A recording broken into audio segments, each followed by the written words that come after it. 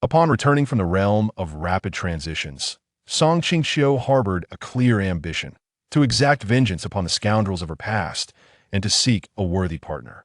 Upon discovering that the eminent businessman He Yu was the sworn adversary of her ex-husband, she unhesitatingly agreed to wed him. What commenced as a marriage of mutual convenience transformed into a splendid turning point in her life. Drawing upon the wisdom and tenacity acquired from countless task-oriented worlds, Qingqiu not only propelled He Yu's business empire to unprecedented heights, but also epitomized the essence of marital unity. Henceforth, she embarked on a remarkable journey of adoration for her husband, retribution against her past tormentors, and financial success, trampling the shadows of her former life beneath her feet and embodying the envy of all. Chapter 1. Please confirm return to the real world. Tasker number 1215 has completed all tasks. Please confirm return to the real world. In truth, Qingqiu was her true name, having been referred to as Tasker No. 1215 for so long, she nearly forgot that she possessed a name of her own. After enduring 101 task-oriented realms alongside the system, she concluded her journey of rapid transitions with a flawless S-grade evaluation. At last, she was to return to the past to reshape her destiny. She was born in the 60s, matured in the 80s, and what a seemingly honest man in 1985, that little did she know, only after marriage did she uncover the depths of his true nature. He was solely enamored with her beauty, desiring her merely as a companion in his business dealings. Though she did not suffer any substantial harm, she endured countless instances of impropriety, during which he would always urge her to bear with it, assuring her, Qingqiu, once we attain wealth, life will be easier. For the sake of his words, she endured, even when it became unbearable. Ultimately, her relentless toil took a toll on her health, and by the time she wished for children in her 30s, it was already too late. Then, the man brazenly brought his 10-year-old illegitimate son home, expecting her to raise him. With her heart set on nurturing the illegitimate child, she unwittingly cultivated an adversary, as that ingrate regarded her solely as a villainous usurper. It was only when her vitality waned and she approached death that she realized the man had never loved her. He merely sought to exploit her beauty to pave his way to success. Despite her kindness towards her mother-in-law and the illegitimate child, and her efforts to manage both home and affairs, she received naught but disdain in return. After her demise, as a reward for being bound to the system for rapid transitions, she was shown a vision of her family's harmonious existence following her death. It turned out her depleted vitality was not merely a personal affliction, but rather a result of deliberate sabotage, orchestrated to clear the path for her husband's worthy wife. What a tragic and laughable existence it had been. Yet this was not the end. Even in death, they sought to tarnish her reputation. The man publicly clarified that she had intentionally ensnared him, leaving him no choice but to marry her. Reflecting upon these memories, a chill coursed through Qingqiu's veins, the icy grip rendering her momentarily disoriented. Qingqiu, what is the matter? Are you still feeling dizzy? The familiar yet nostalgic voice brought tears to her eyes. She had returned, finally back to the week preceding the incident. If her memory served her correctly, she was currently suffering from a cold due to a chilly evening bath, and a week later, she would meet that wretched man through a meticulously crafted scheme. With that thought, she disregarded her mother's concerns and attempted to rise from the bed. She had something of utmost importance to accomplish. Wu Zuixiang, witnessing her attempt to get up, would not permit it. She pushed her back down while covering her with a blanket, exclaiming, "Child, you have not yet recovered from your cold. Why are you so eager to get up? If you have something to do, let Dazhuang handle it. It is only right for him to assist his sister." With that, she called for Dazhuang to come in. When her brother entered, his bright eyes sparkled with curiosity as he asked, "Mother, what do you need?" Wu Zuixiang dusted off his clothes before giving his rear a pat and replied, "What could I need? It is your sister who requires assistance. She cannot be exposed to the wind just yet. If she needs something, you should be diligent in helping her. After all, it is not a waste of the candy she buys for you." The last 3 words, though seemingly light, carried an unmistakable undertone of threat. Dazhuang felt a shiver run down his spine. After all, it was still August. After delivering her ultimatum, their mother strode away, leaving her with tasks awaiting her attention. Dazhuang glanced at his mother's retreating figure, then at his sister's somewhat pale, yet beautiful face, recalling his own mission. Eagerly, he asked Song Qingqiu's sister, "What is it?" "Whatever you need, just say the word, and I will handle it for you." His words elicited a laugh from Song Qingqiu. If not for the fact that her brother was only 10 years old, she might have mistaken him for a melodramatic youth. Nevertheless, she recognized that having her brother undertake her task would yield better results than if she handled it herself. After contemplating the events of the upcoming week, Song Qingqiu beckoned Dazhuang closer. Once he was near, she whispered into his ear for 5 or 6 minutes.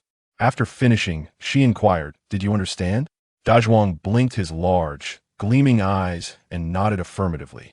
Although he was unaware of the purpose behind his sister's request, he believed wholeheartedly that whatever she did was right, especially since this stunning beauty was indeed his sister, Song Yuanfeng. In the following days, Song Qingqiu diligently monitored her brother's progress. On August 16th, the very day she was destined to wash clothes by the river in her previous life, she awoke from her midday nap, cradling a basin filled with dirty garments as she made her way to the familiar riverbank. Observing the seemingly sturdy stepping stone that was, in reality, quite unstable, she stepped onto it without hesitation. One must have bait to catch fish. Unsurprisingly, the loose stone caused her to lose her balance, and with a splash, she fell into the river. In her previous life, she could not swim, and after swallowing several mouthfuls of water, she was rescued by that wretched man, Wu Yangren. Summer attire was inherently light, and upon reaching the shore, her clothes clung to her body, accentuating her curves, thereby becoming fodder for the village gossipers. In her moment of panic, she unwittingly viewed the scoundrel through a heightened lens of goodwill. The village soon buzzed with rumors, and because he was her savior, she accepted his pursuit. This time, however, she would not allow the narrative to unfold as before. In a previous task, she had achieved the goal of becoming a swimming champion. This river was no challenge for her. With a few swift strokes, she reached the shore and took a shortcut back home. She needed to act quickly. In 2 minutes, that woman would arrive with Wu Liangren to rescue her, making a spectacle of her accidental fall into the river. Rushing, she returned home in approximately a minute. It was fortunate that during her laundry escapade, most villagers were napping. Otherwise, her plan would have unraveled. Just as she changed into dry clothes and feigned sleep, she heard a ruckus outside, akin to a market day. It seemed the two had already met and were surprised to find nothing amiss. Now was her moment to showcase her acting prowess. After all, she had once been a recipient of numerous awards as a tasker. This was but a small scene. Just as she prepared to refine her lines, a loud knocking reverberated at the gate. Determined to maintain her pretense of slumber, she remained still. However, her parents, resting in the next room, could not ignore the commotion. Before long, she heard the sound of slippers dragging away. When she sensed that the crowd had gathered at her door, she feigned awakening, rubbing her eyes before opening the door. Upon witnessing the multitude gathered in the courtyard, she donned an expression of utter bewilderment and turned to her parents, inquiring, "Father, Mother, what is happening? Why are there so many people at our home?" Her parents were equally perplexed, yet someone from the crowd could no longer contain their impatience. Suddenly, a voice burst forth. "Qingqiu, did you not fall into the river? How did you manage to climb back up?" The tone was aggressive, provoking annoyance in those who heard it. Having been reborn, upon seeing that delicate, refined face once more, Song Qingqiu felt an uncontrollable urge to strike. How could she not feel such a compulsion? This individual was the adopted daughter of her uncle's family, her nominal cousin, yet she had harmed her own sister for the sake of a man. Such a person deserved a reprimand. However, the performance was far from over. Her adversary had made the first move, and she had to respond. A subtle smile graced her lips as she gazed at Song Qingya. "What are you saying, elder sister? I have been sleeping at home. Had you not come awake me, I would still be asleep. How could I possibly have fallen into the river?" Hearing this, Song Qingya found the situation absurd. She had clearly seen someone fall into the river and had rushed to find Wu Yangrun, only to discover that Song Qingqiu was nowhere to be found by the riverbank. Their argument had ensued over this very matter. Frustrated, she had decided to confront them with the villagers. She thought that even if her younger sister was swift, she couldn't possibly have changed her clothes in time.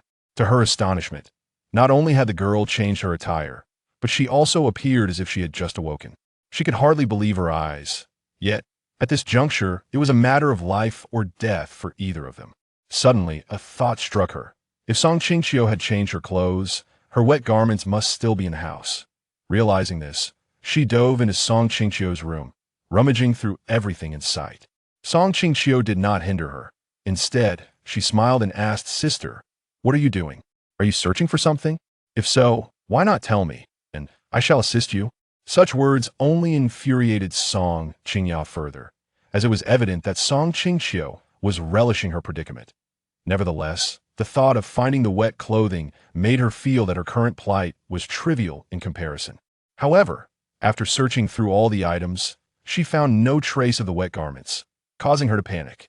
Observing the incredulous expression on Song Qingqiu's face, Song Qingqiu smiled.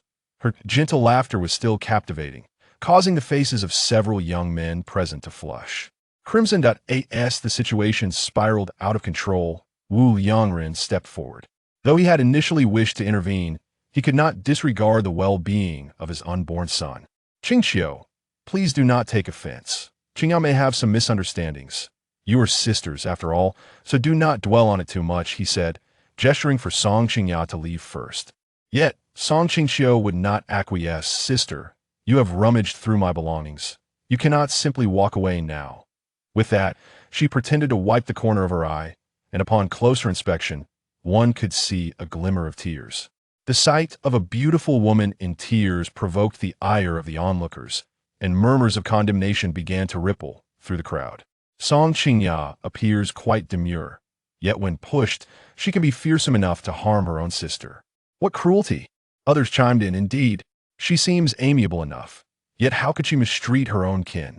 To have reduced her sister to tears is truly unforgivable." Men often moderated their words, but the village gossipers were far less restrained.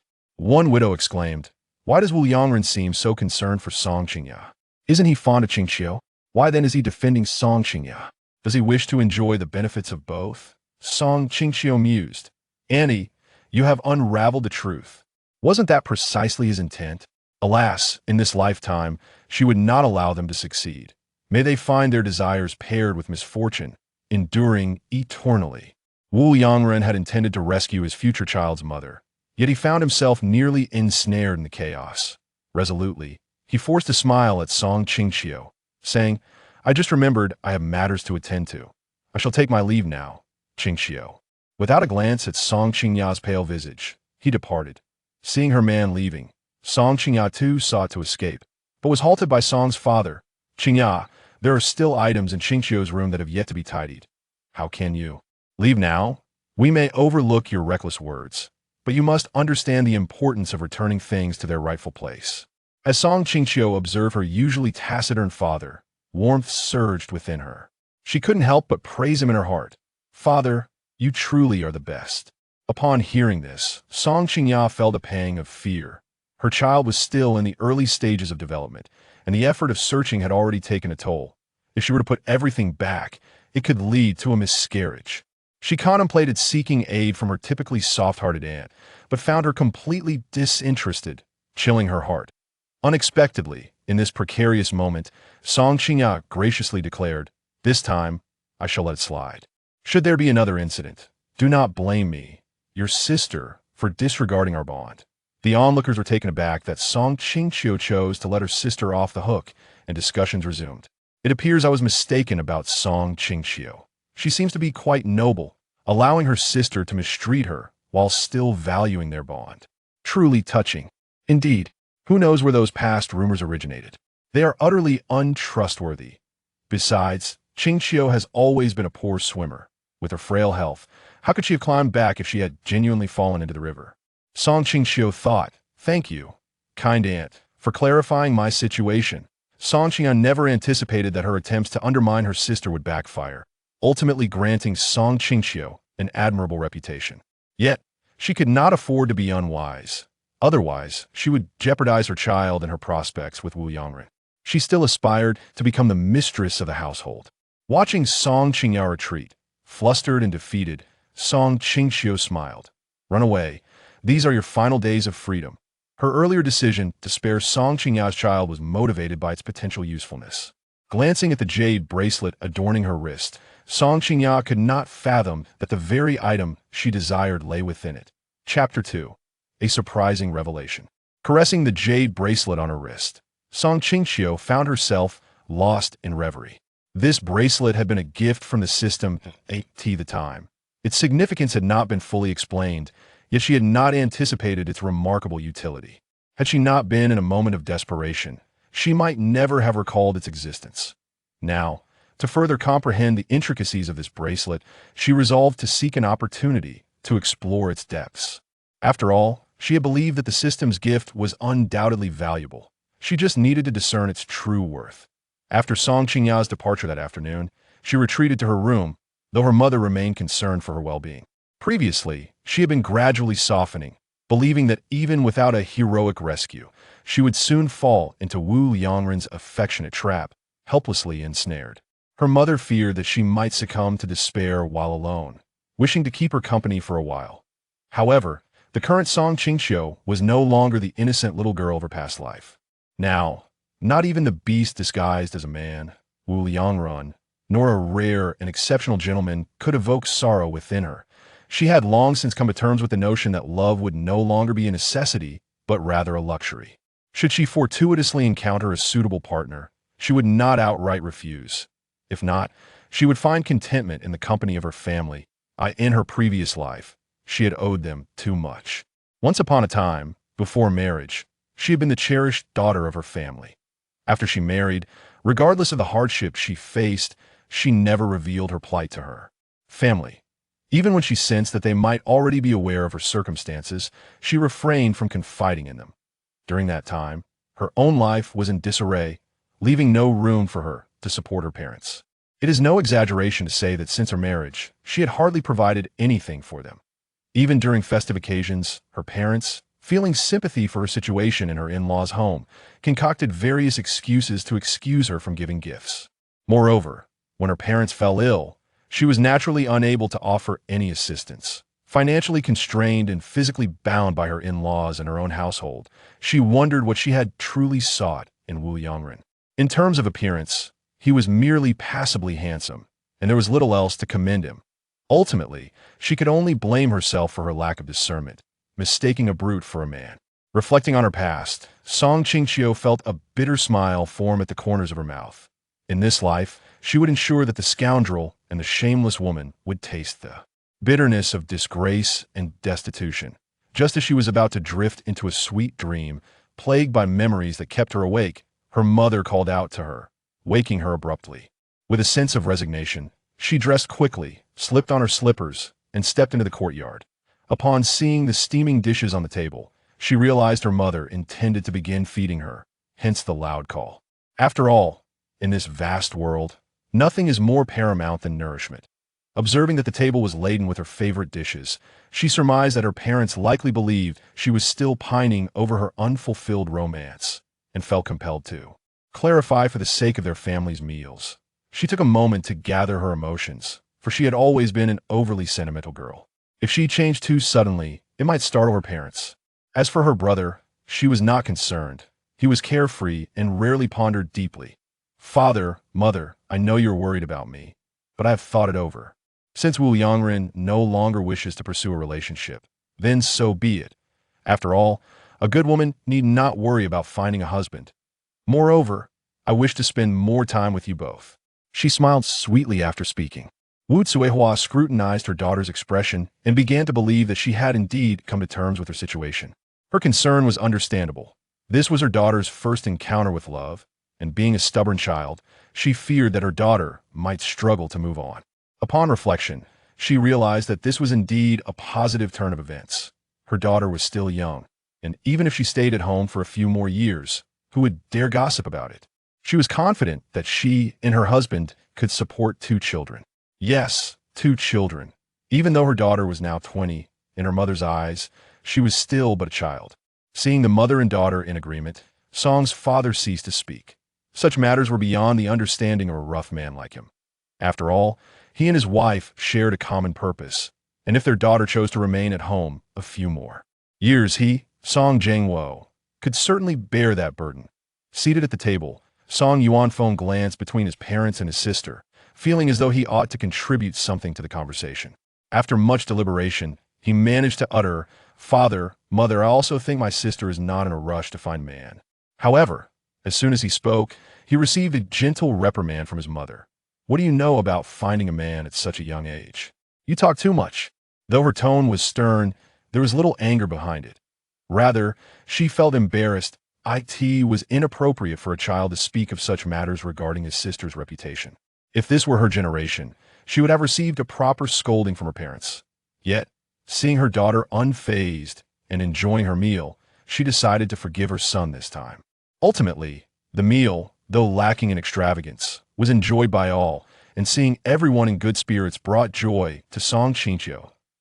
In living this second life, her greatest wish was for her family to live happily together. Even without wealth or grand homes, as long as they remained united, it would be a blessing.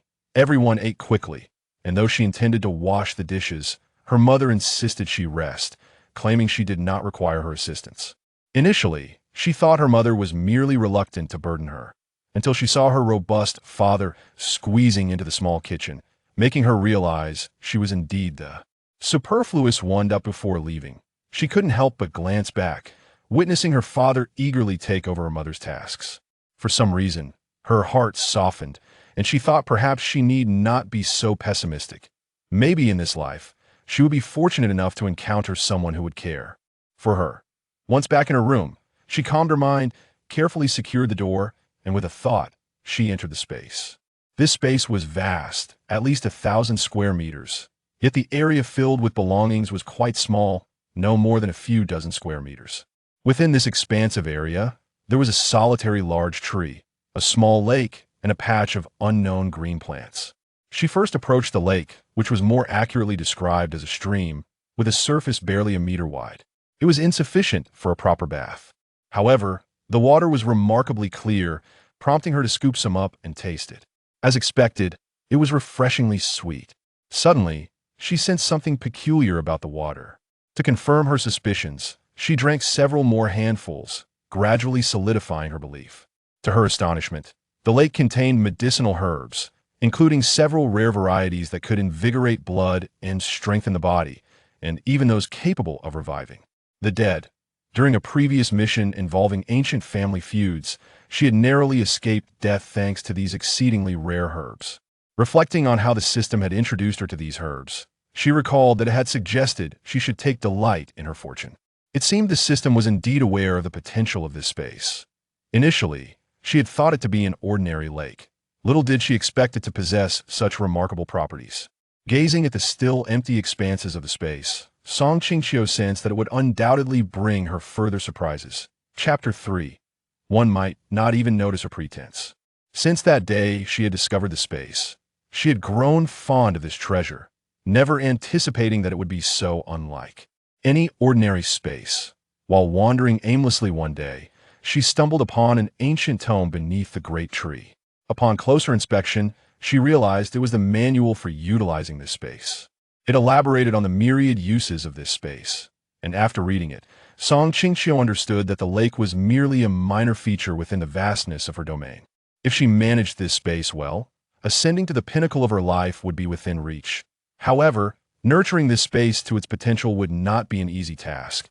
It would require patience and time. To focus on upgrading the space, she needed ample time, yet she still had not dealt with that pair of individuals.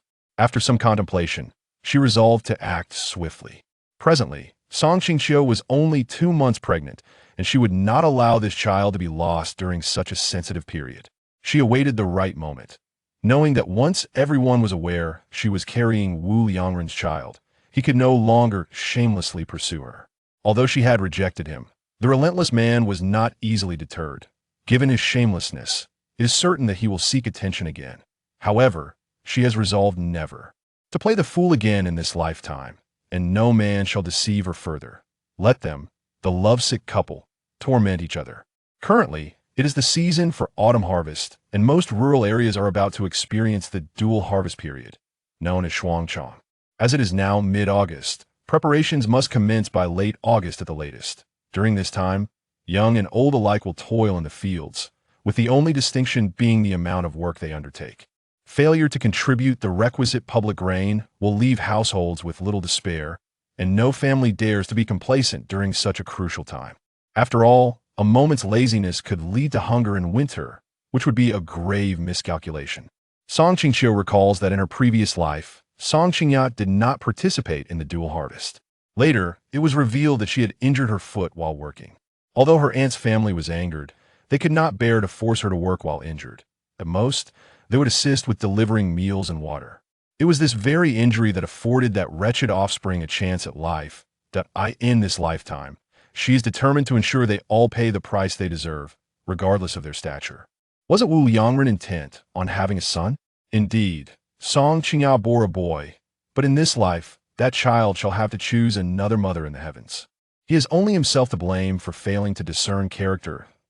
As Song Qingqiu contemplated her plans, she made her way towards her parents' abode, knowing that for her scheme to unfold successfully, she would need her father's assistance. Reflecting on it now, if her father were not the village chief, her aunt's powerful family would hardly have cultivated a friendship with her own. After all, she had never been particularly favored by her. Every visit to their home, her aunt would lecture her parents, admonishing them not to indulge her so. Foolishly, she once believed her aunt's intentions were for her own good, as she claimed to desire a good marriage for her. It was only through a chance encounter later that she discovered the involvement of her uncle's family in her unfortunate fate. Even her dim-witted cousin had played a role in their schemes. Truly, one cannot escape the influence of family. As she stood at her parents' door, preparing to knock, the door suddenly swung open. It was her father, leisurely puffing on a pipe, appearing quite content. Upon seeing his daughter, he looked slightly puzzled, as she usually rested at this hour. Just as he was about to inquire, she spoke first. "Father, I believe it is time to remind everyone to be cautious as they head out to work. With the dual harvest approaching, what if someone gets injured and cannot work? Wouldn't that affect our village's honor? Last year, our village earned the title for active production." Song Laoda listened quietly to his daughter's words, finding them quite sensible. He tapped his pipe, took a couple more puffs, and then, with a hoarse voice, nodded in agreement. "You are right. I shall announce a reminder through the village trumpet. At such a critical time, should anyone jeopardize the collective interest for personal gain, I, as village chief, will not stand idly by." As he spoke, his gaze was serious, and Song Qingqiu understood that Song Qingya would not escape retribution in this life. Her father, while generally amicable as village chief, never overlooked infringements upon the community's welfare. Thanks to the village chief's advisory, every household has been particularly vigilant about the movements of their members, fearing that an unforeseen incident might result in the loss of a valuable laborer, thereby dragging the village down and incurring the chief's displeasure. Naturally, Song Qingya was among them. In recent days, her parents had kept a close watch over her, leaving her unable to step outside. With the sweltering heat outside, what reason could young lady have to wander? She certainly could not disclose her intentions to anyone. However, should she participate in the dual harvest, the precious life within her would undoubtedly be at risk. At this moment, she felt as restless as an ant on a hot pea, and oh her dismay. She could still hear praise for her insufferable uncle within the home, commending his diligence and fairness. In her eyes, despite being the village chief, her uncle had never brought any benefit to his family. Take, for instance, the task of recording labor points. She had planned to ask her biased mother to speak to her uncle, hoping he would assign the task to her. This way, she could avoid the need to injure herself. Yet, her uncle had the audacity to say that only those who had completed junior high would be considered, which was clearly a slight against her. He was fully aware of her elementary school education, a privilege she had fought hard to obtain. Once she graduated from elementary school, her family forbade her from further education, insisting she stay home to care for her dim-witted older brother. She understood their ulterior motive. They wished for her to serve as a child bride to her brother. However, after the abolition of such practices, they no longer dared to be so blatant, though they still quietly expected her to tend to him. But she would never accept being the wife of a fool, despite the kindness he had shown her as a sister. The man she desired must be capable, much like Wu Liangrun. She had no intention of marrying a simpleton and bearing him more simpleton offspring. She aspired to be the lady of a prosperous household, deserving of a man like Wu Liangrun. Yet, at present, she found herself unable to step beyond her home, with her foolish brother shadowing her every move. Earlier, she had discussed with a man the pretense of injuring her foot while working in the mountains. Knowing her parents' miserly nature, they would surely balk at hiring a doctor, and even if they did, they would likely not discern her ruse. Moreover, she intended to genuinely fall, ensuring it appeared as if she were injured, the severity of which she could control. Chapter 4. No Way. As the end of the month approached, after Old Man Song called for a mobilization meeting for the entire village, every household prepared to commence the month-long double harvest the following day. In such sweltering weather, each family was allowed to keep one member at home to manage logistical support. And Song Qingqiu had initially intended to remain at home. However, she received a thorough reprimand from her parents, who accused her of merely seeking to shirk responsibility, stating that they had already assigned the home-based position to her brother. How could she be unaware of their intentions? It was simply an expression of their affection for their precious son. Her foolish brother possessed ample strength, undoubtedly stronger than her. Yet, in their eagerness to favor their son, they pushed her out into the field. Under such oppressive heat, especially with her condition, was it not tantamount to risking her life? She had considered asking her dim-witted brother to relinquish his position, but ultimately decided against it. She resolved to endure for a few days before feigning illness to excuse herself from work, claiming heat stroke and a lack of energy. Even if they were reluctant to grant her a respite, they would have no choice but to acquiesce. She had an abundance of schemes to evade labor. However, what troubled her more than this was Wu Yongren's attitude. He had not sought her out recently, whereas he used to seize every opportunity to visit her. The absence of his presence over the past weeks filled her with concern. Yet, upon remembering that she carried his child, she found solace. She understood that no matter the circumstances, a man would never forsake the precious life growing within her. With this thought, her confidence surged, and her earlier worries vanished without a trace. As the harvest season arrived, the yields varied across households. Yet they had all drawn lots to determine their fields to ensure fairness, thus avoiding any disputes. At most, there would be some whispers behind closed doors, but nothing would escalate to Old Man Song's attention. Nevertheless, certain individuals were known for their loose tongues and penchant for gossip, such as Lu Xianglan, the wife of Song Qingqiu's uncle. Villagers unanimously shook their heads at her. Despite her youth, her gossiping tongue was notorious, frequently chattering about others' affairs. Sometimes, matters that were entirely fabricated would, through her incessant chatter, become accepted as truth. Due to her indiscreet nature, Old Man Song's younger brother faced numerous confrontations from villagers, urging him to educate his sister-in-law. However, as a mere junior, Old Man Song had limited authority and could not interfere in his elder brother's household, able only to speak to his brother on a few occasions. Unfortunately, Song's elder brother lacked the backbone to manage his wife, and over time, villagers grew reluctant to engage with their family, often pretending not to see them when passing by. Old Man Song observed this with a heavy heart but felt powerless, resorting to asking his wife to keep an eye on his sister-in-law. Yet, despite his efforts, Lu Xianglan still managed to stir up considerable trouble. The incident began when Lu Xianglan spotted a girl from the Wu family repeatedly meeting a young man in the afternoons when no one was around, sometimes conversing, and at other times accepting items from him. After witnessing this several times, she declared that the Wu girl was immoral, engaging in clandestine affairs right at her doorstep. Ultimately, after inquiries, it was revealed that the young man was a cousin from the Wu family, visiting to deliver study materials to his sister, who had refrained from informing her parents for fear of their disapproval. Yet, Lu Xianglan's loose lips twisted the truth beyond recognition. Although the facts were clarified, the repercussions left the Wu girl nearly unable to hold her head high in the village. Eventually, driven by persistent rumors, she contemplated drastic measures. But it was only through the vigilance of her aunt that she was rescued. Thereafter, the couple no longer dared to leave their daughter alone at home. It took a significant amount of time to regain her sense of security. Fearing further mistreatment of their daughter in the village, the couple ultimately decided to send her to her uncle's home in the town, fulfilling her desire for an education. Reflecting on this, Song Qingqiu believed she could leverage the situation. She aimed to make Song Qingqiu's condition evident, yet she knew she could not accomplish this alone. Coincidentally, The incident involving the Wu girl had involved Old Man Song lending them a cart, so despite their grievances, the couple felt gratitude towards his family. As luck would have it, that morning she had been thinking about them when Wu's aunt visited in the afternoon, seemingly for a casual chat. Song Qingqiu's heart leapt with joy.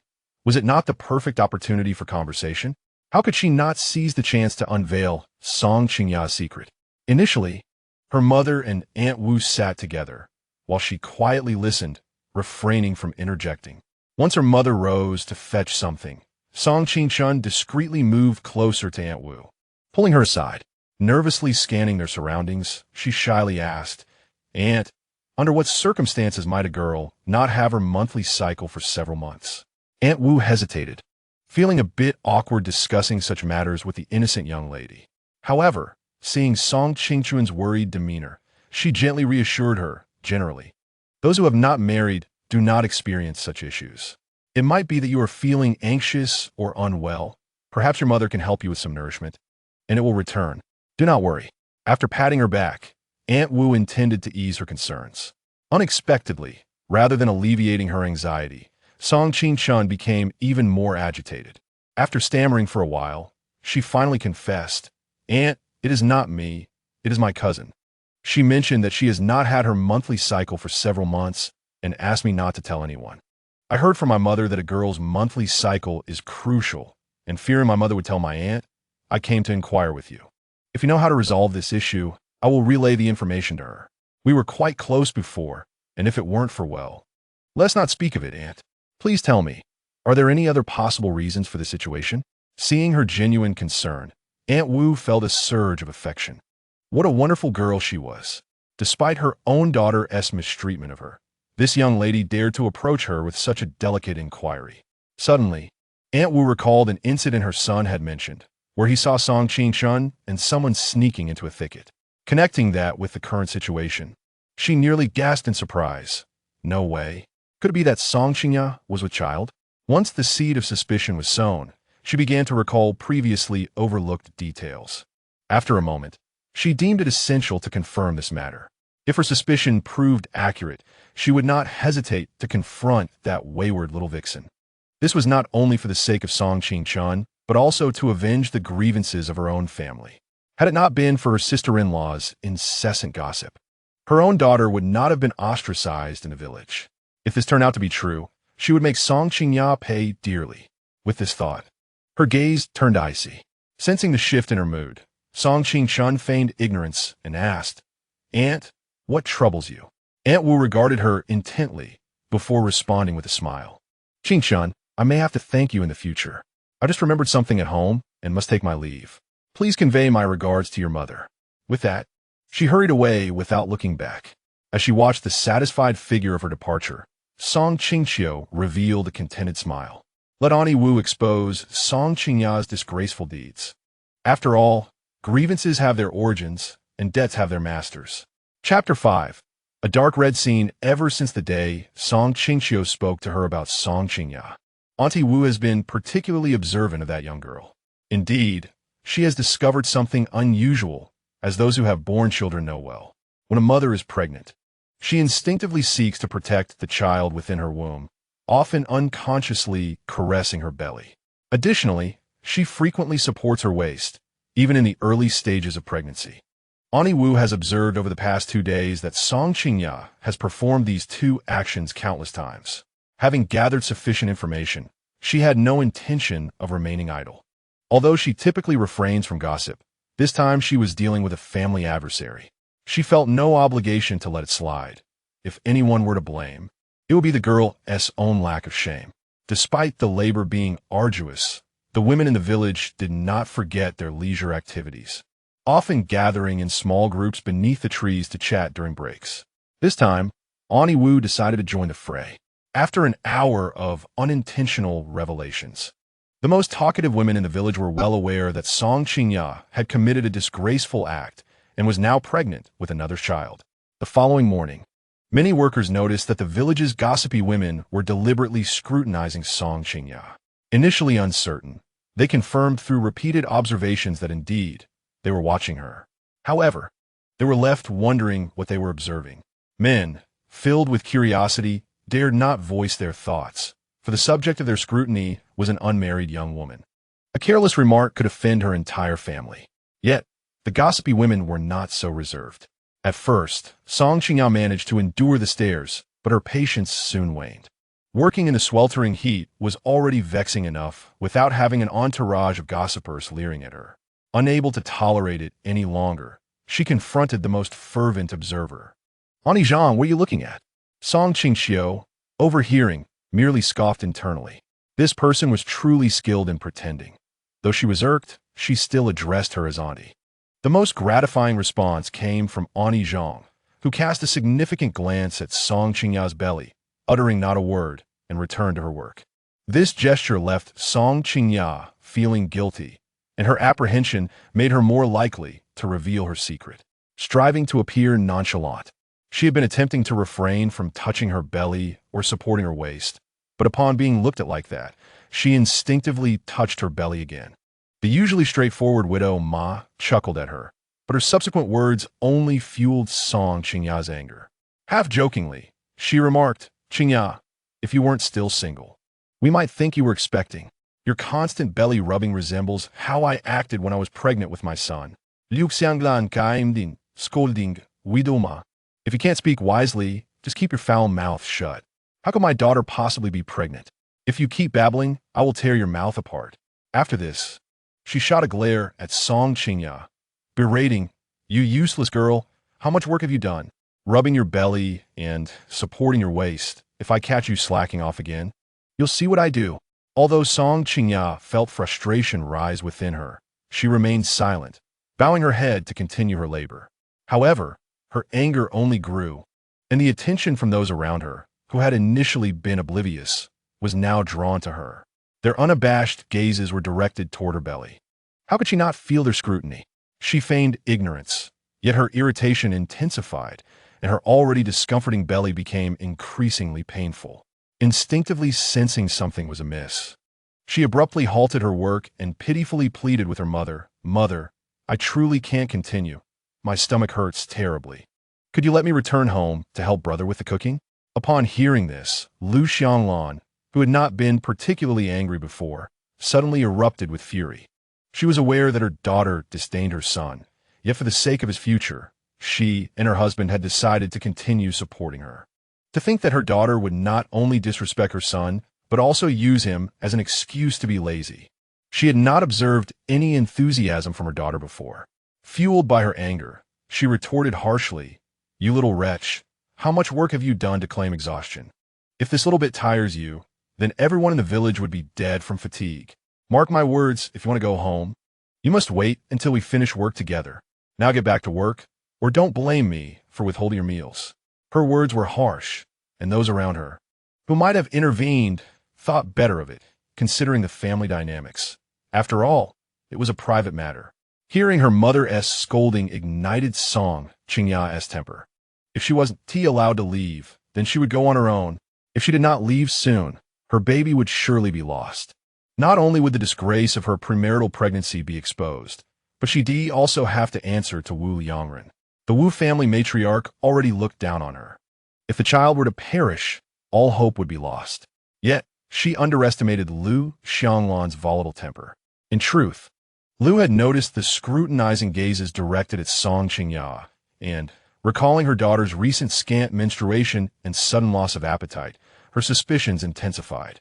Disdaining her son while possibly engaging in untoward relations with others, how could she not be furious? As Song Qingya felt a sharp pain and collapsed to the ground, Liu Xianglan's second blow was already aimed at her upper body. Instinctively, she curled up, protecting her belly. However, overwhelmed by fear, a violent cramp surged through her, and soon her lower body became damp, staining the earth beneath her with a dark crimson hue, an alarming sight. Witnessing this scene, Song Qingya let out a piercing scream, her voice filled with despair. The commotion drew the attention of everyone nearby. Before they could comprehend the situation, a somewhat familiar young man rushed forward, lifting the still wailing Song Qingya and sprinting towards the village clinic. A sturdy young man, scratching his head in uncertainty, remarked, "Isn't that Wu Yangren? Where is he taking Song Qingya?" The onlookers exchanged knowing glances, their expressions clearly revealing their thoughts of fool. Indeed, Lu Xianglan, already on the verge of losing her composure, exploded upon hearing his words. Which one of your eyes saw that as Wu's boy? If your eyes are useless, just gouge them out to save space. After shoving the young man aside, she grabbed her husband to chase after Song Qingya. As the crowd observed this, they had essentially pieced together the unfolding drama. After all, it was not only the dark-faced young man who recognized that the man was Wu Yongren. Once the crowd dispersed, several curious village women exchanged glances, their eyes brimming with uncontrollable excitement. It seemed there would be quite the spectacle in the village over the next few days. Chapter 6. The opportunity to raise was lost by the time Lu Xianglan and her husband arrived at the clinic. Song Qingya had already entered the emergency room. From a distance, they spotted Wu Yongren seated on a long bench, occasionally glancing up at the door in front of him. Given the current situation, she could no longer deny it. The most pressing matter at hand was how to convince the Wu family to accept this daughter-in-law. After all, she had nurtured her for over 20 years, never intending to make a loss in this transaction. As they approached, she nudged her husband, who had been silent beside her, with her elbow, signaling him to speak with Wu Yongren. Song Monsong rubbed his rough hands together, feeling somewhat at a loss as he walked toward Wu Yongren. It was no wonder he was apprehensive. Usually, matters at home and outside seldom required him to step forward, and suddenly being thrust into this situation left him uncertain. Wu Yongren looked up in surprise at the sight of Song Monsong standing before him, and after a moment, he offered a polite smile and greeted, "Hello, Uncle Song." Taken aback by the unexpected warmth in his greeting, Song Monsong responded, hello, hello." Seeing this exchange, Lu Xianglan felt a mix of frustration and disappointment. And despite her hesitation, she stepped forward. Her first words were a pointed inquiry. "Liangrun, given that things have escalated to this point, when do you plan to resolve this matter?" To her astonishment, Wu Yongran appeared puzzled by her question and replied with a smile. "Annie, I do not quite understand what you mean. I merely acted out of righteousness. What business is there to resolve?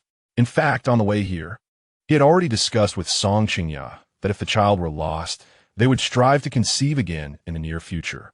Should the child remain, he would not acknowledge its paternity, but he would support all expenses related to the child's upbringing. As for the future, that would be determined once he successfully married Song Qingqiu.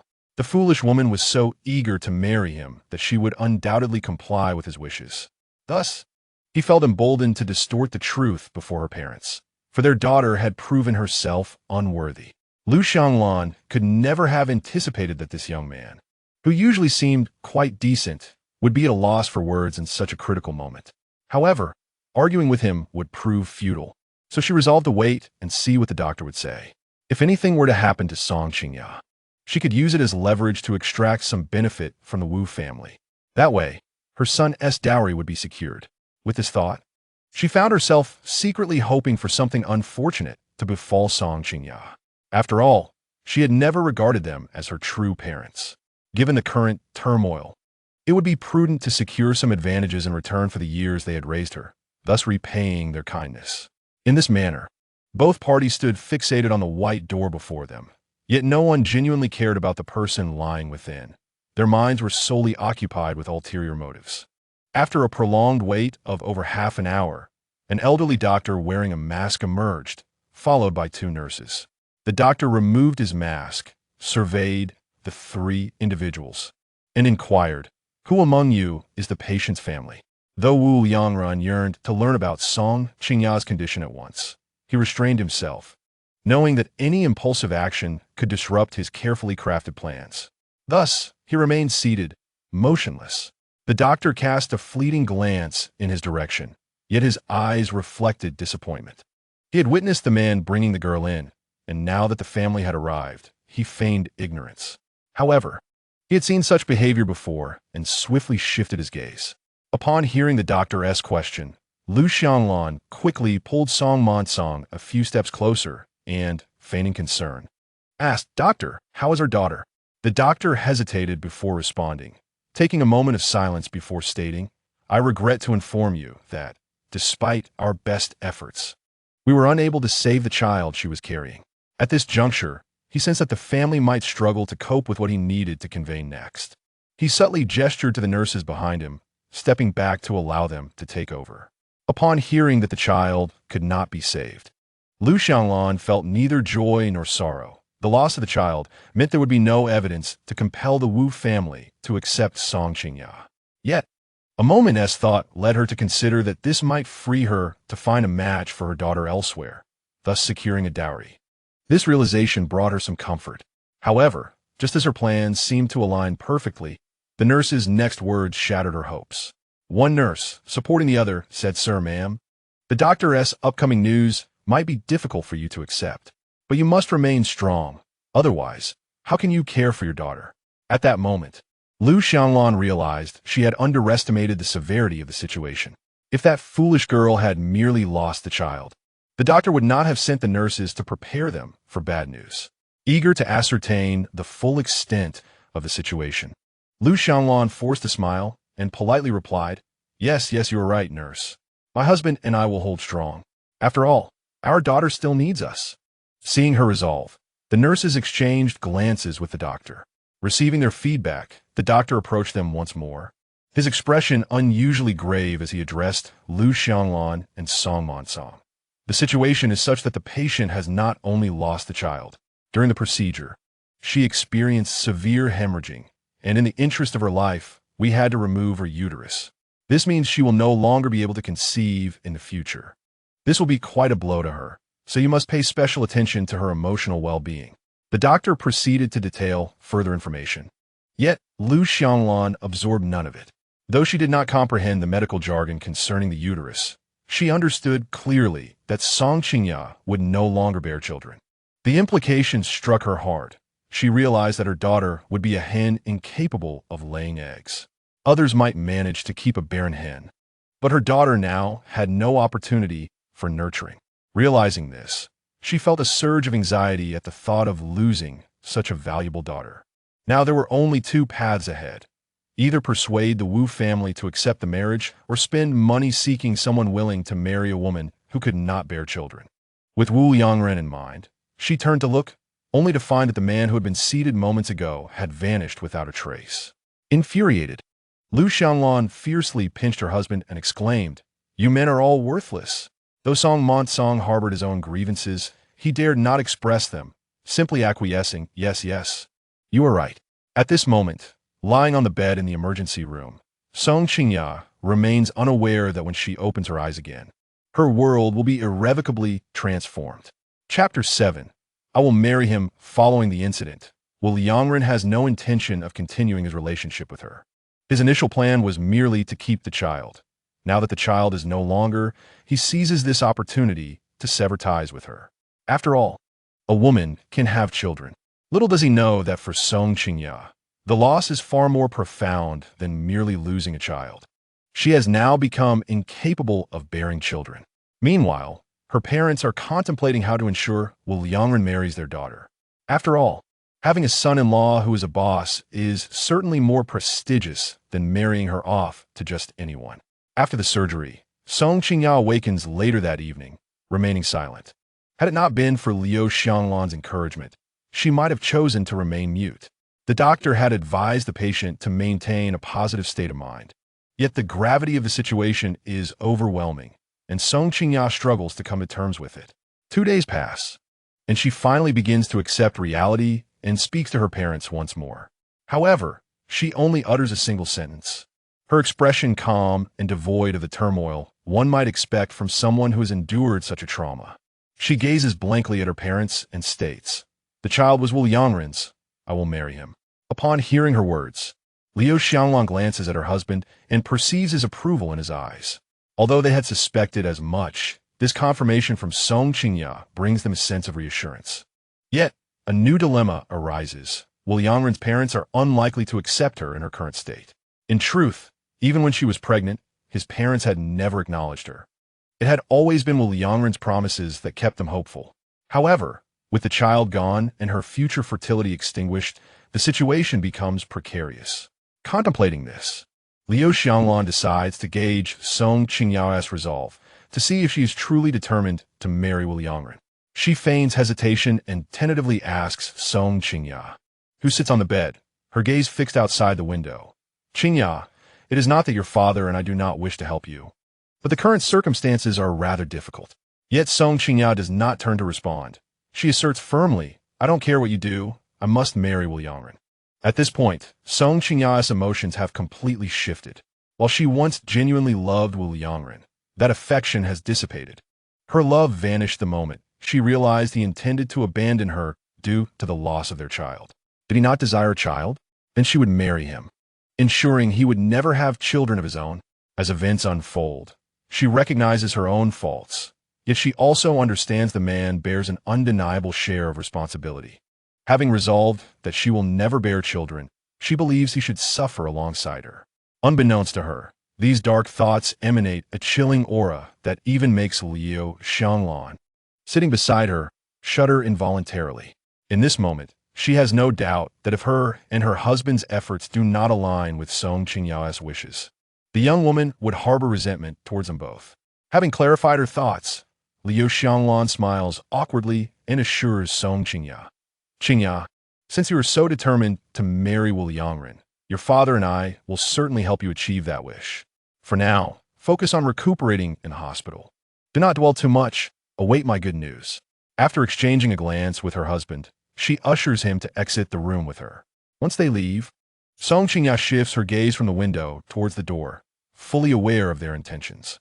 She has taken the initiative to assert her determination, ensuring they will not easily manipulate her again. She believes they are now deliberating how to fulfill her desires. Outside, Liu Xianglan and Song Monsong find themselves at an impasse. They are acutely aware that if they fail to meet Song Qingqiu's wishes, she would undoubtedly create trouble for them, especially refusing to marry anyone from another village. Their only option is to find a way to persuade the Wu family to accept this burden. Otherwise, each day spent in their home would be fraught with anxiety, fearing that this obstinate girl might lash out at them. The situation is not solely challenging for Song Qingqiu. Wu Yangren finds himself in a difficult position as well. Having come to know Song Qingqiu, he understands her ambitious nature. For the sake of her future wealth and status, she was willing to bear a child without any commitment. Although the child is now gone, he knows that the Song family, especially Song Qingqiu, will not relinquish their pursuit easily. However, he staunchly refuses to marry Song Qingqiu, the mother of his lost child.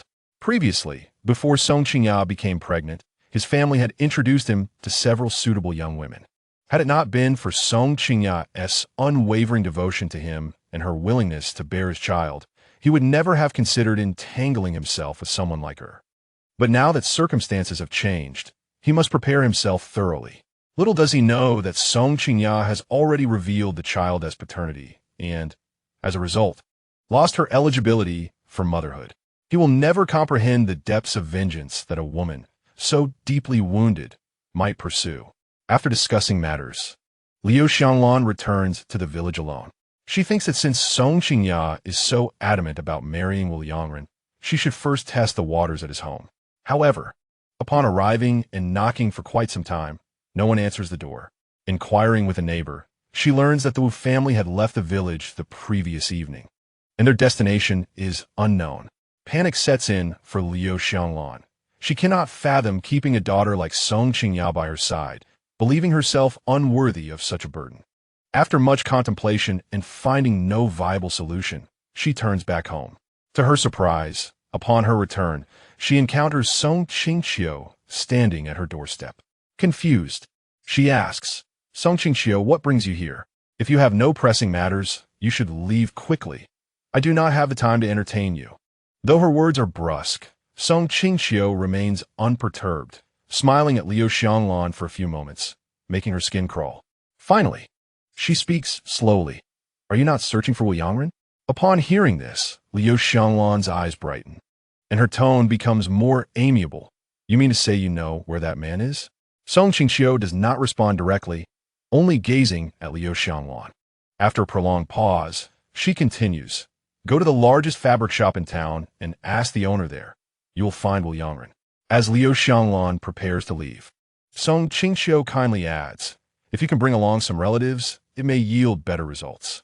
The knowledge of Wu Yangren's whereabouts is thanks to her memories from her previous life. She reflects on how Wu Yangren, relying on his uncle who owns a fabric shop, dares to tread a dual path while thriving in his business. In this life, she aims to cut off all possibilities from the source. Chapter 8, Do Not Disturb My Nephew Anymore. Lu Xianglan received news from Song Qingqiu and, having barely stayed at home for 2 days, hastily set off for the town. There were only 2 buses from the village to the town, one in the morning and one in the afternoon. She thought it best to settle the matter promptly. So she packed a few items the night before and took the early bus to the town at around 4 in the morning. She did not bring many people along. Only 2 brothers from her maternal family, as expenses accumulate when traveling, and she wished to save some money. After a bumpy hour and more, the 3 finally reached their destination. Since it was the largest fabric shop in town, Lu Xianglan casually inquired and soon learned the way there. After another half hour, as the day broke, the 3 of them arrived, drenched in sweat, at the place they were searching for. One of her elder brothers, wiping the sweat from his face, asked, "Sister, is this the place you mentioned? It looks quite grand." The quieter brother chimed in, "Indeed, sister, it seems our future brother-in-law must be quite wealthy." In truth, upon seeing the fabric shop, Lu Xianglan felt a mix of joy and anxiety. She had only heard a brief mention from Song Qingqiu, never expecting the shop to be so large. While she was pleased that her daughter had managed to associate with such a prominent family, she feared their sudden visit might lead to rejection from Wu Yangren. However, she realized that if they did not come, Wu Yangren would certainly refuse to acknowledge the situation. Understanding this, she exchanged glances with her brothers, and the 3 entered together. Upon entering, they were taken aback. What appeared grand from the outside paled in comparison to the true magnificence within the shop. The sight of various fabrics displayed on counters and shelves, along with the long showcase resembling a dragon, made them feel as though they were witnessing a luxury they might never encounter again. The shop staff, initially reluctant to approach the 3, felt compelled to greet them with a smile due to the manager's prior instructions. As Lu Xianglan stood before a young man, her nerves prompted her to tug at her clothing to steady herself. She lifted her chin and, trying to emulate the city dweller she had observed, commanded, "Call your boss." Although her imitation was somewhat convincing, her lack of confidence and less than perfect Mandarin resulted in the staff treating her with little respect, merely responding, "I'm sorry. Our boss is not here today." The staff had been working there for some time and could easily discern that this group was looking for trouble. Dressed in tattered clothes and exuding an air of poverty, they were a familiar sight. The boss had instructed that such individuals should be treated courteously, and once they had lingered long enough, they should be kindly escorted out. Little did he know that this time, they had encountered a formidable challenge. Although Lu Xianglan was not well-traveled, she had met her fair share of people and could see the disdain in the staff's eyes. Remembering that it was Wu Yangren's wrongdoing, her wavering confidence suddenly solidified. If she could stand up to the village's shrews, she doubted she could not match these prideful city folk. In a moment of distraction, Lu Xianglan stepped into the inner room. The staff intended to stop her, but was blocked by Lu Xianglan's brother, a robust man shaped by years of physical labor. The staff member, not even reaching 1.70 meters, was easily prevented from moving. Lu Xianglan lifted the curtain and, after a few steps, spotted a middle-aged man seated in an intricately carved rosewood chair, sipping tea. The very person she sought, Wu Yangren, was behind him. The middle-aged man seemed unsurprised to see her and politely greeted, "You must be here to find my nephew." Lu Xianglan, initially taken by the man's handsome appearance, snapped back to attention upon hearing his words and retorted, "You know yet you ask?" The man continued, "I am aware of the situation regarding your daughter and my nephew. Given that your daughter's child has passed, how about this? I can offer you a sum of money as compensation, and you shall refrain from disturbing my nephew in the future. After all, it is best for us elders not to interfere too much in the affairs of the young." When Wu Changchun first learned of his nephew's situation, he was furious. He had never married and had always regarded his sister's only son as his own child. He could hardly fathom that he would engage in such behavior without marrying. After scolding him, he could not bear to see his nephew kneeling before him in remorse, and ultimately agreed to help him resolve the matter, under the condition that he would focus on learning the trade and business from him. He had no children, and he intended to leave his modest fortune to his nephew. Despite being enraged by his nephew's actions, he ultimately chose to forgive him. However, Lu Xianglan's subsequent words left him stunned. Although Lu Xianglan had some forewarning, she was nonetheless enraged. She now understood what her brother-in-law meant when he said that city folk were generally untrustworthy. It was evident that his nephew had caused her daughter's predicament. Yet to excuse him, he suggested that adults should refrain from meddling in children's matters. If he could not interfere, what was his involvement in smoothing things over for Wu Yongren? Anger flared within her, and her words became unrestrained, completely disregarding her earlier compliments. Suddenly raising her voice, she exclaimed, "You speak nonsense. My daughter's loss is far more severe than you imply. She has suffered a hysterectomy due to this pregnancy, and she will never bear children again. What will you do to compensate her for this loss? Spare me the talk of meddling. I am not interested." Wu Changchun, who prided himself on being a cultured city dweller, had never been confronted so brazenly. Hearing that the young woman had undergone a hysterectomy only soured his opinion of his nephew further. Yet he maintained his composure and asked in a low voice, "What compensation do you seek?" Wu Yongren bristled at his uncle's acquiescence to this woman's demands. What if she asked for too much? Yet, a piercing glance from his uncle silenced his discontent, and he stood quietly. Lu Xianglan, seizing the opportunity, replied, "The compensation is simple. My daughter can no longer bear children due to your nephew's actions. If he marries her, we can consider the matter settled." Before Wu Changchun could respond, Wu Yongren burst out, "You must be dreaming. There is no way I would marry a country girl. Even if she had borne my child, I had no intention of marrying her. I will not accept a hen that cannot lay eggs." Surprisingly, Lu Xianglan did not react with anger, but instead laughed. She then declared, "Everyone, have you heard? This is the true nature of the boss's nephew from Wu Ji Fabric Shop. With such a nephew, I doubt the boss himself is any better. Do you dare to buy fabric from them, risking your health when wearing their garments?" Wu Changchun was left speechless. He had intended to help his nephew, but never anticipated risking his entire life's work. If he allowed these customers to leave today, his Wu Ji would be tarnished tomorrow. He glanced helplessly at his nephew, his eyes reflecting a mixture of emotions that Wu Yongren found unfamiliar yet unsettling. Action was swifter than thought. Before Wu Changchun could utter a word, he knelt before his uncle, displaying his submission in front of so many guests. Chapter 9. She did not desire a single cent. Several days had passed since Lu Xianglan sought out Wu Yongren and his family. Yet the Wu family had yet to reach any resolution. Wu Yongren's mother vehemently opposed the notion of her only son marrying such a woman. However, the previous commotion had already impacted her brother's business, and gossip about the fabric shop was rampant in the town. Such talk was intolerable for a rural woman like her, let alone for her brother, a native of the city. She had originally planned for her son to gradually take over her brother's business and arranged a suitable marriage for him, allowing her to enjoy her twilight years in peace. Little did she expect that matters would escalate to this extent. She could see her brother's reluctance to engage further in this affair, which meant they had lost their last support. Naturally, she was unwilling to concede. Yet she realized that allowing the situation to fester would ruin her son and tarnish her brother's business. If Wu Changchun fell, they would indeed be left without hope. With her mind swirling in turmoil, she finally made a decision. Wu Changchun initially believed this matter could be easily resolved, but he did not anticipate that the woman would lose her right to motherhood over a child.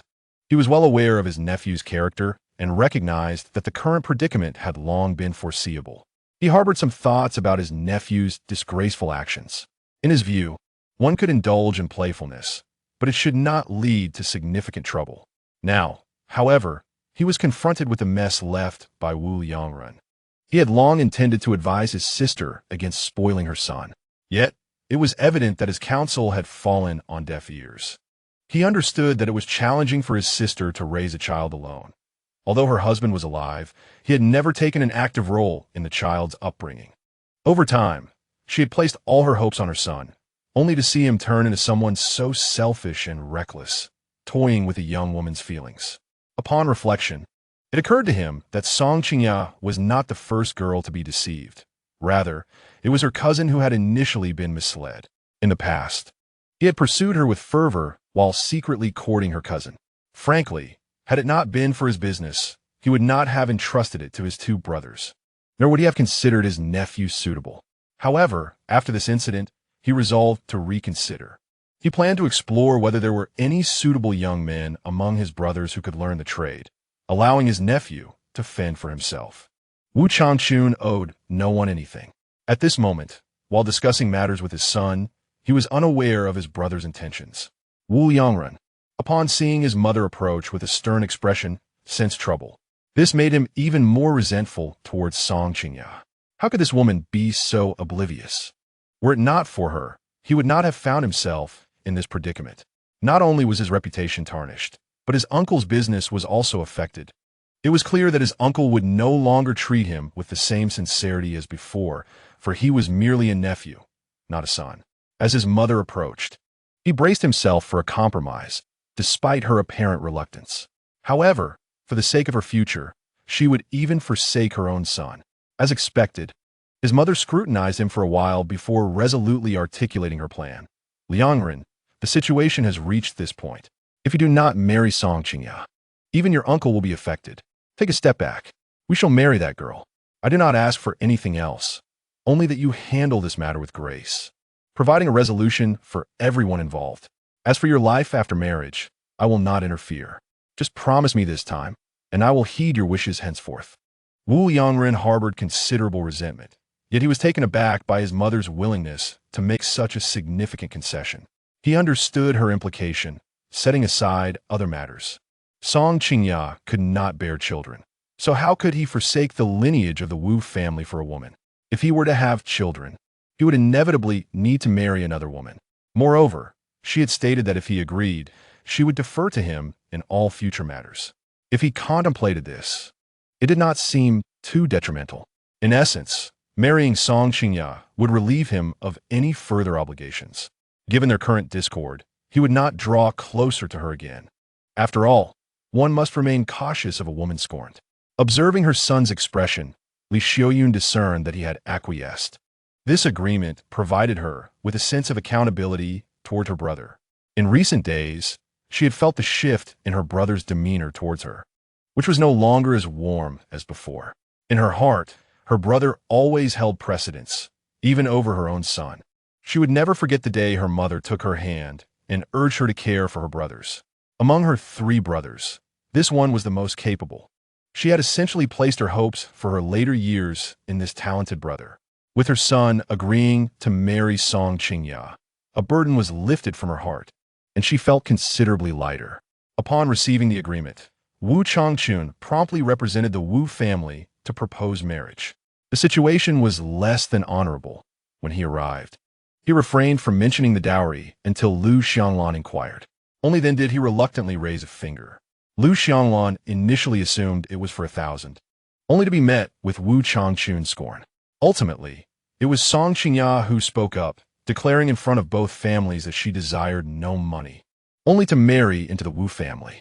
Wu Changchun, taken aback yet pleased, returned to the Wu household with her words. He merely stated that they would find a date for the wedding and welcome her into their home. After Wu Changchun departed, Lu Xianglan unleashed a torrent of scorn upon Song Qingqiu, berating her until her fury boiled over, even resorting to physical aggression. Had it not been for her foolish brother intervening, Song Qingqiu would have surely suffered. Enduring the abuse without retaliation, Song Qingqiu maintained a stoic expression, as if she could see into Lu Xianglan's heart. Eventually, Lu Xianglan's resolve faltered.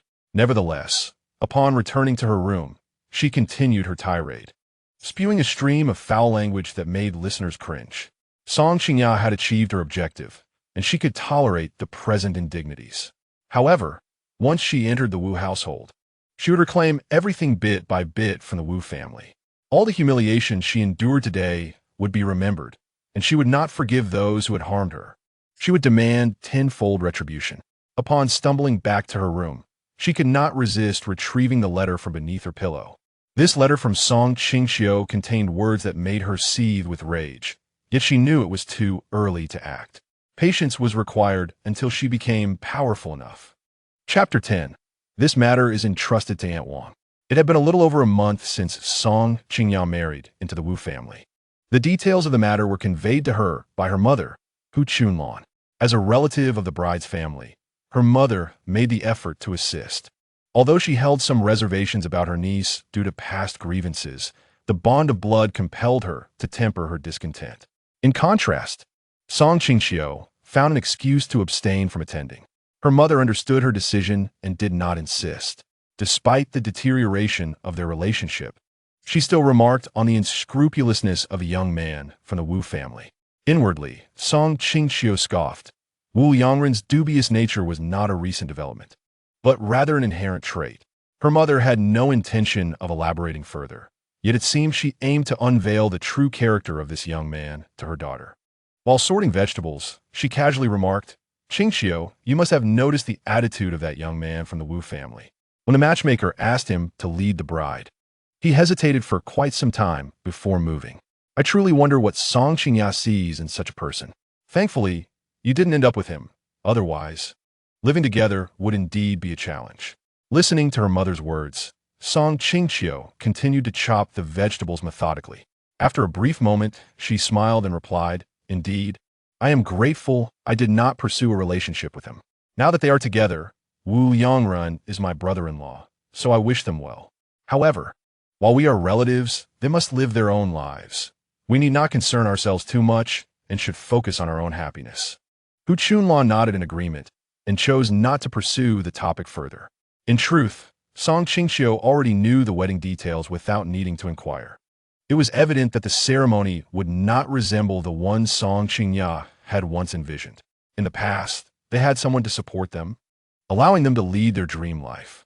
This time around, she was resolute in no longer allowing herself to be manipulated.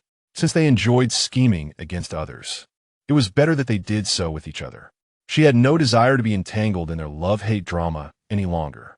Her return was not to squander time on them, but to rectify her past regrets. Having resolved the matter between the two of them brought her immense joy. With the endorsement of that letter, she believed their married life would be exceptionally vibrant. This reassured her, as it justified her special care for them, allowing them to unite openly. The thought brought a smile to her face. However, as the saying goes, joy can lead to sorrow. Before she could contain her smile, her mother spoke again. "Qingqiu, look, Qingqiu is not much older than you, and she has found her place. Shouldn't you also consider seeking companionship? I don't expect you to find the perfect match immediately, but you ought to try, or when will you ever meet someone suitable?" Observing the hint of trepidation and concern on her mother's face, Song Qingqiu swallowed the refusal that had risen to her lips. Upon reflection, her mother's words held merit. It was customary for men to marry and women to wed.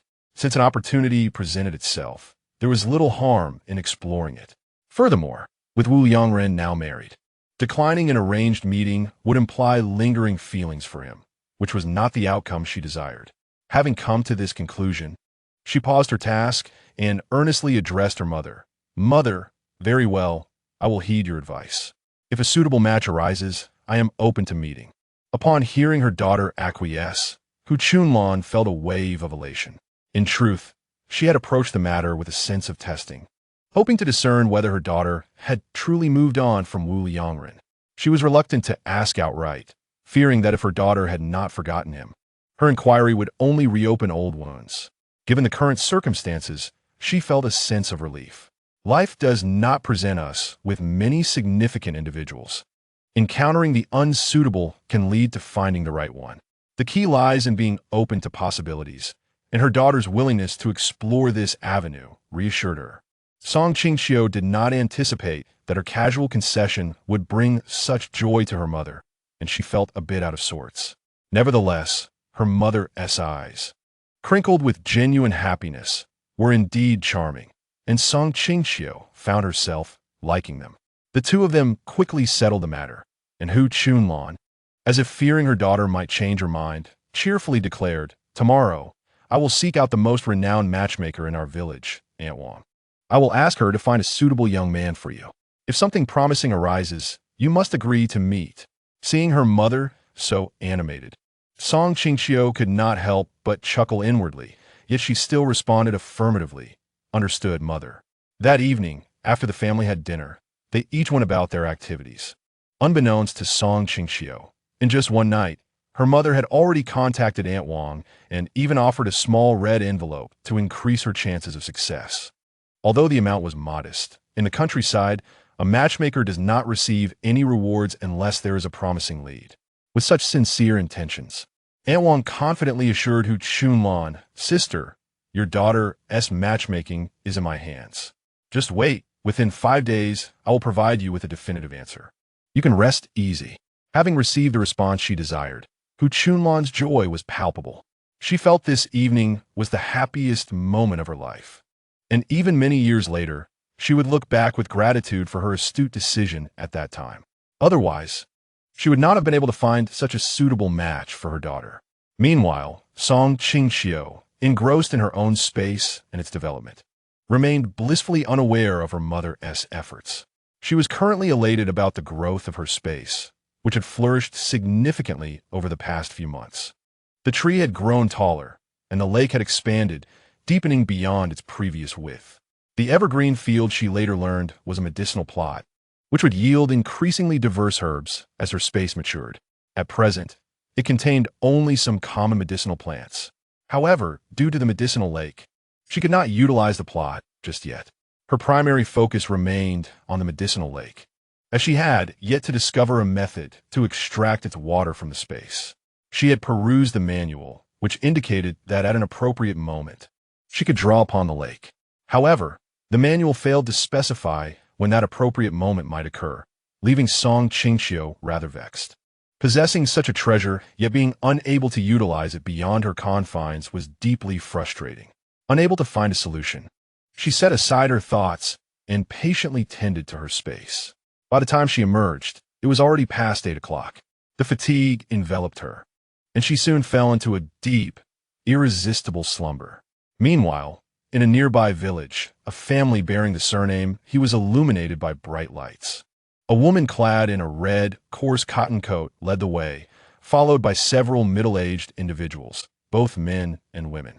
One of them remarked with a smile, "Then we shall entrust this matter to Aunt Wang.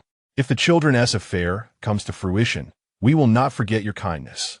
The woman in red responded with sincerity, "Rest assured, the girl I mentioned is truly exceptional. You will surely be satisfied. Now, it is late. I must take my leave." The group accompanied her to the door. Only closing it once, she had walked a considerable distance away. In his room, Qingqiu absorbed every word around him, his heart brimming with uncontainable joy at the thought of soon meeting the cherished little one he had longed for. His previously sharp features softened slightly. Meanwhile, the middle-aged woman in the main house expressed her confusion, whispering to her husband, "You know, our son, I have no idea what is going on with him this time. In the past, he would always scowl at the mention of a potential bride, but today, for some reason, he didn't even make an appearance to object. My heart is in turmoil, fearing he might suddenly say something embarrassing." Her husband, however, remained untroubled, merely chuckling, "I believe you should not overthink it. He has come to terms with it. We must seize this opportunity to arrange his marriage, thus alleviating our concerns."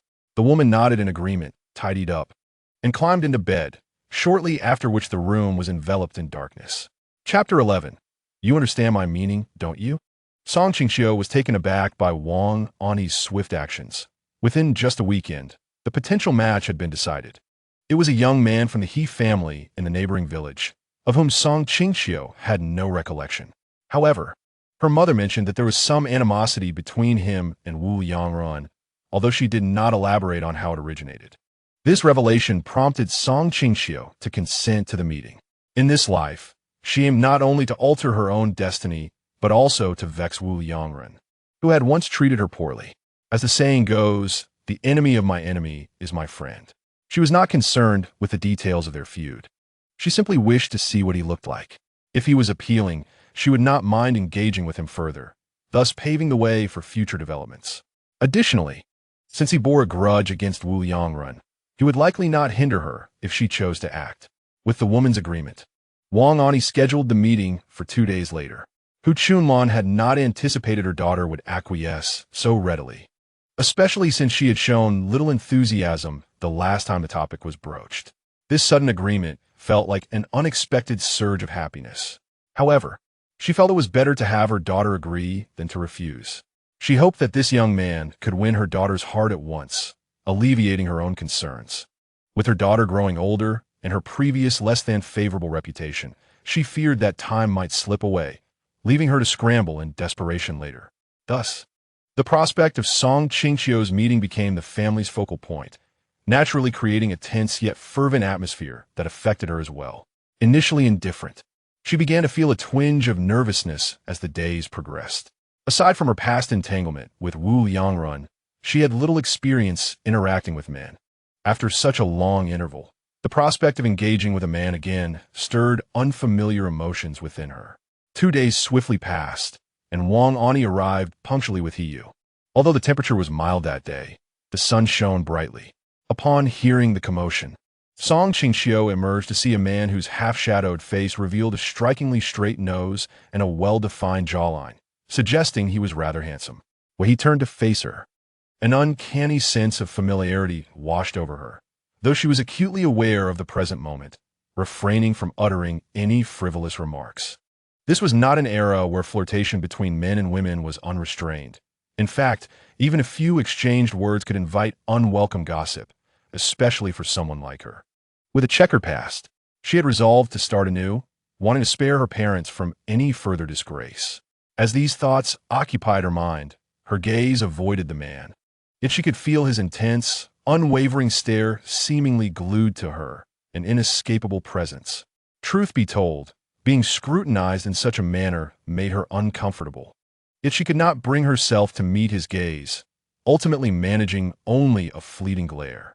To her surprise, rather than withdrawing, the man responded with an earnest smile that seemed to convey a complex array of emotions, leaving her perplexed.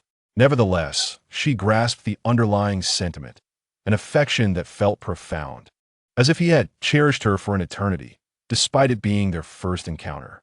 Before she could ponder further, Wang Ani took her hand and placed it in the man's grasp, cheerfully declaring, "Hiyu, take Qingqiu for a stroll while I chat with Anihu here." Initially, Song Qingqiu was reluctant. After all, they had not even established a connection yet. However, upon turning to see her mother's encouraging gaze, her protests were swallowed. The man acted swiftly, grasping her hand before she could retract it. Feeling the warmth and roughness of his palm ignited a strange flutter in her heart, a sensation she found disconcerting. Previously, she had experienced few tender moments of physical connection with Wu Liangrun. Though she had once fantasized about love after marrying him, her focus shifted entirely to managing household duties and caring for her mother-in-law. Even when she occasionally yearned for affection, Wu Liangrun was often dismissive, insisting that they were merely ordinary people who should not indulge in unrealistic romantic notions. Yet the truth was stark. He had devoted all his passion and sincerity to another woman, regardless of the authenticity of his feelings. They far surpassed the emptiness she had known. What a bitter irony that she only discerned the man's true nature at the end of her journey. But who could she blame? The signs had always been there, yet she had been unwilling to confront them. How many could admit that the person they had treated with utmost sincerity had never truly regarded them with the same affection? Admitting such a painful truth was far more challenging than continuing to deceive oneself. Thus, year after year, she perpetuated her own self-deception, ultimately mistaking the false for the true, a truly tragic fate. Hiyu, holding the young woman's hand, remained attentive to her expressions. He observed her alternating between smiles and neutral expressions, curiosity mingling with trepidation as he hesitated to speak, fearing he might offend her. Eventually, it was Song Qingqiu who broke the silence. While walking distractedly, she inadvertently twisted her ankle. Her sudden exclamation startled Hiyu, tightening his grip as he asked with genuine concern, "What happened? Are you hurt? Let me take a look." The barrage of questions left her unsure of which to address first, and she eventually replied nonchalantly, "I think I twisted my ankle. It should be fine." He took her words seriously, advising, "Move your ankle around a bit, and if it's serious, I'll carry you back and we 1T continue our outing." Song Qingqiu was taken aback by his response. Typically, in rural matchmaking situations, the man would be eager to finalize things quickly, hoping to secure the woman's commitment and hasten the marriage process. In their current circumstances, those with ill intentions could easily seize the opportunity to take advantage of her. In such a scenario, even if she later expressed dissatisfaction, she would find herself obligated to marry him. However, the man prioritized her situation above all else. And this consideration sparked a flicker of affection within her. Unconsciously, her tone softened. "It's all right. Let us continue our stroll." He, taken aback by her response, felt a surge of happiness, as she was unaware of his true feelings for her. The fact that she could say such a thing indicated her satisfaction with him. Otherwise, she could have easily used this moment as an excuse to leave. As they wandered further, they discussed their respective family situations. It was then that Qingqiu discovered that Heiyu had once been classmates with Wu Liangren, consistently outperforming him in academics. Moreover, the girls Wu Liangren had once fancied had all turned their affections towards Heiyu, leading to Wu Liangren's long-standing resentment. This rivalry persisted until their high school graduation, after which Heiyu enlisted in the military. It was at this point that Qingqiu learned that he was, in fact, a soldier. This revelation raised a significant concern. Should she agree to his proposal, she would assume the role of a military spouse, a status not every woman would desire. After all, being a military wife entailed greater burdens, responsibilities, and the need for resilience and fortitude. Noticing her silence, Heiyu felt a twinge of anxiety. He quickly clarified, "My current rank allows me to have dependents. You understand what I mean, right?" There was no confusion for Qingqiu.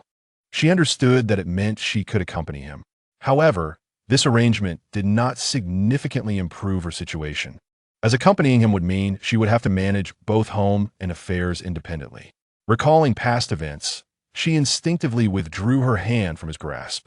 Heiyu, slightly flustered, remained silent, merely observing her intently. After a moment's reflection, she fixed her gaze upon him and stated seriously, "I need to consider this. Are you willing to wait?" "If you're not." Before she could finish, Heiyu eagerly interjected, "I'm willing to wait, no matter how long it takes." Her amusement at his earnestness caused her to smile, a smile that left him momentarily dazed. Chapter 12. A good man of your choosing. Since parting from Heiyu that day, Qingqiu found herself repeatedly pondering whether to accept him. Her rational mind insisted that he was undoubtedly remarkable, while her emotions insisted that he genuinely loved her, despite the almost baseless nature of that feeling. Initially, upon witnessing her indecision, Hu Chunlan contemplated sending Wang Shu to their home to decline any advances. Yet ultimately, Qingqiu intervened. In truth, Hu Chunlan had been quite satisfied with the prospect. However, upon learning that Heiyu was a soldier during their conversation, her attitude underwent a complete transformation, to the extent that she chastised Wang Shu for introducing such a man to her daughter. Had it not been for Wang Shu's earnest explanations, their relationship would have soured. It turned out that the He family was not merely a family of soldiers. They possessed a certain standing, due to a period of unmentionable circumstances. Heiyu's father had been assigned to their village by the school, and even when the school later attempted to bring them back, he had declined. Part of the reason lay in his rural wife, while another stemmed from his disappointment in the career he once cherished. He did not wish to jeopardize his current family for what seemed to be a superfluous profession. The story of how Heiyu's father met his wife was fraught with challenges. The man's family wielded power, while the woman's family was not without capability in the village. Additionally, the woman was younger, and the opposition from her side was no less formidable than that from his. Despite these obstacles, they persevered and ultimately wed. Over time, the woman's family recognized that this son-in-law treated their daughter well and began to support him. It was not until over a year after their marriage, when Heiyu's mother became pregnant, that the family situation began to improve. Notably, Heiyu's grandfather had been a retired high-ranking official from a military district, and his eldest son held a respectable rank as well.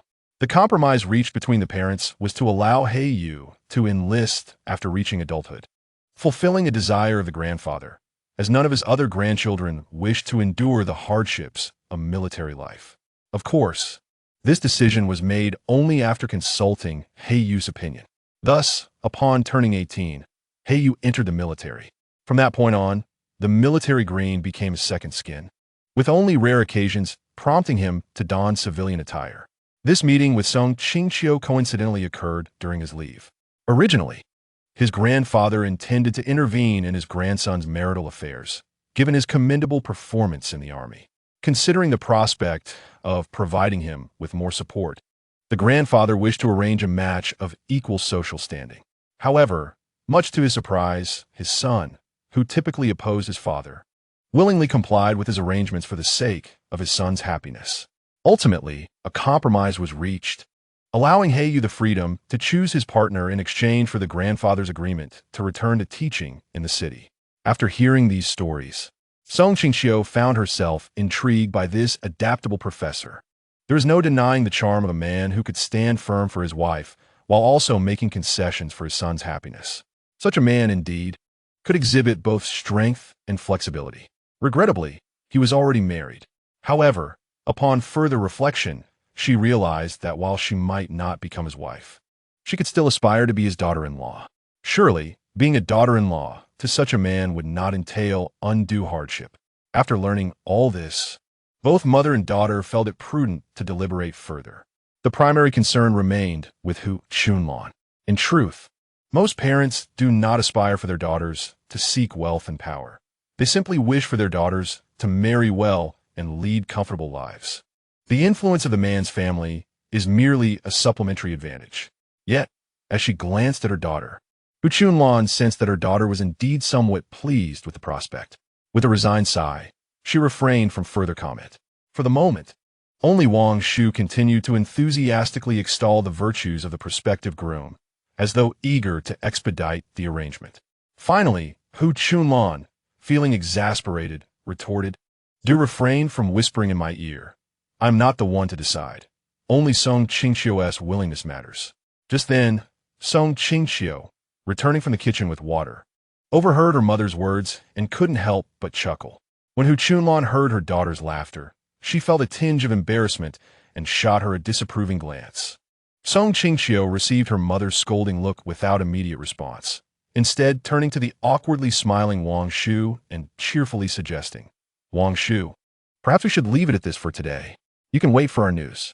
Wang Shu, seizing the opportunity, immediately agreed, her face lighting up with a sheepish grin.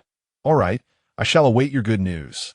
Observing her hurried departure, Song Qingqiu found the situation amusing, though she suppressed her laughter. Mindful of needing to appease her mother first, she approached Hu Chunlan and sat beside her, then playfully asked, "Mother, do you really think so little of Heyu?" Her tone carried a hint of mischief. Hu Chunlan did not answer immediately, instead studying her daughter intently. Finally, she sighed and said, "Is it a matter of my opinion? Marrying a soldier signifies something. Do you truly comprehend that? Just look at Li Shu in our village. Her husband spent his entire life in the military, and she devoted her life to maintaining their home, never even having the chance to see her mother one last time.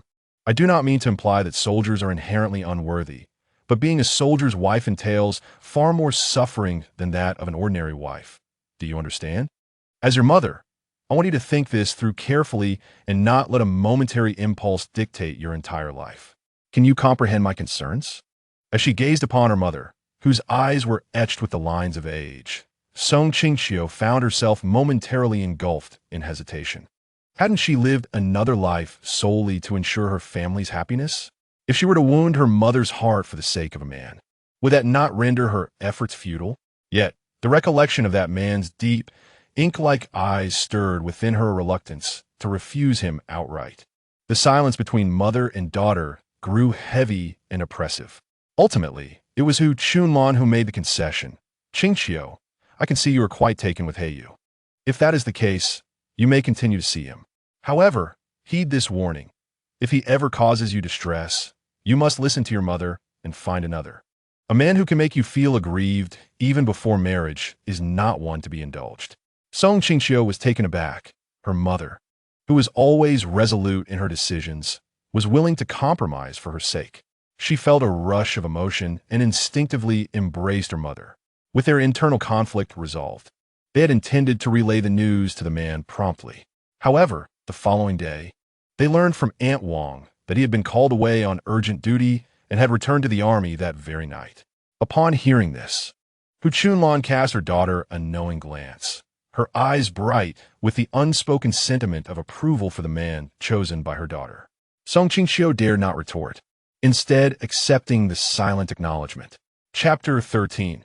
The family does not lack your meager contribution. A fortnight passed without a word from the man, and during this time, Song Qingqiu's space underwent a remarkable transformation. The medicinal herbs in her realm flourished, visibly thriving and promising. Yet, the inability to convert these treasures into tangible wealth gnawed at her. In this era, the populace primarily relied on traditional Chinese medicine when ill. Had it been a later time, ailments would be treated with Western medicine, where small pills could remedy most common ailments. Reflecting on this, she felt the need to consult her mother, for her former self had never shown interest in such matters. When she sought her mother, she found Hu Chunlan bustling in the kitchen. Upon seeing her enter, her mother wore a puzzled expression. "Qingqiu, why have you come to the kitchen? There is no need for you here. You ought to leave before the smoke harms you." Hearing those words filled Song Qingqiu with warmth. Her mother remained as caring as ever, perhaps even more so than before. How fortunate she was to have such a mother. In this life, she vowed never to let her mother suffer anxiety or worry on her account. After calming her emotions, she lifted her head and asked, "Mother, I came to inquire about something. Do you know which herbal shop in our town is reputable? I wish to venture into the mountains to gather some herbs for trade." Upon hearing this, her mother quickly waved her hand. "What do you need herbs for? We do not lack your meager contributions. Instead, you should learn to cook from me. Your culinary skills are lacking. When you eventually marry, I wouldn't want you to embarrass me." In truth, her mother had misunderstood. The former Song Qingqiu had indeed possessed no notable skills, apart from a pleasing appearance. However, after enduring 101 challenging worlds, she had acquired enough culinary prowess to easily stand out in this era. Of course, she could not reveal this. How could she explain that someone who had previously been inept in the kitchen could suddenly master all forms of cooking? This was no fantastical realm where one simply illuminated a skill to gain mastery. Nevertheless, she felt compelled to heed her mother's words. Thus, although she was capable, she replied, "Mother, I understand. I will make time to learn from you." Yet, she insisted the herbs must still be sold. Regardless of whether we need them, they still hold value. Observing her daughter feigning obedience, Hu Chunlan found it both amusing and exasperating. She leaned in and gently tapped her daughter's forehead, advising, "If you wish to go to the mountains, then by all means. As for the herbal shop, go to the largest one in town. I believe it is called Jiantong. Just don't overexert yourself. Aim to earn your little sum without damaging those delicate hands of yours. By the way, once your brother is free from school, take him along. If you encounter difficult herbs to dig up, have him assist you. After all, our family tends to favor sons over daughters, you understand?" Pushed out of the kitchen, Song Qingqiu found her mother as endearing as ever, demanding she learn to cook while simultaneously worrying about the smoke. Such delightful contradictions. Regarding her suggestion about bringing her brother, she couldn't help but think it was a shared sentiment. She felt the same way. This was not to say that she was unwilling to do hard labor, but some precious herbs indeed required her brother's assistance. As for the idea of gathering herbs in the mountains, she had no immediate plans for that. While perusing the user manual, she discovered that her space could permit others to enter, provided she granted permission. In truth, such a remarkable treasure as her space should remain undisclosed. However, she trusted her brother. In her previous life, she had suffered greatly, and only her brother knew the truth. He had married by then, but never forgot his sister. Even after learning the full story, he had sought to confront Wu Yangren, yet she had persuaded him against it. Fortunately, her sister-in-law was kind-hearted, even when her brother faced troubles due to his loyalty to her.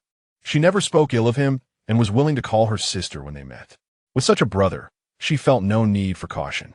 Yet, while her brother could speak freely, she did not intend for the rest of the family to be aware of this matter. Her brother was still young, and with minor guidance, he would not divulge anything. However, she could not be as confident about her parents. It was not that they were gossips. Rather, they were honest people who never lied. If someone with ulterior motives learned of this and subtly pried, it would be difficult to keep it a secret. Moreover, since they lived in a close-knit community, they truly could not guard against anyone with genuine intent. However, Song Qingqiu was different. Although she appeared cheerful with everyone, she discerned who was sincere and who merely wore a facade of kindness. After all, during her moments of solitude in her previous life, some had offered her warmth while others had taken advantage of her vulnerability. She would not forget any of it.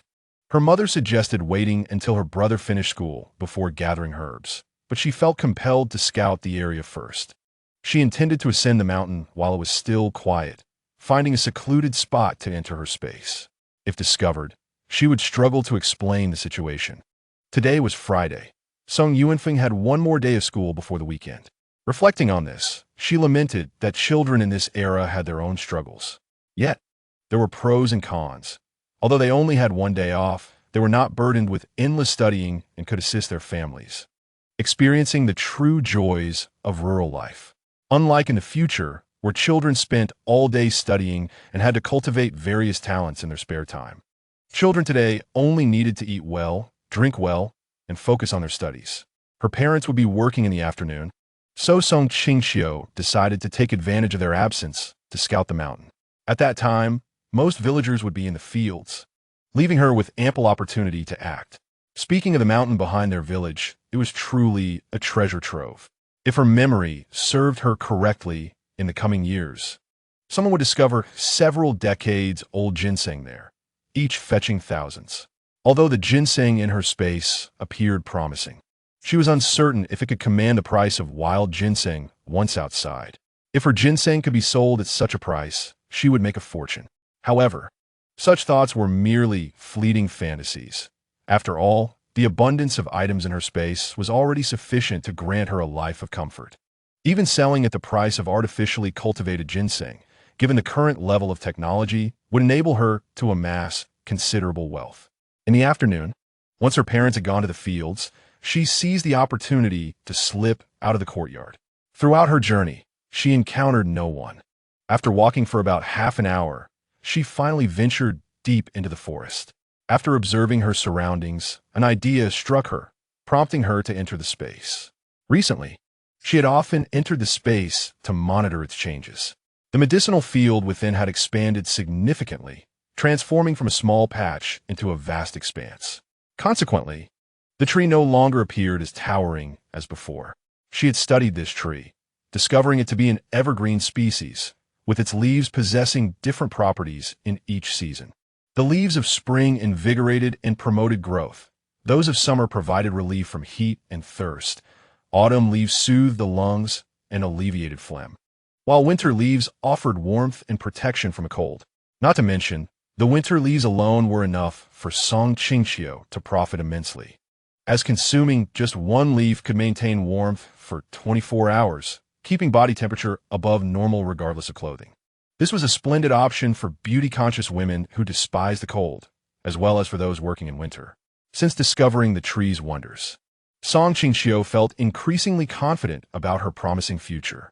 At this moment, she had no inkling that the winter leaves would later alter the fate of her beloved, and even the destiny of the nation itself. Chapter 14. I must keep this secret. Early Sunday morning, the weather turned foul, and rain began to pour. The torrential downpour made Hu Chunlan uneasy about her daughter venturing out. Nevertheless, with a lucrative plan at hand, how could Song Qingqiu possibly give up? She reassured her mother, took her younger brother, and ascended the mountain. Due to the heavy rain, her father and the production team leader deliberated and decided to halt work for the day. They would resume once the rain subsided. Initially, Song Qingqiu felt a twinge of concern. However, considering that everyone else was likely back home napping, she relaxed and proceeded with her plan to seek fortune alongside her brother. She had been contemplating that if she did not sell the items in her space soon, it would be challenging to find reasons to enrich her family after marrying. Even if she desired to do so, her family would likely disapprove. By then, people would only say that their daughter married but still relied on her in-laws to support her family, which would bring shame to her parents. Thus, she had been frequently climbing the mountain to gather herbs, even if it meant putting her brother through some hardship. After all, he was her dearest brother. If he wouldn't brave the depths of hell, who would? At this moment, Song Yuanfeng had no idea what his sister was scheming. He merely followed her mindlessly. After they had walked for quite a while up the mountain, he could no longer contain his curiosity. Gasping for breath, he asked Sister, "What treasure are we going to dig up? We've nearly walked from one end of the forest to the other. If we continue, we won't find anything." Song Qingqiu did not respond, continuing to forge ahead. With no choice, Song Yuanfeng followed closely behind. As they walked, he increasingly sensed something was amiss. The first oddity was that his sister seemed to have changed. In the past, her stamina was lacking, at least not on par with his. But now, she strode with vigor, showing no signs of fatigue, leaving him feeling inadequate by comparison. Furthermore, her decisiveness was perplexing. Previously, she obeyed their parents in all matters, but today, despite their mother suggesting she stay home, she had insisted on bringing him along. Strange, truly strange. Yet despite his confusion, Song Yuanfeng had no intention of questioning her. He simply followed her lead. After walking another 500 meters, it seemed they had reached the heart of the forest, at which point she finally halted. Were it not for the old raincoats they wore, they would have been soaked to the skin. Once she stopped, Song Qingqiu beckoned her brother over, and as he approached, she grasped his hand. Before he could inquire, he felt a sudden dizziness and lost consciousness. When he regained his senses, the rain had ceased, and the sun shone warmly, albeit in a rather peculiar manner. Seeing him in such a state, Song Qingqiu smiled and helped him up, unaware that bringing others into her space would cause a momentary loss of consciousness. She had been startled when he fainted, but upon noticing he seemed fine, she asked, "De Zhuang, are you all right? Do you feel unwell?"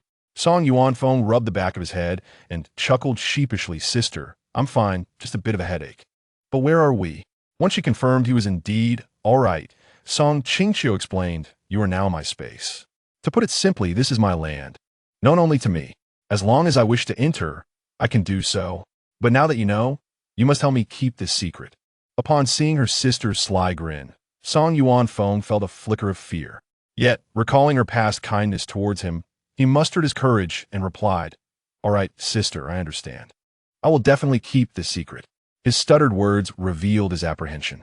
Observing her brother's anxious demeanor, Song Qingqiu eventually reverted to her usual self.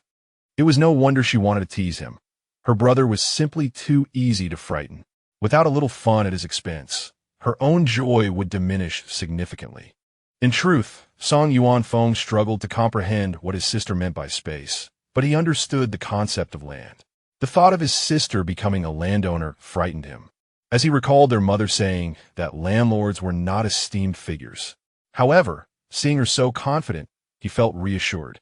After all, she had declared that only she and he knew of this land, and he would never disclose it. He did not want to see his sister taken away. Naturally, Song Qingqiu was unaware of her brother's thoughts. Otherwise, she might have laughed heartily. After briefly introducing him to the situation, she began instructing him to gather herbs. Though it was late autumn, the temperature in the space remained unaffected by the seasonal changes outside, consistently maintaining a comfortable warmth. Thus, everything within flourished, vibrant and alive. As long as they remained rooted in this soil, they would thrive. Once they filled their baskets, Song Qingqiu plucked around 20 leaves from the tree. Song Yuanfeng, trailing behind his sister, was puzzled when she turned and handed him a leaf. Song Qingqiu offered no further explanation, simply stating, "Eat it." She then consumed one herself. Seeing his sister eat, Song Yuanfeng hesitantly placed the leaf in his mouth. As soon as the leaf touched his tongue, it seemed to shrink, followed by a refreshing coolness coursing through his throat, and soon he realized his mouth no longer felt dry. After working hard for a while, he had indeed felt thirsty, but had not dared to voice it. Little did he know, his sister had observed him and offered him such a miraculous leaf. Initially, he had thought she was punishing him for not working hard enough. After all, he had witnessed his sister effortlessly filling her basket behind her in mere moments. Unlike himself, who took ages merely to pile the medicinal herbs to the brim of his basket. Those leaves appeared utterly ordinary, and he never imagined that consuming them would yield such miraculous effects. Observing his sister, Song Qingqiu, savoring the remnants of the leaves, he hesitated as she produced another piece from her pocket and offered it to him. Song Yuanfeng gazed at the leaf, torn between desire and trepidation. Ultimately, it was Song Qingqiu who urged him closer, and before he could protest, she stealthily placed it in his mouth. As he contemplated spitting it out, Song Qingqiu pinched his mouth shut with 2 fingers. "Eat it obediently. If you spit it out, I shall inform our parents that you are slacking off." The moment he heard that, Song Yuanfeng began to chew fervently. Hearing the noise, Song Qingqiu turned to him, admonishing, "No smacking." He quickly covered his mouth and silently relished the leaf. Once he had finished, she offered him a sip of medicinal spring water. After resting under the tree for a while, Song Qingqiu took her brother's hand and they exited the space together. On the way back, Song Yuanfeng felt as if he were in a dream. Not only had he harvested a plethora of medicinal herbs that day, but he had also consumed 2 leaves. And his sister was still a wealthy landowner. How astonishing was all of this? Song Qingqiu noted her brother's silence throughout their journey and chose not to disturb him, understanding he needed time to process everything. Thus, they returned home in quietude. When Hu Chunlan saw their full baskets, she joyfully exclaimed to Song Dashan, "Look, these are all gathered by Qingqiu." The overlooked Song Yuanfeng felt a tinge of amusement, yet Song Qingqiu spoke on his behalf. "Mother, I only filled 1 basket." Hu Chunlan then glanced at Song Yuanfeng beside her and remarked, "Ah, that is quite impressive too. Your brother, a boy, has only filled 1 basket as well." With that, she took her daughter's hand and went to prepare ginger soup. Left behind, Song Yuanfeng looked helplessly at his father, who cast a sympathetic glance in return. Approaching him, Song Dashan patted his shoulder and said earnestly, "This reflects the familial standing of men in our household. Recognizing it early will ease your heart. Now, come, let's go for ginger soup. If we delay, you might end up washing the dishes." Chapter 15. The true loss of both wealth and resources in the blink of an eye. More than a month had passed. Were it not for his mother's incessant reminders, Song Qingqiu would have doubted whether anyone had truly come seeking her hand in marriage. Over this month, she had become increasingly adept at digging up and selling medicinal herbs. Coincidentally, the winter solstice was approaching, a rare occasion for the town to host a market. Naturally, everyone would attend, and Song Qingqiu planned to join the fray. Another reason for her attendance was that many merchants would come to procure medicinal herbs on that day. Recently, she and her brother had sold all their herbs to Jiantang, yet she could not fathom why the recent purchase prices were significantly lower than before. With the market approaching, she resolved to refrain from selling for the next few days, hoping to strike a fortunate deal at the market. Hu Chunlan observed her daughter's industriousness, feeling a twinge of discontent. However, her worries resurfaced concerning her daughter's stalled marriage prospects. Initially, she had been reluctant about a military suitor, and now, as she had feared, no marriage had materialized, and he had been absent for over a month. Previously, she had only heard of such experiences. Now, it was her daughter's turn, and her heart was troubled. Yet, she also pondered that if her daughter genuinely wished to proceed, rejecting the proposal could lead to her unhappiness. Thus, in this quandary, an event unfolded on the day of the winter solstice market, presenting her with an opportunity to allow her daughter to decline the marriage. On that day, the 3 of them rose early, having borrowed a cart from Song Dashan the day before. He had intended to accompany them, but had pressing matters to attend to. As the village head, he could not abandon his duties while the villagers flocked to the market. With many young women heading out, there would be no one left to cook, so he decided to rally a few men skilled in cooking to prepare a communal meal. During the midday break, those who had food returned home to eat, while those without joined him in the fields for a communal feast. To facilitate this, he borrowed a large pot and some cooking utensils from the villagers. Grateful for his efforts, the men worked with renewed vigor, and by the end of the day, they not only completed their tasks, but exceeded their expectations. When the trio arrived at the town, they discovered they were not the earliest. Numerous stalls had already set up along the roadside. After searching, Song Qingqiu finally found a spot in an inconspicuous corner. As she settled, she recognized the familiar sign of Jiantang, nearly blinding her with its brightness. What a coincidence to set up shop right at the entrance of the pharmacy. In such an awkward position, she seriously doubted whether her herbs would sell. However, given the circumstances, changing stalls was nearly impossible. Thus, With a mindset of doing her utmost and leaving the rest to fate, she meticulously arranged her stall, categorizing the herbs for display, and awaited her fate. Her mood was already less than cheerful when a nearby vendor selling tofu curd inquired, "Young lady, what are you selling?" Song Qingqiu wished to remain silent, but her loquacious brother proudly announced, "We're selling medicinal herbs." If it were possible, she would have liked to seal his mouth shut, but that was clearly unrealistic. Just as she braced for anticipated ridicule, a figure burst forth from the pharmacy across the way. Upon closer inspection, it was none other than Mr. Wu, the pharmacy owner. Despite the biting cold, he appeared flustered and drenched in sweat. He called out, "Who has Sanchi? Who here is selling Sanchi? I'm in urgent need." Seeing his urgency, Song Qingqiu felt perplexed, but remained silent due to the low purchasing prices lately. In truth, she had brought numerous hemostatic herbs and some precious tonics with her, planning to profit handsomely at this market.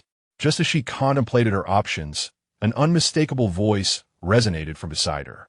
It was loud and clear, piercing through the bustling market noise. Song Yuanfeng instinctively replied, recalling his sister had mentioned they were primarily selling certain herbs, and he knew Sanchi was among them. Thus he boldly responded to the shopkeeper. Upon raising his hand to display the Sanchi and catching his sister's expression, he felt he might soon need some himself. Before he could lower the herb, Mr. Wu swiftly traversed the crowd toward them. After wiping the sweat from his brow with a handkerchief, he politely inquired, "How much Sanchi do you have?" Hearing his question, Song Qingqiu formed two hypotheses. Typically, Mr. Wu would first quote a price when purchasing herbs. Yet today, he inquired about quantity first. This could imply he either did not care about the price or was confident he could acquire it at the lowest possible cost. However, observing his current demeanor, Song Qingqiu leaned towards the first assumption. After all, the beads of sweat cascading down his forehead were unmistakably genuine. Perhaps sensing her gaze, Boss Wu turned slightly, only to inadvertently collide with a pair of scrutinizing eyes. Upon closer inspection, he recognized the girl who frequently sold medicinal herbs at his shop. A wave of guilt washed over him. Initially, he had compensated her fairly for her herbs, but he soon discerned that she possessed a considerable amount of quite valuable medicinal materials. Realizing that she was not lacking in resources, he decided to lower the purchase price, hoping to profit a little more. However, it did not take long for her to catch on after a couple of instances, and she ceased visiting his shop altogether. In truth, after her absence, he regretted his actions. Each time she sold her herbs, they were always well processed, and she had never intentionally sought to overcharge. It was he who had set the prices. Had it not been for a recent predicament occupying his attention, he would have sought her out to persuade her to continue supplying him with herbs. Yet, the current situation was far from ideal. Nevertheless, it seemed that this girl was his only hope for obtaining what he needed, particularly the Sanchi, which was no ordinary variety. He had nearly given up hope. So who would have imagined that he would encounter her again? Could this be the fabled concept of fate? Although feeling somewhat awkward, he eventually initiated a conversation with Song Qingqiu, adopting a tone far more respectful than usual. "Haha, is this not Miss Song? What a coincidence!" Song Qingqiu met his wrinkled visage with a perfunctory smile, masking her true feelings, and remained silent. Boss Wu, undeterred by her reticence, pressed on, "Miss Song, I find myself in need of some Sanchi. Might you have any available?" He added a reassuring promise. "This time, the price is not a concern. I'll pay whatever you propose. The more, the better." Her heart filled with suspicion at his words. Logically, as the largest apothecary in town, he would typically maintain a sufficient stock of herbs for emergencies. It was perplexing that he had personally taken to the streets in search of medicinal supplies. Unable to fathom the rationale behind this, Song Qingqiu was not one to shy away from profit. Having been duped by him before, she was determined to reclaim her losses this time. With resolve, she donned a sincere smile and courteously replied, "Boss Wu, I have quite a substantial amount of Sanchi today. If you wish to purchase all of it, I fear it may lead to excess inventory." Though she spoke thus, she had already summoned her brother to bundle all the Sanchi they had brought, each carrying a small parcel. She then fixed her gaze on Boss Wu. It was clear to him that she was indicating he should lead the way for delivery. Observing the genuine smile, on Song Qingqiu's face. He suddenly felt that this young woman was destined for greatness. Her savvy demeanor, even after a previous unpleasantness, demonstrated her ability to engage amicably for the sake of business. Quite remarkable indeed. Upon entering the apothecary, Song Qingqiu intended to leave the herbs on the counter and collect her payment. However, Boss Wu scrutinized her intently and requested, "Miss Song, I would appreciate it if you could bring the herbs to the back room." In truth, he sought to gamble a little, testing whether Song Qingqiu was indeed the capable individual he believed her to be. Although puzzled, she exchanged a knowing glance with her brother, and together they approached the lifted curtain. Upon entering, Song Qingqiu was taken aback to find a robust man lying on a bed with a back injury. Perhaps sensing their footsteps, the man turned his head. "Boss Wu, you have returned?" When their eyes met, Song Qingqiu questioned her own vision. Was that not Heiyu? What was he doing here? Yet, being seasoned in such encounters, she managed to mask her surprise. The man appeared equally taken aback, but quickly regained his composure. After entering, Boss Wu explained to the man, "Sir, this is the young lady who supplied us with herbs." He then turned respectfully to the elegant woman beside the man. "Madam, rest assured, with this sanchi, your husband's injury will heal swiftly." Song Qingqiu felt a surge of confusion. Had she misheard? Did the man have a wife? Standing behind her sister, Song Yuanfeng was equally bewildered. Just as he was about to speak, a hand covered his mouth, revealing his sister's determined gesture. Before he could process the situation, she had already dragged him back to their stall. Upon seeing them return, Hu Chunlan cheerfully inquired, "How much did you sell it for?" Song Qingqiu replied flatly, "Gave it away. Not only the herbs, but also my fiancée." Truly a case of losing both fortune and love. Chapter 16. I extend my gratitude to the leadership on behalf of my future wife. Upon returning home, Song Qingqiu's mood had soured considerably. Hu Chunlan, noticing her daughter's demeanor, promptly summoned her son for inquiries. Song Yuanfeng wished to divulge everything but refrained, recalling his sister's unspoken disapproval.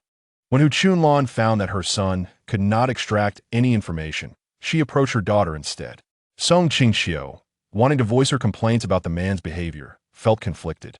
Even if there were reasons behind his actions, she struggled to accept it in the short term. After all, he was someone she held affection for, and to learn he had a wife was quite the blow. Although she was experienced in navigating life as complexities, she could not suppress her dissatisfaction with him. Hu Chunlan, observing her daughter's troubled expression, hesitated momentarily before finally asking, "Did something happen with that Heiyu boy?" While she lacked certainty, her intuition suggested her daughter had suffered emotional distress. It was rare for Song Qingqiu, typically so optimistic and cheerful, to appear so downcast.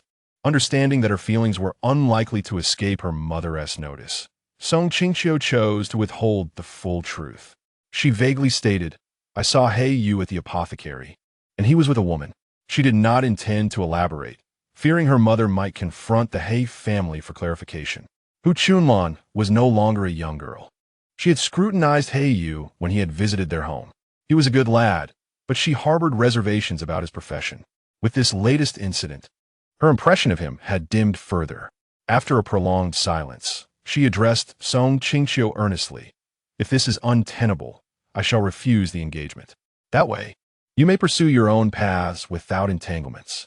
Upon hearing her mother's words, Song Qingqiu felt as though she had been pierced by something sharp, her breath momentarily catching in her throat.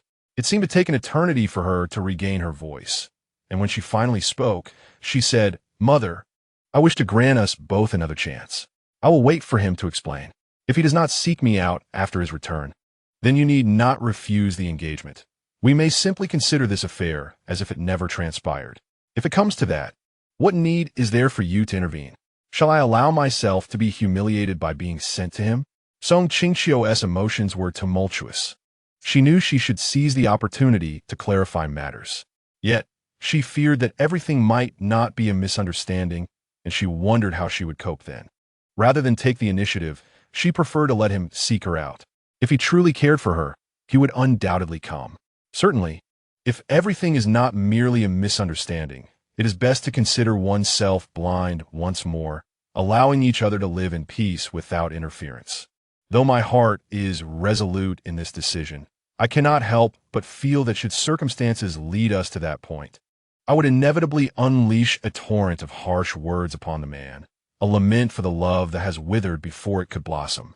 At this moment, Song Qingqiu is far from content, and indeed, he shares her plight. His situation is not without reason. He is currently engaged in a task assigned by the organization, wherein he must pose as a husband alongside his comrades to gather intelligence. Ideally, he would not have crossed paths with Song Qingqiu.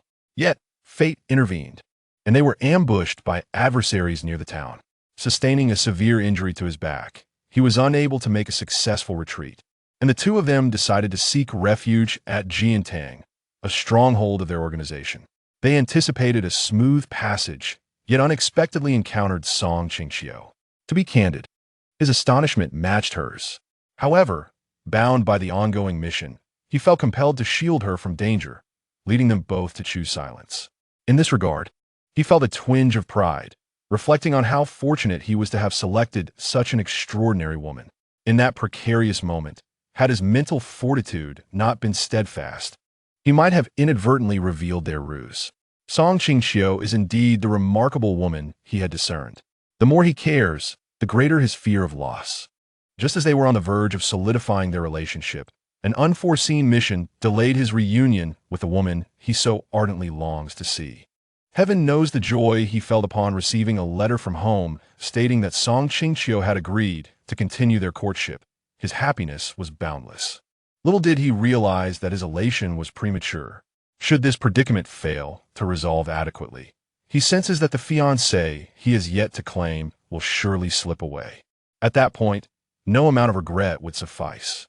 This urgency is precisely why he approached his superior today. It is fortuitous that both he and Song Qingqiu demonstrated quick wit. Otherwise, this mission would not have concluded so successfully. Although he sustained injuries during the operation, the prospect of a promotion upon completion made every hardship worthwhile. Yet, the most pressing matter now is to secure leave to return home and clarify matters with her. Otherwise, what meaning does his relentless effort hold? Having become this person, he finds himself with more options. Yet ultimately, his decision to remain a soldier was made after thorough contemplation. He wishes to serve his country and protect the woman he loves. Long ago, he was once a passionate and ambitious youth. Had it not been for Song Qingqiu, he would not have strived to become a leader, nor would he have followed her to this place. Observing his capable subordinate, Lu Jun finds himself smiling inwardly. This subordinate, once a diligent worker who never sought any favors despite his achievements, has transformed into someone eager to prove himself and ascend the ranks. Such ambition is not inherently negative. After all, having goals breeds motivation and diligence, enhancing one's humanity.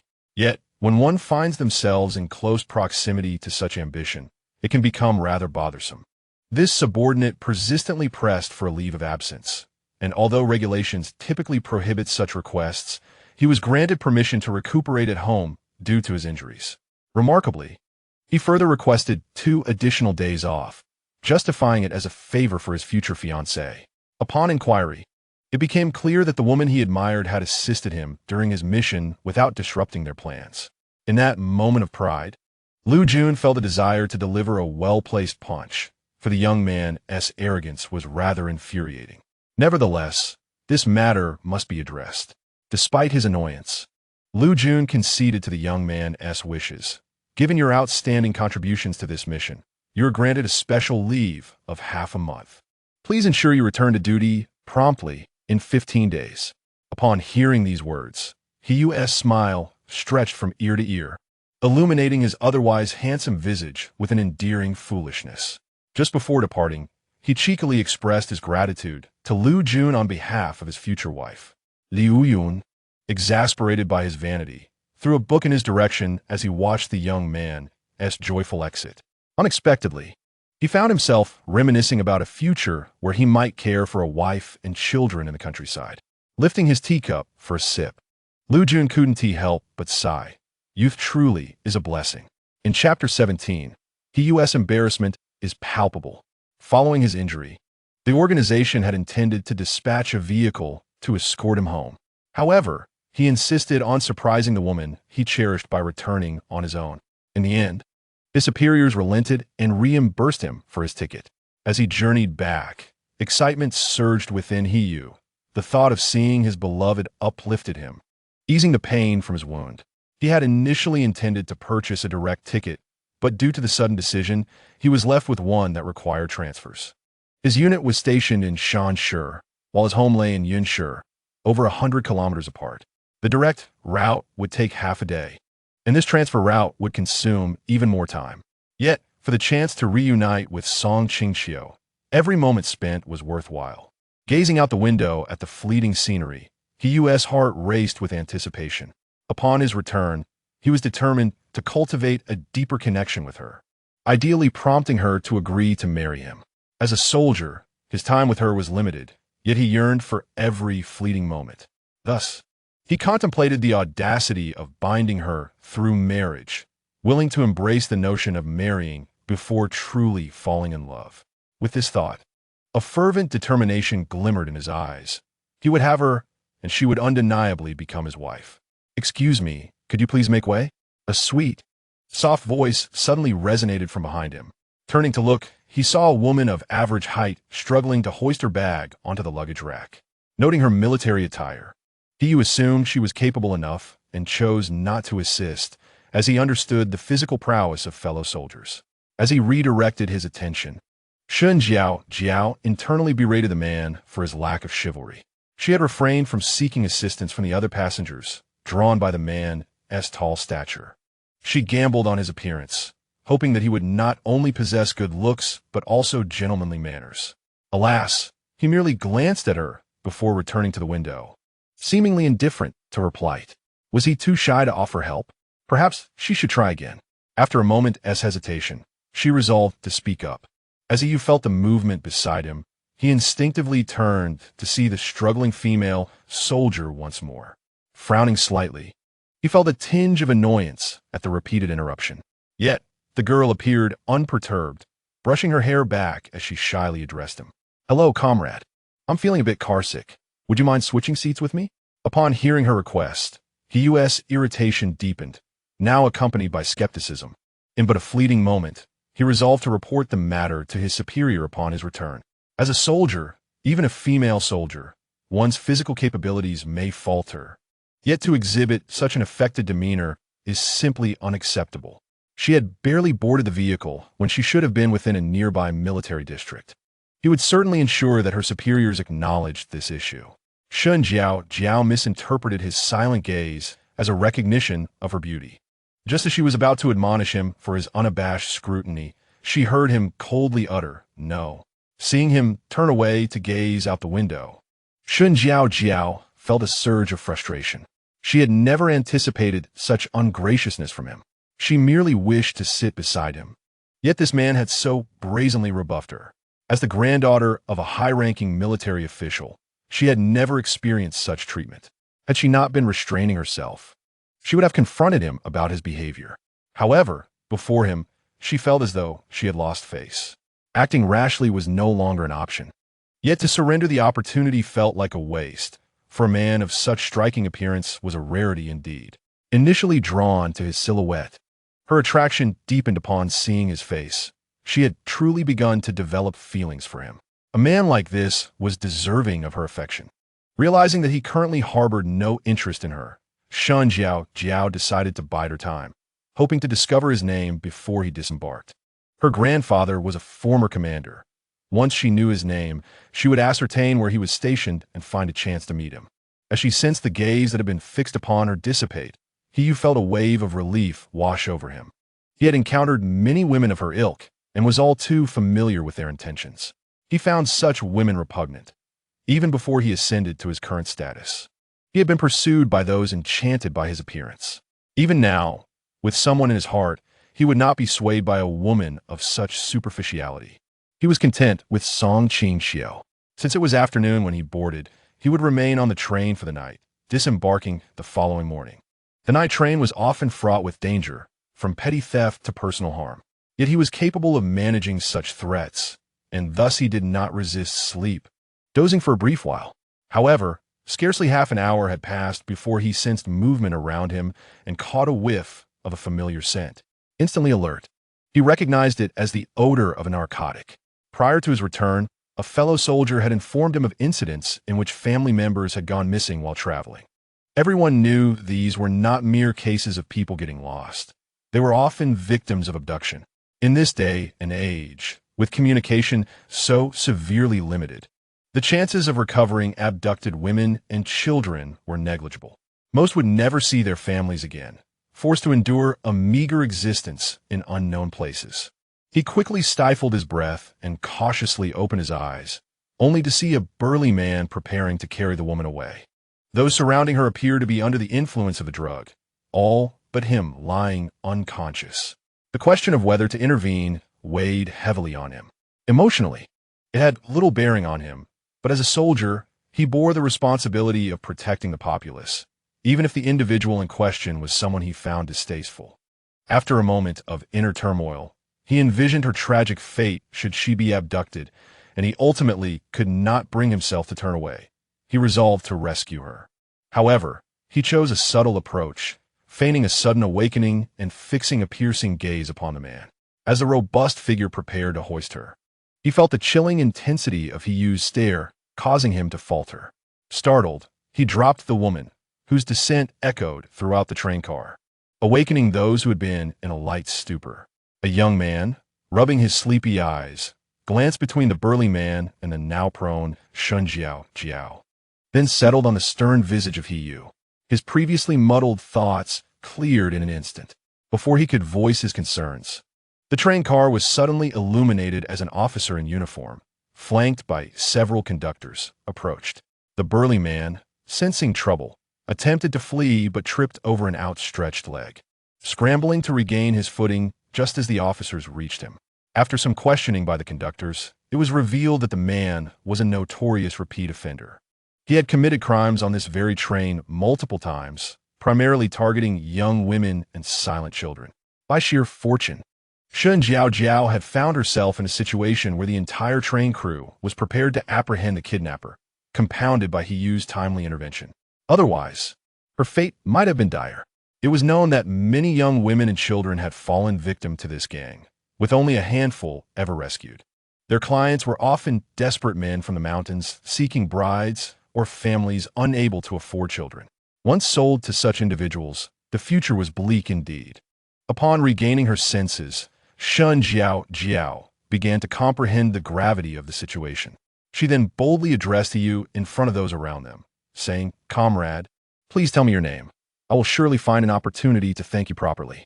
She showered him with warmth, yet neglected to express gratitude to the train conductor or the officers, leaving everyone else in a state of understanding. The conductor and officers had initially intended to commend their own actions, but seeing no desire for acknowledgement from her, they led the burly man away. As they passed by Hiyu, the conductor joked, "Young man, seize the opportunity." However, Hiyu shot a sharp glare in their direction, causing the conductor to hasten his pace noticeably. Once the onlookers dispersed, Hiyu closed his eyes to rest. He felt fatigued and wished to avoid any further conversation. Yet to Qingqiu, his silence appeared as shyness. She was convinced that he must have developed feelings for her, but was too embarrassed to admit it. Having come to her aid in a moment of peril, his current reticence, she thought, stemmed from a desire to save face, especially given his previous demeanor towards her. He remained unaware that his actions, driven by duty, would inadvertently become a significant obstacle in his future romantic endeavors. Chapter 18. The side dish is a man's tears before dawn had fully broken. Hiyu disembarked from the train. As he gazed upon the streets that had once been so familiar, he felt a strange sense of unfamiliarity. The place that had nurtured him was gradually changing. Shops were quietly appearing along the street. Compared to this area, Shanshi was somewhat more developed than Yunshi, yet he had no time to observe the differences closely. After he had taken Song Qingqiu to the military, he planned to conduct a thorough investigation of that region. To keep such a delicate flower as Song Qingqiu hidden away would likely require considerable financial resources, and his meager salary would scarcely suffice. He was not one to be so short-sighted. If he needed to earn money, then business was the most prudent path. Moreover, the young girl had already begun selling herbal medicine, so he planned to give her his entire salary and rely on his wife for support. In front of Qingqiu, he was willing to forego any semblance of masculine pride. Her happiness was all that mattered. He had invested so much to meet her in this era, and he would never let her go.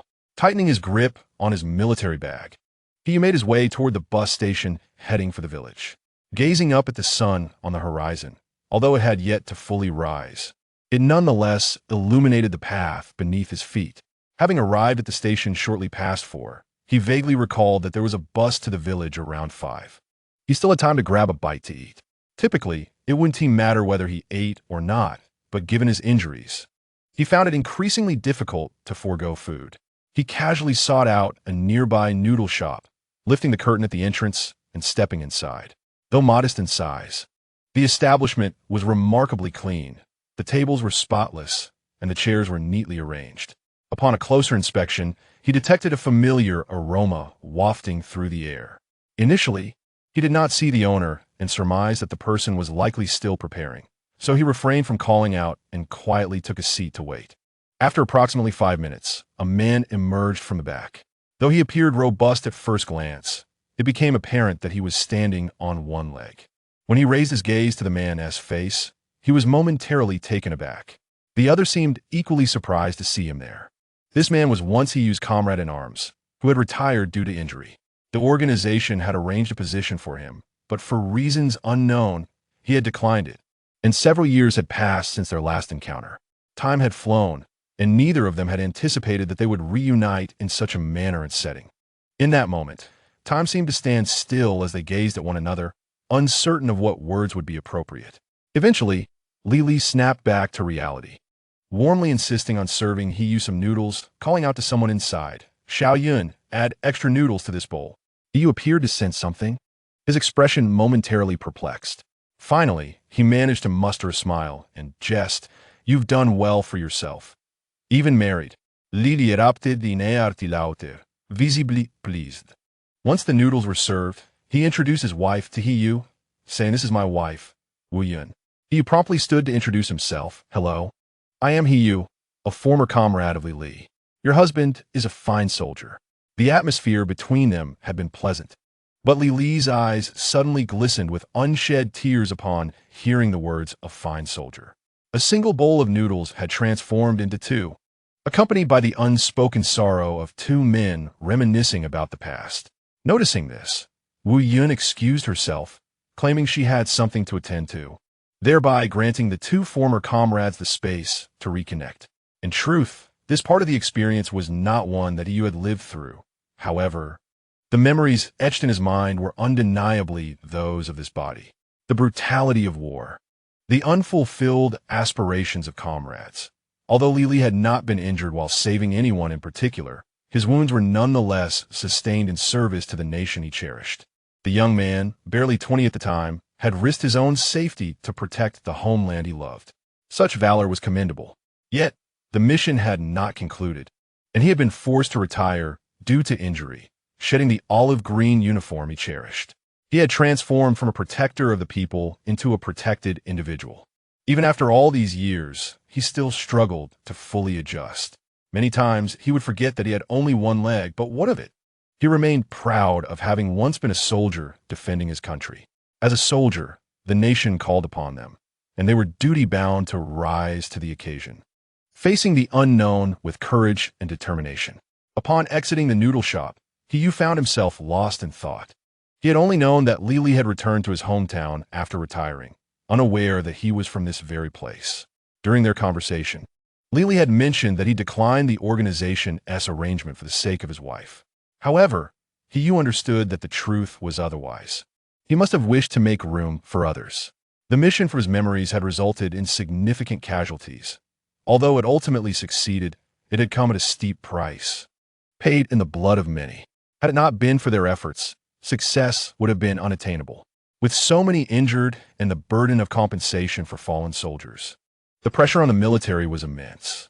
Nevertheless, the responsible parties endeavored to assign them positions.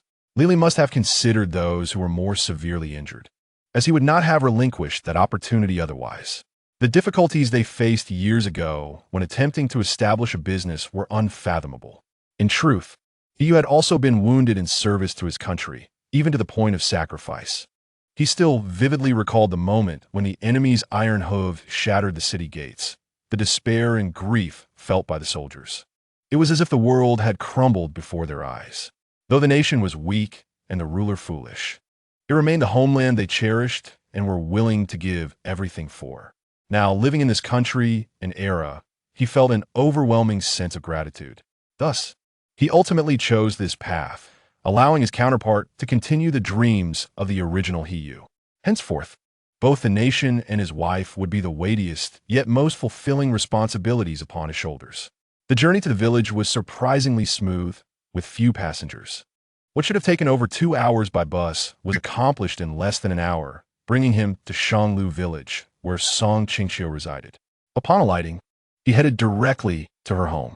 However, upon arriving at the gate, he spotted a wooden board in the corner, inscribed with charcoal, "Dogs and Qingqiu are not allowed inside."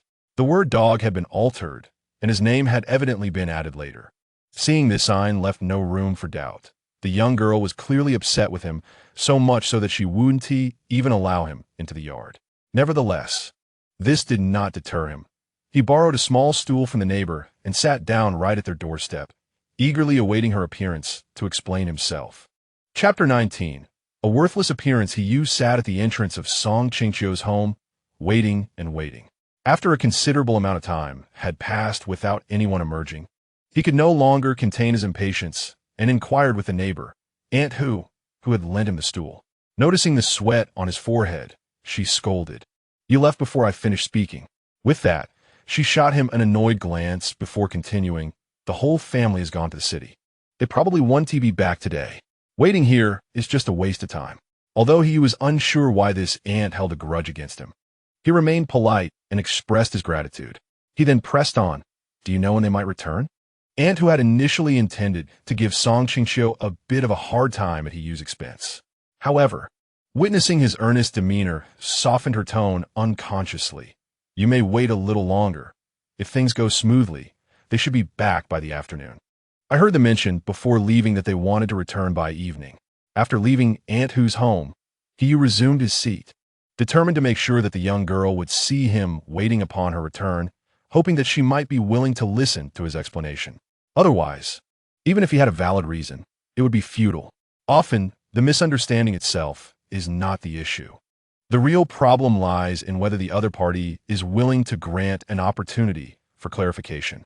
As midday approached, he remained seated at the entrance of the young lady's home. Passers-by could not help but point and whisper, but he remained steadfast, not shifting an inch.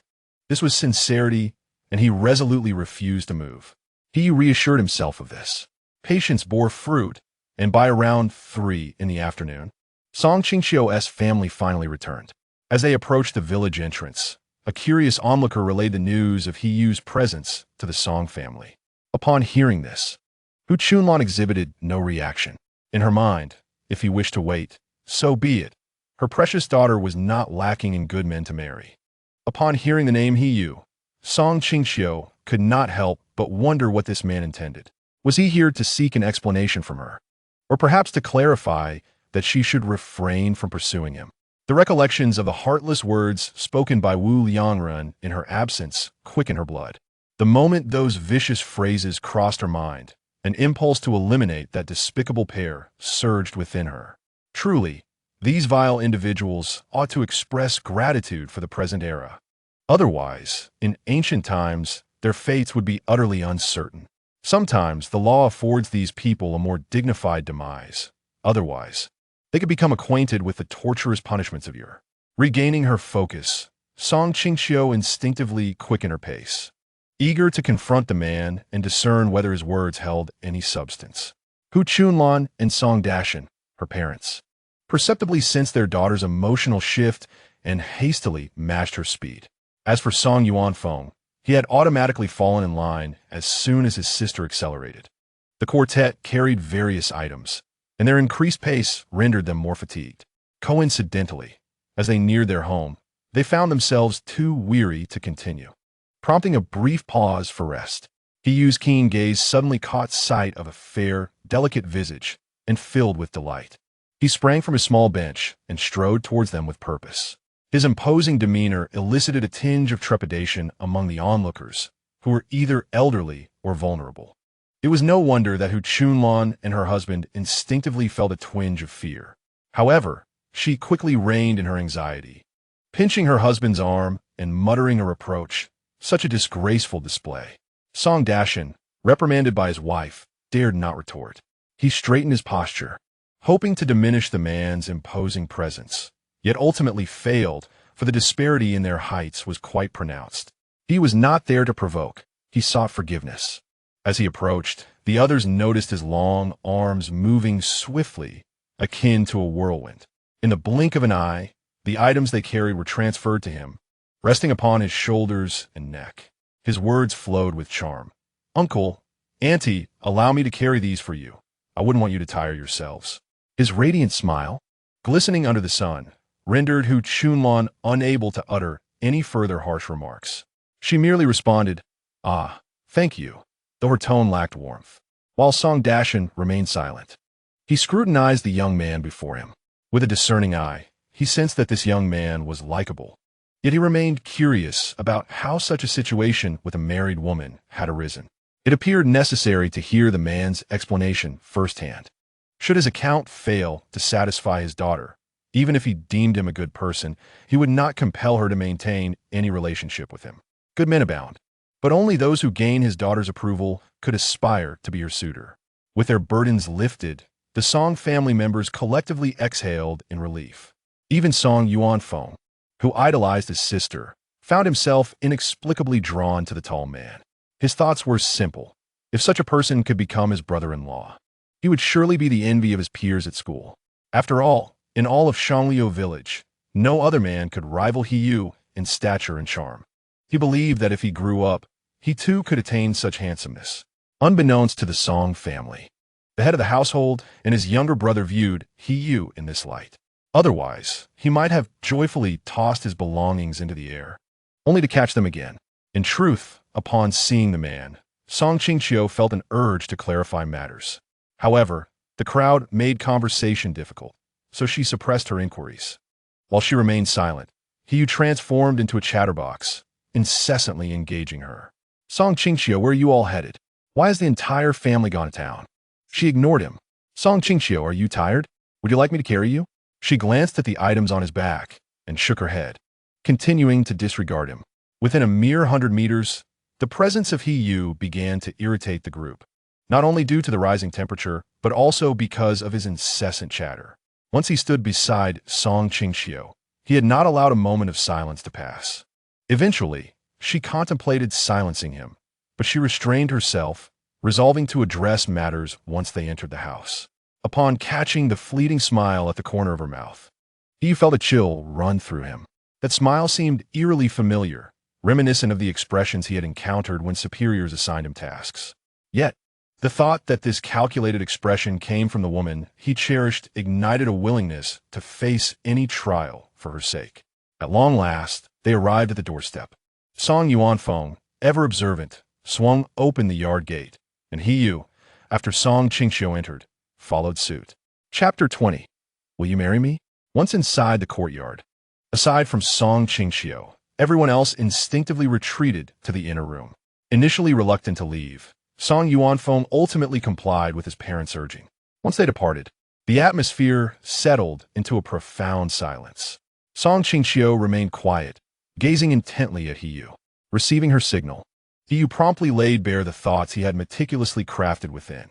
"Song Qingqiu, you must realize that this is all a misunderstanding, correct?"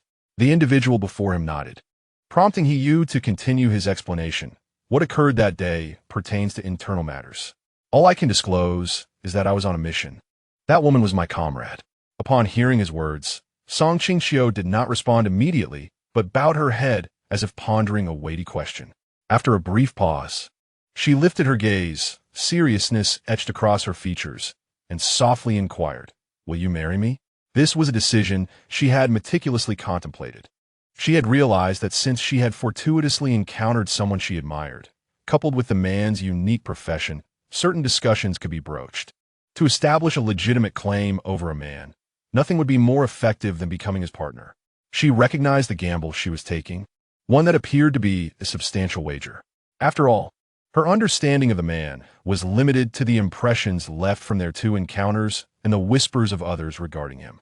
She yearned for the opportunity to truly understand the man before her and to uncover the origins of the affection he unwittingly displayed towards her. Had they not only met twice? Song Qingqiu studied Yu, noticing that he seemed momentarily stunned, his mouth slightly agape, nostrils flaring, and his eyes wide open. Suddenly, she felt a pang of unease and instinctively reconsidered. "If you are unwilling," but her words were abruptly silenced as he enveloped her in a firm embrace. Within the warmth of his arms, she detected a scent that was both invigorating and reminiscent of a comfort she had long sought but never attained from Wu Yongren. Perhaps it could be termed as reassurance. Indeed, it was reassurance. She could hardly fathom how she felt at ease in the embrace of a man she had met only twice. It seemed almost incredulous. Yet, the reality was undeniable. At that moment, she felt an overwhelming sense of tranquility. Yu, having regained his composure, leaned closer to her ear and whispered, "Qingqiu, I am willing. I wish to marry you. Thank you for agreeing to be my bride." After expressing his feelings, he tightened his embrace around her, to the extent that Song Qingqiu began to struggle for breath. Yet, she was reluctant to voice her discomfort. The two individuals wrapped in each other's arms may have felt as if time had lingered endlessly, but in reality, less than 5 minutes had passed from the moment of their embrace until they were separated. The other 3 members of the Song family were not so compliant as to retreat to their quarters. Instead, they found an excellent vantage point to observe the unfolding dynamics between the two. The order of their stacking was Song Yuanfeng, Hu Chunlan, followed by Song Dashan. The reason Song Yuanfeng held the prime position was primarily due to his shorter stature. Placed higher, he would be unable to see at all. As they watched, each of them felt a mix of emotions, for they harbored a generally favorable impression of Yu. Even Hu Chunlan's mild reservations stemmed more from his profession than from any personal animosity. Witnessing the two in an embrace stirred both bittersweet and sour feelings within them as parents. She knew her daughter was likely unable to hold on. Yet, the thought that her daughter was to marry someone she cherished brought a sense of joy. It seemed that only Song Yuanfeng was genuinely elated, as he merely viewed this as gaining a brother-in-law, unaware that his sister would soon belong to another family.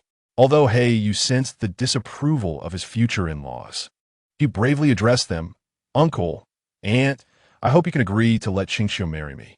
I will treat her well." Hu Chunlan wished to keep her daughter close, but was restrained by her husband's grip. Song Dashan glanced at Yu, then retreated indoors to fetch his pipe, taking a few puffs before saying, "I have only this one daughter. Though she is quite lovely, she is hardly skilled in household chores. If she marries you, whether she is willing to learn how to manage the home depends entirely on your abilities. Don't come to me later complaining if you are dissatisfied. In the Song family, we do not return daughters. We only exchange husbands. Do you understand my meaning, young man?" Listening to the clinking sounds and observing Song Dashan enveloped in a haze of smoke, Yu felt a sense of stature rise within him, driven solely by the desire to secure a promise for his daughter, devoid of any concern for appearances, but rooted in genuine affection. In response to this, Yu became serious. He stood up, saluted, and then glanced at the silent Song Qingqiu before addressing the elder Song couple. "I assure you, I will never give her the opportunity to exchange husbands. She will have only one husband in this lifetime." Song Dashan acknowledged his promise, but remained expressionless, simply stating, "Then you should return home for now. We will not keep you." Noticing the dimming light outside, Yu understood that his future father-in-law was imparting a lesson. With nightfall approaching, returning now would leave him to spend the night on the streets, as the last carriage to town had already departed. Though he agreed, he showed no intention of leaving just yet. Finally, it was Hu Chunlan who intervened to ease the tension. "The hour is late. Let Yu share a room with Dazhuang. We can't have him sleeping on the streets, can we? People often say that a mother-in-law grows increasingly fond of her son-in-law the more she observes him. Yet how can they truly understand a mother's heart? A mother desires nothing more than her children's everlasting happiness. If her daughter is to marry, she will treat her son-in-law with utmost kindness. Why? Because she hopes that, in times of her daughter's distress in her new home, her son-in-law will take her feelings into account and protect her, ensuring her a stable life in her husband's family. In this era, a woman's time at home is often limited. Many marry in their teens, at an age when they should still be enjoying their parents' company, yet they must instead join a completely unfamiliar household. If their husbands do not cherish them, life can be exceedingly difficult. Thus, a mother-in-law naturally wishes to treat her son-in-law well, hoping he will treat her daughter even better. Hu Chunlan is currently in this mindset. Today, the Song family should have been in high spirits, as Song Qingqiu's business was flourishing. The family was experiencing a turnaround, and they had all gone to town for shopping. At this moment, Hu Chunlan could not help but feel that her foresight had been justified. If she had allowed these few spendthrifts to squander their resources so liberally, they would have been unable to provide a proper dowry for her daughter. With the addition of a new member to the family that evening, Hu Chunlan hastily added 2 more dishes to the meal. Although the dishes lacked substantial meat flavor, everyone was quite satisfied, for they were welcoming a new member to their family. After dinner, Song Dashan called for Heiyu, and Song Qingqiu did not intervene. She understood that this was a conversation meant for men. She felt no desire to participate, especially since the bond between them was still in its infancy, and the man was not yet fully hers. However, her father remained her own, and it would be unwise to offend him for the sake of a man. Meanwhile, the 2 men engaged in open dialogue, while the women, not just the 2, but 3, including Song Yuanfeng, shared their thoughts as well. This was not their first conversation of this nature, nor would it be the last. Yet, as always, Hu Chunlan initiated the discussion. "Daughter, have you truly thought this through?" Song Qingqiu glanced at her mother and solemnly replied, "Mother, it was I who proposed this." Upon hearing this, Hu Chunlan was momentarily taken aback. Then, after a moment of contemplation, her gaze shifted to her daughter's belly in shock. She thought, "This cannot be right. My daughter has been by our side all this time, and Heiyu is stationed in the army. When could this have happened?" Observing her mother's reaction, Song Qingqiu stifled a laugh and clarified, "Mother, it is not what you think. Why do you hold such a view of your daughter? How could I possibly do such a thing?" Hu Chunlan sighed in relief, not because she doubted her daughter, but rather due to her youth, which made her vulnerable to being deceived by a man. Unwed pregnancies occurred in every era, and she had heard of young girls being misled by scoundrels in her own youth. Of course, she was not implying that Heiyu was such a scoundrel. While she felt reassured, Hu Chunlan's curiosity remained unaddressed. "Then why did you bring it up? Is he unwilling to marry you? Have you forced him?"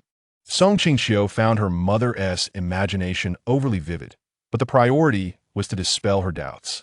Clearing her throat, she stated, "Mother, I have thought it through. It is rare in life to encounter someone one finds agreeable. Since I have met him, I might as well seize the opportunity and not leave it to chance." Hu Chunlan nodded in agreement. "That makes sense. Regardless, Heiyu is indeed quite handsome, a fitting match for my daughter. Otherwise, it would be a loss for another girl." Seeing her mother smile brought a grin to Song Qingqiu's face as well. Even Song Yuanfeng, who had been quietly listening, surprisingly chimed in. "Indeed, Heidage is worthy of my sister." The 3 shared a hearty laugh, creating an atmosphere of harmony.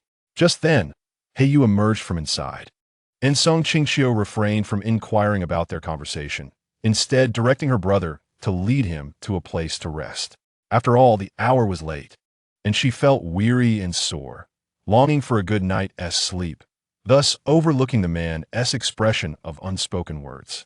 Hu Chunlan noticed this, but thought it prudent for her daughter to maintain a cool demeanor. Otherwise, excessive warmth might diminish her value. Chapter 21. No thoughts of you whatsoever. After the 2 families agreed upon the marriage, the male side sent a matchmaker to formally propose. Then came the time to calculate the auspicious date, arranging to finalize matters at the bride's family home. As for the wedding itself, it would naturally lack the grandeur of future celebrations. However, he who privately promised Song Qingqiu that he would strive to make the ceremony as splendid as possible. Although Song Qingqiu would not compare her current circumstances to those of the future, she felt delighted that the man possessed such intentions. Considering that Yu had only a fortnight of leave, both families acted swiftly. Within a day, they had determined a suitable date, which was promptly delivered to Song Qingqiu's home. The matchmaker arrived just as the family was rising in the morning. Their fervent actions did not go unnoticed, and news of Song's impending marriage quickly spread throughout the village.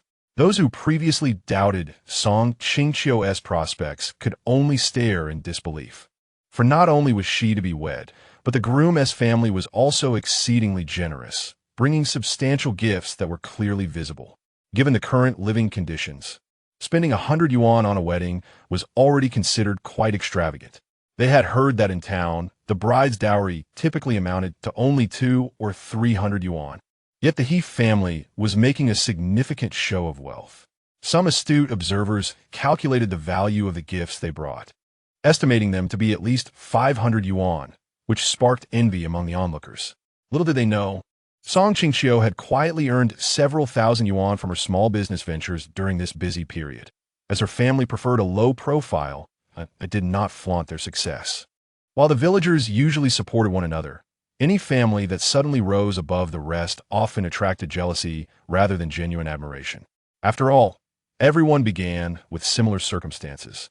And when someone broke free from the mold, it inevitably stirred feelings of imbalance, such as the nature of humanity. Thus, the Song family maintained their discretion, rarely revealing good fortune to the outside world. While the Song and He families were joyfully preparing for the wedding, someone was en route to Yeoman Town. Since meeting Yu, Shun Jiao had been consumed with thoughts of him. On the day of their encounter, she had intended to return home for rest. However, that chance meeting left an indelible mark on her heart. Upon returning home, she requested her grandfather's associates to investigate Yu, acquiring his name and home address. Now, having just received this information, she rushed over without pause. When Yu's parents heard the knock at the door and opened it, they were puzzled, wondering what business the young lady had. With her standing at their doorstep, it was hardly polite to refuse her entry. They feared that if the neighbors caught wind of the situation, rumors would spiral out of control, so the couple reluctantly welcomed her inside. They discerned that her background was likely impressive, judging by her attire, which was far beyond the modest means typical of the times. In an era where families often mended and reused clothing, it was unusual for even girls to wear new garments, let alone shoes that cost at least 10 yuan. They exchanged glances, bewildered by how their son had come to know such a distinguished young woman who would seek him out. Shun Jiao promptly expressed her intentions upon meeting them, only to learn that Yu had stepped out and would return later. Determined to see him, she settled in, believing they would be too polite to hasten her departure. Yu's parents had numerous errands to attend to, so after ensuring Shun Jiao was comfortable, they left her to manage their son's significant life event. They wanted to ensure everything went smoothly, for they would not want to upset the new bride and cause trouble for their son. Shun Jiao waited at the He residence until the sun began to set, finally seeing Yu return, hand in hand with another girl. Upon seeing them, an ominous feeling washed over her. However, she was unwilling to concede defeat at this moment, leading to a tense standoff. Yu's expression grew increasingly grim upon spotting her, and when Song Qingqiu attempted to speak, he silenced her. The strange atmosphere only intensified when Yu's parents returned, plunging the situation into deeper awkwardness. Yu, maintaining a stern demeanor, questioned Shun Jiao about how she had discovered his address. Upon witnessing Yu's worsening expression, she experienced a fleeting moment of regret. Yet recalling his act of saving her, she summoned her courage and, gazing at him with eyes full of admiration, replied, "I had someone look into it." The responses from those present varied, with Song Qingqiu sensing something amiss. It appeared that this woman was no ordinary visitor, though her true intentions regarding Yu remained unclear. Just as Song Qingqiu's curiosity began to surface, Shun Jiao's next words provided clarity. With a bashful demeanor, she addressed Yu, saying, "Yu, I have come to express my gratitude. Although we no longer live in the olden days, I believe one can repay a life-saving favor with their heart. I've already spoken with my grandfather, and he will. What are you saying? I am about to get married. How could he agree to such a thing?" Qingqiu interjected firmly. Moreover, I acted out of duty, with no personal feelings involved. As for any sentiments you may harbor for me, I am entirely indifferent. His words were resolute and devoid of compassion. Shun Jiao was left stunned, struggling to comprehend. She had prepared herself for the possibility that Qingqiu might be taken, but she never imagined he was on the brink of marriage. Prior to her arrival, she had already gathered information about Qingqiu's respectable position, which was on the rise. And with his grandfather's stature, she believed they were well matched. Yet now, the man declared he had no interest in her. Anger at being humiliated clashed with the embarrassment of having her feelings so publicly rejected, leaving her feeling as though she had been stripped bare under the glaring sun. In a daze, she glanced at Qingqiu and then at Qingqiu, exclaiming in anger, "Qingqiu, I will make you regret this." She stormed out of the He residence. Throughout this ordeal, Qingqiu stood silently, her heart racing in shock. She had never anticipated that, even before their marriage, he would attract such troublesome attention. The more she thought about it, the angrier she became, as she pulled her hand away from Qingqiu's grasp, glaring at him. "Qingqiu, I didn't realize you were so charming." Chapter 22. Confess your secrets. Seeing Qingqiu attempt to leave, Qingqiu swiftly grasped her arm. Though she struggled to break free, she found herself up against a man who had trained for years in the military, ultimately unable to escape his hold. Frustratingly, his grip was just firm enough to prevent her from slipping away without causing her pain. Resigned, Qingqiu was led into his room, where her left hand was finally liberated upon crossing the threshold. Observing the young woman's angry expression, Qingqiu felt a mix of joy and helplessness. He was pleased that she genuinely cared for him, yet he lamented her apparent distrust. If only she knew the depths of his affection for her. She would never allow herself to be angered by someone like Shun Jiao. In his eyes, they would always be mere passers-by, unworthy even of a name. Qingqiu had initially intended to hear the man confess openly, yet from the moment he entered the room, he had fixated his gaze upon her, making her feel increasingly uneasy. Unable to contain herself any longer, she finally spoke up. "How do you know her?" A hint of barely perceptible reproach laced her tone, which Qingqiu clearly discerned. Observing Qingqiu's cheeks flush with indignation, Qingqiu felt a wave of softness wash over him. In that moment, he ceased to blame her. He thought that as long as she cared for him, he would willingly explain himself repeatedly, just as long as she held him in her heart. He closed his eyes, struggled to restrain himself, and ultimately could not resist gently cradling Qingqiu's delicate face in his hands. He then spoke tenderly. "I encountered her on the bus ride back. I have no idea why she harbored such thoughts about me. As for her claim that I saved her, it was merely because I happened to witness someone attempting to drug her and take her away. I intervened due to my circumstances. Furthermore, I clarified afterward that I had no feelings for her and questioned why she came to my home." As he reached this point, Qingqiu could not help but plant a kiss on the delicate, well-shaped tip of Qingqiu's nose. Embarrassed, she attempted to retreat, only to find herself the target of more affectionate kisses from a man who took advantage of her momentary vulnerability. Noticing her mood brighten, he continued, "I hardly even glanced at her. You need not feel displeased because of her. She is unworthy. Just remember, the one I admire, love, and wish to marry has always been you, Qingqiu." Gazing into the man's earnest expression, Qingqiu resolved to tentatively trust his words. However, she could not deny that he possessed a remarkable talent for sweet talk, making even her seasoned heart race. Of course, she made sure not to reveal her own enchantment. After resolving the misunderstanding, the two emerged from the room hand in hand. Upon seeing them, Qingqiu's parents breathed a sigh of relief. To be honest, they had no strong opinions about Qingqiu at first, as they had not interacted much. However, her earlier demeanor had garnered them a favorable impression. Many girls might have stormed home in anger after the earlier incident, potentially jeopardizing the marriage. Yet, she chose to remain composed and seek the truth. The elderly couple realized how crucial it was for one's partner to maintain emotional stability. Everyone experiences emotions, but if one reacts with undue anger at every incident, their future life will be fraught with conflict. Consider the necessity of continuing such a marriage. Over a lifetime, who can guarantee that misunderstandings will never arise. Couples with relatively stable emotions tend to live more peacefully and happily. They had lived this way throughout their lives and naturally wished for their only son to enjoy a similarly simple yet joyful marital life. This was the essence of their desires as parents. After Qingqiu and Yu cleared up their misunderstanding, she initially planned to return home, fearing that Yu would impose on her family again. However, Yu, having just resolved the misunderstanding with his little wife, was reluctant to let her go. After informing his parents, he followed Qingqiu home. Watching the young couple depart hand in hand, Qiaoying nudged her husband's arm and said, "Do they remind you of us when we were young?" Qingqiu smiled at the remark but remained silent, simply tightening his hold on his partner's hand. By the time Qingqiu and Yu returned to the village, it was nearly 7 o'clock.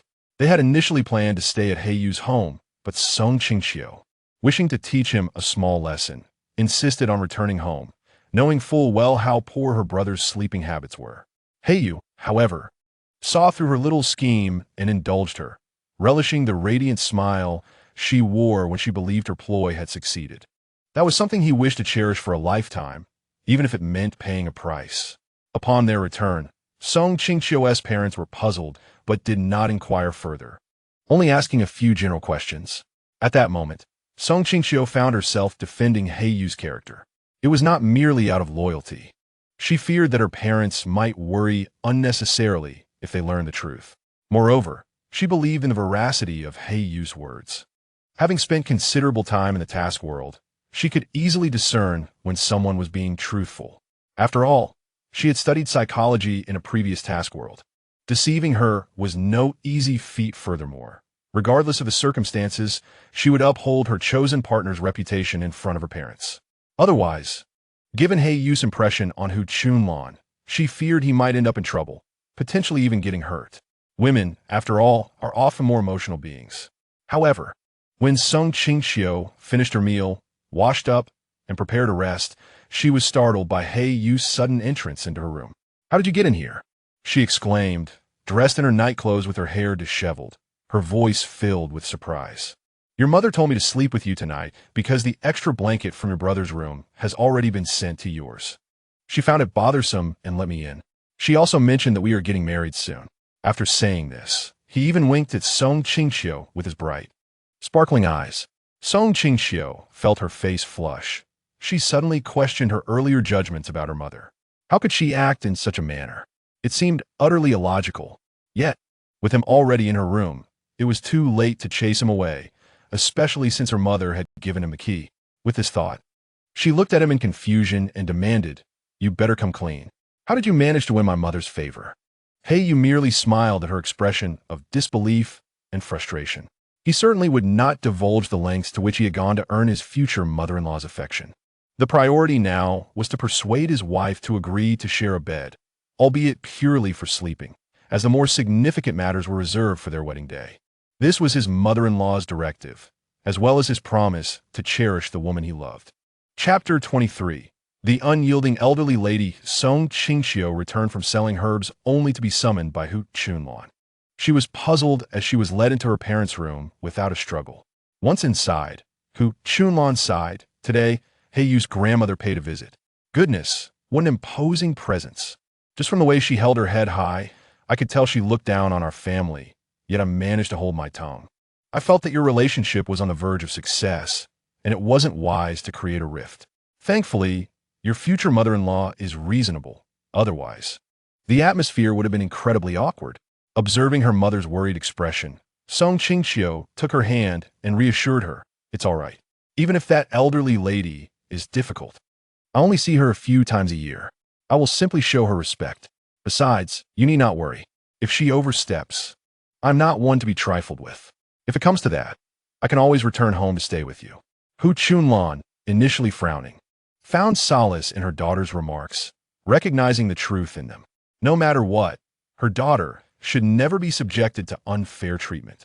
If a daughter-in-law must endure discomfort, it should come from her mother-in-law, not from her partner's grandmother. With this realization, her heart lightened considerably. Qingqiu did not know much about Yu's family. Even though he had mentioned it before, she had not paid much attention. Vaguely, she recalled him mentioning that his grandfather was a retired senior official, which led her to speculate that his grandmother likely hailed from a respectable family. After all, what other reason could there be for her to look down upon her own family? Moreover, he was not adorned with gold or diamonds.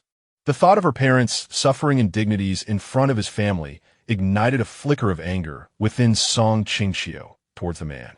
It was evident that his affections for her were greater, yet her family had been the ones to endure the humiliation.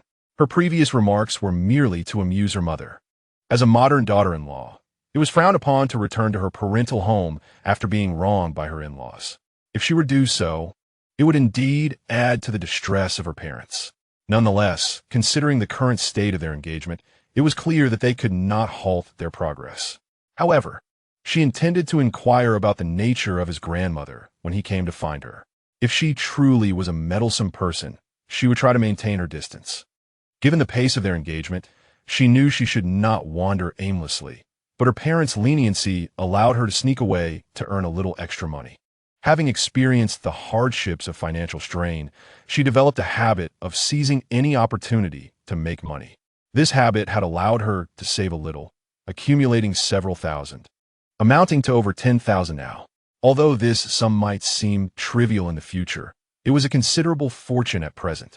Considering the current housing prices, that amount could purchase several homes. Speaking of homes, she decided it would be wise to buy one soon. Even renting it out would provide some financial support. Even if she were to accompany the man to the army, there would still be a source of income for her family. Furthermore, investing in real estate was a surefire venture. Given that his military base was close to the capital of Huagua, she resolved to use a portion of her savings to purchase a small property in her hometown, while carrying the remainder to invest in a larger home there. This way, as prices appreciated, her profits would increase. With such aspirations, she felt that the gap between her and the wealthy was merely a matter of a few properties. However, haste was ill-advised. She could not afford to be deceived. Despite the speed at which her money had come, she had no intention of allowing others to take advantage of her. After feeling fatigue from her morning outing, she indulged in a post-lunch slumber that lasted until the afternoon. When the man arrived, she was still lost in her dreams. Upon being roused, she felt unrest, and her mood was understandably sour, coupled with her concerns about his grandmother. Her tone became somewhat sharp. Once she donned her outerwear, she looked at him with mild displeasure, questioning why he had awakened her when she had not yet fully rested.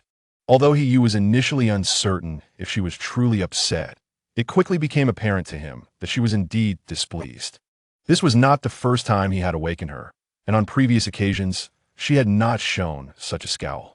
Observing her, he approached and sat beside her, adopting a gentle tone, inquiring about what had caused her distress.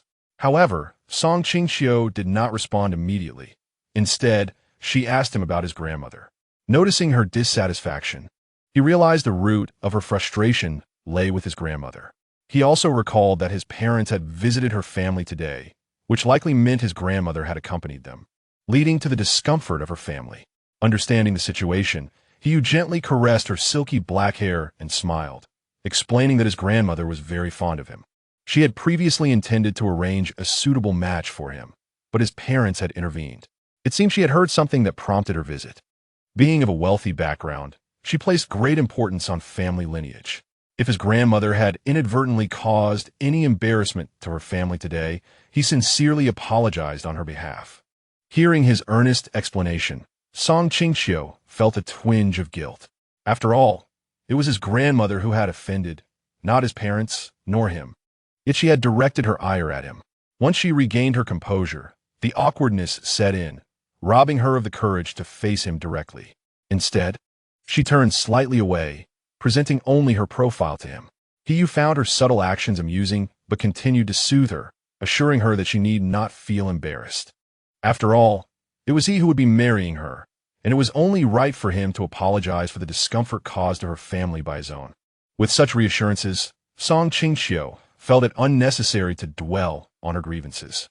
Just as she turned back, he pulled her into his embrace, his chest vibrating as he promised her that no matter his grandmother's opinions, he would always stand by her side. "You are the one I cherish, and I will ensure that you are shielded from any harm including that from my family." His words were undeniably heartwarming.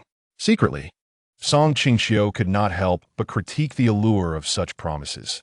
It was no wonder that women were often captivated by the assurances of their partners. With words so melodious and delivered by such a handsome man, it was nearly impossible to resist. After a tender moment of reconciliation, the couple finally exited her room together. Observing their demeanor, Hu Chunlan felt a wave of relief. Regardless of circumstances, a woman's greatest support in her marital home was her husband. As long as he stood by her, life would generally be favorable. However, the thought that her daughter would be married in just 3 days filled her with a sense of melancholy. Chapter 24. My wife is the best. With only 2 days remaining until the wedding, he received the approval for his marriage application from the army. The swift processing was largely due to the efforts of his instructor, who, upon learning of his impending marriage, had advocated on his behalf, facilitating the rapid acquisition of the necessary documentation. Otherwise, he would have had to host the wedding banquet first, waiting for the paperwork to arrive before obtaining the marriage certificate. He personally preferred not to take this route, as he did not want his beloved girl to be subjected to gossip. Those with ulterior motives would not care about their reasons. They would only say that Song Qingqiu had held a banquet without officially being married. Furthermore, without this document, she would not be able to accompany him back to the army, a situation he wished to avoid. His persistent urging ensured that all subsequent arrangements proceeded smoothly. With this matter resolved, everything else fell into place swiftly. They had their wedding photos taken at the largest photography studio in town. In truth, during this era, couples did not typically think to have wedding photos taken. They merely used the pictures from their marriage certificate. However, under Hiyu's insistence, Song Qingqiu agreed to participate. Deep down, she felt a sense of joy. After all, one might only marry once in a lifetime, and not having wedding photos would surely leave a lingering regret. While taking the photos, Song Qingqiu playfully teased Hiyu. After applying a light touch of makeup, she noticed that he was utterly captivated, nearly forgetting to blink upon seeing her. Amused by his expression, she reached out to tousle his hair. Fortunately, her high heels and tiptoeing allowed her to reach him. Otherwise, she might have struggled. To her surprise, once he regained his composure, he showed no embarrassment and whispered in her ear that if she kissed him, he would let her play with his hair as she pleased. Originally, she had no intention of yielding to his request, but his adorable expression when she caressed his hair was too charming to resist, leading her to momentarily abandon her principles. When she finally kissed him, her rationality returned. But he seized the opportunity to kiss her fervently, even using his tongue to coax her lips apart. Ultimately, she succumbed to his profound affection and tenderness, engaging in a playful game of hide and seek with her tongue. Once they concluded, Song Qingqiu noticed several pairs of newlyweds stealing glances at them, which incensed her momentarily, leading her to strike the man's chest several times. However, he merely chuckled in response, unperturbed. For their wedding photos, they donned military attire and a qipao. The verdant military uniform paired with the vibrant red qipao, complemented by their striking good looks, drew praise even from the photographer. After the session, he even offered to pay them to utilize their images for promotional purposes. Naturally, Song Qingqiu consented, but the man resolutely declined the photographer's unreasonable request, unwilling to let others gaze upon his beautiful wife. It wasn't until they exited the photo studio that the photographer sighed and returned inside. They had developed 3 photographs in total, 2 smaller ones and 1 larger one to be framed and displayed at home. The smaller ones were a demand from Hiyu, who insisted that Song Qingqiu carry them with her at all times, wishing to announce to the world that she was indeed a married woman. Although she feigned resistance, she secretly relished this attention, for it signified how much he cared for her. After their photo session, the couple wandered through a shopping mall, where they purchased some new garments, mostly at Hiyu's behest. Whenever she suggested buying him something, he would dismiss it, claiming that he wore military attire daily and saw no need to squander money.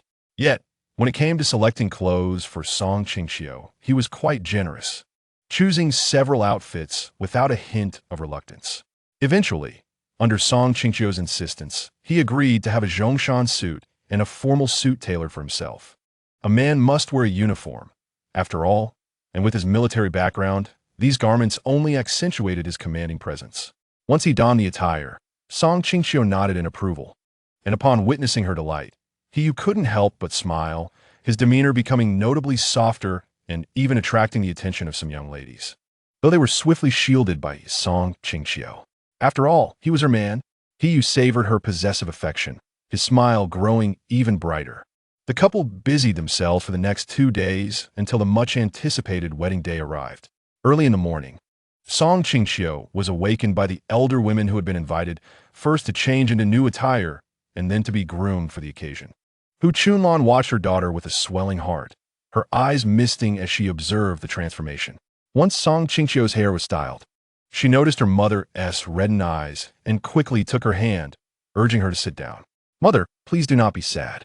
Even if I am marrying, I will always be a daughter of the Song family, forever your little cotton-padded jacket." In that moment, Hu Chunlan felt a torrent of emotions, torn between the fear of her daughter finding no one to care for her and the sorrow of her marrying away. Ultimately, she said nothing, merely patting her daughter's back. This tender moment was interrupted by the calls of the wedding announcer, and soon the small room was filled with numerous guests, young and old, creating a lively atmosphere. Thus, Song Qingqiu was escorted out of the door. Before she could gather her thoughts, she heard the crowd outside announcing, "The groom has arrived."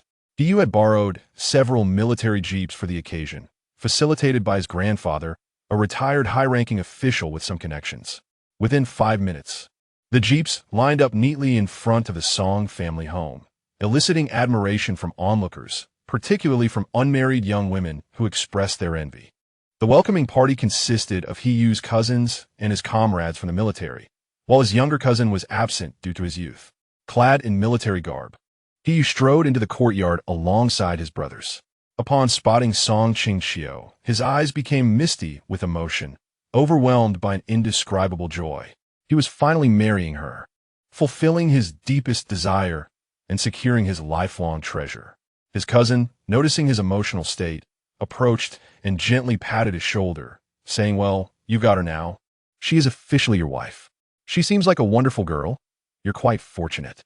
Upon hearing praise for his wife, Qingqiu quickly composed himself, staving off the tears threatening to spill forth. "Indeed, my wife is the best," he declared, his voice unrestrained and audible to Song Qingqiu, causing her cheeks to flush a deeper shade, enhancing her already radiant beauty.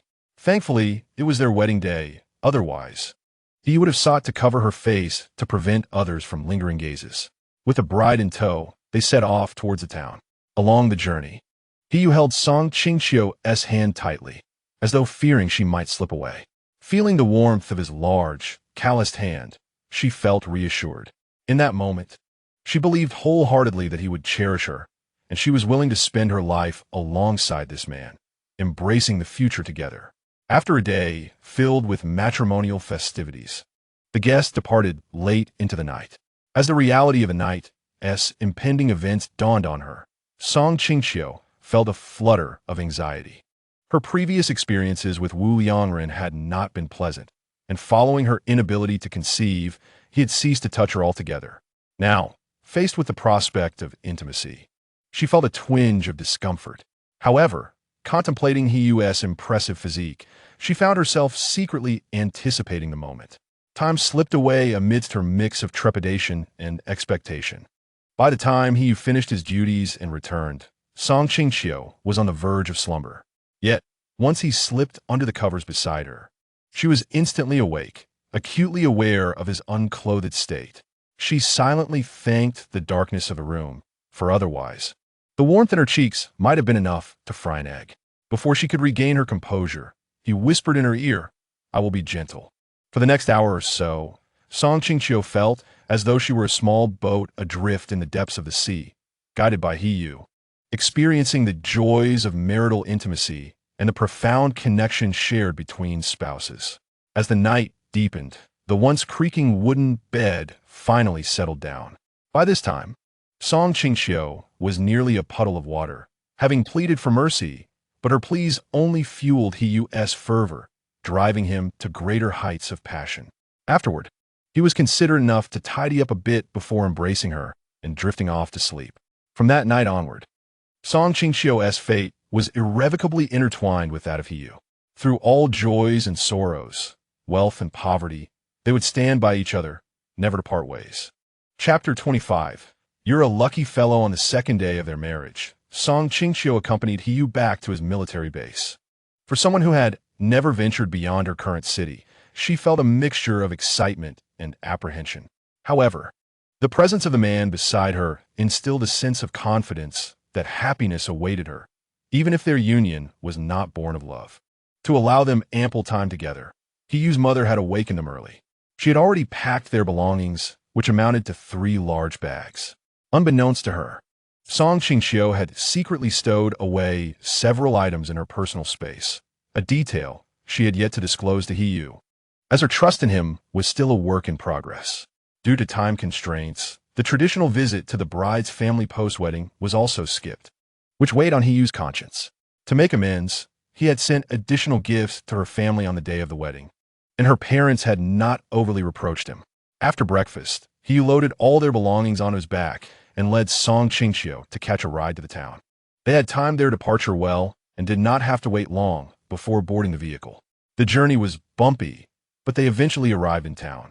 Initially, Song Qingqiu believed that they would need to take another vehicle to the city, but to her surprise, Hiyu grasped her hand and smiled radiantly, saying, "We're taking the army truck. They happen to be here today for some errands." Naturally, Song Qingqiu was delighted at the prospect of a ride and promptly followed Hiyu to the parking area. After waiting for less than half an hour, they saw 2 young men in military uniforms approaching. One of them clapped Hiyu on the shoulder and teasingly exclaimed, "You lucky fellow. Is this your sister-in-law?" Hiyu, however, brushed off the hand and introduced Song Qingqiu to the two, saying, "This is my wife, Song Qingqiu." The 2 men greeted her warmly, with the one who had patted Hiyu introducing himself as Zhang Jianxia. The younger soldier, who appeared to be quite a bit younger, shyly addressed her as sister-in-law without offering his name. Song Qingqiu guessed he might be one of their subordinates due to his youthful demeanor. After some polite exchanges, they all boarded the vehicle. The army truck had only 2 seats, and Zhang Jianxia initially offered to give up his seat, but Song Qingqiu politely declined, as she was not accustomed to sitting with strangers, preferring to remain close to Hiyu. Eventually, seeing her reluctance, Hiyu let her sit beside him. The young soldier kindly handed her a military coat, evidently prepared in advance, which warmed Song Qingqiu's heart. She realized that this was likely all part of the thoughtful arrangements made by the man beside her, prompting her to steal a glance at Hiyu and think how considerate and attentive he was, filling her heart with a bubbly sensation akin to a fizzy drink. Noticing Song Qingqiu's gaze lingering on him, Hiyu turned his head with a furrowed brow and asked, "What's the matter?" Song Qingqiu felt shy and changed the subject. "You seem to have a good relationship with Zhang Jianxia." Men are often perceptive, but he followed her lead and replied, "Yes, we are quite close. Although he comes from a good family, he is very down-to-earth and loyal. Many people in the army are fond of him." As Song Qingqiu observed his profile, she struggled to envision him training with his comrades in the military. Sensing her silence, he turned to her again and, noticing the wind had tousled her hair, gently tucked it behind her ear. At that moment, as he withdrew his hand, his lips inadvertently brushed against her cheek. Instantly, the atmosphere between them felt charged, causing both their faces to flush with warmth. At that age, having just experienced intimacy, Hiyu was stirred by the moment. Song Qingqiu also felt a flutter of emotion, but the current situation made her hesitant to act in a manner that could be deemed inappropriate. Yet, the man, having awakened his desires, was unwilling to let this opportunity slip away. Although he was not forceful, he kept his hands on her face, not willing to withdraw. Song Qingqiu could feel his fervent gaze, making her shy to look up. Ultimately, she could not escape his passion as he lifted her chin with a single finger. When their eyes met, it was as though she could hear the sparks of chemistry igniting in the air. Before she could collect her thoughts, she felt the familiar sensation of his lips as he fervently kissed her, exploring her mouth with an insatiable hunger until Song Qingqiu was left breathless. Even when she involuntarily let out soft moans, he did not release her from his embrace. Song Qingqiu was somewhat taken aback, feeling as if he were intent on consuming her entirely. Just the thought of how he might act towards her in the military made her suddenly apprehensive about arriving at their destination too quickly. Heiyu sensed her fear and, thinking of their future happiness, pulled her back into his arms, softly reassuring her, "My dear wife, you cannot blame me." The atmosphere was simply too intoxicating, and it would have felt inappropriate not to act. Qingqiu could hardly fathom that such a seemingly serious and upright man could utter such smooth words following their encounter. However, she had to admit that there was truth in his statement. The charged ambience had made it inevitable that he would feel drawn to her. Heiyu, aware of her potential displeasure, earnestly explained, "I genuinely like you, so it's natural for me to have such thoughts. Sometimes I truly cannot help myself. So please do not be angry with me over this." Feeling the humility in his tone, Qingqiu's heart swelled with compassion, and she ultimately forgave his impulsive actions. Unbeknownst to her, Heiyu bore a triumphant smile, having succeeded in his scheme, while the two in the front were consumed by their affection. The pair in the driver's seat were inadvertently subjected to their display of intimacy. It was rather unfortunate that Zhang Jianxia, out of curiosity, turned to see what they were doing, and feeling a sense of imbalance, he relayed the sight to the young soldier, focused on driving, causing the latter to nearly lose grip of the steering while due to the shock of the vivid description. Chapter 26. Could such luck befall a person? Perhaps due to the time when workers were returning to the city, the roads were congested, and what should have been a day's journey stretched into an arduous half-day. Furthermore, as they neared the military base, an incident occurred. This transpired in a town just over 10 kilometers from the base. Their vehicle was moving swiftly until a person suddenly appeared in the road, forcing an emergency stop. The sudden halt nearly threw Qingqiu from her seat, but Heiyu caught her just in time. Upon exiting to investigate, they learned from an individual who had flagged them down that someone had been injured in a car accident. The vehicle was damaged, and the driver had fled. One of the injured was in critical condition, and the other, unable to find help, had resorted to stopping vehicles on the road. Despite the many cars passing by, none had been willing to stop until they saw the army truck and bravely stood in the middle of the road, hoping for assistance. After understanding the situation, Zhang Jianxia and Heiyu quickly lifted the injured person into their vehicle, administering emergency first aid to halt the bleeding, for at the current rate of blood loss, he would not survive the journey to the hospital. Qingqiu could tell that the man was on the verge of death, but fearing that if he were to die, it might implicate Heiyu and the others, she took a risk and did something daring. While everyone was distracted, she discreetly retrieved a blood-replenishing pill from her space and pressed it into the man's mouth. Fortunately, the pill dissolved upon contact with moisture. Otherwise, given his current state of unconsciousness, nothing would have been effective. Estimating that the medication should have taken effect, Qingqiu subtly returned to her original seat. She thought her actions had gone unnoticed, yet Heiyu had been observing her out of the corner of his eye the entire time. However, he chose not to speak up, knowing all her secrets, but waiting for the day when she would confide in him. He believed that when that day arrived, he would be the happiest man on earth. In truth, whether the person saved was alive or dead did not concern Heiyu in the slightest. His sole focus had always been on Qingqiu. As for others, they were merely inconsequential presences, including the parents and relatives of this body.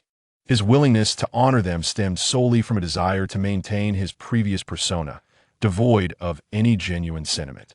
Considering the man's injuries, their vehicle raced at high speed, ultimately delivering the injured individual to the hospital half an hour later. Upon arrival, Qingqiu felt assured of his safety, allowing her worries to dissipate entirely. However, Zhang Jianxi and the young soldier remained unaware of this, while Heiyu maintained a facade of calm, mirroring her demeanor. After a brief discussion, the group decided to wait together for the wounded man to emerge from the operating room.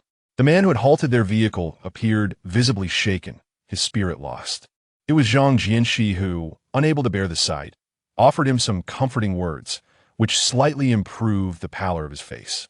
After enduring 2 arduous hours of surgery, the gravely injured man was finally out of danger. Just as the man intended to express his gratitude, he turned to find that his benefactors had already vanished. Nonetheless, he hastily followed into the office to learn about the details of the man's condition, understanding that the individuals involved were not to be trifled with. On the return journey, Zhang Jianxi attempted to discuss the man, but no one engaged with his comments, particularly since he had remarked on the man's good fortune. Song Qingqiu found his assertion amusing. How could it be mere luck? A typical person would face life-threatening danger after losing more than 15 of their blood, and the man had already lost over 20. Had it not been for the meticulously crafted pill she had prepared, he would have met his end long ago. Realizing he was being ignored, Zhang Jianxi chose to remain silent. Once they concluded the matter, the remainder of their journey proceeded remarkably smoothly, reaching the military base in even less time than originally planned. Song Qingqiu was carried from the vehicle by He Yu, not out of her own delicacy, but by his own volition. Ultimately, she acquiesced to his insistence, much to Zhang Jianxi's chagrin. In truth, he himself had only married after experiencing a serious relationship, and throughout the journey, he felt the pangs of envy.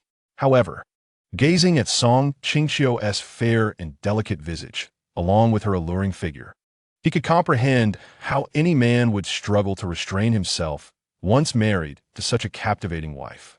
Reflecting on his own early days of marriage, he recalled the overwhelming desire to be in close proximity to his partner. This realization brought him some comfort, for who among them had not been in a similar situation? Ultimately, the only one genuinely injured was the young soldier, who had merely sought to drive diligently. Yet, at that moment, no one was concerned about his well-being. After disembarking, Song Qingqiu followed He Yu to their residence. Prior to arriving, she worried about the potential age of the house, but upon witnessing the 6-story building before her eyes sparkled with joy.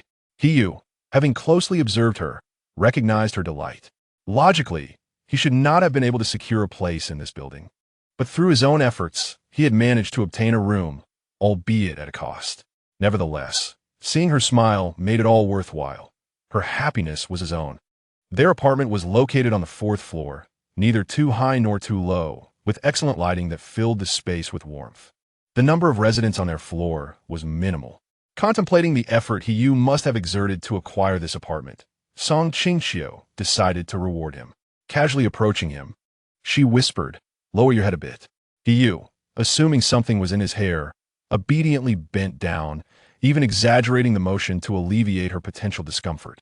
Unexpectedly, before he could anticipate her next move, she pressed her lips against his, delivering a soft, sweet kiss that ignited the passion within him. In a swift motion, he gathered her into his arms, and when she attempted to extricate herself, she found herself firmly held by his strength. This playful exchange led to a prolonged stay in bed until dusk, with only He Yu emerging refreshed while Song Qingqiu remained bettered due to her injuries. Lying there, unable to tend to herself, Song Qingqiu deeply regretted her actions, feeling as though she had invited trouble upon herself. Understanding full well that He Yu was not one to resist temptation, she had recklessly placed herself in this vulnerable position. Initially, upon being swept up in his arms, she had naively thought the bed would be unmade. To her surprise, the room was tidy, the bed impeccably prepared, leaving her to suspect that He Yu had orchestrated the entire scenario, waiting for an opportunity to indulge in her. Annoyed with herself for so willingly submitting, she wished to strike her own head in hopes of becoming more astute in future encounters. Thanks to He Yu, her first day in this place did not afford her the chance to meet any of the other military spouses residing in the building. Consequently, when she encountered a few of them in the vegetable garden the following day, she immediately noticed their teasing gazes. Embarrassed, she yearned to flee back home, oblivious to the potential repercussions of her actions that evening. Chapter 27. I offer you 1 yuan a month. Last night, Song Qingqiu had no opportunity to step outside, thereby missing the chance to meet the other wives in the building. Realizing she needed to familiarize herself with her surroundings, she rose early the next day. Though he wished to hold her a little longer, she firmly declined. After being roused by her, he did not resist, stealing several kisses from her. The stubble on his face grazed her skin, leaving a tingling sensation, a sweet annoyance indeed. After sharing their first breakfast as a married couple, He Yu departed for the military base. Upon learning that they had been assigned a plot of land for cultivation, Song Qingqiu resolved to visit. After tidying up the dining area, she stepped outside. As she descended the stairs, Several military wives greeted her with teasing glances. Although she did not know them, she endeavored to ignore their scrutinizing stares and responded politely. Upon arriving at their assigned vegetable plot, however, she quickly lost interest upon noting the poor quality of the soil. Yet, observing the bustling activity of those around her, she felt it inappropriate to leave the land unattended. In her moment of indecision, a middle-aged woman in a coarse cotton shirt approached her unexpectedly, startling Qingqiu. The woman, appearing slightly embarrassed, softly requested, "Sister, I see you do not intend to cultivate this land. How about you rent it to me? I'll pay you 1 yuan a month." Qingqiu was taken aback that, despite her apparent hardships, the woman was willing to offer such a sum. After some consideration, she agreed, "All right, I will rent the land to you. Let me go home and draft a written agreement. Once we both sign it, the land will be yours to cultivate." However, upon hearing the mention of a written agreement, the woman seemed somewhat hesitant. Qingqiu did not press the matter further and candidly stated, "It will be beneficial for both parties if we could sign an agreement. If you are unwilling to sign, then I cannot rent this land to you." Lu Suixiang, feeling somewhat awkward, fidgeted with the hem of her patched clothing and finally stammered, "All right, I will wait for you to return." After reaching an agreement, Qingqiu briskly made her way back home. However, as she turned away, Lu Suixiang shed her previously pitiful demeanor and revealed her true nature, one of petty-mindedness and grudges. She disdainfully spat towards the nearby vegetable patch and muttered in dissatisfaction, "Looks like she has plenty of money, yet still fusses over trivial rent. Even if she were to offer it for free, what difference would it make?" But contemplating her famished husband and children at home, Lu Suixiang swallowed her bitterness. For now, she would play along, and later she would surely devise a way to evade paying the monthly rent. She could not believe that a shrewd and unruly countrywoman could not outsmart these city dwellers who were so miserly. Unbeknownst to her, her recent conversation with Qingqiu and her subsequent mutterings had been witnessed and overheard by a military wife working in the vegetable field. When she saw Qingqiu returning, she reverted to her submissive persona and curiously approached her, asking, "How we sign this?" "I can't read." Qingqiu, having anticipated this situation, kindly replied, "I have prepared some ink.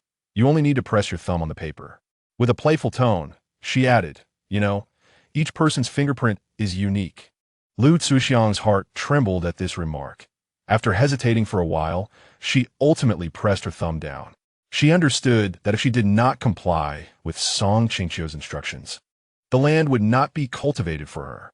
In truth, she had been the one tending to this land before Qingqiu arrived, which was why it appeared less fertile. Now, because of this situation, the land was being rented to her again, thus it rightfully belonged to her. Qingqiu, unaware of these details, handed Lu Suixiang a copy of the signed agreement for her records, while her own was tucked into her clothing pocket. In reality, she sensed that Lu Suixiang was not as innocent as she pretended to be. Coupled with her own selfish motives, she had reluctantly rented the land to her. Otherwise, the rent was hardly worth her attention. With her space filled with land, she had no desire to toil in the fields. Farming in reality was far more laborious than in her space, where pests needed to be managed and fertilizers applied, yielding only meager returns, truly not worth the effort. After concluding the matter, she did not linger and promptly returned indoors. It was not that she was averse to movement, but the chill in the air was quite unbearable. Having spent a brief while outside, she felt frozen. She needed to return quickly to warm herself.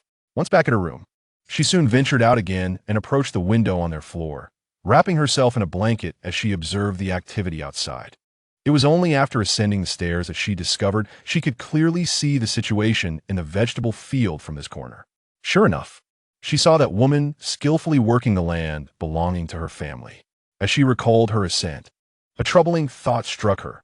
Why did that woman choose her family's land among so many options?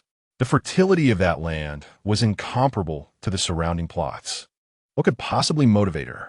Furthermore, given the woman's seemingly poor living conditions, it was illogical for her to offer a rent of only $1 up front. It was not that she looked down on her. Rather, the woman's frugality was all too familiar to Lu Suixiang, who had once endured poverty herself. Thus, She concluded that the woman had likely been using their land long before, probably having learned of her arrival from someone else, which led to the land being returned to its rightful owner. The land's recovery indicated it had been cultivated for several months. Otherwise, the delay would have made it obvious that it had been continuously farmed. Having experienced hardship herself, she never judged a person based on wealth or poverty. However, she could not condone the woman's actions, which treated others as fools. Unfortunately for Lu Zuixiang, she was not dealing with the naive Song Qingqiu of the past, but rather the seasoned and cunning Song Qingqiu who had endured 101 challenging tasks.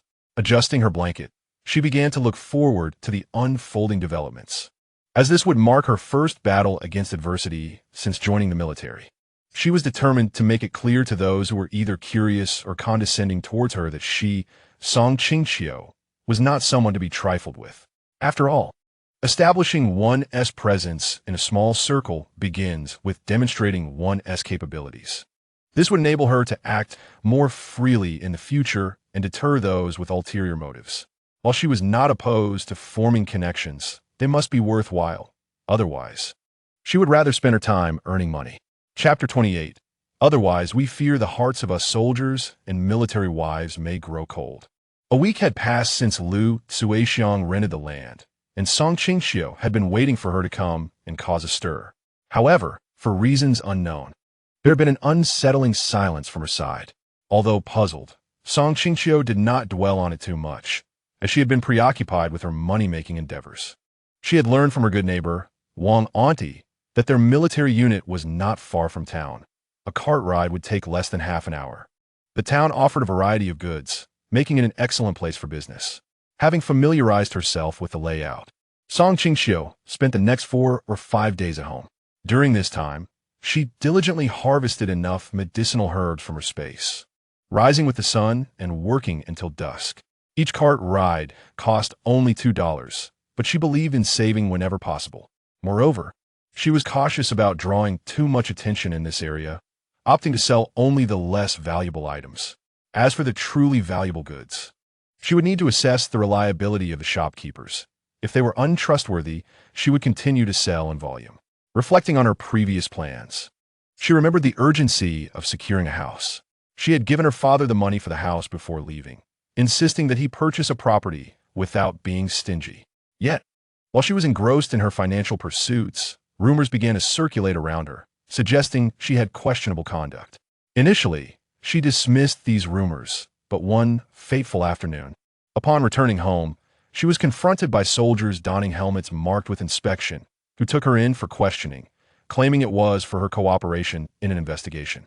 As for the nature of the investigation, Song Qingqiu was left in the dark. The reality of the situation only struck her when the glaring lights unique to that place shone upon her face. Facing the uniformed soldiers across from her intensified her sense of reality. "Comrade Song Qingqiu, we have several questions for you. Please answer truthfully," a polite young man began. "All right," she replied. "Did you voluntarily rent your land to Comrade Lu Zuixiang?" "No." "Did you propose the rent of $1 per month?" "No." Song Qingqiu continued to deny. As soon as she denied it, the young man's expression soured. He appeared angry, but was striving to contain himself. His tone shifted to one of sternness as he pressed. "You claim you did not do it, yet Lu Zuixiang insists that you proposed it." Song Qingqiu found this question amusing and did not respond, instead letting out a light laugh at the absurdity of it all. However, upon hearing this, the young man's expression turned stern, ready to lash out, but was restrained by the slightly older clerk beside him. "Comrade Song Qingqiu, the current situation is very unfavorable for you. If you continue to be uncooperative, not only will you suffer consequences, but your husband, Commander He, will be implicated as well." He spoke with a sincere demeanor, devoid of any pretense. Nevertheless, in Song Qingqiu's eyes, he was merely playing the role of the good cop while the other took on the bad cop. She was completely unfazed by their tactics. Since they had posed 2 questions, she decided to return the favor with one of her own. With her crimson lips parting casually, she inquired, "So, are you suggesting that if I confess truthfully, my husband will not be implicated?" The older clerk, clearly taken aback by her question, nonetheless responded after sipping his tea. He clasped his hands and replied, It's not quite that simple. However, if you can be honest, we can promise a lighter punishment." Upon hearing this, Song Qingqiu lowered her head as if heeding his advice. Seeing her thus, the two clerks believed they had finally subdued her. Yet suddenly, she lifted her head again, a radiant smile illuminating her face, her eyes glinting with unmistakable mockery. In that moment, the older clerk felt an ominous premonition arise within him. Then a soft, clear voice emerged from her lips. "Very well, I am willing to confess." The truth is, just as she reached a crucial point, she abruptly halted, leaving the two clerks anxious, with the younger one nearly on the verge of cursing. Ultimately, they had to stifle their frustration and wait patiently for Song Qingqiu to continue. In the end, she merely examined her nails and nonchalantly stated, "The truth is as I previously mentioned. The land was neither rented out by me, nor was it my proposed price. You may choose not to believe me, but I advise you to thoroughly investigate the matter. Otherwise, if you casually assign blame to me, I will be quite disappointed." Her earlier words had been polite, but as she continued, her tone grew increasingly sharp, culminating in a hint of veiled threat, leaving the two clerks pale, as if they were facing a high-ranking official. Following this, Song Qingqiu remained silent. Through the window, she could see the sky outside and estimated that the time was nearly right. She was uncertain, however, about what these two seemingly ineffectual individuals could uncover before her. She had not entirely let go of the matter concerning Lu Zuixiang, so she was able to remain composed in the face of such occurrences. Because everything was within her expectations, she was confident that she would soon be released. Once the news of her confinement reached the higher-ups, they would proactively release her without her needing to plead. It was not that she had done nothing. Even if she had, her remaining value would likely mitigate her culpability. Once she was freed, she would address the issue decisively. It was unacceptable to have someone cultivating the land while stabbing her in the back. She had previously offered them opportunities. Had they approached her properly, she might have willingly relinquished the land. Yet now, in their attempts to seize it, they sought to tarnish her reputation within a month, even implicating the innocent Hiyu. Since this was the case, she would engage them in their game. As a former champion of palace intrigue, she had little doubt about outmaneuvering an ignorant and willful village woman. With this thought, Song Qingqiu's gaze turned icy, almost as if it could freeze someone in place. Ultimately, events unfolded precisely as she had orchestrated. After a night had passed, the two clerks failed to uncover anything, and she was released.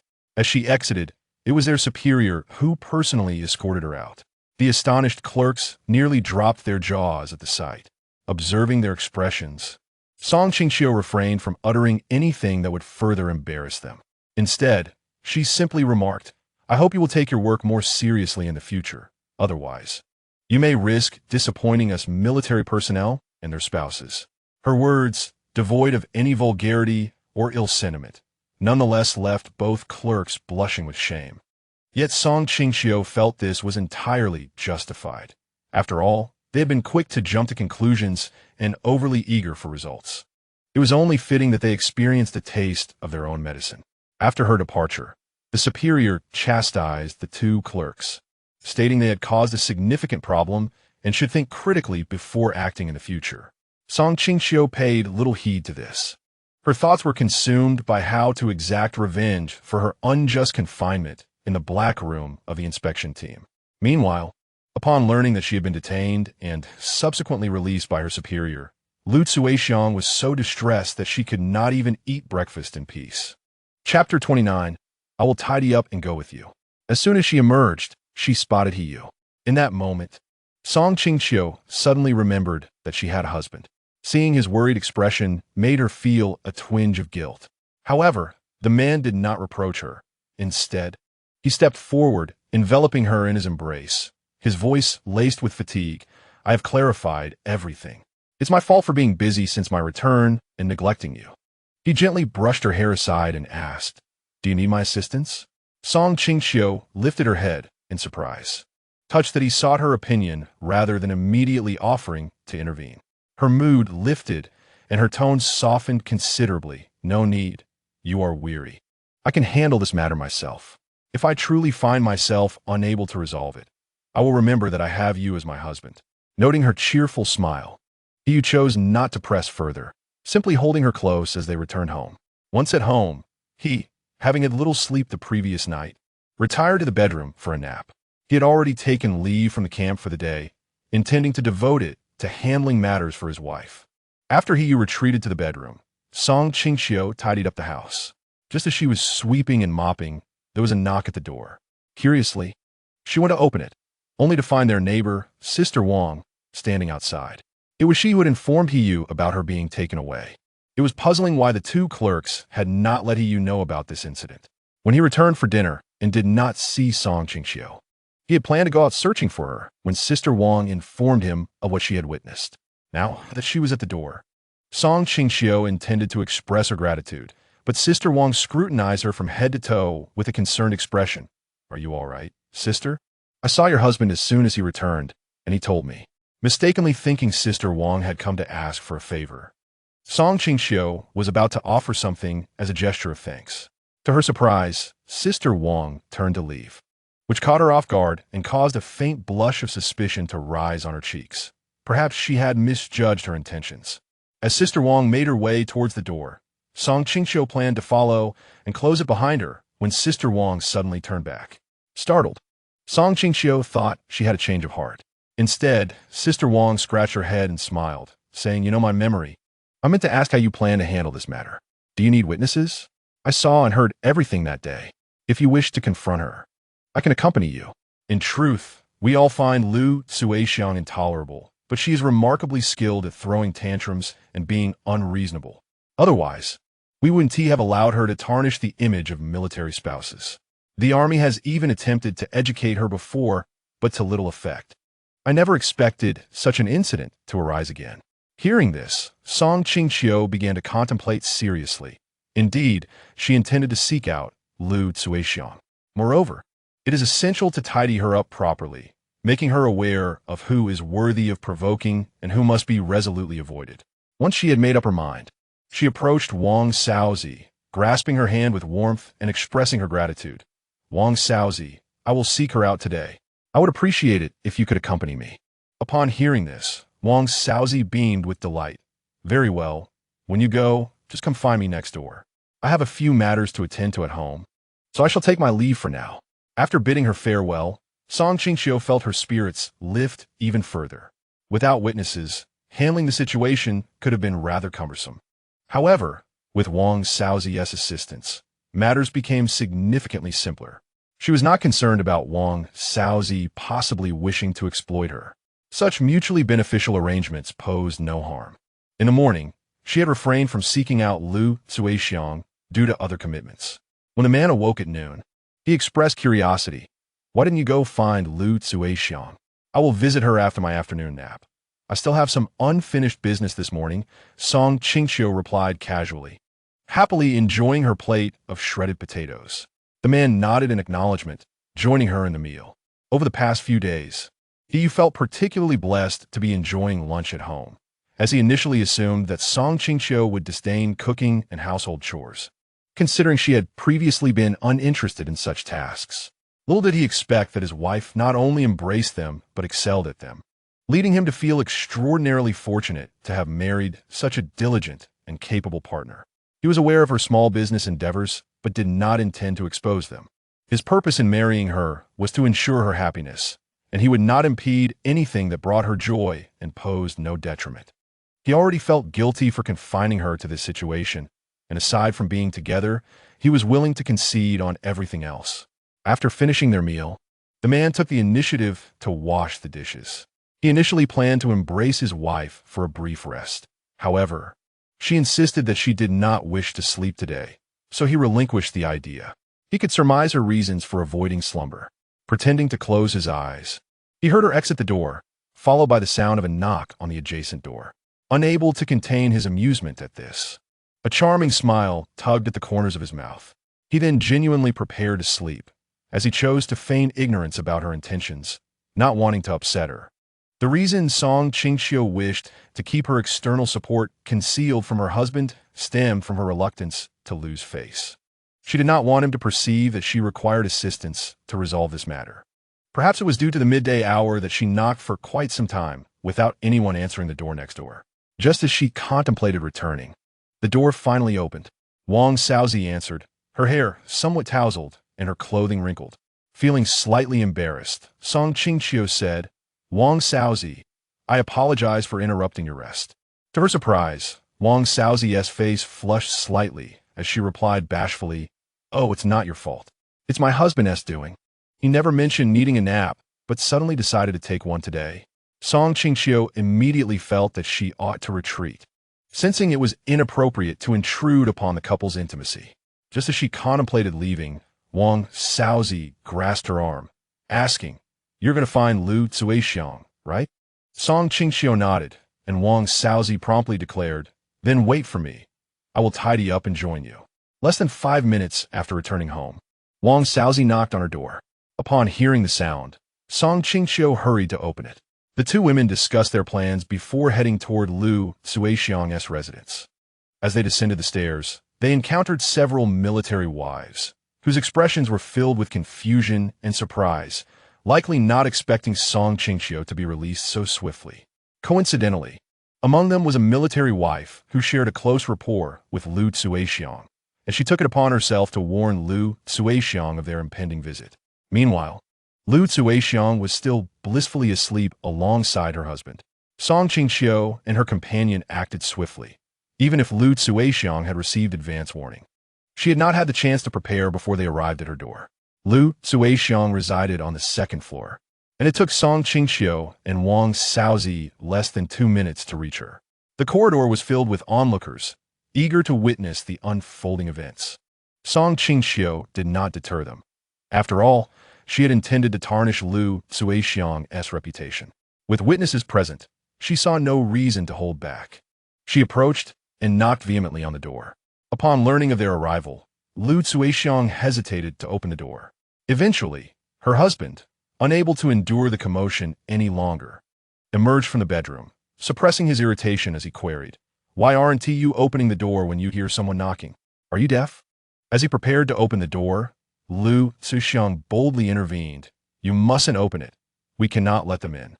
Seeing her despondent demeanor only served to worsen Wu Chang's already foul mood, and he forcefully pushed her aside, exclaiming, what do you mean we can't open it? There's no reason not to. With a decisive click, the door swung open, and as she contemplated the impending confrontation, a wave of darkness washed over her vision. She feared that she might once again be subjected to violence. The thought of fists and kicks landing upon her body instilled a sense of urgency. She could not simply accept her fate, as she had 3 children to care for and could not afford to perish. Song Qingqiu, however, remained indifferent to her psychological turmoil. Her sole intent was to seek justice and deliver a lesson to Lu Zuixiang. Will you clarify the events of that day, or shall I? Song Qingqiu coldly challenged her.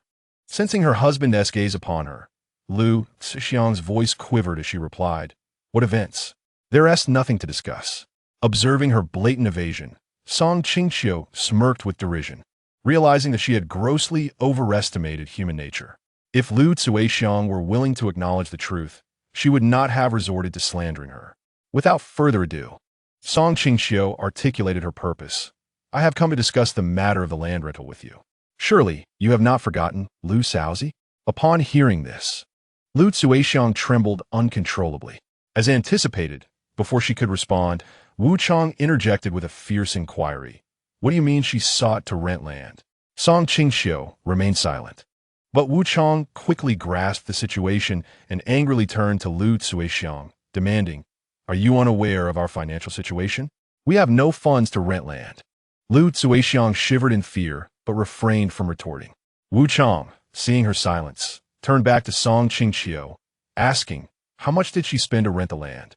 $1 per month, paid monthly, Song Qingqiu replied, arms crossed, clearly enjoying the unfolding drama. Upon hearing that the monthly cost amounted to $12, Wu Chang's expression soured instantly, and he raised his hand, intending to strike Lu Zuixiang.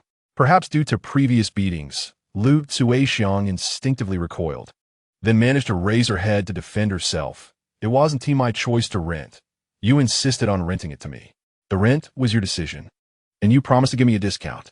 The onlookers erupted in murmurs, pointing fingers at Song Qingqiu, with some expressing righteous indignation. Look at her. She has such favorable conditions. Why would she forcibly demand someone to rent her land? She doesn't seem like someone who is desperate for $12. Yet, others disagreed. You mentioned her favorable conditions. Does that mean she needs to rent out her land? Just look at those shoes. They surely cost more than $12. Song Qingqiu turned to the speaker, her eyes sparkling with approval, and the individual returned her smile. As Wu Chang absorbed Lu Zuixiang's words, he recalled a written agreement he had stumbled upon at home, which he had not examined closely at the time. Now, he surmised that it must have been the land rental agreement. However, he cannot accept it now. Otherwise, with his meager salary, how could he sustain his family? His eyes darted, and he exclaimed to Song Qingqiu, "My wife said that land was forcibly rented to her by you, and the rent was set by you as well. I can overlook your actions for now, but you must provide us with compensation." Upon hearing this, Song Qingqiu became intrigued and followed up with, "What kind of compensation?" "Just give us that piece of land to cultivate, and we shall overlook your behavior," he said, feigning magnanimity. A laugh escaped Song Qingqiu's lips, devoid of respect. As she retorted, "You truly possess an audacious sense of entitlement, do you not? Are you unaware that your wife has reported me to the inspection team over this matter?" At this point, Song Qingqiu cast a glance at the silent Liu Zuixiang, lamenting, "Unfortunately, I was detained for an afternoon and a night before being released." Observing the astonished expressions on Liu Zuixiang and Wuqiang, Song Qingqiu continued, "Do you know why? It is because everything Liu Zuixiang said was false, and I have witnesses." The mention of witnesses made Liu Zuixiang's expression darken further, leaving her at a loss for words. Nonetheless, Song Qingqiu was not inclined to let her off easily. She cast her gaze towards Wang Xiaozi, who immediately grasped her intention. Wang Xiaozi began recounting what she had witnessed that day. "I was working in the vegetable field as usual when I saw Liu Zuilan approach Song Qingqiu. I overheard her discussing the land rental, and later saw Song Qingqiu bring her a written agreement. Subsequently, Song Qingqiu handed her a copy of the agreement and left. Afterward, Liu Zuixiang began cultivating the land at Song Qingqiu's home. Just as Liu Zuixiang was about to protest, Wang Xiaozi added, 'By the way, after Song Qingqiu left, I heard Liu Zuixiang cursing her, saying she had previously cultivated her family's land for free and was now expected to pay rent.' The crowd began to comprehend the situation. Yet, Liu Zuixiang continued to argue, 'That doesn't prove that you didn't coerce me into renting that land.' Song Qingqiu, observing her obstinate demeanor, felt a flicker of disdain and retorted, 'Are you questioning the decisions of the military leadership? Do you know how I managed to get out of the inspection team? Are you aware that you will soon be facing them as well?' With each question, she encroached closer to Liu Zuixiang until her face was nearly pressed against hers, then suddenly recoiled, declaring, 'I have reported this matter to the inspection team. You may express your grievances there.' Initially unafraid, as she believed her relatives were within the inspection team, Liu Zuixiang felt secure, thinking that even if she were to enter, it would be inconsequential. However, Song Qingqiu, as if privy to all knowledge, whispered in her ear as she departed, 'Those 2 staff members have been suspended. You cannot rely on them for the time being.' Liu Zuixiang's eyes widened in shock, and she immediately grasped Song Qingqiu's arm, pleading, 'I admit, I falsely accused you. Please do not send me to the inspection team.' Song Qingqiu, however, forcefully shook her off, stating, 'Too late. Now you seek my mercy? What a farce.' Wuqiang, realizing the situation had escalated beyond repair, struck Liu Zuixiang across the face, exclaiming, 'Look at the mess you've created.' Liu Zuixiang, covering her face, countered, 'This is my doing? The food you eat is from the crops I cultivated on that land. Without it, do you think we could feed our family on your salary alone? You only know how to hit me. Wuqiang, you are utterly useless.' Song Qingqiu, ignoring the dispute behind her, felt particularly elated. Even Wang Xiaozi chuckled, saying, 'Evil deeds do indeed attract their just deserts.' Chapter 31. Can I still expect your meager support? With the land rental issue resolved, Song Qingqiu decided to allocate her family's land to Wang Xiaozi. She had never intended to cultivate it herself, originally planning to rent it out for additional income, regardless of the amount. However, after Liu Zuixiang's antics, she had entirely abandoned that notion. Furthermore, since Wang Xiaozi had been a great help to her, she felt it was a gesture of goodwill. She relished in the sight of Liu Zuixiang's frustration, unable to counter her. It is worth noting that Wang Xiaozi and Liu Zuixiang had never had a good relationship prior to Song Qingqiu's arrival, making this act a return of favor to Wang Xiaozi. Thus, the matter passed without further incident. As for her relationship with Wang Xiaozi, she would let it unfold naturally. In this life, one does not require an abundance of friends. If fortunate enough to make a few, she would treat them with sincere affection. One day, the man returned home for lunch. Typically silent during meals, today he could not contain himself. "There is a basketball game in the afternoon. Would you like to come watch?"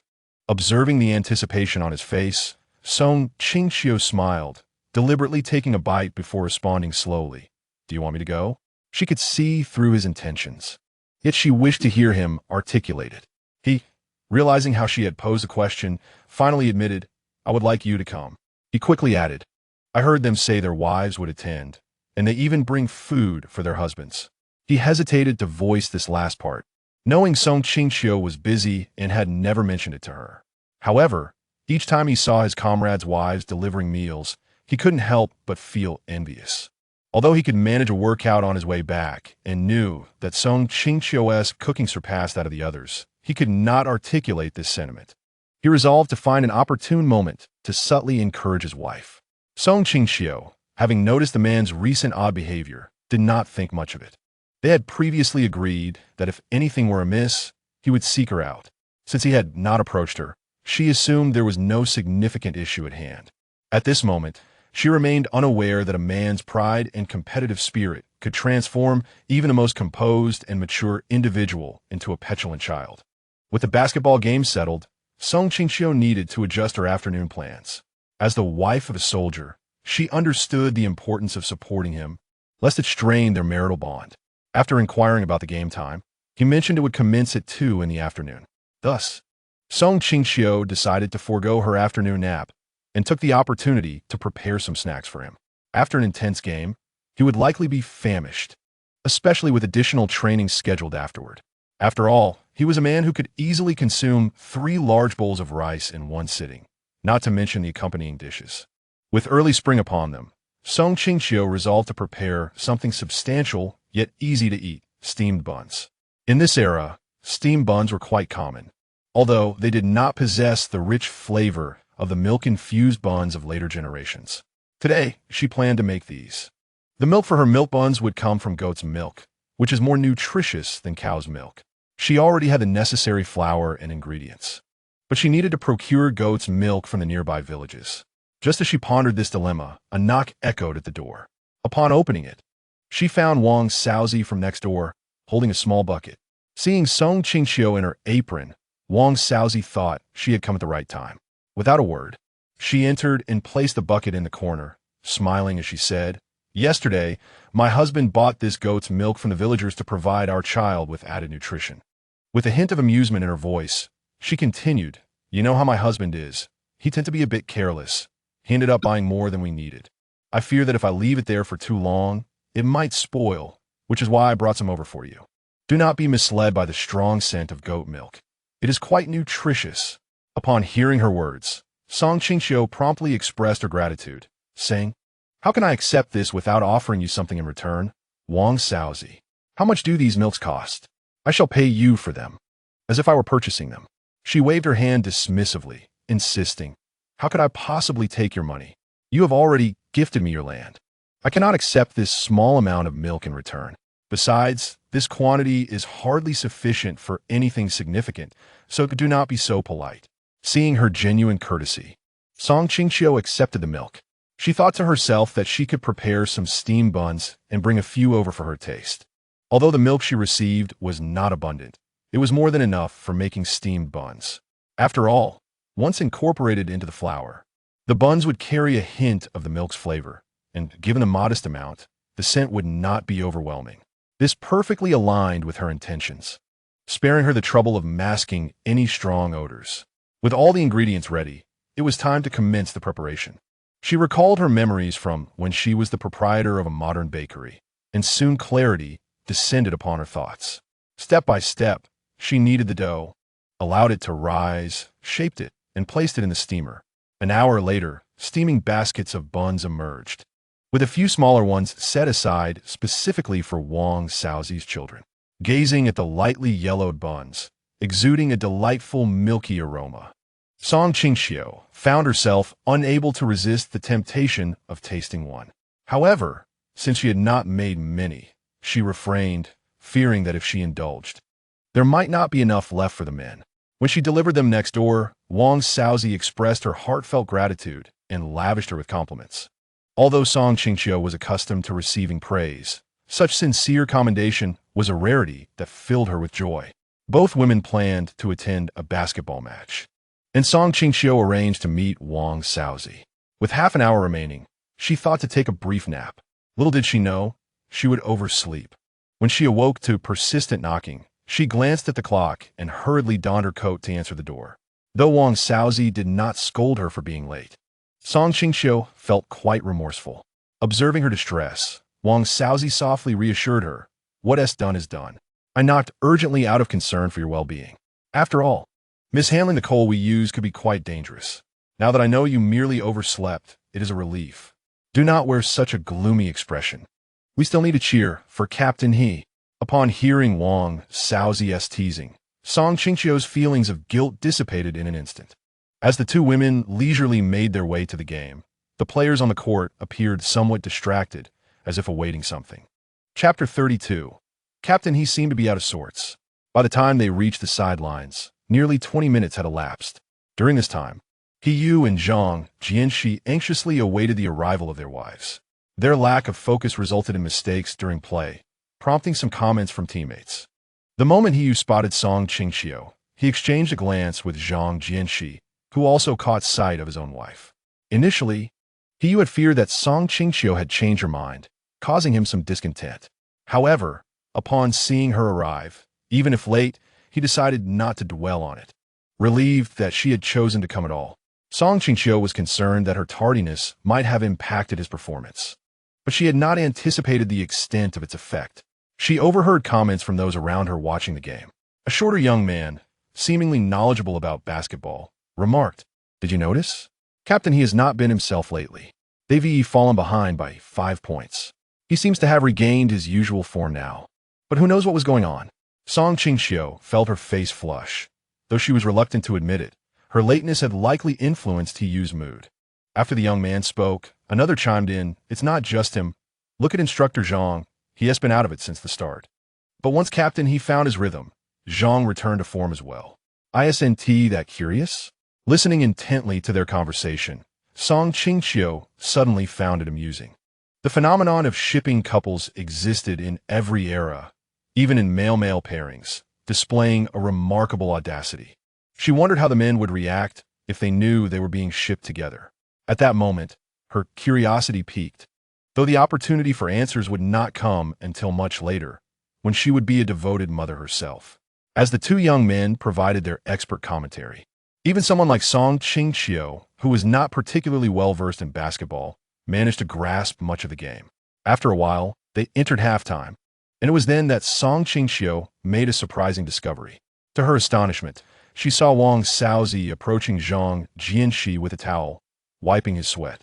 Meanwhile, Qingqiu, waiting for his own turn to be attended to, felt a surge of frustration as he watched Song Qingqiu gaze, wide-eyed, at Zhang Jianxi. Instantly, jealousy took hold of him. How could his wife show such disregard for him, standing right in front of her, yet fixated on another man? Clearly, he needed to teach her a lesson. When Song Qingqiu finally noticed the commotion around her, she turned to find Qingqiu glaring at her. "If you keep staring at another man like that, I'll kiss you again," he warned. Song Qingqiu felt wronged and could not help but glance back at Zhang Jianxi, almost provoking another kiss from Qingqiu. To preempt any further embarrassing actions, she quickly covered Qingqiu's mouth with her hand and asked, "What is the relationship between Wang Xiaozi and Zhang Jianxi?" While she realized her question might seem naive, she was genuinely surprised. The age difference between them was apparent, and Wang Xiaozi had the demeanor of a diligent and frugal wife, while Zhang Jianxi appeared to be a somewhat immature young man. Despite her mental preparation, she could not help but pinch Hiyu's sturdy arm upon hearing his mocking laughter. He teasingly replied, "What else could it be? It's the same as the relationship between you and me." Before she could inquire further, he added, "Their situation is rather unique. Wang Xiaozi is Zhang Jianxi's child bride." Upon hearing this, Song Qingqiu's imagination conjured images of Wang Xiaozi's difficult life in the Zhang household. It was not an unfounded assumption. After all, child brides in that era rarely enjoyed favorable fates, often enduring mistreatment and hardship. Reflecting on this, Song Qingqiu's gaze towards Wang Xiaozi was tinged with sympathy. However, Yu abruptly turned her face towards him, sighing, "While many child brides face tragic destinies, Wang Xiaozi is different. You should curb that sympathy. I fear it might upset her, and then Zhang Jianxi would come looking for me." Hearing this, Song Qingqiu's eyes widened in disbelief. What was happening? She silently inquired with her eyes. He responded earnestly, "It is not at all as you imagine.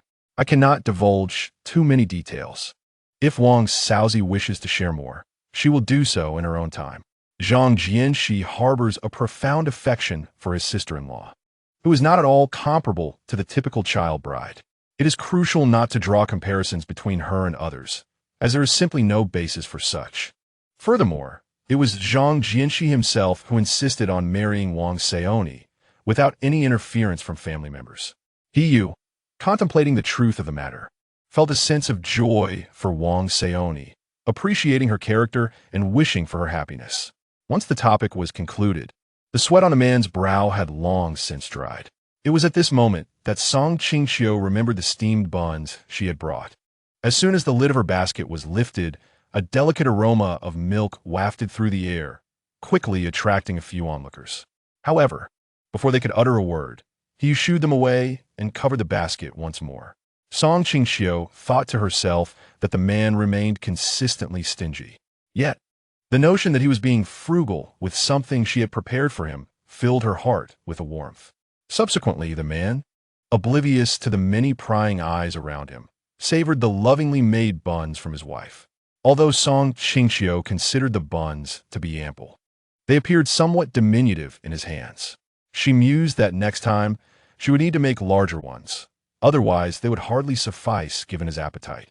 Eventually, after some coaxing from Song Qingqiu and due to Hiyu's overindulgence, he reluctantly shared the last few with his comrades, who, upon receiving them, opted not to eat but rather took them home for their wives to attempt replicating the dish. Unbeknownst to Song Qingqiu, perhaps due to the sustenance from his wife's lovingly prepared buns, Hiyu exhibited remarkable vigor in the ensuing match. While he did not earn the title of best player, he undoubtedly claimed the title of top scorer. After the game, Song Qingqiu was detained by the man, who demanded several kisses before releasing her. She sensed that he might be quite restless that night, thus she needed to hurry home to catch up on her sleep. Meanwhile, he was left bewildered, watching his little wife flee with an expression of unspeakable emotions, before ultimately being called away by Zhang Jianxi. In the aftermath of the previous night's tumult, Song Qingqiu firmly believed it was necessary to establish some ground rules with the man regarding their relationship. Otherwise, with his incessant demands, she felt she would eventually be drained. Although she was pleased with his skills, she recognized the importance of sustainable dynamics. However, in the following days, opportunities to address this eluded her, as the man appeared quite busy. Later, she learned that he had thoroughly reprimanded Lu Suixiang's husband, not in the traditional sense, but by seizing upon his work-related mistakes and making a significant issue out of them. Yet, Song Qingqiu felt a sense of satisfaction, appreciating that he would wear a serious demeanor to defend her honor, which struck her as a delightful contrast. Knowing that the man would be returning home for lunch, Song Qingqiu prepared an additional 2 dishes to reward his efforts. Upon Hiyu's arrival, the enticing aroma from the kitchen welcomed him. He willingly returned home to dine rather than risk having others snatch his meal. To ensure the dishes remained warm, Song Qingqiu kept them simmering on low heat until he entered, at which point she served them. Although there were initially 2 dishes, she added a third, a sweet and sour pork rib dish that cost her a few coins, mindful of not revealing their financial stability lest it lead to unwanted attention. As they neared the end of their meal, Qingqiu prepared to rise and wash the dishes. Noticing his lack of desire to seek praise from her, Qingqiu took the initiative to remind him, "Is there something you forgot to tell me?" Qingqiu pondered for a moment, then looked at her with a puzzled expression. "No, why?" Seeing his demeanor, Qingqiu wondered if she had misinterpreted the information, yet she trusted Wang Xiaoni implicitly and believed she would not fabricate such a story.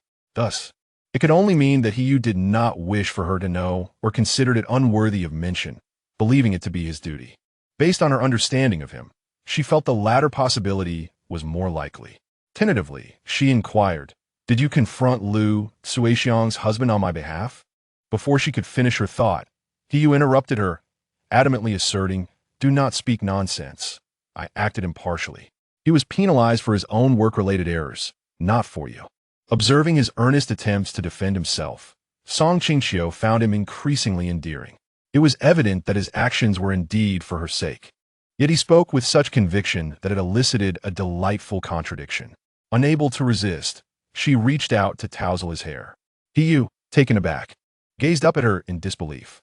In a moment of spontaneity, he pulled Qingqiu into his embrace, his voice now low and husky, a stark contrast to his earlier clarity. Realizing the precariousness of her situation, she could not help but feel that this was not entirely her fault. After all, his hair was simply too enticing to resist. However, Qingqiu was beyond caring for her reasoning.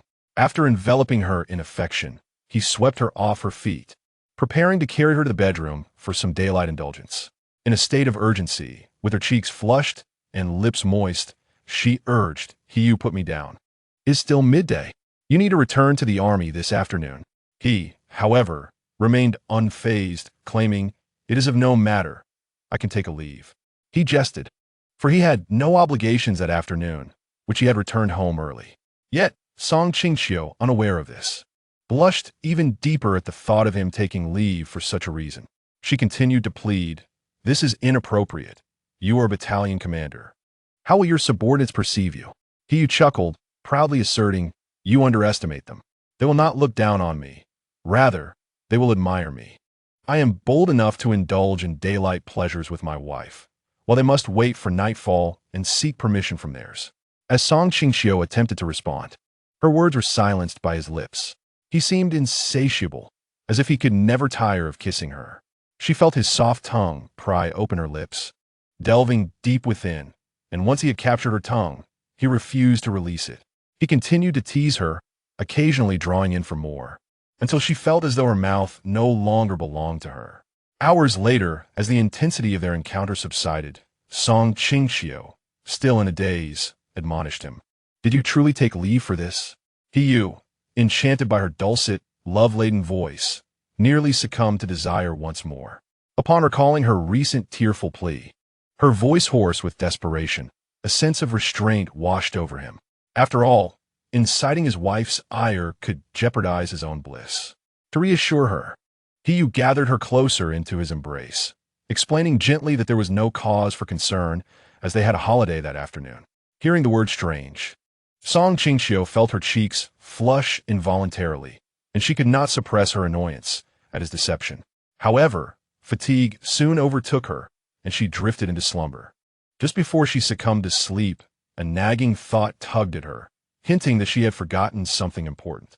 Meanwhile, Qingqiu remained blissfully unaware of the negotiations he had narrowly escaped, a matter that Qingqiu would only bring up much later, by which time it would be of no consequence, for he would no longer fear her departure or consider her feelings. This, of course, pertained solely to this issue.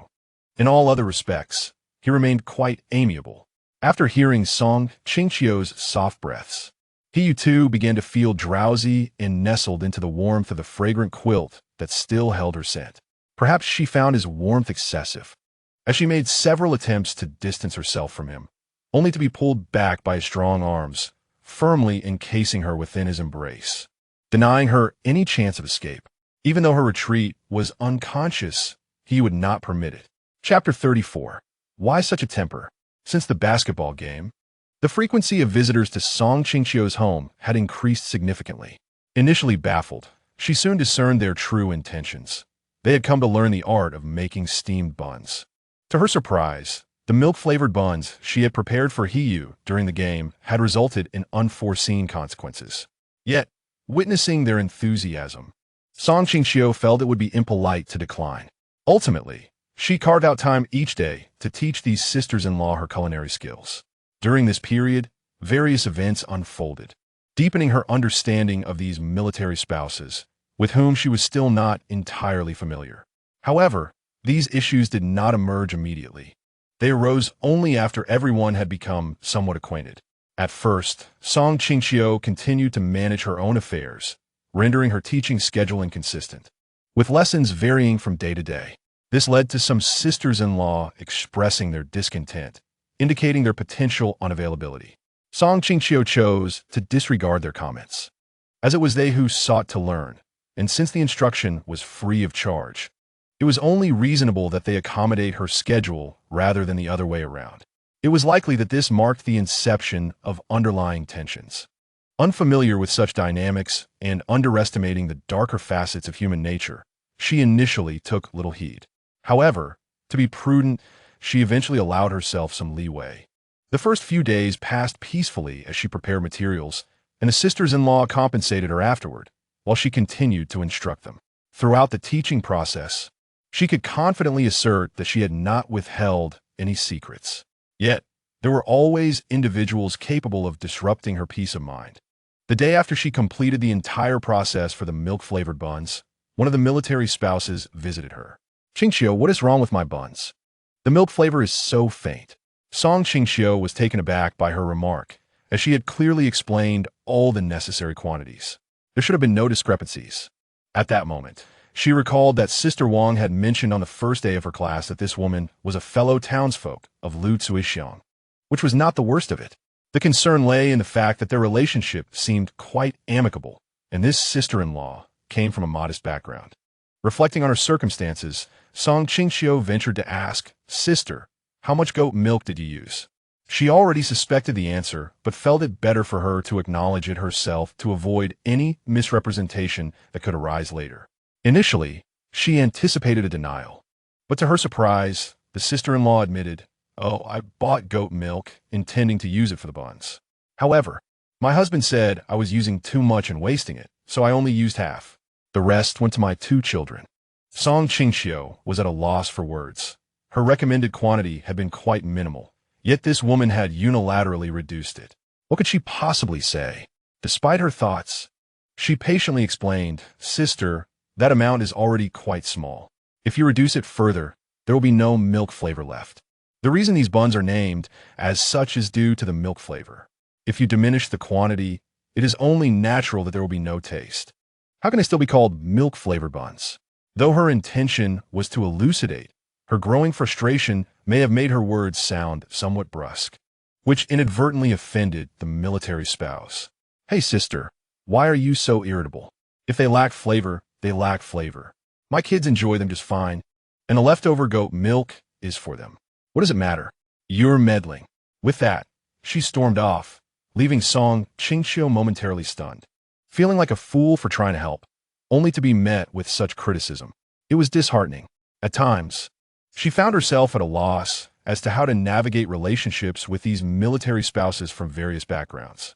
Yet, as the support of her husband, she had to coexist with them, even encountering Lu Zuixiang from time to time.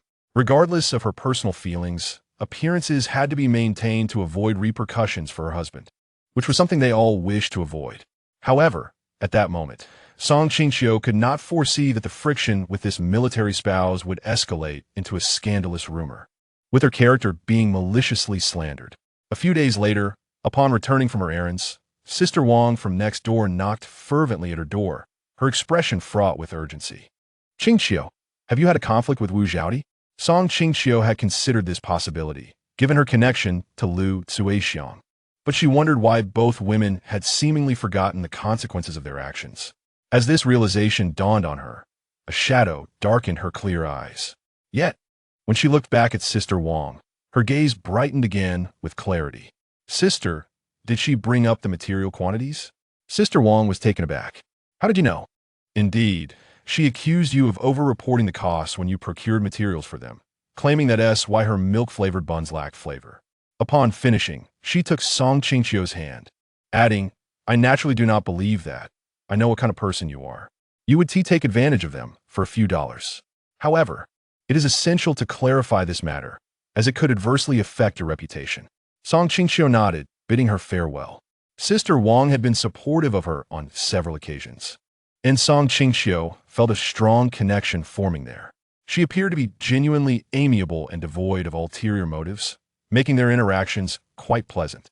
Reflecting on the situation with Wu Zhaodi, Song Qingqiu chuckled inwardly. Since she insisted on clashing with her, she should not blame the repercussions that followed. It would be her own doing if she found herself in disgrace. Fortunately, she had prepared adequately, and this time she felt more confident in handling the matter than she had with Lu Zuixiang. Initially, she had thought that after the previous incident, those harboring ill intentions would exercise caution. Yet, it seemed they were still eager to provoke her, ready to disturb her peace at any moment. However, they might underestimate themselves. She is not the kind of person who leaves room for negotiation after one or two instances. She still possesses the evidence from the last encounter. What would happen if Lu Zuixiang were to learn of this? Would she blame Wu Zhaodi for provoking her? But what does that matter? She is not afraid. If one has the audacity to stir trouble, one must also possess the courage to bear the consequences. That night, Song Qingqiu sought out the officer in charge of broadcasting in the military, cautiously presenting a certain identification, and left behind an item with instructions to play it during lunch the following day. The officer, however, appeared troubled. "Comrade Song, I cannot bear the repercussions of such an action." Song Qingqiu comforted him with a pat on the shoulder. "It's all right. I will take full responsibility for any fallout. Your superiors must have informed you that as long as my requests are not excessive, you are to comply. Moreover, is my request truly unreasonable?" The officer hesitated before shaking his head. "Not unreasonable at all. I will comply tomorrow." Rest assured. That night, all surveillance footage of Song Qingqiu's visit was meticulously erased, leaving no trace behind. Chapter 35. The Extinct Beauty Elixir. After her visit that evening, Song Qingqiu returned home and slept soundly. The anticipation of the magnificent scene that awaited her at noon the following day stirred her excitement, rendering her restless. How could Qingqiu, sleeping beside her, fail to perceive her exuberance? Qingqiu, initially reluctant to pry, sensed her joy and gently patted her shoulder. "What is it? What has brought you such delight?" Song Qingqiu, however, refrained from answering, instead shrouding her response in mystery. "You will find out tomorrow. Now sleep." Qingqiu quipped. Who is it that cannot seem to sleep? The restless night eventually passed, and the next morning, Song Qingqiu arose early. She busied herself in the kitchen, and by the time Qingqiu awoke, the enticing aroma of porridge and steamed buns wafted through the air. The scent was so appealing that even the sleepiest of stomachs could not resist. Though not the milk-flavored buns he cherished, they were still delectable. He could easily consume several. And the buns made by Song Qingqiu were far more substantial than those from outside. Each one was quite filling, capable of equaling two. Their firmness provided a satisfying chew. Occasionally, he would take a few to the camp, enjoying them during training as a remedy for hunger. This practice sparked envy among his fellow soldiers, who dared not voice their grievances due to his iron-fisted demeanor, merely watching him eat with longing eyes. As they were eating, Song Qingqiu suddenly felt the man's gaze fixed upon her. Puzzled, she watched as he extended his hand, which then drew closer to her face. Instinctively, she tried to evade it, only to be stopped by him.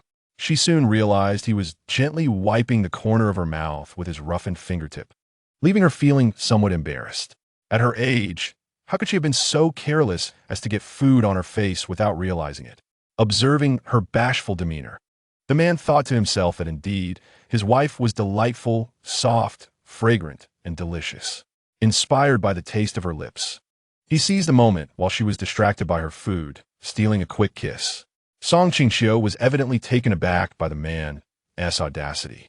Yet, perhaps she had yet to fully comprehend the true nature of a married man, one who acted decisively when the moment called for it. always yearning for the opportunity to take action. It was not entirely Qingqiu's fault. He felt that since their marriage, he had come to know an entirely new Song Qingqiu. Previously, she had been like the moon on the horizon, beautiful but unattainable.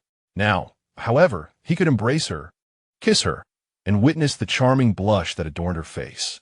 This made him feel as though he had pulled a goddess down from her pedestal, transforming her into his own woman, an ordinary yet extraordinary woman. Because of Qingqiu, what should have been a typically tranquil breakfast turned into a battlefield of evasion. Yet, against an adversary like Qingqiu, Song Qingqiu was bound to be thoroughly defeated. Upon finishing her meal, she felt as though her lips had been kissed to a rosy hue, a color that would require no lipstick. Ultimately, to quell any discontent she might have harbored, Qingqiu took the initiative to clear the table and wash the dishes, even sweeping and mopping the floor. This act of service softened Song Qingqiu's attitude towards him. After he departed, Song Qingqiu entered her space. Given the recent events, she had not visited for quite some time. Upon her return, she discovered that the items in her space had multiplied and the herbs had flourished, with the area of her medicinal field expanding significantly.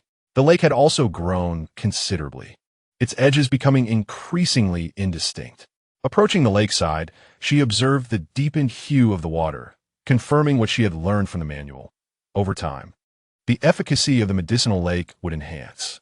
The vibrant green color suggested that the current potency could potentially treat serious ailments.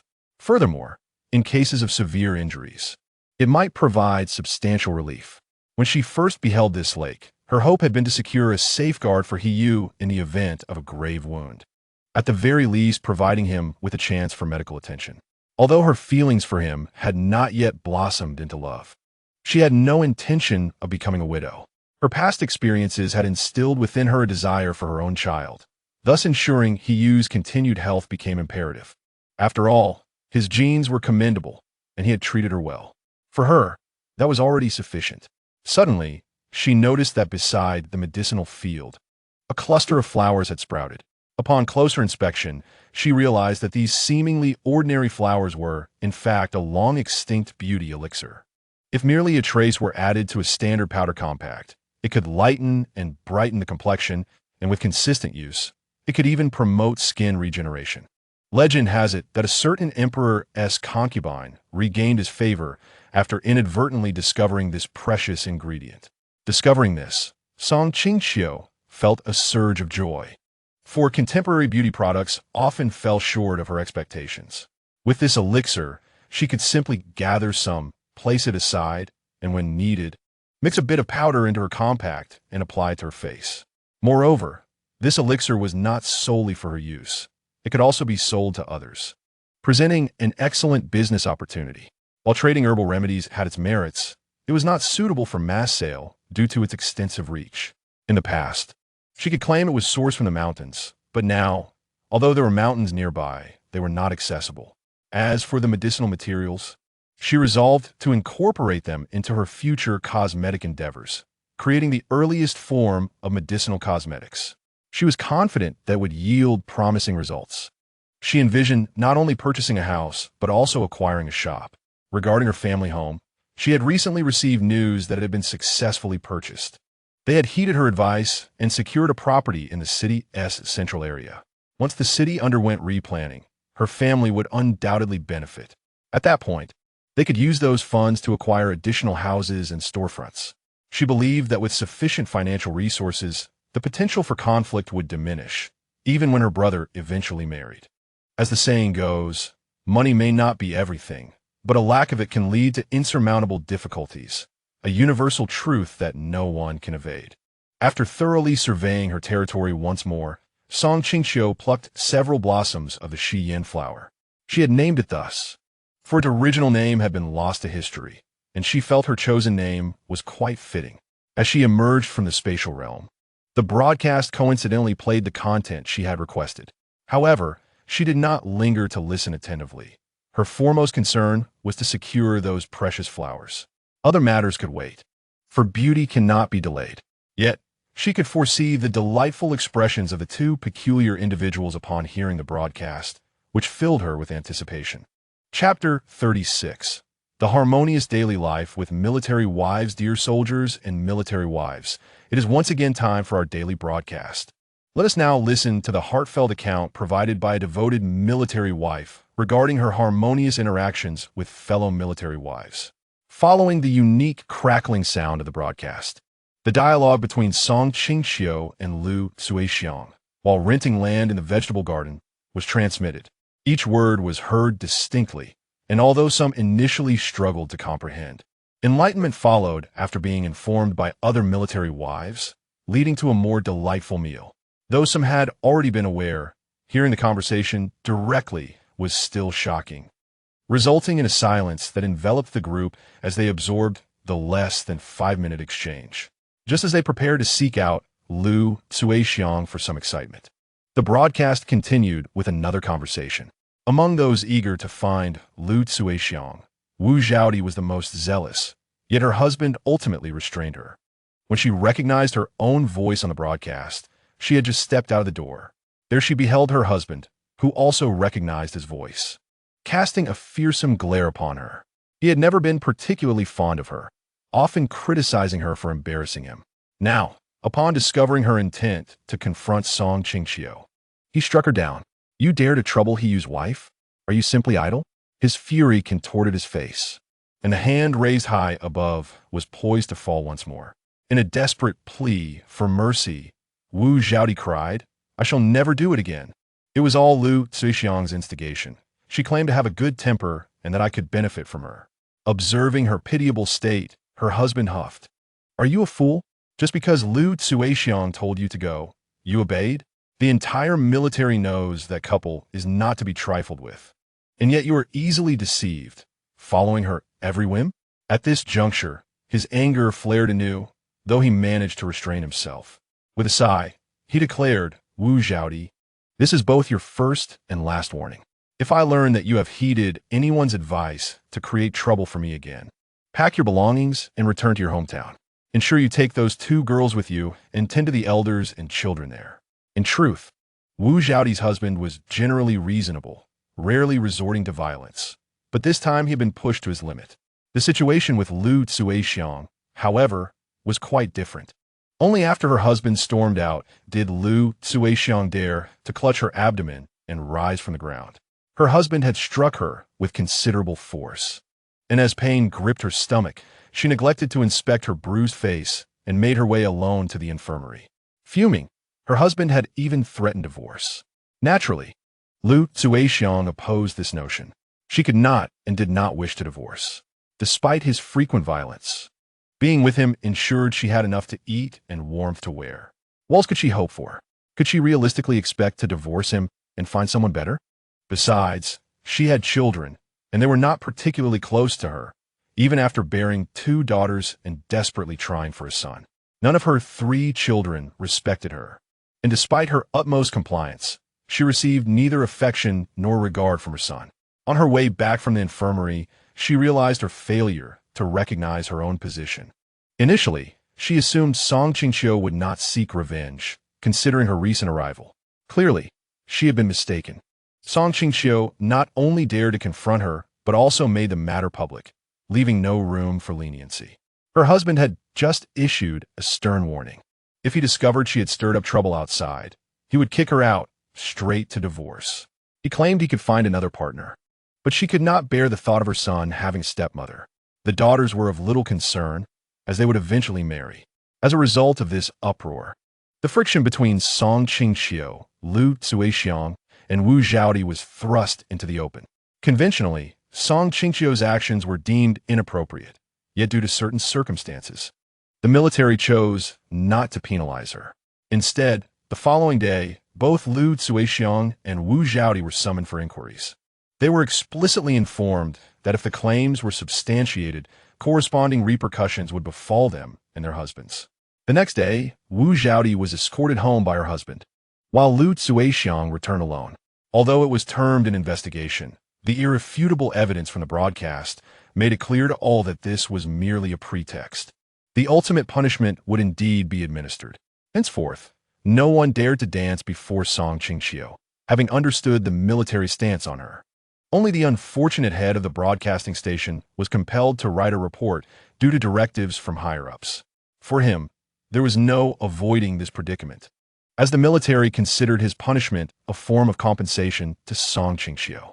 During the previous uproar, not a single individual had come forth to assist her. Rather, she was called in for questioning.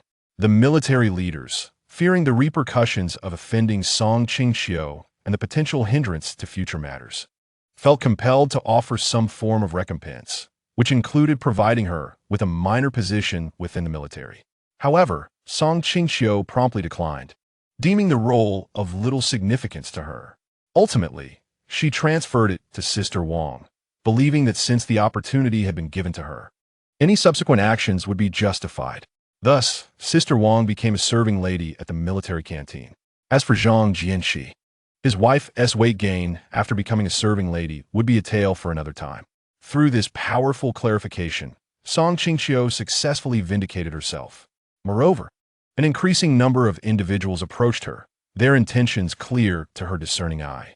Nevertheless, she continued to cultivate her bond with Sister Wang, their camaraderie deepening with each passing day, fostering greater trust between them. After the tumultuous events, he did not seek her out for specific details, merely offering his assistance. Although she knew she would decline, she appreciated his demeanor. It was akin to someone possessing a candy, not wishing to eat it, but feeling joy when another expresses a desire to help. Such is the significance of attitude. The dynamics between men and women often mirror this. Just because one does not require something does not mean the other should feign ignorance. What is the purpose of such interactions? To traverse decades together, mutual understanding is essential. One must know how to bring joy to the other, maintaining a delicate balance. In this regard, Qingqiu found great satisfaction in Hiyu's approach. Chapter 37. I finally found you one morning. Having finished her meal, Qingqiu proceeded to apply powder to her face, as usual. Undoubtedly, the effects of a Shiyin flower were remarkable. In less than a week, her skin had improved significantly. Although she was only 22, her previous circumstances had been quite dire. The condition of her skin was not particularly good, relying solely on her youth. Otherwise, it would likely be worse than that of a 30-year-old woman in later generations. However, since she began using Xianhua, the results were immediate and striking. Although her pores were not completely invisible, they had noticeably shrunk, and her complexion had become significantly fairer and more radiant. While she was in high spirits, a knock at the door interrupted her. Upon opening it, she found a stylishly dressed young woman standing there, looking familiar yet unrecognizable at the same time. She was certain that the girl was not a relative of hers, and assumed she must be a relative of her man, so she invited her in. As expected, the girl immediately inquired, "When will Guyu come back?" Qingqiu thought she was indeed a relative of her man and treated her with courtesy, replying, "He will return only after his training ends at noon." The girl pouted her red lips, appearing somewhat displeased. Qingqiu quickly reassured her. "Shall I go find him and bring him here?" In truth, she was merely probing, as she found the girl somewhat peculiar, though she could not pinpoint why. To her surprise, the girl promptly refused, saying, "No need, I will find him myself." Qingqiu thought it was reasonable and informed her where her man often trained. She could hardly be blamed for not being attentive, as she had urgent matters to attend to. Although it was not a business worth billions, it could not be delayed. Since the girl was willing to seek him out herself, there was no harm in it. Little did she know, Shun Jiao interpreted her attitude as indifference towards her man, and upon seeing Guyu, she embellished her story, which only served to anger him. Shun Jiao's reasons for pursuing Guyu were rooted in her realization that she had not encountered anyone as satisfactory since. Even though he was married, she did not care and dared to pursue him.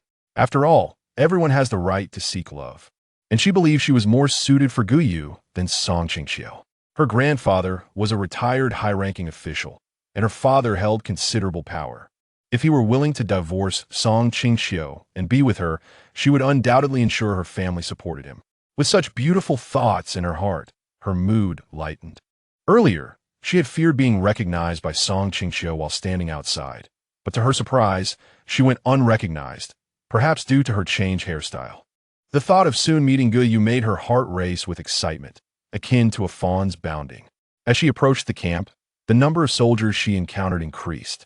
Given her striking appearance, many soldiers could not help but gaze at her, and some even considered approaching her, but were ultimately pulled away by their comrades. They instinctively felt that she was not an ordinary girl, and it was wiser to refrain from making a move. The soldier who was initially discontented found his friends' reasoning sound. After all, soldiers like them, without any influential background, needed to act cautiously if they wished to remain in the military for an extended period. After all, if that girl were the daughter of a leader, she was not someone they could aspire to.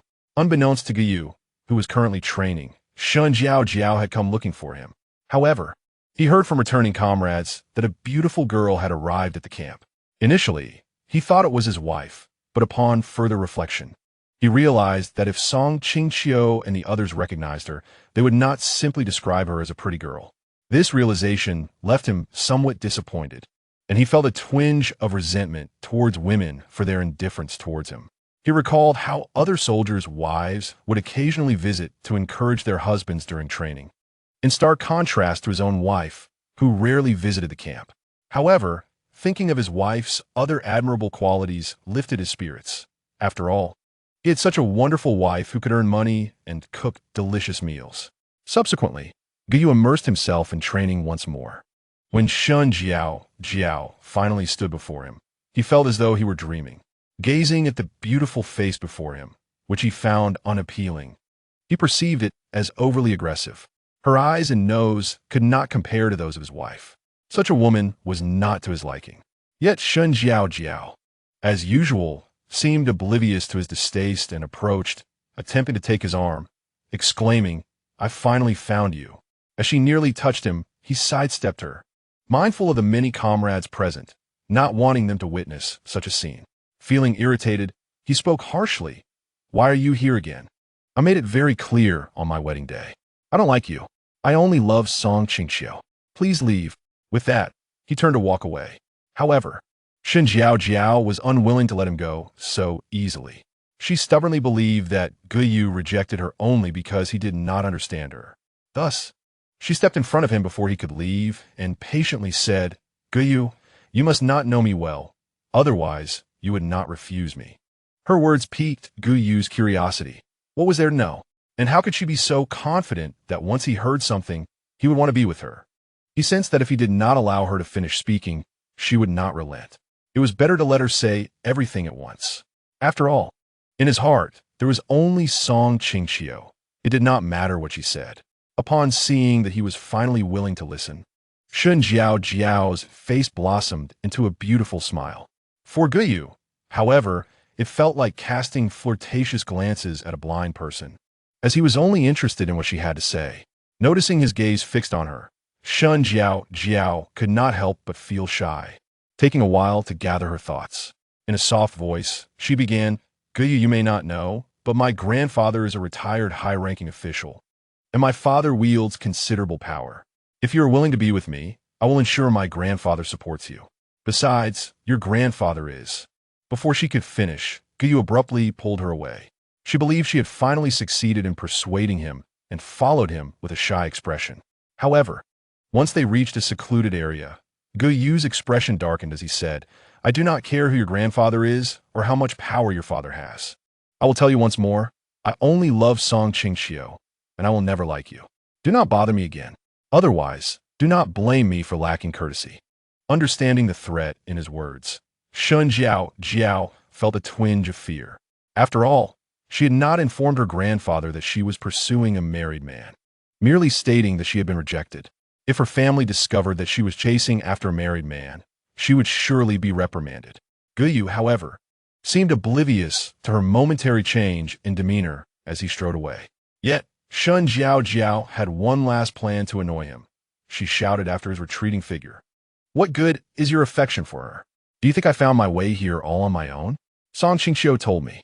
Qingqiu stumbled slightly at her words, which Shun Jiao noticed clearly, giving her a sense of satisfaction. Chapter 38.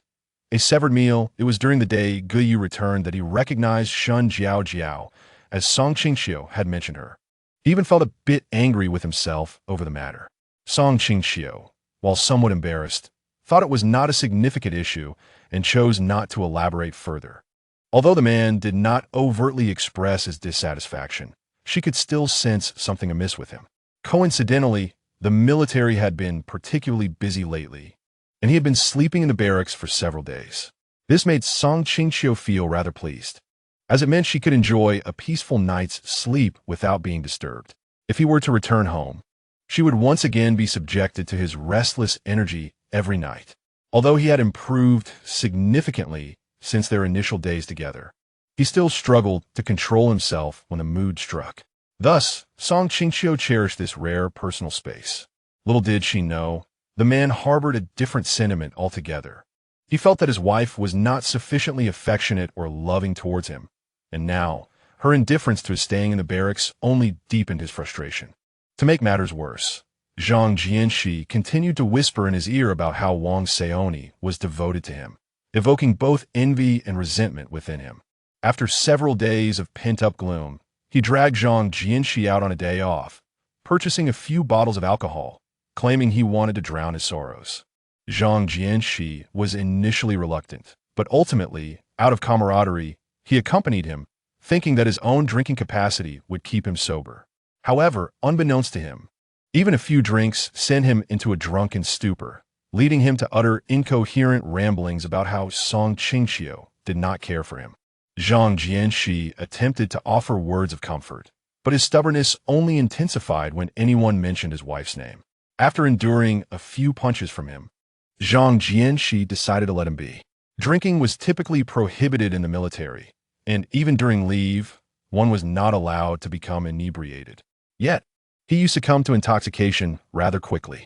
Naturally, Zhang Jianxi was not inclined to introduce a drunken fool to Qingqiu and ultimately left him to sober up after providing him with hangover soup before retreating to rest. He figured that once he regained his senses, he would seek out whoever he desired. Going out in such a state would only lead to trouble for both of them. In reality, he remained somewhat aware, though his movements were less than coordinated. In his drunken stupor, he yearned to see Qingqiu, yet he refrained from returning home, fearing he would cause her trouble and be the subject of gossip. His own well-being was of no concern to him. Ultimately, after consuming the soup and waiting for half an hour, he made his way home, fully aware he would not find her there.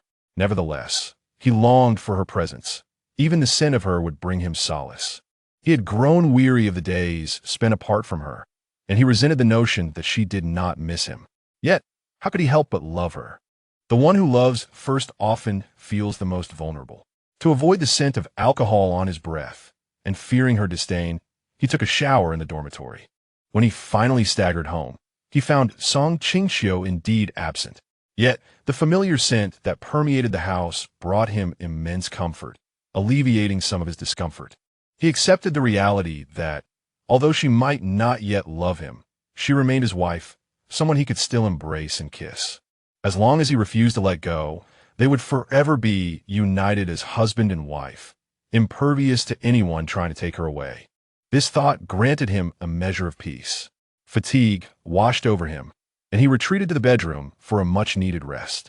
In recent days, the rigorous training had deprived him of proper sleep. Furthermore, how could a bed without his wife be deemed satisfactory? Now enveloped in her scent, he quickly succumbed to slumber, even snoring contentedly. Qingqiu, on the other hand, spent yet another day searching for a suitable house, only to find nothing that met her expectations. Either the location was too remote or the price was exorbitant. She sought a property that combined a storefront with living quarters, allowing her to both reside and run a business, a perfect arrangement. However, after several days of searching, she had yet to encounter a fitting option.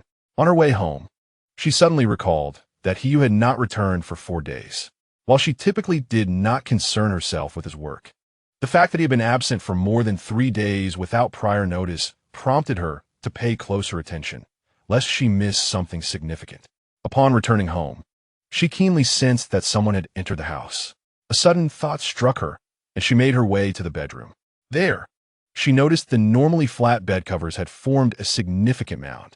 Although she suspected it was she cautiously retreated to the living room to fetch a rolling pin before re-entering the bedroom. carefully lifting the corner of the blanket with the rolling pin. She caught sight of the familiar face beneath, prompting her to replace the blanket. While she was unsure why he had returned unexpectedly, she resolved to reward him for his hard work.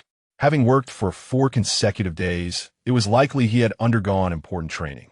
Otherwise, given how attached he was to her, it was impossible he would stay in the dormitory for 4 days without informing her. Yet, she was evidently mistaken. It was not that he had forgotten to tell her, but rather that he simply did not wish to share. He had initially assumed that Qingqiu would inquire about his absence after he began staying in the dormitory. However, as the days passed without her appearance, what had begun as a glimmer of hope transformed into a stark realization. Sometimes, he envied Zhang Jianxi, whose wife genuinely relied on him. In contrast, Qingqiu's demeanor made him feel as though his presence was inconsequential. Yet, he found himself unable to detach from her, creating a profound disparity that often left him feeling insecure. He began to doubt whether Qingqiu would ever love him, which left him feeling dejected and questioning his own worth. On the journey home that day, he resolved to confront her, to demand clarity regarding her feelings for him. Would she ever love him? If, after their conversation, she still regarded him with indifference, he would ask her what he needed to do to earn her love. As long as she was willing to share, he was ready to make every effort. This scenario played out beautifully in his mind. But upon awakening and seeing Qingqiu's increasingly lovely face, he found himself at a loss for words. His pride would not allow him to reveal his vulnerabilities to her in a sober state. However, Qingqiu immediately recognized that he had something to say. Considering that he had not enjoyed a decent meal in several days, she chose not to press him immediately, instead encouraging him to eat more. Yet, Qingqiu interpreted this as her desire to avoid hearing him speak, which transformed what should have been a pleasant meal into one filled with tension. Observing his expression, which bore the weight of despair, Qingqiu felt puzzled but restrained her curiosity, intending to resolve the matter after they finished eating. After their meal, he got up to wash the dishes while Qingqiu sat nearby, waiting for him to finish. Recognizing that his wife had something on her mind but unable to discern what it was, he used dishwashing motions slowed considerably. Eventually, Qingqiu could no longer bear it and moved beside him to assist with the dishes. The two of them stood by the sink, creating a somewhat cramped space where their bodies occasionally brushed against each other. Qingqiu appeared at ease, while Qingqiu grew increasingly flustered. It was understandable. After several days apart, the sudden proximity to the woman he longed for stirred his emotions. Yet, as he speculated about what she might say, his earlier excitement was quelled by anxiety. He could not shake the fear that she might be contemplating separation. If that were the case, how would he respond?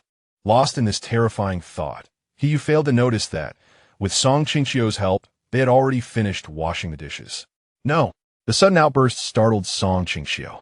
Before she could fully comprehend the situation, the man enveloped her in a tight embrace, making it difficult for Qingqiu to breathe. Instinctively, she patted his shoulder, urging, "Hey you, please let go. I'm feeling a bit suffocated."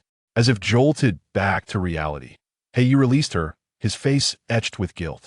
"Wife, are you all right?" "I didn't mean to." He hesitated, unable to finish his thought. At that moment, Qingqiu sensed something was amiss and took his hand, leading him to a table. In a gentle tone, she inquired, "What's wrong? What were you just thinking about?" Perhaps sensing her genuine concern, Qingqiu hesitated but finally confessed, "Wife, I was just thinking, what if you wanted to part ways with me?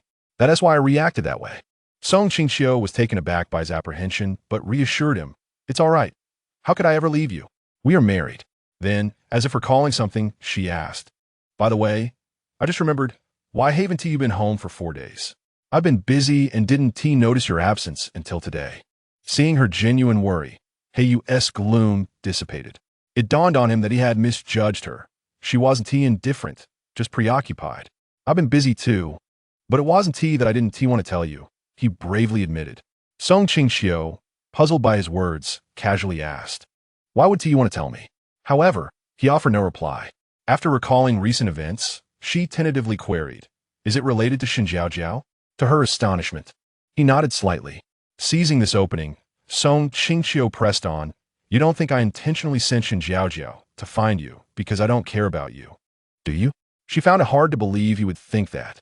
A flash of anger surged within her. After all, I am your wife. How could I not care about another woman's feelings towards you? As she spoke, Heiyu was about to respond, but Qingqiu continued, I simply trust you. And that day, I didn't recognize her and mistakenly thought she was a relative of yours, which is why I told her where you were. After hearing her explanation, Heiyu felt considerably relieved, but muttered softly, you could have trusted me less. Though his voice was barely audible, Qingqiu heard him clearly and was momentarily at a loss for words, eventually replying, all right, I understand. In the future, I will clarify things. You should do the same. I dislike guessing. Unexpectedly, Heiyu's eyes brightened with excitement. Is that true?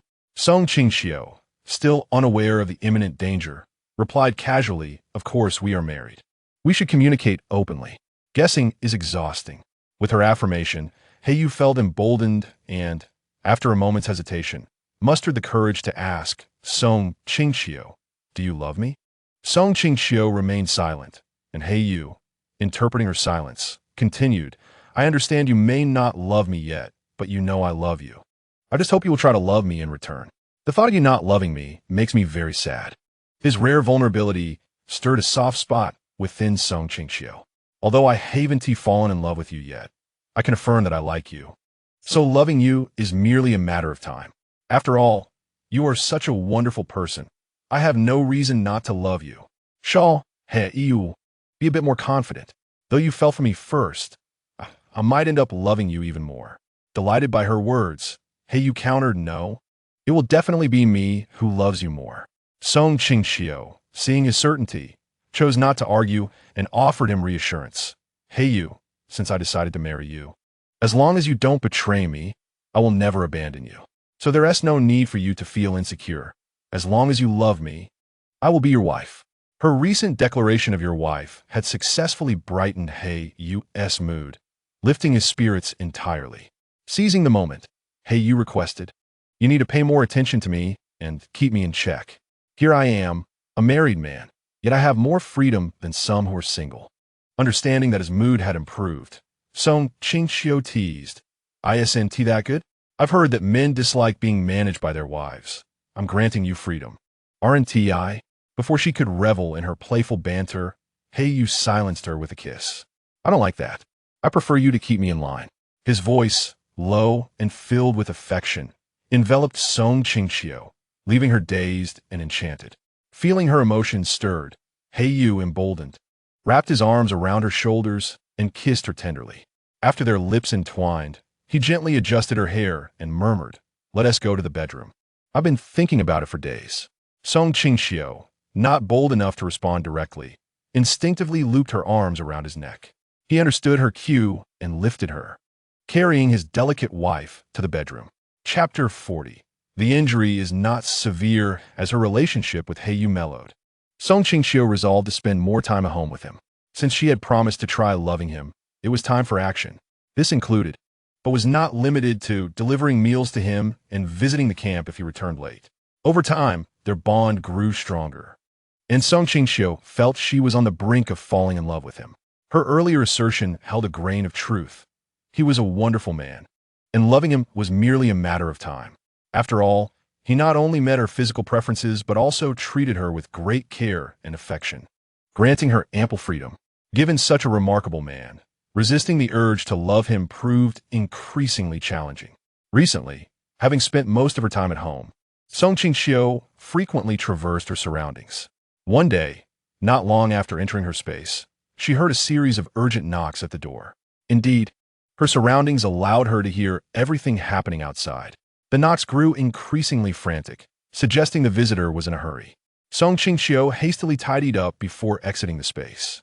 As soon as she cracked the door open, a young soldier exclaimed, Saozi, you need to come with me to see Heiyingzhang.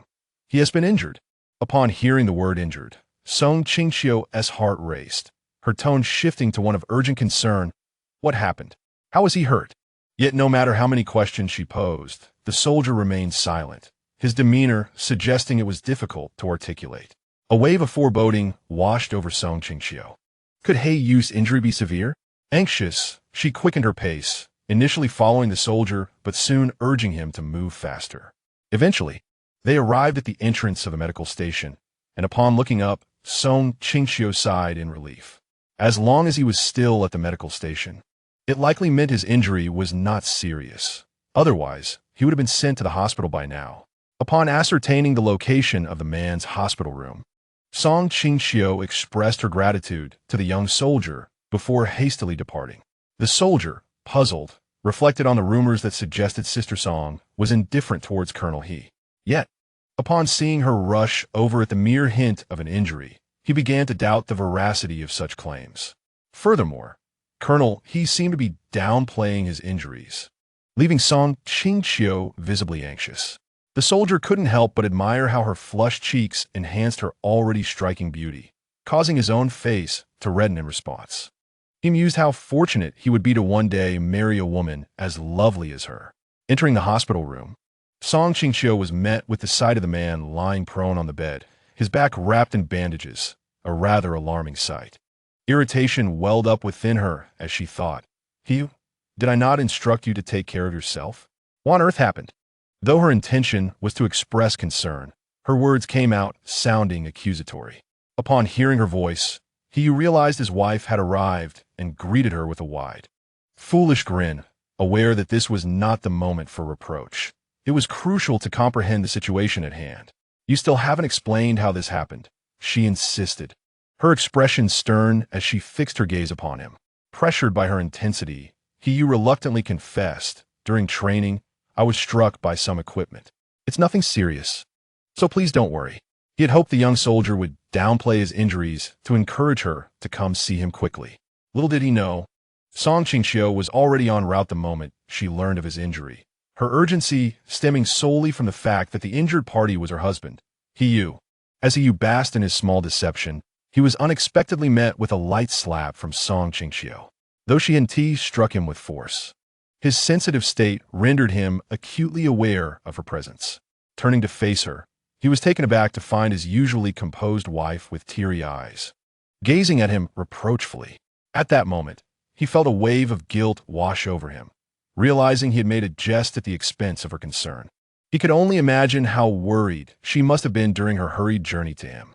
Seeing the tears welling up in her eyes, Hi's heart softened. In that instant, he would have agreed to anything she asked, simply to see her smile. Attempting to console her, he stated, "I'm fine. The injury is minor. Please don't cry. When you cry, I become a loss." Qingqiu held back her tears, unsure of why she felt so emotional. She had been perfectly fine on her way there. Now, upon confirming that He was not gravely injured, she found it difficult to maintain her composure. Nevertheless, she composed herself and approached him, asking, "Are you thirsty? Would you like some water?" This question struck a chord with He, who had refrained from drinking for fear of needing to use the restroom. It had been nearly 3 to 4 hours since he last had water, and he was indeed quite parched. Moreover, he had another reason for his earlier request. He was not keen on being tended to by any of the nurses, many of whom seemed to have an interest in him. His heart belonged solely to Qingqiu, and the thought of anyone else tending to him made him uneasy. After Qingqiu provided him with some water, a doctor arrived to change his bandages, prompting her to step aside. Unexpectedly, the female doctor approached He, only to be halted by his stern voice. "Where is the male doctor? Why are you here? Stay back." The female doctor, startled, knew that the male doctor had been reassigned and had long admired He. Upon learning he was admitted, she had volunteered to assist with the bandage change, but was now caught off guard by his abrupt rejection. Despite her fear, she thought the opportunity was too good to miss and attempted to advance, stating, "Dr. Liu is occupied, so I will assist you instead." However, he remained unyielding, his demeanor cold. "I'm not in a hurry. I would prefer to wait for Dr. Liu." The female doctor hesitated to argue further, but Qingqiu interjected, "Doctor, since my husband prefers Dr. Liu to attend to him, please convey that message. If it's inconvenient for you, I could deliver it myself." Since the incident of the previous broadcast, Qingqiu's name had become well known throughout the military camp, and the doctor recognized her authority. Aware of the underlying threat in her words, The female doctor quickly acquiesced, saying, "Very well. I shall inform Dr. Liu immediately." Once the doctor left the room, Qingqiu turned to Hiyu, her expression a mix of anger and affection. "Hiyu, why do you keep attracting such peculiar individuals?" Hiyu, feeling wronged, replied, "It's not my fault. They've just never seen a man before." His response amused Qingqiu, and she found herself grateful for having such a devoted partner who could resist temptation. After all, while passionate love may be easily found, true loyalty is a rarity. Chapter 41. The taste of jealousy is stronger than others due to the necessity of additional bandage changes. He would need to remain in the hospital for a few more days. With the realization that he required certain items, Qingqiu returned home. Little did she expect that in just a few minutes upon her return, she would find several nurses loitering at the door, peering inside, with some even attempting to enter to offer Hiyu their services. She felt quite exasperated, fully aware of the genuine admiration those nurses held for her husband, which made her discomfort palpable. Was she truly feeling jealous? Despite her attempts to deny it, she recognized the truth. She was indeed envious. Perhaps it was a result of becoming accustomed to Hiyu's exceptional nature that she often overlooked his shining qualities. Accepting his kindness had become second nature to her. But the thought of others desiring him stirred an unsettling feeling within her. Even if he harbored no such thoughts, she felt discontented. Hearing footsteps, the nurses scattered upon spotting her, with one calling out softly as if to alert Hiyu of her presence. Qingqiu made no effort to stop them. After all, they could not diminish her standing in Hiyu's heart. While she would refrain from confronting the nurses directly, she resolved to speak with the head nurse about the situation, as it would be too degrading to let it go unaddressed. As for Hiyu, she felt compelled to assert her claim over him. She couldn't fathom how he appeared to attract these young women, as if they were moths to a flame. She would not interfere with his social interactions, but some matters needed to be addressed. Qingqiu only accepted love that was clear and unabashed. Although she knew Hiyu's heart belonged solely to her lately, she found herself intrigued by what it was that had won his affection. What do men truly appreciate about themselves? Perhaps it is because she has also begun to develop feelings for him. She does not wish to be one of those individuals who, despite being in love, remain silent about their emotions. It is far better to express everything openly, as it benefits both parties. Besides, she had previously assured him that they would always communicate openly about any matters, so it would be illogical for her to hold back while expecting him to do otherwise. After much contemplation, she resolved to share her most genuine thoughts with him. He sensed that his wife had arrived. Upon turning to look, he was greeted by her presence, and the smile on his face became irresistibly charming. He had always known his smile was appealing, but never had it stirred her heart as it did now. She realized she was truly in love with him. Even his ordinary smile could send her heart racing. This sensation was both unfamiliar and nostalgic for her. She once believed she was in love with Wu Yongrun, yet in comparison with this man, she discerned that her feelings for Wu Yongrun fell far short of love, merely a fleeting infatuation of youth. Noticing that she was silently gazing at him, Hiyu felt a twinge of anxiety. He sensed she had something significant to say. However, her expression revealed nothing. Reflecting on the nurses who had been a nuisance in the ward earlier, he felt a flicker of fear. Although he had already declined their advances and ensured they did not come near him, what if his wife held him accountable for it? This thought chilled him to the bone. At that moment, Qingqiu finally spoke. While she endeavored to maintain a calm demeanor, a hint of shyness crept in her voice, as her next words would resemble a confession. "Hiyu, I think I have fallen in love with you." Upon hearing this, Hiyu felt as though he were dreaming. As he attempted to respond, Qingqiu raised her hand to silence him, signaling him to let her finish. "I've only come to this realization in recent days. Now that we are in love, I hope you will cherish our relationship. Of course, I shall do the same. Additionally, I wish for you to be mindful of your interactions with other women. I do not want any unpleasant rumors to arise." When she uttered the final sentence, a hint of guilt washed over her, as she was aware of Hiyu's indifference toward other women. Yet perhaps because she had fallen for him, she found herself less carefree than before. In the past, even if another woman engaged in inappropriate exchanges with him in her presence, she would merely issue a verbal warning, feeling no fear. However, in recent days, she had begun to feel anxious, fearing he might genuinely take an interest in another woman, or that he might tire of her love and choose to give up. It was a swirl of baseless fears. Qingqiu, upon hearing her words, felt no displeasure. Rather, he was elated. At last, she had begun to genuinely care for him.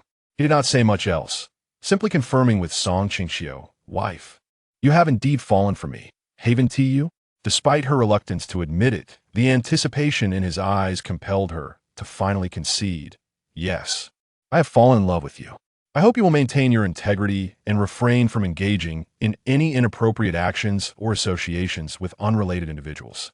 Suddenly, Qingqiu smiled at her, then asked, "Wife, do you smell something?" Confused, Qingqiu inquired, "What smell?" He responded, laughing joyfully, "The scent of jealousy. My wife is truly unique. Even her jealousy has a stronger flavor than others." Observing his proud demeanor, Qingqiu found him utterly childish. Yet, she also felt a sudden understanding, as he had consistently expressed his love through words and actions. Now, as she could finally reciprocate his affection, it was only natural for him to want to boast and declare it, given that his long-standing efforts were finally being rewarded. However, finding his expression excessively bothersome, Qingqiu leaned closer and pressed her lips against his. Instantly, the ward fell into silence. Before she could pull away, Qingqiu captured the nape of her neck, deepening the kiss imbued with newfound affection. Initially, Qingqiu considered resisting, but recalling the significance of this kiss, she surrendered to his advances. Yet, as the kiss intensified, Qingqiu began to grow more audacious, and soon his hands ventured beyond acceptable boundaries. Being in a hospital, Qingqiu could not allow him to misbehave. She swiftly grasped his wandering hand. Perhaps her movement was too forceful, as it inadvertently tugged at his injury, prompting a muffled groan from him. Nevertheless, Qingqiu showed no sympathy, admonishing him, "This is not my fault. Blame yourself for not knowing the right occasion." Though her words were assertive, she ensured he lay comfortably and inspected his back for injuries. Satisfied that there were no open wounds, she sighed in relief. "Take care of yourself. Even if you have thoughts, they must wait until after your discharge," she said, a hint of embarrassment in her tone. Upon hearing her promise, Qingqiu immediately turned to her, eager for confirmation. "Wife, are you serious? Once you are discharged, you will agree?" Qingqiu remained silent, but the rapid blush spreading across her cheeks answered the question for her. Chapter 42. Assisting a man in socializing after he was discharged from the hospital. Several days passed, and he was nearly fully recovered. During this time, they discussed a particular matter. Ideally, this should have been arranged within the first week of their move. However, understanding that his wife had not yet developed feelings for him, he refrained from making certain requests. Although he knew that Qingqiu would comply if he asked, he was determined to wait until their feelings were mutual before announcing it to others. Now seemed the perfect time to proceed with the plan. It was also true that Qingqiu had overlooked this aspect since moving in, compounded by her rather poor reputation at the hospital. As a result, no one had invited her to dinner, and she had forgotten her intention to invite others to their home.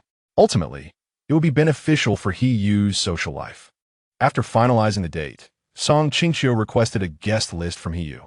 Considering her own circumstances, she estimated around 10 guests would attend.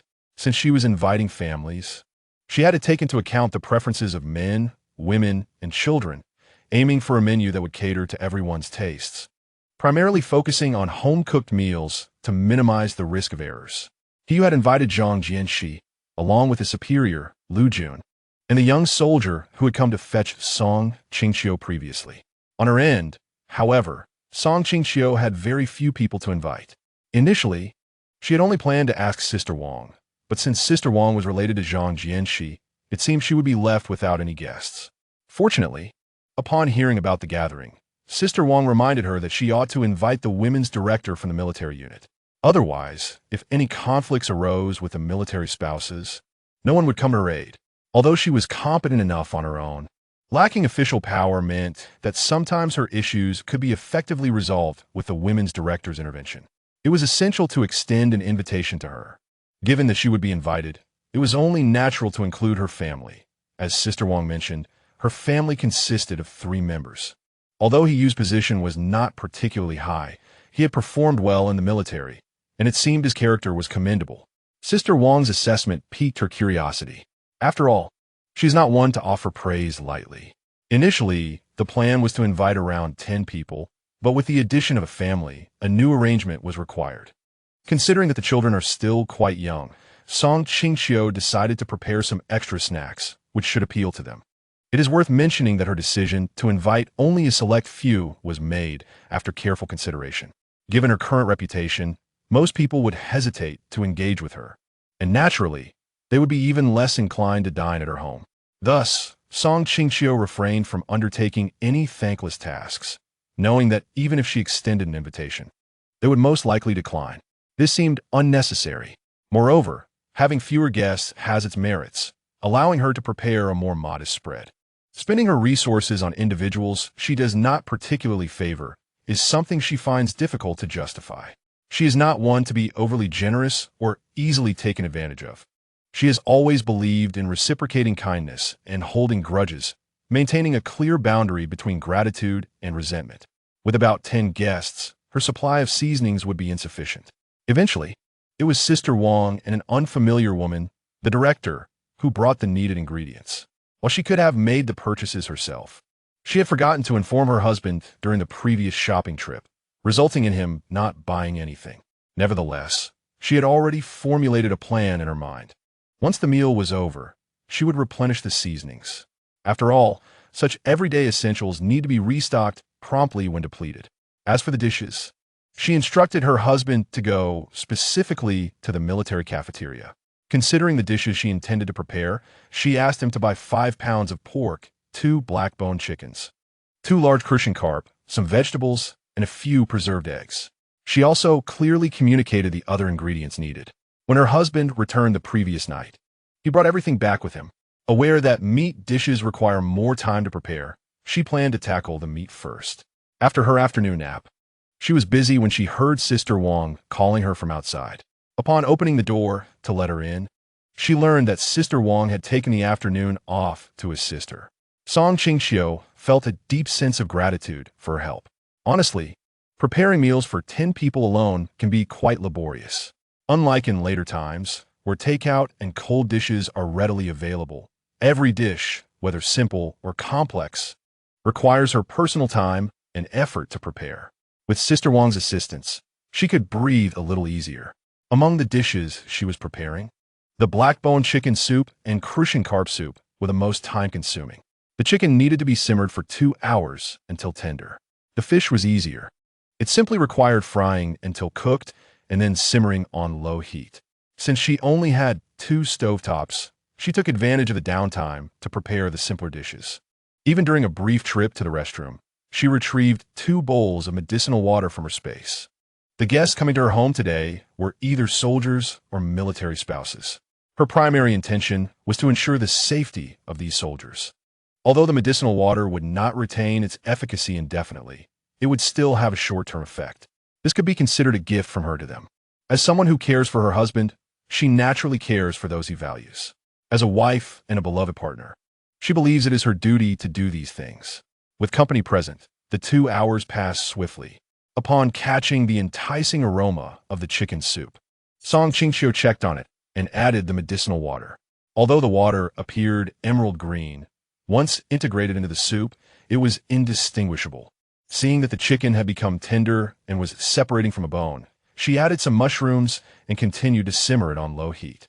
It would be ready in 10 minutes. The fish soup had already been completed half an hour prior. The milky white broth exuded the unique fragrance of fish soup, whetting her appetite. With the 2 most troublesome dishes finished, she turned her attention to the remaining vegetables, snacks, and cold dishes. For the vegetables, she consulted Sister Wang and prepared stir-fried cabbage and vinegar and a small stir-fry of greens. She also made mapo tofu, which, given her penchant for spicy food, was particularly tempting. To ensure the dish was adequately spicy, she specifically used both line chili peppers and small millet peppers, and the heat was quite overwhelming while cooking. She reserved a small bowl for herself upon completion and enjoyed a few bites during the cooking process, relishing the flavor. Once the vegetables were nearly ready, she stir-fried a small portion of meat and prepared a sweet and sour pork dish, although she could not procure any spare ribs due to the excessive quantity being bought. However, Qingqiu knew her husband would not mind this. Looking at the dishes arranged in the warming box, she counted a total of 7. She planned to prepare 10 dishes this time, leaving room for 2 snacks and 1 cold dish. After contemplating, she decided on a preserved egg salad for the cold dish. She peeled and sliced the preserved eggs, arranged them on a plate, and added soy sauce, chili, and scallions to the pan. After drenching it in hot oil, she prepared a vinegar dip, completing the cold dish. As for the last 2 snacks, she had also made plans. One would be the milk-flavored steamed buns that had been well received during their last gathering, and the final dish would be sweet and crispy corn cakes. The milk-flavored buns were not too labor-intensive, and with Sister Wang's assistance, they were completed in just over an hour. Thankfully, she had prepared the necessary dough the day before. Otherwise, she might have run out of time today. The raw materials for the corn cakes were also prepped ahead of time. When her husband learned she intended to make these, he took the initiative to grind the corn into small pieces. Qingqiu was quite pleased with this and rewarded him with a kiss, although he ended up enjoying a considerable amount of tofu as well. Recalling the steps from her previous life for making these cakes, she successfully created the dish. Observing the golden, fragrant corn cakes, she suddenly remembered a saying from later times. Even the child next door would cry from the aroma. Speaking of children, Sister Wang not only came to help, but also brought her 2 sons along. The 2 little boys were well-mannered and polite, addressing her as Aunt Song, which melted her heart. Observing her reaction, Sister Wang teased her, suggesting that if she liked them so much, she should hurry and have one of her own. The unexpected suggestion took her by surprise, but for Qingqiu, who was not currently planning on having children, it was a difficult topic to engage with. Sister Wang, noticing her discomfort, laughed and remarked that while children are delightful, they can also be quite bothersome. Since she is still young, she could wait a few more years before having children. At times, Sister Wang felt she had children too early. As a result, the 2 engaged in a conversation about childbirth. Qingqiu had originally only known that Sister Wang was a few years older than Zhang Jianxi, assuming that Sister Wang wished to have children due to age. However, during their discussion, she discovered that it was Zhang Jianxi who had persuaded her to have children. And one was not enough. He had encouraged her to have another. Suddenly, Qingqiu felt as if she had uncovered something significant. She had previously believed that Sister Wang was not particularly favored by Zhang Jianxi, but it seemed the reality was quite the opposite. From Sister Wang's account, it was clear that Zhang Jianxi lacked security and had coaxed her into having one child after another. Sister Wang even mentioned that she had accidentally become pregnant again, and had she not insisted on not keeping it, Zhang Jianxi would have wanted her to have yet another child. He told her that as long as she was willing to give birth, he would support as many as she desired. His mindset left Qingqiu at a loss for words. As someone who had lived in later times, she understood the toll childbirth takes on women. However, if both partners are willing, it seems there is little to contest. Yet, the notion that Zhang Jianxi intended to bind Sister Wang with children indicated that he indeed could not bear to be without her. Observing Sister Wang's demeanor, she appeared genuinely content, which seemed quite agreeable. There's a saying that goes, only the drinker knows whether the water is cold or warm. If one feels happy, that is what truly matters. The outsiders had no room for interjection. On this afternoon, Qingqiu's understanding of Wang Shaozi reached a new height, and their friendship blossomed to an unprecedented level. Chapter 43. The Women's Director and the Leader's Wife. The portions of the meal were ample, yet they lacked aesthetic appeal. However, they were rich in flavor and aroma. Those with discerning tastes might find them somewhat unappealing. Initially, Qingqiu hadn't considered this aspect, but when the Women's Director arrived, she discerned the subtle disdain in the woman's eyes. Although well concealed, it was still perceptible to her keen gaze. In the past, she had been adept at reading people, able to tell whether they were feigning or genuine. This woman, Yin Yutong, clearly was not particularly skilled at masking her feelings. Nevertheless, she refrained from uttering anything to make others uncomfortable. Although her eyes occasionally betrayed her disdain, she cooperated well with her husband, naturally mirroring his actions during the meal. Song Qingqiu could tell that she was someone who typically valued refinement, likely having been a lady from a wealthy family. However, given the sensitivities of the past, she had moderated her demeanor, though her habits were difficult to change. Once everyone was seated, Song Qingqiu began to serve the dishes. Wang Xiaozi, concerned that she might be overwhelmed, offered to help, but was ultimately stopped by He Yu, who joined Song Qingqiu in the kitchen. The couple finished serving the meal in about 10 minutes. Song Qingqiu was initially preoccupied with observing the women's director, fearing she might be critical of her cooking. After all, those who had once lived in extreme comfort often had a tendency to nitpick. Although the meal did not meet the standards of a state banquet, it was quite commendable for an ordinary household. To her surprise, after a token taste of the dishes in front of her, the women's director could not help but indulge in more. Though she showed some restraint, human instinct is not easily concealed. Song Qingqiu quickly realized that she enjoyed her cooking, which made her view the woman more favorably. While she appeared composed, she proved to be someone with an appreciation for good food. Satisfied with this revelation, Song Qingqiu decided not to focus on her any longer. If she enjoyed the food, then she should partake in it, for such opportunities are rare and should be cherished. Just as she withdrew her gaze, a reprimanding voice caught her attention. Following the sound, she discovered that Lu Jun's wife was scolding their daughter. It seemed the girl had not adequately supervised her younger brother, leading to a few sharp words. Lu Jun's wife had only recently arrived, sent by her mother-in-law. Initially resistant, Lu Jun ultimately agreed to keep his wife and children due to a letter from his mother. He understood her concerns. After all, he had been away from home for many years, and his position had steadily improved during that time. Although his family harbored suspicions about him, he did not blame them, as he was the one who had caused their worry. If having them around could ease his mother's mind, then so be it. However, he was taken aback by how much his wife had changed in the 8 years since he last saw her. She had transformed to the point of being nearly unrecognizable. Once gentle and reasonable, she now displayed an unreasonable demeanor. Any issues between their son and daughter were invariably blamed on the girl. He had observed the conflicts between the children and the unfair treatment his daughter endured. He had considered discussing the matter with his wife. But each time he broached the subject, she would deftly change the topic, leading him to abandon the thought. Initially, he suspected she had suddenly developed a preference for sons over daughters, but she had been fine when their daughter was born. He simply could not comprehend this shift. He was not well-versed in family matters, and he had hoped this outing would bring joy to the family. But unexpected tensions arose. He had witnessed the earlier incident, where their son insisted on eating the meat in front of him, and his daughter, likely concerned for her brother's digestion, had only offered him a couple of bites before refusing to give him more, all the while coaxing him gently.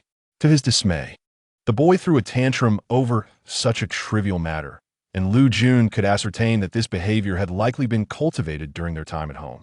After a moment of contemplation, Lu Jun shyly smiled and attempted to diffuse the situation. "Sister-in-law, I apologize. The children may be a bit greedy since it's their first time tasting such delicious food, so please forgive them." Song Qingqiu and He exchanged knowing glances. Recognizing that Lu Jun wished to avoid any embarrassment, he responded, "What are you saying? The children enjoy the food. Qingqiu is delighted, and there is no cause for anger." Song Qingqiu quickly chimed in, smiling, "Exactly. I must thank you, sister-in-law, and the children for their appreciation." Hearing their words, Yin Yutong seemed a bit embarrassed and smiled apologetically. She picked up her younger son and returned to her meal. Ultimately, only the little girl remained, forlorn and neglected. Song Qingqiu felt a pang of sympathy. At just over 10 years old, she was at an age when children crave affection from their parents. Yet here she was, feeling unloved and ignored. However, since she was someone else's child and the adults were present, intervening would not be appropriate. Thus, she resolved to pay her less attention. Though she contemplated having her husband inquire about the circumstances surrounding the two children. After all, her husband had previously described his esteemed superior as not being biased towards sons over daughters. Yet, what she witnessed now contradicted that impression. With a heart full of confusion and compassion, Song Qingqiu found little joy in the meal. Fortunately, the last few families to arrive seemed satisfied with the food. Particularly, she was surprised that the women's director, whom she initially thought would be picky, specifically praised her cooking before leaving. This caught Qingqiu off guard. She had assumed the woman would only express her approval discreetly. It turned out she was quite forthright.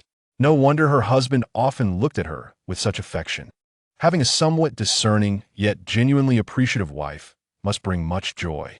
However, Qingqiu was more concerned about Lu Jun's family, particularly because his daughter was exceptionally endearing, well-behaved, and beautiful.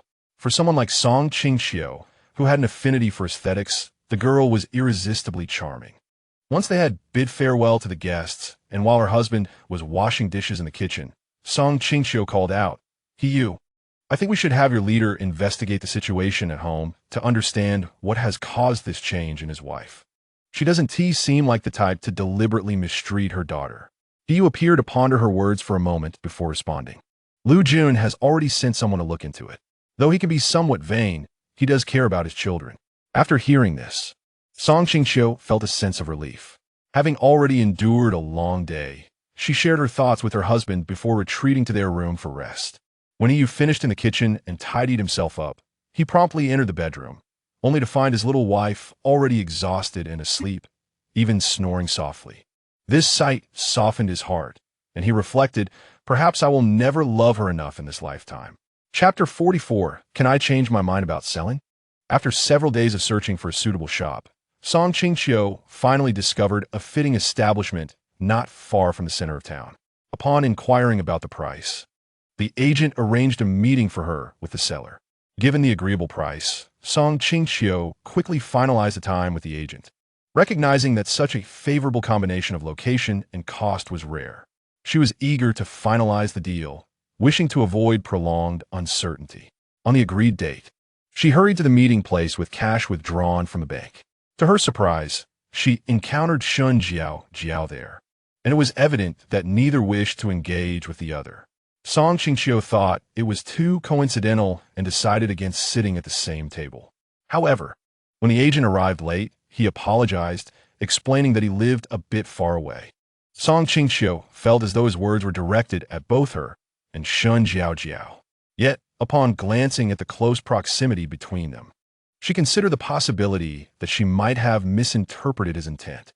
Nevertheless, the male agent's voice shattered her illusion as he wiped the sweat from his brow and suggested, "I believe it would be more conducive for both of you to sit together." The implication in his gaze was unmistakable, suggesting that there was tension between the two. Yet he restrained himself out of professional decorum. Even though he found both parties peculiar, he maintained a polite demeanor. A reasonable person would have grasped his meaning after his apology, yet both women chose to feign ignorance. What was this all about? Could certain matters not be expressed so bluntly? Although Qingqiu was reluctant to concede, she had no choice but to join Jiao's table. It was not that she was intimidated. Rather, as the buyer, she was quite fond of the property in question. Displaying a positive demeanor was not too burdensome. Once seated together, the trio primarily listened to the agent's robust voice flowing endlessly. Suddenly, Jiao interjected, her expression grave, and quietly asked the agent, "Can I change my mind about selling?" The inquiry drew a frown from Qingqiu and left the agent visibly perplexed. Although his face contorted momentarily, he managed to suppress his anger and forced a smile, inquiring, "Miss Shun, is there an issue?" Qingqiu found his struggle not to lash out amusing, and she answered in place of Jiao, "Agent, the problem does not lie with you. It is my issue. She previously favored my husband." Observing Jiao's expression morph into one of cunning, Qingqiu realized that trouble was brewing. Fortunately, Jiao acted swiftly. Otherwise, her past indiscretions might have been broadcast for all in the cafe to hear. After all, Qingqiu had not deliberately lowered her voice. As a daughter of the Shun family, she could not afford to tarnish her family's reputation, even though her mother might protect her. Her grandfather and father would not be so lenient. When Jiao covered her mouth, Qingqiu did not resist, but signaled with her eyes for her to release her grip. She even perceived a threat in Jiao's gaze. If she failed to sell the property today, Shun Jiao could make her life difficult. Weighing the consequences of refusal, she realized she could not bear the repercussions and reluctantly allowed Shun Jiao to withdraw her hand. Song Qingqiu clearly understood her implication and flashed a defiant smile. However, she knew she could not afford to offend Shun Jiao at this juncture. Shun Jiao pretended not to notice, believing that out of sight would bring peace of mind. Although the agent found the two women strange, he ultimately said nothing more, focused instead on the prospect of earning money. The next step was for the agent to accompany Song Qingqiu to confirm the property she intended to purchase and to handle the transfer procedures. The establishment Song Qingqiu had set her sights on was a street-facing storefront. With 2 levels, it fulfilled her dual desire to both reside and conduct business. Additionally, its proximity to the local police station assured her of safety. Having surveyed the surrounding shops, she noted the absence of competitors in her intended trade. Moreover, the location was near several factories, providing ample foot traffic. She planned to establish a cosmetics and skincare business, targeting the factory workers as her primary clientele. In truth, Shun Jiao had been apprehensive, fearing that Song Qingqiu would exploit her leverage to negotiate a lower price. To her astonishment, Song Qingqiu purchased the property at the agreed-upon price without any haggling, paying in full. Shun Jiao suddenly felt as though she had misjudged this seemingly unremarkable woman. Aside from her striking appearance, Shun Jiao had not perceived anything particularly exceptional about her.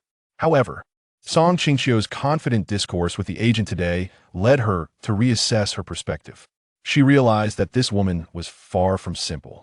Simultaneously, she felt relieved that she had not persisted in her pursuit of Song Qingqiu's husband. Otherwise, she doubted she would ever measure up to someone as formidable as Song Qingqiu.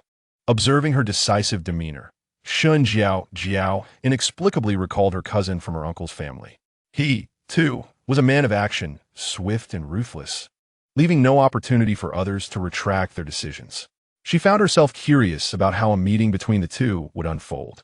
Suddenly shaking her head, she endeavored to regain her composure, recognizing that her cousin was a renowned businessman in Huagua, known to all. Even though Song Qingqiu was impressive, she paled in comparison to her cousin. She chastised herself for entertaining such fanciful notions. At present, there was no possibility of the two ever meeting. After completing the paperwork, Song Qingqiu noticed Shun Jiao regarding her with an inscrutable expression. With a slight frown, she inquired, "What is it?" Shun Jiao felt awkward and did not respond, merely turning away. Having successfully acquired her desired property, Song Qingqiu dismissed Shun Jiao's odd behavior and cheerfully placed the property deed into her bag, preparing to head home. However, she was abruptly caught by Shun Jiao's grip on her sleeve. Hesitating briefly, she could not help but ask, "Why didn't you try to negotiate a lower price?" "You clearly." Both women understood the unspoken continuation of the sentence, but Song Qingqiu interrupted, pulling Shun Jiao's hand away. She then looked at her seriously and explained, "I have no need to engage in such tactics. As a business person, I fully comprehend the importance of integrity. Purchasing a property is also a business transaction. I have no reason to compromise my honesty over such matters." After a brief pause, she continued, "The agent charges based on the property's price. If I were to negotiate down, he would not agree." Initially, Shun Jiao had regarded her with admiration, but her expression soured upon hearing the last statement. "What? So you didn't lower the price out of fear that the agent would disagree? I thought you were calculating." Song Qingqiu. How naive of me. As Song Qingqiu turned away, gradually distancing herself, she ignored Shun Jiao's outburst and chuckled to herself. "Since you have your sights on my husband, let your fantasies be dashed." Chapter 45. You truly resemble your husband. In just 3 days, news arrived from Lu Jun's hometown. However, it was hardly favorable. The letter contained a unilateral confession from his mother, starting with rumors and gradually revealing a long-held secret, a secret they had guarded for nearly a decade. The root of it all lay in an event that transpired shortly after he left home. At that time, Yin Yutong and his widowed mother were alone at home, despite his having entrusted relatives to keep an eye on them. However, These individuals were also burdened with numerous responsibilities at home, leaving them little time to attend to their families. Over time, the promising Yin Yutong caught the attention of those with ulterior motives. One afternoon, with her mother absent, Yin Yutong found herself violated. Upon her mother's return, she could only observe her daughter in torn clothing, sobbing inconsolably, which filled her heart with anger.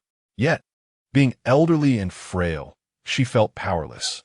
Initially, she contemplated seeking justice from the clan's uncles and brothers, but Yin Yutong vehemently opposed this idea. It was not that she lacked a desire for vengeance, but rather that she had no knowledge of the perpetrator, leaving her unable to seek justice. Furthermore, she recognized the disgrace of her circumstances, aware that the villagers would not genuinely consider her plight, ultimately tarnishing her reputation and implicating her mother-in-law and husband. Just when she thought the ordeal would fade into the past, she discovered she was pregnant. She tried to convince herself that the child was her husband's. But as the baby grew, doubts crept in. Gradually, she began to question whether the child was indeed the offspring of that beast. In truth, her mother-in-law insisted that the child was her son's, and even if not, their family would treat it as their own. After all, it was merely a daughter, destined to be married off one day. Her mother-in-law urged her to find solace in this notion. However, this was insufficient to quell the whispers from the villagers who claimed the girl bore no resemblance to her father. The mother-in-law, being the most rational, believed that regardless of appearances, her granddaughter resembled her son. Yet, Yin Yutong became increasingly troubled, finding fault in her daughter at every turn, resorting to physical punishment. The mother-in-law attempted to intervene, but her efforts were in vain, and ultimately, it was the granddaughter who suffered. In silence, she understood that her daughter-in-law was merely venting her frustrations over past grievances, yet the child remained innocent. She did not consider her granddaughter a bastard, and even if the child was not her son's, she was willing to safeguard this secret for her daughter-in-law. However, avoidance was no longer an option. Despite her attempts to maintain a cheerful demeanor, Yin Yutong's bitterness only intensified. Consequently, she suggested to her son that they send the girl away to the military, hoping that time might heal the situation. Yet, the matter escalated before long, prompting her to finally reveal the events of that year. Upon learning the truth, Lu Jun felt a surge of anger and sorrow. He had no idea that his wife had endured such hardship during his absence. After hearing his mother's account, he shared her sentiments. Regardless of whether the girl was his child, he wished to keep the secret intact. Nonetheless, he recognized that the pressing issue was not the child's lineage, but rather his wife's peace of mind. As long as she harbored doubts about the child's parentage, she would never treat the girl kindly. Lu Jun pondered for a long time, ultimately seeking out Hiyu. He knew his wife possessed considerable intelligence and hoped that together, they could devise a solution. In his view, the child was undoubtedly his, given the striking similarities in their mannerisms. However, the immediate concern was how to prove the girl's paternity, as this might alleviate his wife's anguish. This matter soon reached Song Qingqiu, who, upon hearing the details, suspected that the situation was not as convoluted as they believed. Although her current doubts seemed implausible, she felt compelled to validate her intuition. To confirm her suspicions, she instructed her partner to summon Yin Yutong to their home, recognizing that some discussions were more comfortably addressed among women. The following day, Yin Yutong arrived at their residence. Song Qingqiu understood that she could not broach the subject directly. It required a gentle approach. After greeting Yin Yutong, who responded with a mere nod, Song Qingqiu decided to shift the focus onto the girl. With a teasing tone, she remarked, "Sister-in-law, I noticed your daughter's eating habits closely resemble your husband's." Initially, she had overlooked it until Hiyu pointed it out, prompting her to laugh. Yin Yutong joined in, and as her guard lowered, Song Qingqiu seized the opportunity to address the core issue. Leaning closer to Yin Yutong, she whispered a crucial statement that left Yin Yutong wide-eyed with terror. Seeing this, Song Qingqiu's heart softened, yet she knew she could not stand idly by as matters worsened. Ignoring Yin Yutong's resistance, she leaned in again and delivered another critical message. This time, Yin Yutong regarded her as if she were mad. Unperturbed, Song Qingqiu tucked a stray hair behind her ear and confidently stated, Sister-in-law, you might think I am insane, but I urge you to reflect deeply on the events of that year. I believe the perpetrator did not succeed, or perhaps he lacked the courage to inflict real harm. Considering your husband is a soldier, should the truth come to light, the repercussions for him would be severe, thus he would not risk such a gamble. Therefore, I implore you to reconsider the circumstances of that day. Furthermore, regarding your feelings towards a girl, we do not share your perspective. For anyone can see she is indeed your husband's child. I suspect there are those who have spread these rumors, and I believe it warrants investigation. That is all I wish to convey. Suddenly, as if recalling something, she added, if you remember anything else later, please feel free to reach out to me. We have never believed that what happened to you was your fault, so do not continue to punish yourself. The girl is still young. Do not make decisions that you may regret in the future. After hearing Song Qingqiu's words, Yin Yutong returned home in a daze. Though time had passed, she had never been able to forget that incident. Looking back, she realized she did not actually feel persecuted at the time. As a married woman, she understood the sensations accompanying such experiences. In her moment of terror, she had convinced herself that she had been violated. However, now calm, she recalled losing consciousness midway, leaving her unaware of subsequent events. Furthermore, the sensations upon awakening bolstered her growing conviction that she had not been defiled. With this realization, the burden she had carried for years suddenly lifted, and she felt a profound sense of relief. Although her mother-in-law had consistently reassured her to let go, stating that so much time had passed that no one would remember, she knew she could never forget. Now that she had clarity, she was eager to confide in her husband, wishing to inform him of the truth at the earliest opportunity. Chapter 46. You will repay this in time. Several days had elapsed, and while Song Qingqiu had not been vigilantly monitoring developments, she was generally aware of the progress. That day, Yin Yutong had returned home to share her recollections with Lu Jun. The couple had managed to unravel their mental knots. Yet the paramount task remained to locate the man from their past. Only then could they truly liberate Yin Yutong from her shackles and clear the girl's name. Song Qingqiu could vividly imagine the life the girl had endured in her hometown, where even her own mother questioned her lineage, leaving her vulnerable to the scrutinizing eyes of both adults and children alike in the village. At present, Yin Yutong has finally recalled the events of years past, which is a fortunate development for that young girl. At this juncture, Song Qingqiu has chosen to withdraw her attention, recognizing that ultimately it is a matter concerning another family. She has successfully acquired a suitable storefront and is ready to embark on her journey to wealth. She has devised a plan. The shop, although modest in size, will be temporarily divided into two sections. One half will cater to her aspirations in the beauty industry, while the other will focus on the trade of medicinal herbs. Recently, she has come to terms with the fact that venturing into the beauty business is her first endeavor, and establishing it swiftly poses certain challenges. It is understood that the acceptance of new concepts requires time. Thus, the burden of this transitional phase will be shouldered by the herbal trade. Her herbs are of exceptional quality, both in terms of appearance and efficacy, surpassing those available externally. She does not intend to set exorbitant prices. As for her sources of supply, she will simply refer to them as an accidental acquisition. Naturally, she will keep this information confidential. Unlike typical apothecaries, she will selectively offer only a few types of herbs, ensuring that she does not infringe upon the business of established herbal shops. In the following weeks, she busied herself with the renovation of her shop, hiring workers to assist her.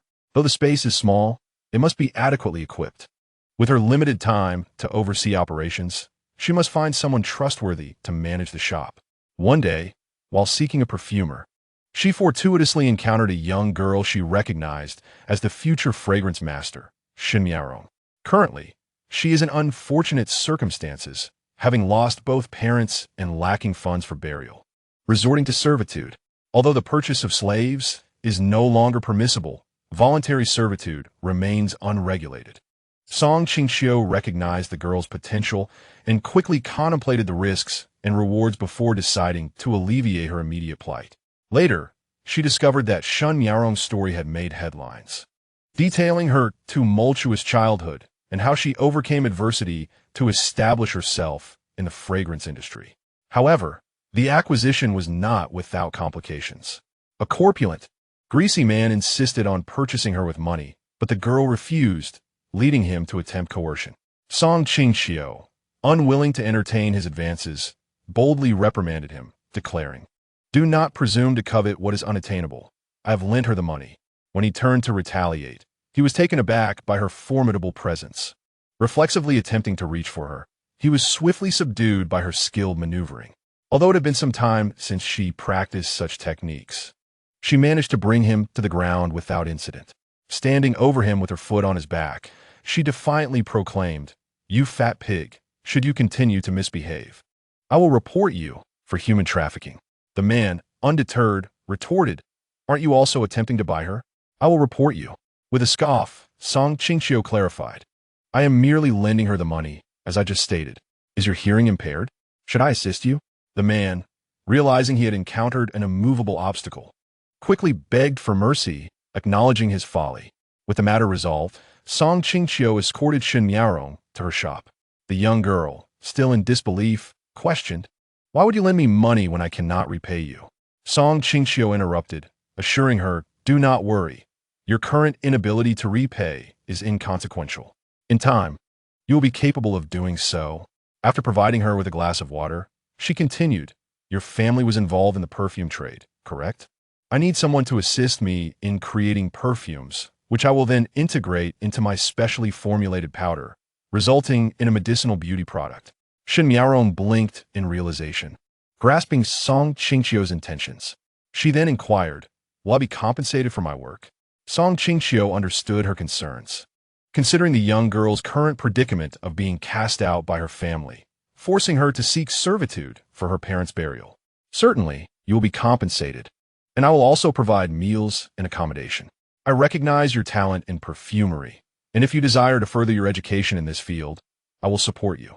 As long as you share 10% of your future earnings with me, we shall proceed."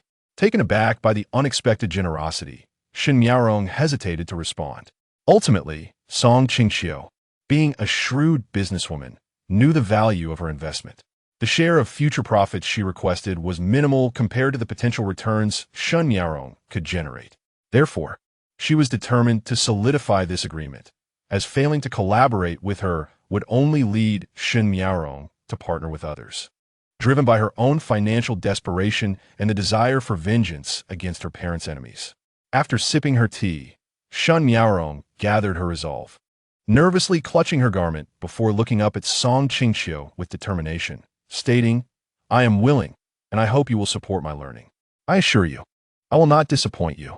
Although she possessed knowledge of perfumery, her future enterprises would multiply, leaving her little time for hands-on management. Thus, her best strategy was to recruit future leaders in each industry to oversee operations on her behalf, allowing her to allocate time to other pursuits. With the first medicinal cosmetic established, she confirmed with Shen Miaorong that she could produce the specified perfumes within 5 days, even accounting for 2 days to attend to her parents' funeral. Song Qingqiu was impressed by her efficiency, planning to launch a second product swiftly if the first proved profitable. Only through continuous innovation could she capture market share and rapidly accumulate wealth. Due to the shop's location, customer traffic was substantial, leading to impressive earnings on the opening day.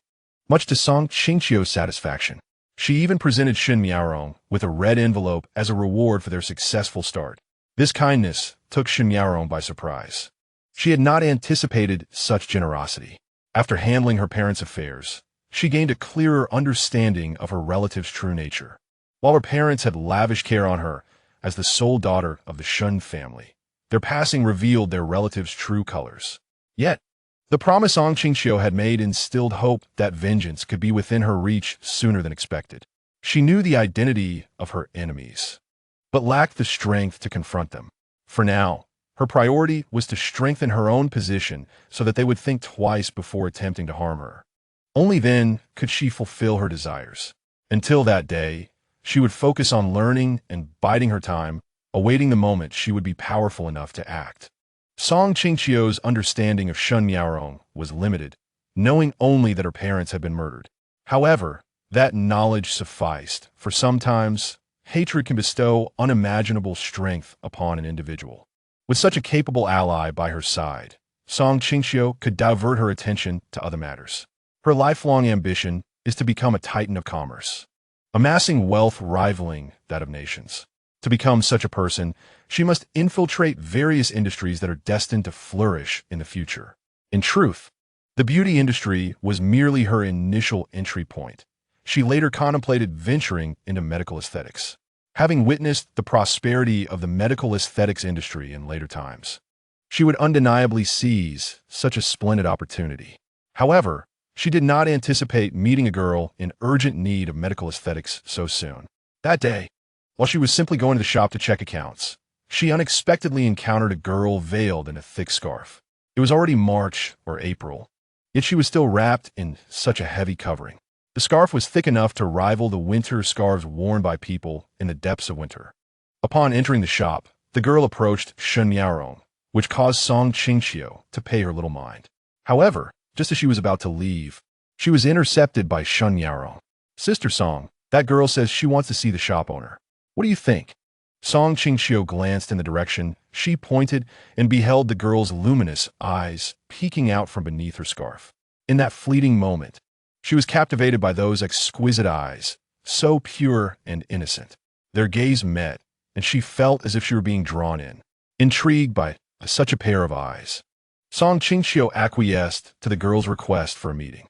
She entered the inner room, and shortly thereafter, Shen Miaorong escorted the girl inside. Despite the warm temperature of the room, the girl did not remove her scarf. This led Song Qingqiu to understand why she wore such a thick covering. Either she was unwilling to reveal her true appearance, or there was an issue with her face. The extent of that issue could only be discerned upon closer inspection. The latter seemed more plausible, as Song Qingqiu noticed the girl unconsciously touching a specific part of her face. Furthermore, if she were reluctant to show her true visage, she could have easily sent someone else in her place. Yet, she had come herself, indicating her intention to address a facial concern. The reason she sought out Song Qingqiu remained a mystery. Upon entering, the girl remained silent. Since she was unwilling to speak, Song Qingqiu initiated the conversation, thinking that in business, one must take the first step to weave a story. "Young lady, you are here to address this issue, correct?" she inquired, gesturing to her own face. The girl suddenly lifted her head, her striking black and white eyes locking onto Song Qingqiu's. Surprise and confusion danced within those eyes, filling Song Qingqiu with delight. This was a simple, naive girl. With a mere glance, she could discern the girl's innocent nature. Song Qingqiu was certain that the girl had been well protected by her family, allowing her eyes to remain so pure and untainted. "I'm here to see about my face.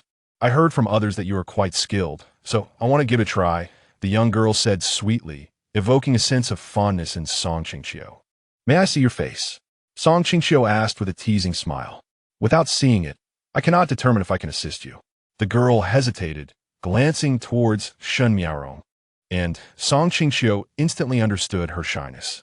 Upon receiving Song Qingqiu's glance, Shen Miaorong lifted the curtain and stepped outside. As soon as she left, the girl removed her scarf.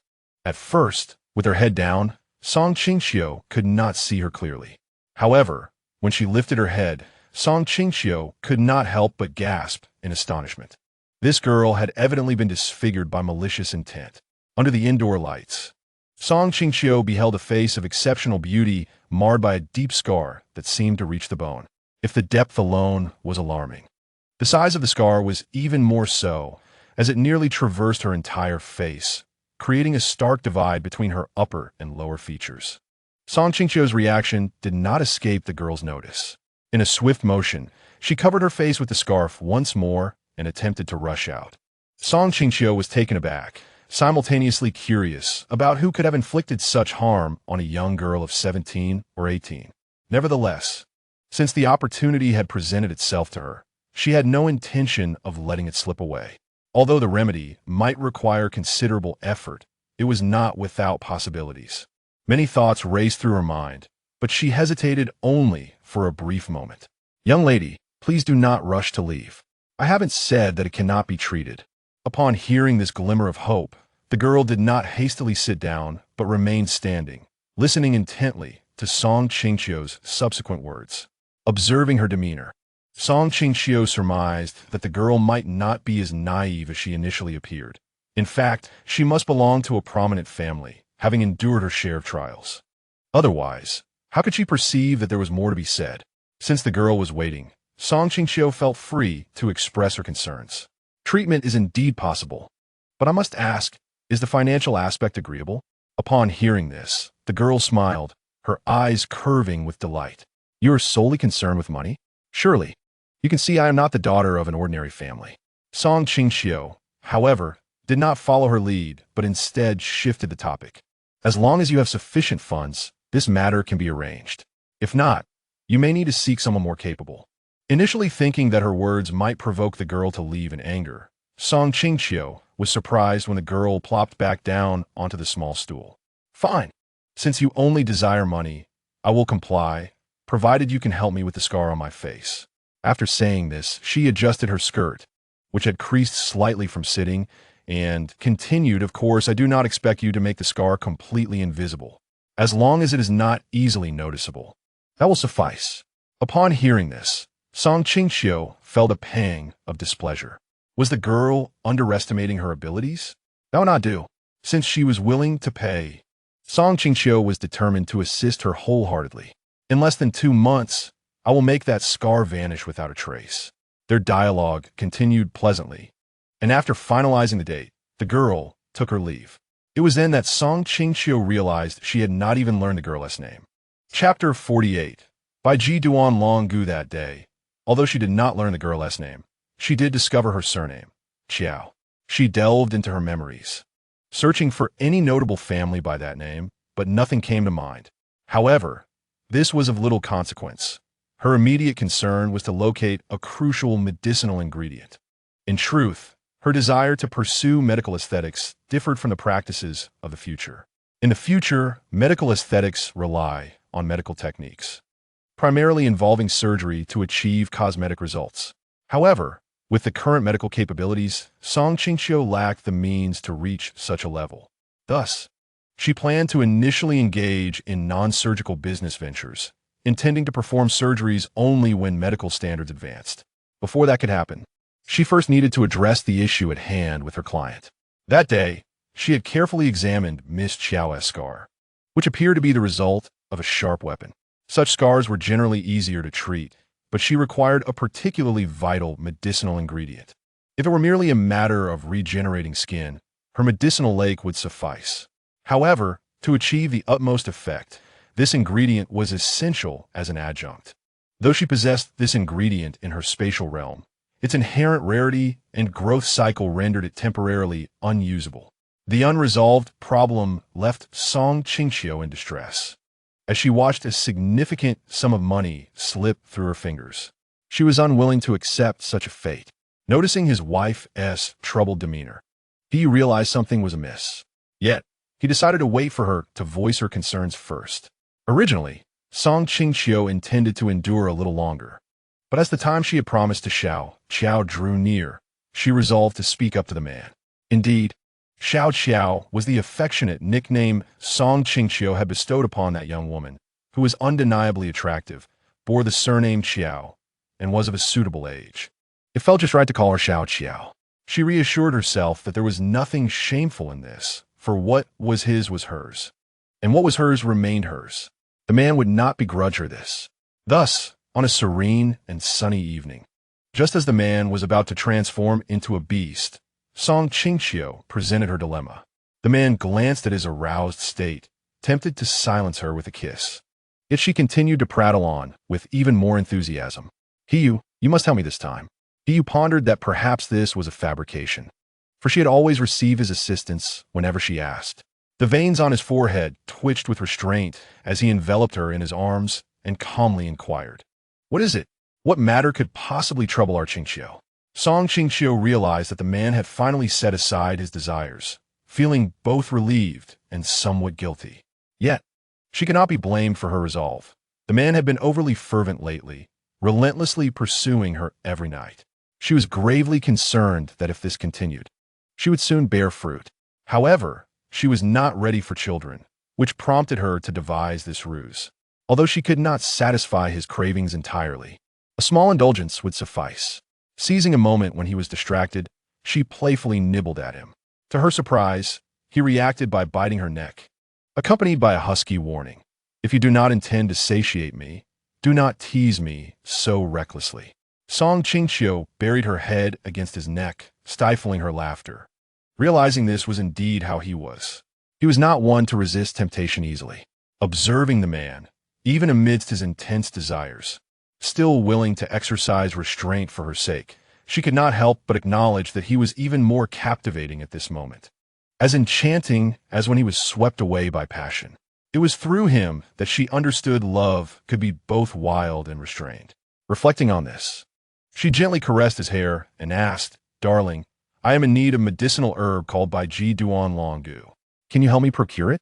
The man pondered for a moment before responding, "Although I am not familiar with this herb, I should be able to assist you in finding it." Qingqiu was merely testing the waters, not expecting him to genuinely resolve her request. To her delight, she impulsively kissed him in excitement, inadvertently leading her lips to his lower body. Coupled with her earlier affectionate address, this night was destined to be one of sleeplessness. When she awoke the next day, she regretted her actions and wished to slap her former self. What folly it was to entice him. Had it not been for her affectionate advances, would he have been so eager to pursue her? Nevertheless, considering that her herbal needs were being met, her spirits lifted somewhat.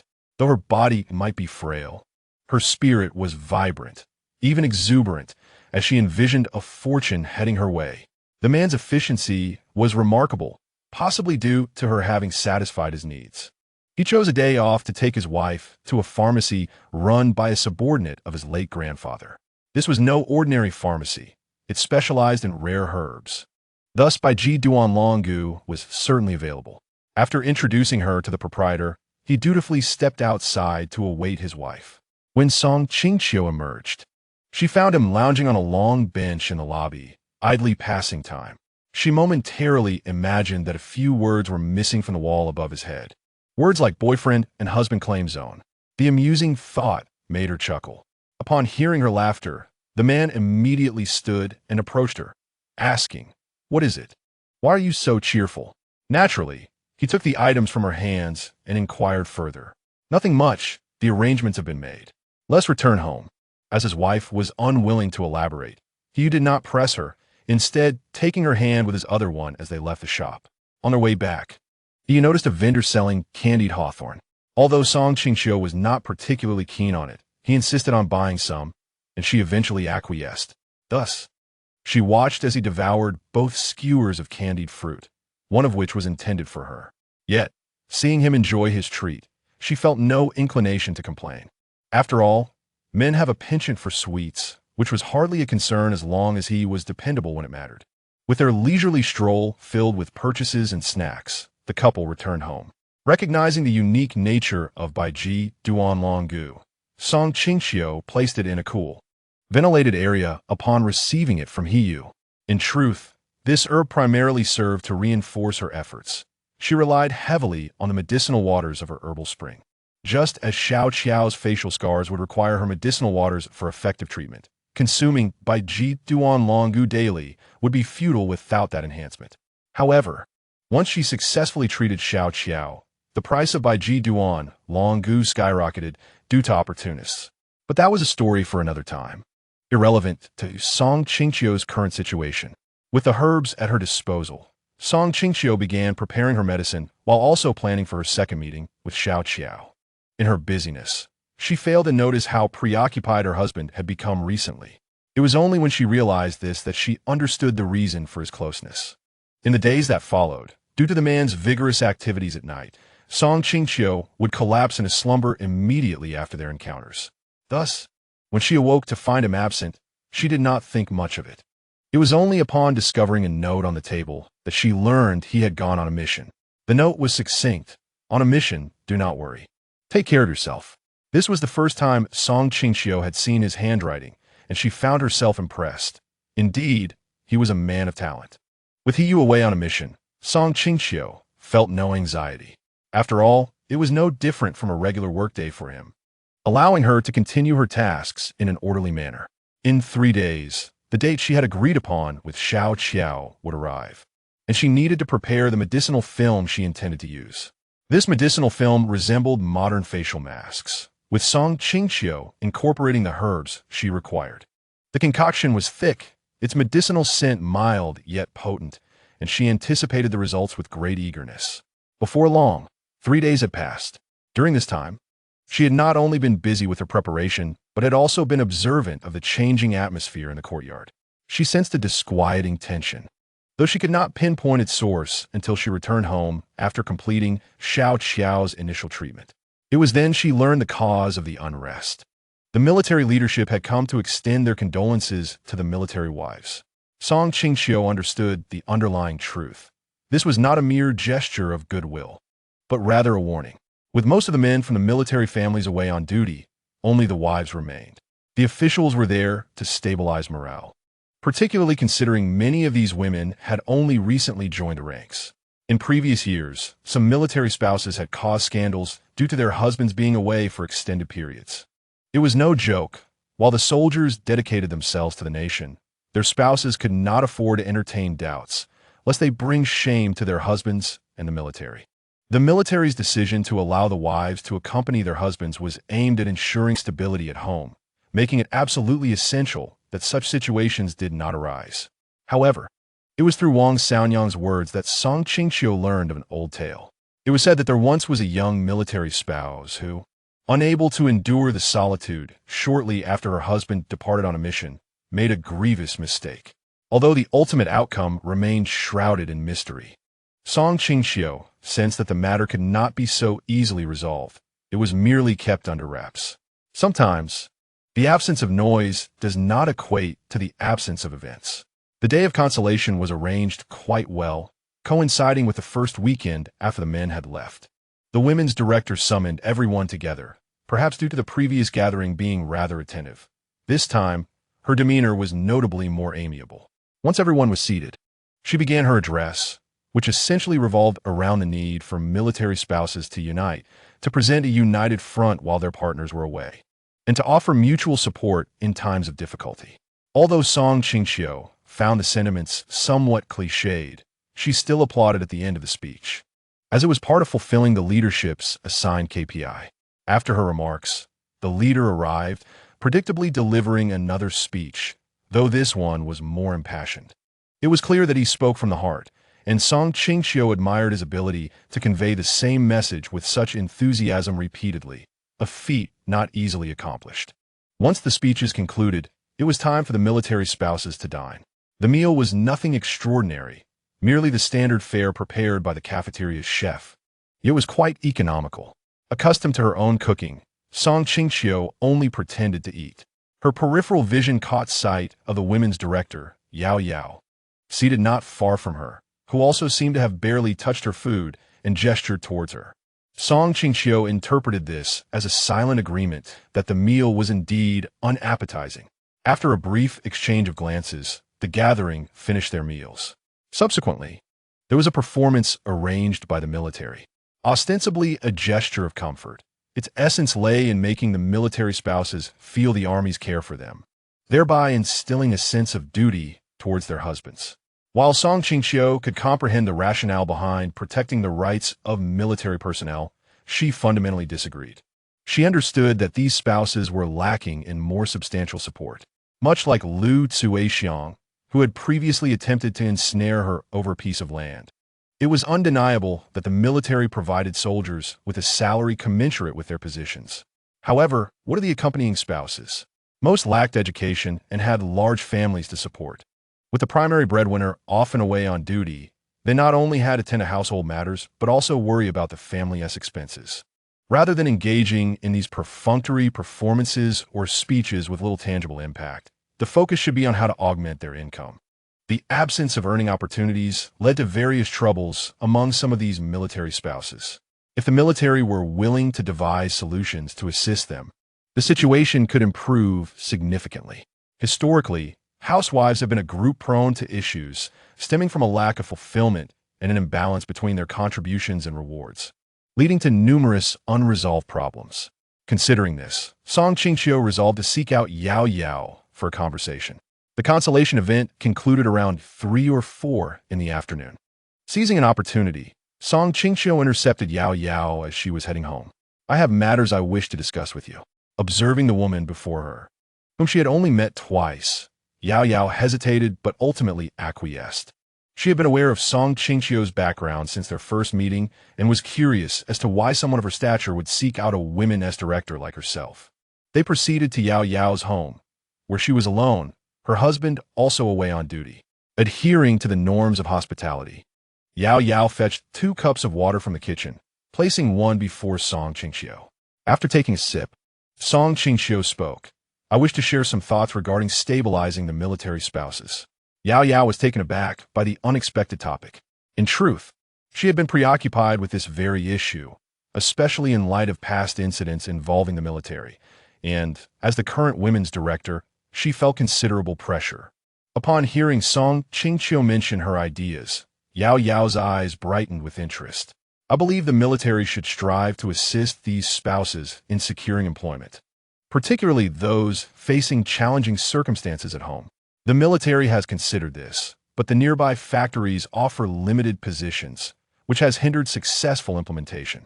Then you could prioritize addressing the most pressing cases, such as the families in distress, and subsequently explore opportunities for the others," Song Qingqiu suggested.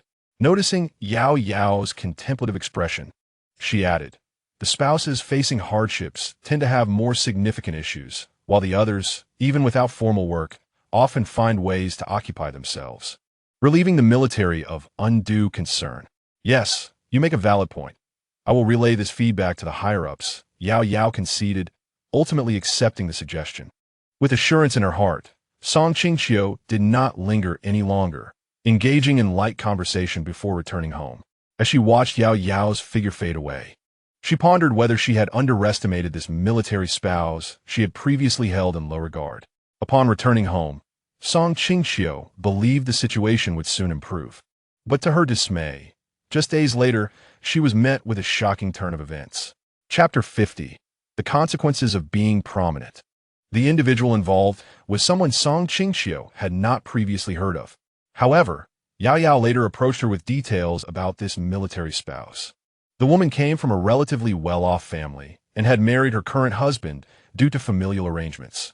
It was said that she had once been fond of another man, with whom she had clandestinely courted for a time, only for the man to abandon her under familial pressure.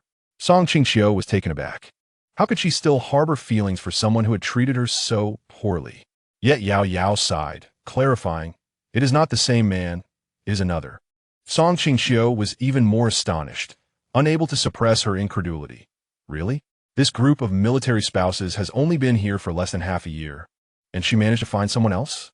After a moment of silence, Yao Yao explained, "In truth, their relationship was not substantial, but as you know, this is a sensitive time.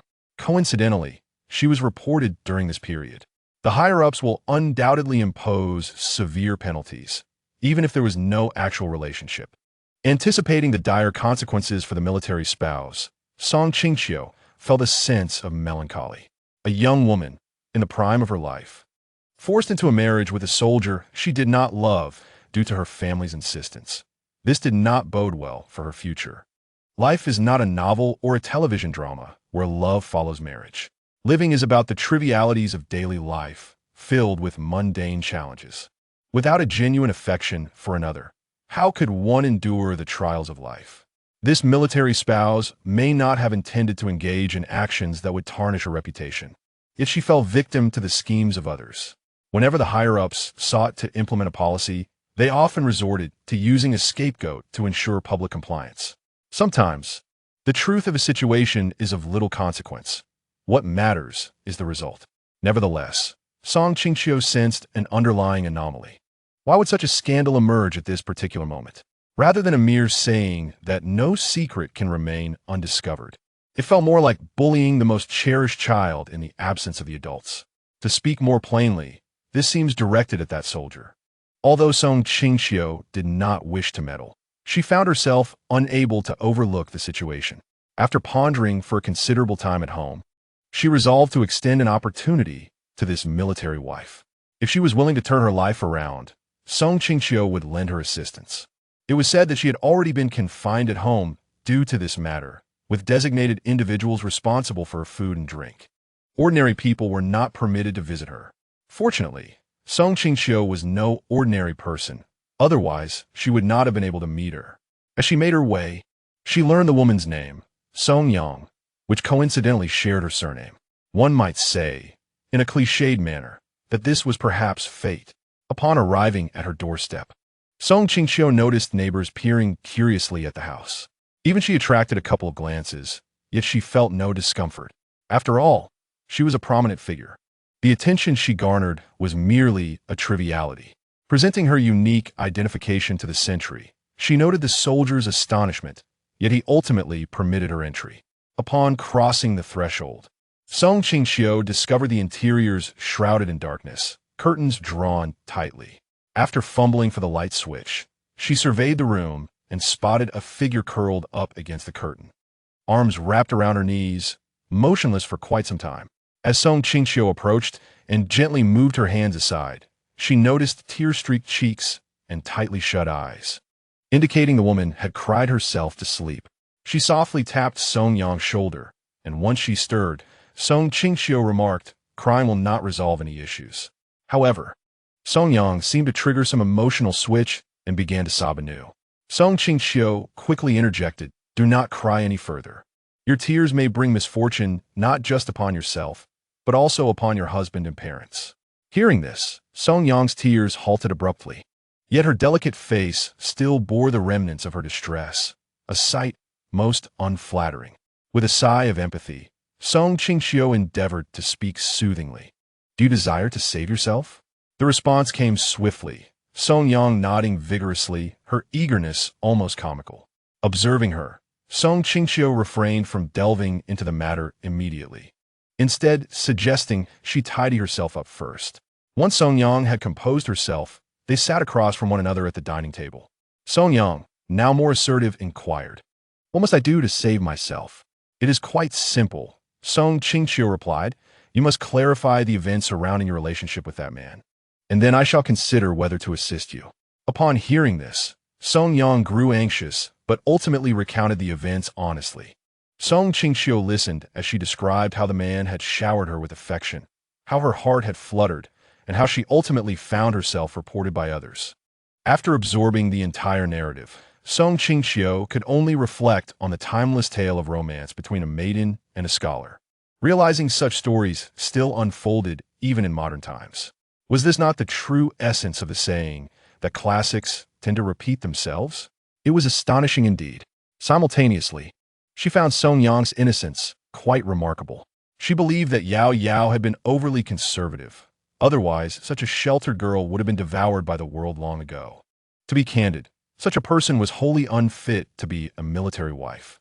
Yet, she pondered what could have compelled her family to insist on marrying her to a soldier. Questions naturally arose, prompting Song Qingqiu to inquire directly. "Why did your family insist on marrying you to your current husband?" Song Yang replied dismissively, "Because our families are socially connected. We have known each other since childhood." The so-called childhood sweethearts. Song Qingqiu had considered this possibility, but had deemed it too theatrical, yet it proved to be true. Perhaps this was a case of fiction intersecting with reality. A rugged soldier and a naive flower? How exceedingly cliché. However, it further solidified Song Qingqiu's belief that Song Yang's family acted in her best interest by marrying her to someone familiar. In light of this, the current situation could very well be a premeditated entrapment, targeting not just Song Yang, but potentially her husband and family as well. After all, Yao Yao had hinted that Song Yang's family was not without complexity. Presently, Song Qingqiu understood that there were spies infiltrating the military with destructive intentions, aiming to undermine Huaguo's military strength from within. Such tactics were not unheard of, even in later generations. On that day, Song Qingqiu refrained from extensive conversation with Song Yang, merely advising her to be forthright and document everything that had transpired as evidence. As for the ensuing matters, she would investigate on her behalf. Upon returning home, Song Qingqiu's mind swirled with confusion, as if something crucial had slipped her memory. Chapter 51. Drowning in the Pond Upon Reflection. The men had been away for half a month. Although Song Yang remained confined, the military had not taken further action against her. Song Qingqiu had approached the elementary school teacher, but he remained tight-lipped. She suspected some underlying conspiracy. Why else would the men be unharmed while Song Yang was imprisoned? Lacking evidence, she resolved to investigate the man behind this. To her surprise, her inquiry yielded significant findings. It turned out that prior to the ambiguous relationship between the man and Song Yang, someone had delivered a considerable sum of money to him, armed with a witness's testimony. Song Qingqiu confronted the man. After listening to the recorded conversation, he looked up, his face a mask of shock and confusion. Song Qingqiu did not waste time with pleasantries. Asking bluntly, "Do you have anything to say?" Initially reluctant, the man eventually stammered, "I do not know the other party. They simply instructed me to get close to anyone among you." "We? Who are we?" "You, Wang Hua, Yao Yao, Song Yang, or Yin Yutong would suffice." Song Qingqiu was taken aback. The individuals targeted were not merely Song Yang. Considering the roles of these men within the military, a chill swept over her as if a cold wind had enveloped her. The priority now was to uncover the identities of those orchestrating this scheme. Though she recognized the odds were slim, she clung to a flicker of hope. "Do you know who is seeking you?" The man fell silent once more. Just as Song Qingqiu began to lose hope, he spoke again. "While I do not know who specifically, I believe this individual holds a significant position." He seemed to reflect as he continued. "I think he has a granddaughter named Jiao Jiao." Jiao Jiao? A fleeting thought crossed Song Qingqiu's mind. Suddenly, she recalled that the man pursuing He Yu was named Shin Jiao Jiao. Could it be her? Is she surnamed Shin? Song Qingqiu inquired eagerly. The man shook his head. "I do not know. I only overheard the name during a phone call." With a lead now in hand, Song Qingqiu decided to act swiftly. She recognized that further inquiries with this man would yield little of value and believed he might soon find himself in peril. "You should find a way to lay low. Since they could contact you, they will not spare a traitor." Leaving him with this warning, she departed, realizing she could do no more. In the past, she would not have bothered with someone like him, deeming them deserving of their fate. The presence of men and the establishment of a home have softened her heart slightly compared to before, though it is merely a slight change. She now finds herself waiting for their return, for she cannot resolve the current situation alone. She is acutely aware that the adversaries are targeting those men. Reflecting on this, she cannot help but admire her foresight in placing life-saving herbs in the men's bags, along with a meticulously prepared guide for their use. Although she has always managed the supply of herbs for the military, the presence of traitors within the ranks makes her hesitant to place her trust in anyone. Over the past few days, she has continued to visit Song Yang, repeatedly advising her to remain silent in front of those individuals. While the techniques of coercive confession are not yet fully developed, the possibility remains that they may resort to such methods. The men are still outside, and should they suffer repercussions because of the women, it is a scenario that Song Qingqiu wishes to avoid. Fortunately, Song Yang has been obedient, speaking only to a few visiting sisters-in-law and generally keeping quiet. After a few more days, she was finally managed to be released by Yao Yao. However, even though her guards have been withdrawn, she is still not free to go out. Compared to before, her situation has improved significantly. Logically, with her release, Song Qingqiu should feel joy. Yet, she has been restless at night, haunted by visions of a bloodied figure lying before her. She cannot discern the face, yet she knows this person is not a man. If someone must perish, she fervently hopes it is not He Yu. Yet if it is not He Yu, it could very well be someone else, and this conflicting sentiment continues to torment her. Despite her mental turmoil, she suddenly receives distressing news. The teacher has died, reportedly drowning in a pond at night. However, it is peculiar because Song Yang had mentioned that the man could swim. The military has announced that he drowned after getting drunk, which raises further suspicion since he seldom drank as a teacher. But now that the man is dead, words are futile. After days of grappling with the fear of the unknown, a piece of good news finally arrives. A letter from home announcing the purchase of a large television and that her brother's grades are steadily improving. This is indeed a rare blessing. Reflecting on her long absence of contact with her family, Song Qingqiu resolves to write them a letter. She had always considered herself a dutiful daughter, Yet this letter S arrival makes her realize the truth in the adage she had encountered online. Once a woman marries, she inevitably feels indebted to her parental family. Even without children, it is already challenging for her to pay attention to her own family, let alone when she eventually has children of her own. Sitting at a small table in her bedroom, she takes out a sheet of paper, pondering for a long time without knowing what to write. Finally, she fills the page with accounts of positive events in her life. Despite her recent struggles with sleep and bouts of insomnia, she understands that sharing her struggles would elicit concern from her family, but she does not wish to burden them or share in her distress. Sometimes she believes one must endure alone. After sealing her letter, she sits on the edge of her bed, unable to sleep for a long while, pondering the state of the men and how to handle the forthcoming challenges. Suddenly, a wave of nausea washes over her, compelling her to reach for the wastebasket beside her bed. It then dawns on her that it has been over a month since her last cycle. Perhaps sensing something, she instinctively places her hand on her abdomen. If she is indeed pregnant, the timing is most unfortunate. Contemplating when the men might return, Qingqiu gradually succumbs to fatigue and drifts into a troubled sleep. The next morning, she is stirred by the sound of knocking at the door. For reasons unknown, a sense of foreboding grips her heart, and she hesitates to answer, fearing the news may be unbearable. Yet, the knocking persists, and reluctantly, she rises to open the door. As she does, a man covered in blood rushes into her embrace. "I'm back," he utters, his voice heavy with exhaustion and an unspoken relief of survival. However, Qingqiu feels the tears dripping on her neck, which should be warm but instead feel chilling. She knows something must have happened, otherwise he would not be in such a state. At that moment, she cannot afford to be repulsed by the scent of blood, but rather feels compelled to care for the fragile man in her arms. Gazing intently at his face, adorned with stubble and camouflage, she remains silent, absorbing the gravity of the moment. After a long pause, he struggles to speak through his tears. She has sacrificed himself. Though there are no loud cries, the sorrow emanating from him pierces her heart. The simplicity of the words, sacrificed himself, loops endlessly in her mind. How could this happen? They had undertaken numerous missions before. How could there be a sacrifice now? And why would it be Zhang Jianxi? Qingqiu is left in the dark, with no one able to provide answers. "Is the blood on you, Zhang Jianxi?" she asks, her voice strained. He does not respond. Instead, he cradles his head as if enveloped by overwhelming grief, unable to utter another word. Witnessing his despair feels like a knife in her own heart. Yet she knows she cannot allow herself to retreat from reality. The sacrifice of Zhang Jian, she must not be in vain. Resolutely, she takes his hand, softly urging, "Let us bid him farewell, shall we?" Though he does not resist, his face betrays a reluctance.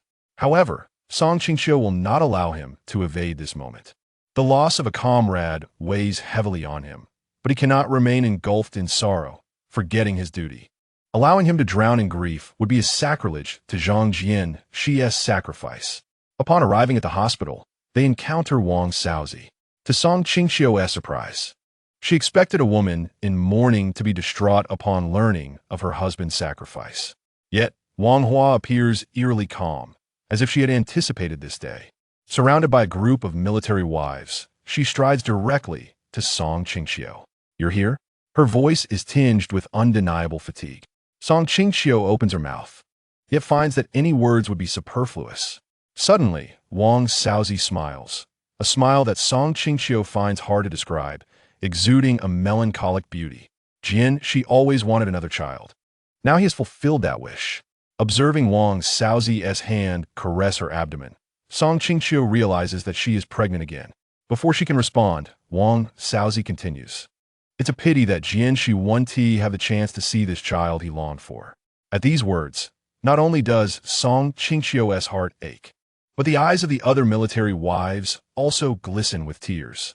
They all understand that Wang Xiaozi is making a lifelong promise to Zhang Jianxi. In truth, given her current circumstances, even if she were to leave her 2 children with her in-laws, the unborn child could still be terminated and she could have another. Yet, in front of so many witnesses, she chooses to utter such words. How can anyone remain unmoved by that? Song Qingqiu yearned to utter words of comfort, yet she found herself feeling hypocritical with every syllable she considered. After all, it was not she or the others who had lost a husband, but Wang Hua. She understood the profound truths of their situation far better than they did, and any platitude she might offer would only serve to highlight their own detachment from the pain. Ultimately, they all silently chose to stand in quietude, bidding farewell to the somewhat pitiable yet extraordinarily majestic figure of Wang's wife. Qingqiu, however, suddenly seemed to awaken from a stupor, abruptly releasing Song Qingqiu's hand and striding towards the gathering outside. Song Qingqiu followed, but she halted at a distance of 10 steps, aware that the man likely had matters to discuss privately with Wang's wife, and she feared that her presence would be unwelcome. From afar, she observed as the man cautiously retrieved a blood-stained letter from his chest and presented it to the woman before him. Despite the distance, she could see Wang's wife wipe her eyes with her sleeve before accepting the letter from his hand. Without lingering, she turned and left. It was then that Song Qingqiu approached, and although she already knew the answer, she could not help but ask, was that a farewell letter written by Zhang Jianxi? The man's eyes were bloodshot, and he strained to suppress the tears, his voice hoarse and ragged, as if scraped raw. Yes. That single word seemed to drain every ounce of strength from him. Should Song Qingqiu feel fortunate? After all, she had not been given the chance to read the letter meant for her. She knew that, during missions, they typically penned farewell letters in advance, entrusting them to their most trusted comrades for safekeeping. Clearly, Zhang Jianxi, like countless others before him, had entrusted his letter to Qingqiu, never anticipating that it would ultimately be delivered into the hands of his wife, who was already pregnant with her third child. The military honored Zhang Jianxi's sacrifice and awarded him commendations. Yet what significance did these accolades hold? The families of fallen soldiers yearned not for honors or accolades, but solely for the safety of their loved ones.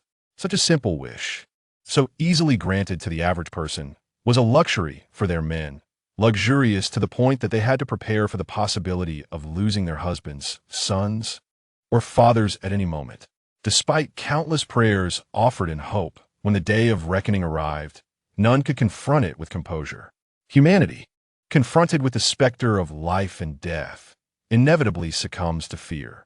Ultimately, Zhang Jianxi's sacrifice would fade into the annals of history, forgotten by most. Song Qingqiu longed to uncover the truth behind these events, but the man remained inscrutable. She sensed that the situation was far more complex than it appeared on the surface, undoubtedly involving human factors. Thus, she resolved to share with him the information she had gathered over the past days. Half an hour later, as the man's expression grew increasingly grim, Song Qingqiu recognized that he had changed his mind. We must swiftly uncover the identity of this traitor, otherwise, Zhang Jianxi will be the first but not the last. After a long silence, he finally raised his head and began recounting the events of that day. Chapter 53, Forever Gone. Zhang Jianxi's funeral was organized by the military, attended by all the military wives and personnel, including high-ranking officials. Although she did not know the exact rank of the officials present, it was clear they held significant authority. On that day, Wang's wife, accompanied by her 2 children and family, attended her husband's funeral. Zhang Jianxi's parents were brought in by the military upon hearing the news. Considering their daughter-in-law's pregnancy, they stifled their grief to care for her. Though she appeared stable, concern lingered. Early that morning, the military had sent personnel to escort them to the mortuary. Everyone was enveloped in sorrow, but none could be more heartbroken than Zhang Jianxi's family. Song Qingqiu could not discern whether Wang's wife was suppressing her sorrow or simply in shock. The timing of the proceedings was meticulously planned. When the moment arrived, Zhang Jianxi was placed into the cremation furnace, emerging as mere ashes. It was only when Wang Hua cradled the urn in her hands that the harsh reality struck her. Her husband would never again stand before her. From that moment forth, the name Zhang Jianxi would no longer exist in her life. She would have to continue living alone with her children. In this untimely hour, memories of the man's heartfelt declarations surged within her, so simple yet sincere. She once believed he was the one unable to live without her, but in that moment, she realized that she had unwittingly become the one who could not live without him. Yet, This man would never return. In an instant, her heart felt as if it were being crushed, and breathing became a struggle. All her strength seemed to evaporate, nearly causing her legs to buckle. Her mother-in-law caught her just in time. When those around her finally glimpsed her tear-stained visage, their hearts ached anew. The sight of her face, marred by sorrow, provoked deep empathy within them. When the men were absent, they worried. When the men returned, their concerns persisted. How could they not worry? They would return, but not necessarily alive. Typically, they exhibited greater resilience than ordinary women, demonstrating strength beyond compare. Yet they too required the care and affection of their men. Their choice to accompany their husbands stemmed from a desire to spend more time together. Yet, the stability of such moments was always precarious. The men might abandon them and their children at any moment due to the burdens they bore. The uncertainty of their survival loomed large. Why was their emotional response so intense this time? Because it was their first encounter with the brutal reality of death, no matter how prepared they thought themselves. Facing such a calamity rendered them incapable of remaining calm. It was simply too difficult to accept. The once vibrant presence of a loved one had suddenly vanished. Who could endure such a loss? Perhaps Zhang Jianxi was watching over Wang's wife from beyond, ensuring that her unborn child was unharmed, even as she missed her husband's funeral. Song Qingqiu preferred to believe that this was Zhang Jianxi's way of sparing his wife further anguish. The funeral concluded in the evening. Following its conclusion, Song Qingqiu took her man aside. She knew he would need time to recover, and she was willing to give him that time and accompany him through it. Perhaps sharing some speculations regarding Zhang Jianxi's death would ease his burden. They had discussed it the day prior. After hearing his account, Song Qingqiu became increasingly convinced that this was a conspiracy. His death was not a mere casualty. However, they currently possessed no evidence, and she sensed hidden eyes observing them. Thus, caution was imperative. The man seemed to have regained focus, no longer appearing as despondent as in the preceding days. Song Qingqiu felt a measure of relief at this change. She understood the man's feelings, for it was evident that his connection to Zhang Jianxi transcended that of ordinary comrades. He must have been a valiant brother-in-arms. Now that Zhang Jianxi had met an untimely end, the man surely felt an overwhelming sense of guilt. Fortunately, amidst this turmoil, a glimmer of good news surfaced. Song Yang had been released.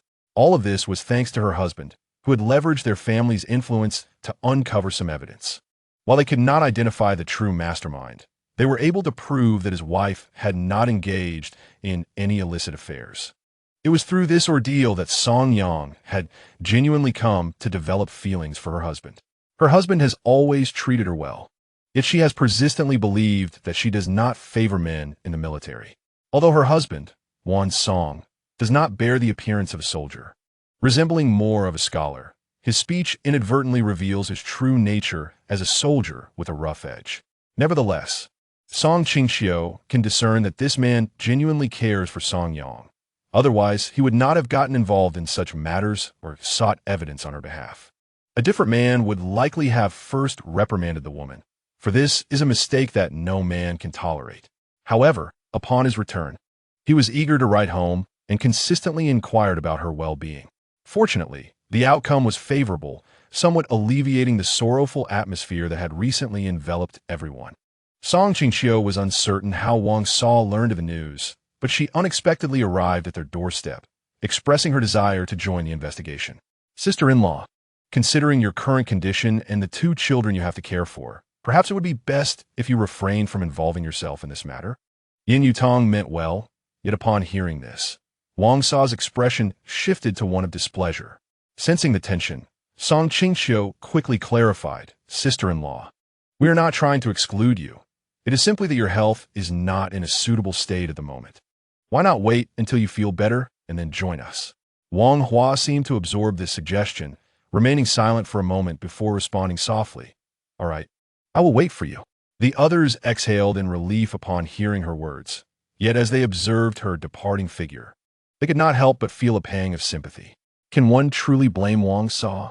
Who could suppress their anger upon discovering that there were underlying reasons behind their husband's death? They understood her feelings. Yet it was indeed inappropriate for her to participate at this juncture. Zhang Jianxi had already passed away, and his family relied on Wang Sa for support. If anything were to happen to her, what would become of the elderly and the young in her family? Ultimately, this was the best course of action under the circumstances. A prudent compromise. In the subsequent days, Song Qingqiu found herself unable to seize the opportunity to discuss her health with her husband, always feeling that the timing was not right. This continued until another incident transpired. Chapter 54. My husband is also a battalion commander. Just when everyone found themselves at a loss regarding the identity of the mastermind, Lu Zuoxiang's husband unexpectedly received a promotion. This caught everyone by surprise, as Wang Changfa's performance over the years had been well observed by all. To put it bluntly, he had managed to remain in the military simply because he had accomplished some tasks over these years. Otherwise, he would have been sent back to the local area long ago. Compared to Qingqiu and others, he was merely someone who still had connections willing to advocate for him. How else could he have maintained his position in the military until now? Yet, someone like him receiving a promotion, especially at this moment, raised suspicions. Moreover, since Lu Zuoxiang's husband had been promoted, she had become the center of attention in the courtyard.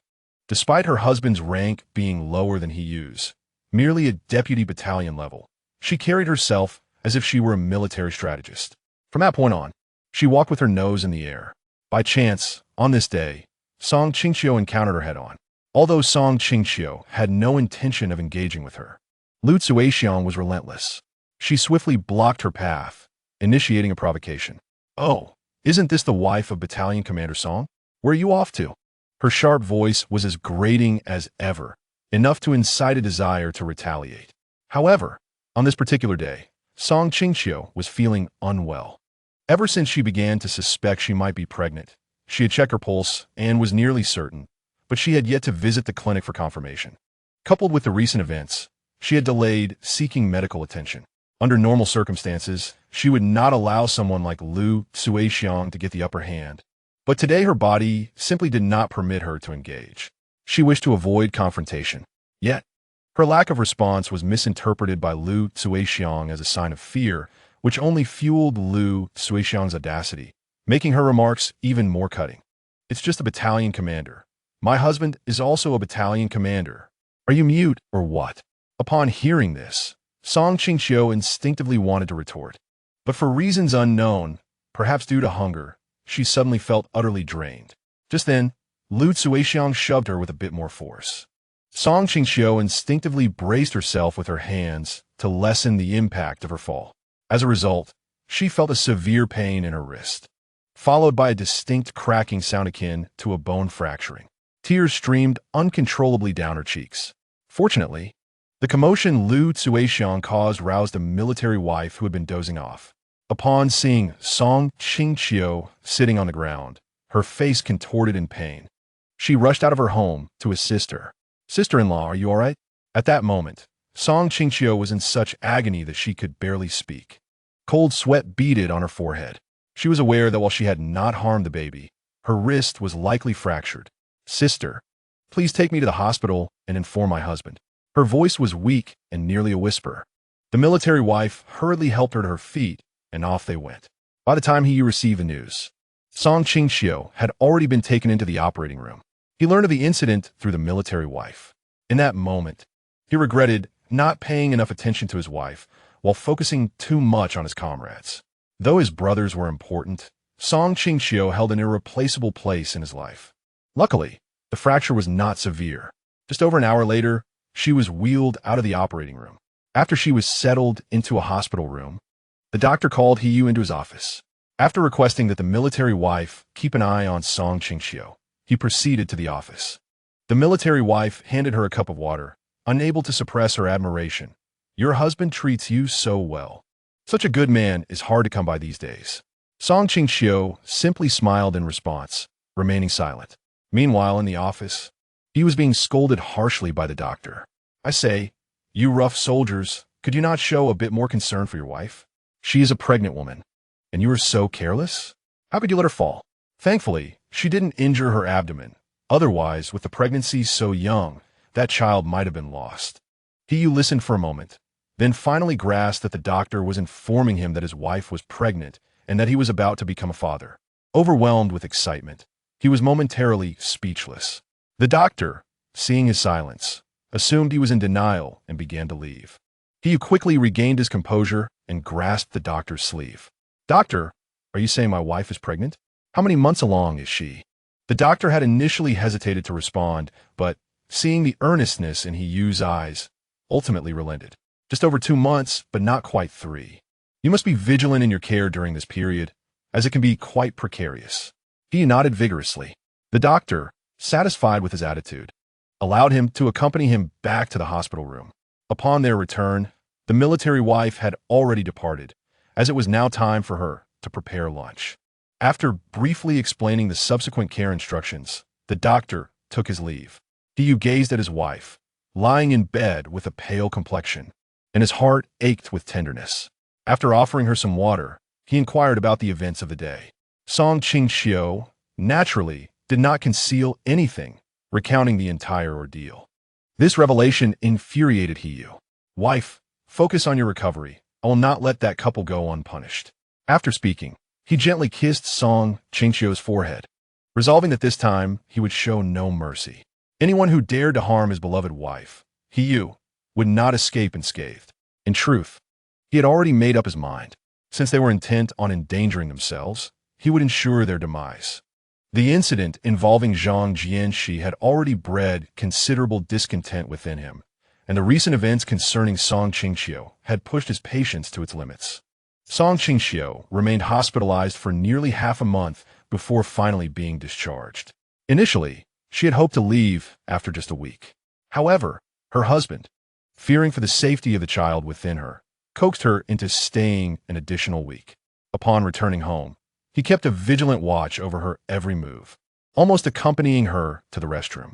Eventually, Song Qingqiu found herself at a loss for words and could only advise her husband, "Hiyu, please don't be so tense. Your anxiety is weighing heavily on me." Concerned that his wife was under too much pressure, Hiyu finally relinquished his overly watchful approach. Nonetheless, he still communicated Song Qingqiu's situation to his unit and managed to secure a short leave.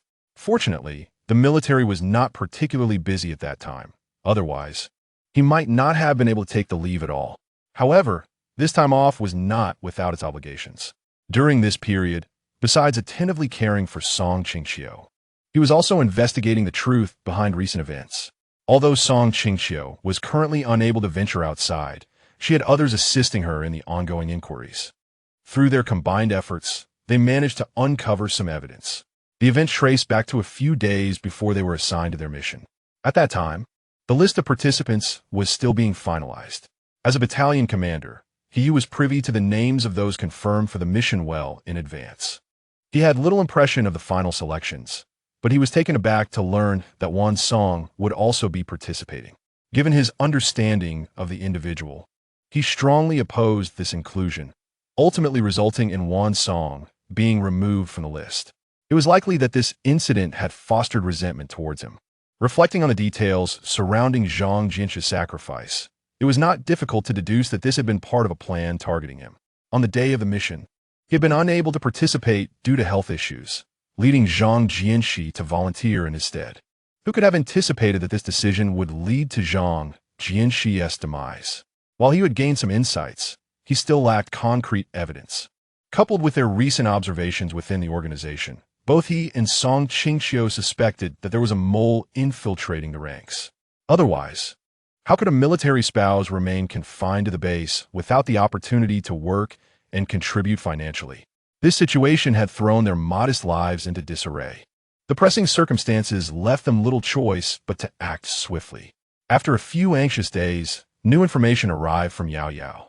The military intended to send some military spouses back home, which stirred discontent among them. Upon hearing this, Song Qingqiu found it perplexing. Hadn't they previously encouraged the spouses to support the soldiers' work? What could this sudden decision possibly mean? After much contemplation, she could only arrive at one conclusion. There were individuals within the ranks who wished to ignite chaos. Time was of the essence, and they seemed to be growing impatient. Yet, Song Qingqiu and the other spouses found themselves powerless to intervene in military affairs. Naturally, they were reluctant to return home, but military orders were absolute. If they waited until the orders were issued, it would be too late to reverse the situation. Meanwhile, Song Qingqiu was also occupied with helping Xiao Qiao heal a scar. One day, while applying facial cream, she noticed something was amiss with Song Qingqiu. "What is troubling you? Speak up, and perhaps I can assist." In truth, Song Qingqiu was under considerable stress. The truth behind Zhang Jianxi's sacrifice remained elusive, and now she faced the possibility of being sent back to civilian life. Investigating while still on base was already challenging, and being relocated would make uncovering the truth virtually impossible. Moreover, if her husband remained behind while she returned home, any ensuing troubles would go unnoticed by them. The only option was to swiftly identify the mole to escape this dire predicament. Thinking of Xiao Qiao's exceptional background, Song Qingqiu decided to confide in her. "The military is planning to send a batch of spouses back home, and a few of us do not wish to leave." Lying on her bed, Xiao Qiao pondered for a moment before casually replying, "In light of your assistance, I can secure 5 spots for you to remain here. However, you must provide me the names quickly, otherwise I will be unable to manage it." Surprised by her willingness to help, Song Qingqiu felt a surge of gratitude towards Xiao Qiao, appreciating her reliability. "Thank you. I will remember this favor and repay it in the future." Xiao Qiao waved her hand dismissively. "No need for thanks. You are already repaying me now." She continued, "Many esteemed doctors have assessed my face and deemed it hopeless. Yet you have provided me with an opportunity through your skill." With that, Song Qingqiu felt no further need to dwell on the matter and resumed her work, albeit with a gentler touch. At that moment, she felt fortunate for having promised to assist Xiao Qiao. Otherwise, she might not have received such aid. Though only 5 spots were available, it was sufficient for their current needs. Alongside Song Yang, Yao Yao, Sister Wang, and Yin Yutang, they made a perfect group of 5. However, upon returning home, she learned that Sister Wang had been granted permission to remain with the military. This development created an additional vacancy on the list. To her surprise, news of her secured spot had reached Wu Zhaodi. One day, after waking from a midday nap and stepping out to fetch some water, she encountered Wu Zhaodi. Given their strained relationship, Song Qingqiu had no intention of greeting her. Yet Wu Zhaodi initiated conversation. "Sister Song, you're here to fetch water, aren't you?" After taking the water jug from Song Qingqiu's hands, she continued, "I heard you might have a spot to remain with the military?" The question was awkwardly phrased, causing Song Qingqiu to feel a sense of urgency. Nevertheless, she answered yes. "Do you want it?" Wu Zhaodi nodded eagerly. Suddenly, Song Qingqiu recalled an idea. "If you help me with something, I'll grant you the spot." "What is it?" she asked cautiously, glancing around to ensure privacy. Wu Zhaodi hesitated. "Is there any risk involved? What could possibly go wrong?" "Just be careful," Song Qingqiu reassured her. Noticing Wu Zhaodi's timid demeanor, she provocatively brought up past grievances. "You should remember how you treated me before. I'm offering you this opportunity, which is already quite generous. If you wish to remain, you can either comply with my request, or we can pretend this conversation never happened." After much internal struggle, Wu Zhaodi finally resolved, "Fine, I'll get back to you." As she prepared to leave, Song Qingqiu reminded her, "You need to act quickly. I've heard the list will be finalized soon. If you don't move fast enough, I won't be able to assist you." Wu Zhaodi nodded and departed. Despite her intentions, the next day, when she met Xiao Qiao, she handed over a note bearing Wu Zhaodi's name. Although she was reluctant to admit it, Wu Zhaodi's husband was indeed a valuable asset to the military, and retaining him necessitated keeping Wu Zhaodi on base. To her astonishment, within just 3 days, Wu Zhaodi had successfully completed the task. She presented Song Qingqiu with an envelope containing several photocopied documents. It is evident that Wu Zhaodi secretly found the original documents and made copies. Within them, there exists correspondence between Wan Song and an individual named Shun Yin, with each letter bearing a date. Notably, one of the letters promises a promotion for Wang Chong Fa at the appropriate time. However, none of these letters mention anything regarding Zhang Jianxi's sacrifice. This suggests that Zhang Jianxi's demise is unrelated to Shun Yin. They had not anticipated that their investigation would lead to merely this. Song Qingqiu felt a deep sense of remorse towards Wang Sazi. especially since they had promised to deliver the truth.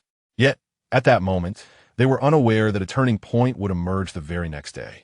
Chapter 56. The Fool Was Me All Along? Early the following morning, as Yu stepped outside, he unexpectedly discovered a letter lodged in the crack of his door. As he opened the door, it fell to the ground. He picked it up and noticed that the recipient's name was that of his wife. Although puzzled, he refrained from opening the letter and instead placed it on the table. Since Qingqiu had been pregnant, she had become quite drowsy. To allow her more rest, he did not wake her in the morning. He simply prepared breakfast and kept it warm on the stove for her to eat upon waking. After casting a glance at his wife, who was still peacefully asleep, he reluctantly departed for the military. Qingqiu slept soundly until her husband returned for lunch. Upon his entry, she was sitting on the bed, gazing at a letter. Unable to contain her surprise, her eyes widened. She did not expect to see the name of the person she so despised and could not forgive, Wu Yangrun. The letter detailed how this man had communicated with those in the military and bribed certain individuals to fabricate the illusion of Zhang Jian, Xi's sacrifice. Even after putting the letter away, Qingqiu found herself in a state of shock. She had not anticipated that, after all this time, she would still be entangled with Wu Yangrun. The envelope contained not just a letter, but also several pieces of evidence. The most striking of which was a remittance receipt indicating a sum of 10,000. This amount had effectively cost Zhang Jian Xi's life, which was originally intended to purchase Yu's own. Zhang Jian, she had taken that fatal blow in his stead. Yu noticed her pallor and could not help but inquire, "What does the letter say?" However, Qingqiu was too preoccupied to respond to his question, merely handing over the contents she held. He hesitated, but ultimately accepted them. After reading, his expression mirrored her own discomfort. They remained silent for a long while before he finally spoke. "I never imagined my life was worth so much." Though his face betrayed little emotion, Qingqiu detected the sarcasm in his words. As for whom he was mocking, she had no answer. Who could they possibly mock when they seemed unable to preserve their own lives? Nevertheless, she understood the man's discontent. After all, the one who had perished was not just anyone but his closest comrade, who had sacrificed himself for him, all for that damn 10,000. Even if that sum was beyond his reach, the worth of Zhang Jianxi's life was not something that could be measured by mere money. Fortunately, they had gathered some evidence, and it was clear that Wang Changfei could not remain. Even if they could not apprehend the mastermind behind it all, they could not allow someone so greedy and inhumane to remain in the military.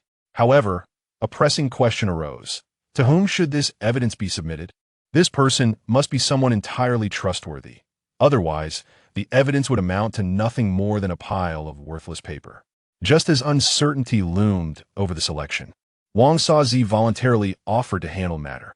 It was only after she had taken the documents that Qingqiu learned her father had a brother who was a high-ranking official in the military. As the sole daughter in her family, all her uncles and aunts cherished her, and they were always eager to fulfill her requests. Moreover, her family's elders were not ordinary folk. They were either businessmen, military personnel, or politicians. This revelation left Qingqiu astounded. As she had previously assumed, Wang Shaozi came from a humble background and perhaps even a struggling family. It appeared that the fool was, in fact, herself. No wonder her husband had warned her not to regard Wang Shaozi as an ordinary child bride. With Wang Shaozi's formidable family connections, the information had swiftly reached the higher-ups. Simultaneously, arrangements for the military spouses to return home were being executed in an orderly fashion. In just 5 short days, fewer than 10 military families remained in the military residence, while the rest were sent home, regardless of their protests. Qingqiu perceived a silver lining in this, an increased sense of tranquility. No longer would she be awakened from her slumber by the disturbances of uncouth individuals. The mess hall's meals no longer required her to rush at dawn. She could now go at her leisure and still find her favorite dishes. Shortly after the military spouses returned home, the fate of Wang Changfei was finally determined. His family was sent back, and he was escorted to a military tribunal to investigate his illegal activities. On the day Lu Chuixiang was sent back, The uproar she caused was louder than all the previous military spouses combined, almost threatening to bring down the entire building. Unfortunately, this time, no one came forward to plead for her, as her husband's actions were deemed too heinous. The hearts of military spouses are quite simple. They may encounter minor disputes and disagreements, but their singular commonality is an unwillingness to witness their loved ones being harmed. Wang Chang's charge of conspiring against his comrades was something no military spouse could accept. In this instance, Qingqiu and her companions chose not to disclose any information regarding Wu Yangren. To uncover the true mastermind behind the scenes, they decided to temporarily protect Wu Yangren. They understood that with Wan Song gone, Wu Yangren would undoubtedly seek to exploit others for his own gain. After all, his initial target had always been Hiyu. As long as Hiyu remained, he would not relinquish his pursuit. This decision was made collectively, as they now found themselves in the same boat. Only through mutual cooperation could they address the genuine crisis within the military. These military spouses were aware that their loved ones would never abandon the army they cherished, especially during such tumultuous times. As their steadfast support, they could only strive to ensure their safety, doing everything in their power to safeguard this place to which they were willing to devote their lives. Furthermore, the letter that day not only mentioned Wu Yangren, but also referenced the codename J. Although Hiyu harbored suspicions, he was reluctant to accept them, as this person had once played a significant role in his advancement. Qingqiu, though momentarily at a loss, experienced a fleeting spark of realization, a name on the verge of surfacing in her mind, yet it eluded her lips. Fortunately, they had managed to buy themselves some time. As long as they could swiftly identify the individual who commanded Wu Yangren, they would have truly uncovered the truth. That night, Hiyu found himself unable to sleep, plagued by doubts regarding the person he suspected. If his intuition proved correct, he would lose someone profoundly important to him, a scenario he could not bear to fathom. Yet, on the other hand, should it truly be him, he would not hesitate to confront him, regardless of the respect he had once held. In his heart, no one could undermine the career he cherished, not even him. Moreover, he held the life of another in his hands. Chapter 57. It is indeed better when you teach. Although Hiyu harbored suspicions in his heart, he chose not to divulge his thoughts to Qingqiu. On one hand, he feared causing her unnecessary worry. On the other, he lacked concrete evidence. If he were mistaken, it could adversely affect her relationship with Yin Yutong. Thus, he decided to suppress his concerns and refrain from discussing the matter with her, leading to a series of subsequent events. In truth, Qingqiu still held a lingering concern regarding how Yin Yutong dealt with that particular situation. However, she had yet to find an opportune moment to inquire about it, as there had been an overwhelming number of matters to attend to lately. Furthermore, with a child growing inside her, she felt increasingly pressed for time. Today, she had planned to cook for herself, but as the weather grew hotter, she found herself feeling rather lethargic. After much contemplation, she ultimately opted to visit the canteen instead. It was there that she unexpectedly encountered Yin Yutong, who was also there to get food. Qingqiu felt a twinge of curiosity, as she had previously perceived Yin Yutong as quite frugal, typically preparing her own meals. Yet, she had recently overheard other military wives mentioning that Yin Yutong had been frequenting the canteen, assuming she might be engaged in some profitable venture. Qingqiu did not dwell on it, and simply exchanged pleasantries. "Ah, it's Sister Yin. What a coincidence!" she exclaimed, but noticed a slight discomfort in Yin Yutong's expression. Although she managed to smile, it seemed somewhat forced. "Qingqiu, you are also at the canteen?" she replied, her gaze deliberately avoiding Qingqiu. Sensing something amiss, Qingqiu, however, chose not to probe further. As Yin Yutong finished her meal and prepared to leave, Qingqiu quickly followed her. "Sister, how did you handle that matter? Has the misunderstanding been resolved?" she inquired, expecting Yin Yutong to be eager to share. To her surprise, Yin Yutong's face revealed a look of distress. After a moment's hesitation, she finally responded, "It has been resolved." Relieved by this response, Qingqiu felt a weight lifted. But as Yin Yutong did not elaborate, she sensed that knowing too much could be detrimental. At that moment, Song Qingqiu remained oblivious to the unease in Yin Yutong's demeanor. It was only later, while leisurely preparing dinner at home, that she began to reflect and sense something was amiss. Logically speaking, if Yin Yutong had resolved the issue, her relationships with her husband and family should have improved. Why then did she exhibit such an expression? It was as though something unfortunate had transpired. What could be the nature of this unfortunate event? Could it be that during the resolution process, something unforeseen occurred, perhaps something that even her husband, Lu Jun, could not bear? What truly had happened? For a moment, Song Qingqiu felt lost. Although she had many speculations, she had no means to validate them. A feeling that was quite unsettling. Despite her concerns, she deemed it most important to fill her stomach for the time being, allowing her to temporarily set aside these troubling thoughts. However, she did not anticipate that, come afternoon, she would stumble upon a crucial breakthrough. After finishing her lunch, she settled down for her usual nap, only to awaken at 3 in the afternoon. As she stepped out of her home and passed by Lu Jun's residence, she spotted him engaged in conversation with an unfamiliar man. Though their voices were low, the lack of surrounding noise allowed Song Qingqiu to overhear their entire exchange. How is the matter progressing? The man inquired. It's nearly complete. All of my loyal military families have been sent back, Lu Jun replied.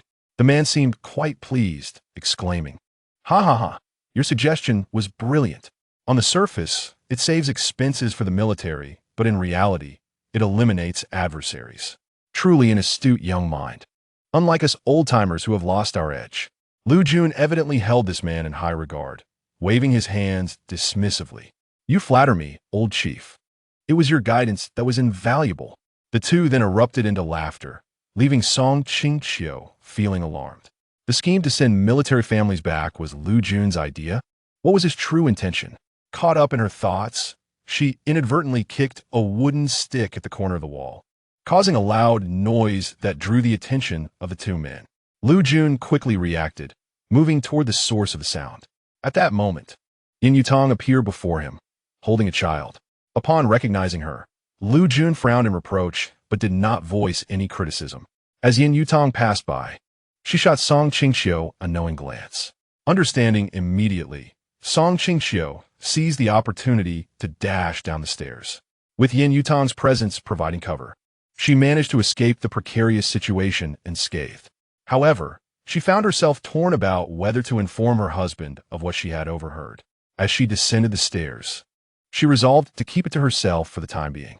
Returning home with a sense of trepidation, Song Qingqiu felt a surge of fear. She realized that the situation might not be as straightforward as they had assumed. While they had suspected spies within the military, what if their enemies were actually among their own ranks? What then could they do? At that moment, she was at a loss for solutions. That evening, to her surprise, her husband did not return home. Troubled by the myriad questions swirling in her mind, Song Qingqiu found herself awake late into the night. The following afternoon, she was roused from her stupor by the voice of Sister Wang. Once she welcomed her inside, she learned that Sister Wang had uncovered information about Lu Jun. "I never imagined he would resort to such actions," Sister Wang expressed incredulously. She handed Song Qingqiu a document titled How to Save Military Expenses by Addressing Issues with Military Families, which detailed numerous disadvantages of having too many families accompany the troops. Gazing at the undeniable evidence, Song Qingqiu felt a pang of embarrassment. "Sister Wang, I learned of this yesterday," she admitted. In astonishment, Sister Wang asked, "How'd you find out?" "I overheard him speaking with someone while passing by their home," Song Qingqiu explained. "Oh, I see." Sister Wang did not blame Song Qingqiu for not sharing the information sooner, but was instead filled with rage. What does he intend to achieve? At that moment, Sister Wang seemed to recall something. "You may not know this, but Wang Changfa was promoted by him." This revelation left Song Qingqiu perplexed. How is Wang Changfa connected to Lu Jun? Sister Wang provided context. Wang Changfa is likely acting under Lu Jun's orders. "I suspect our family-esque construction project was orchestrated by them." Tears welled up in her eyes, prompting Song Qingqiu to feel a surge of compassion. "Sister, we need to find concrete evidence.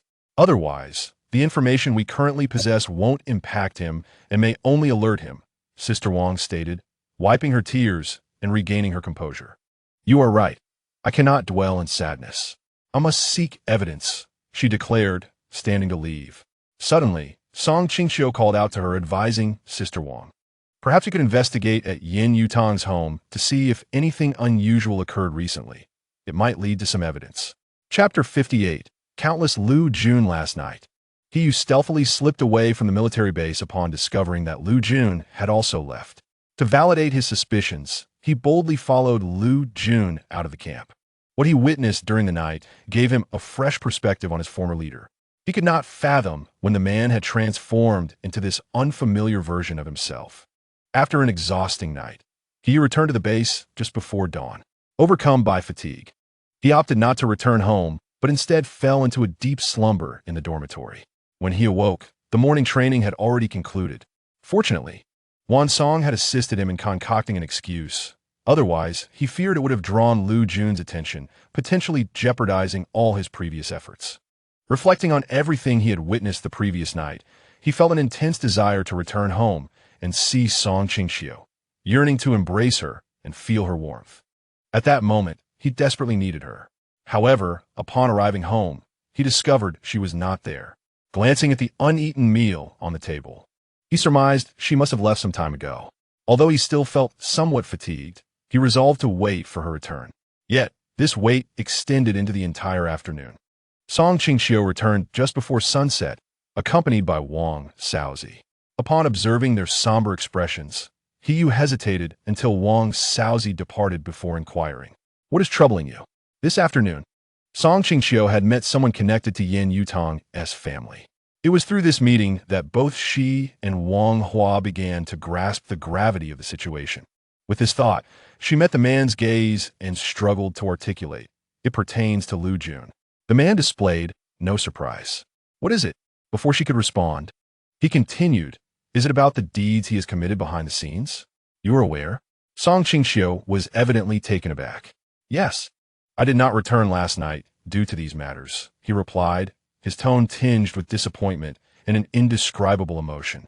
Sensing his discontent, Song Qingqiu cautiously asked, "What is wrong with him?"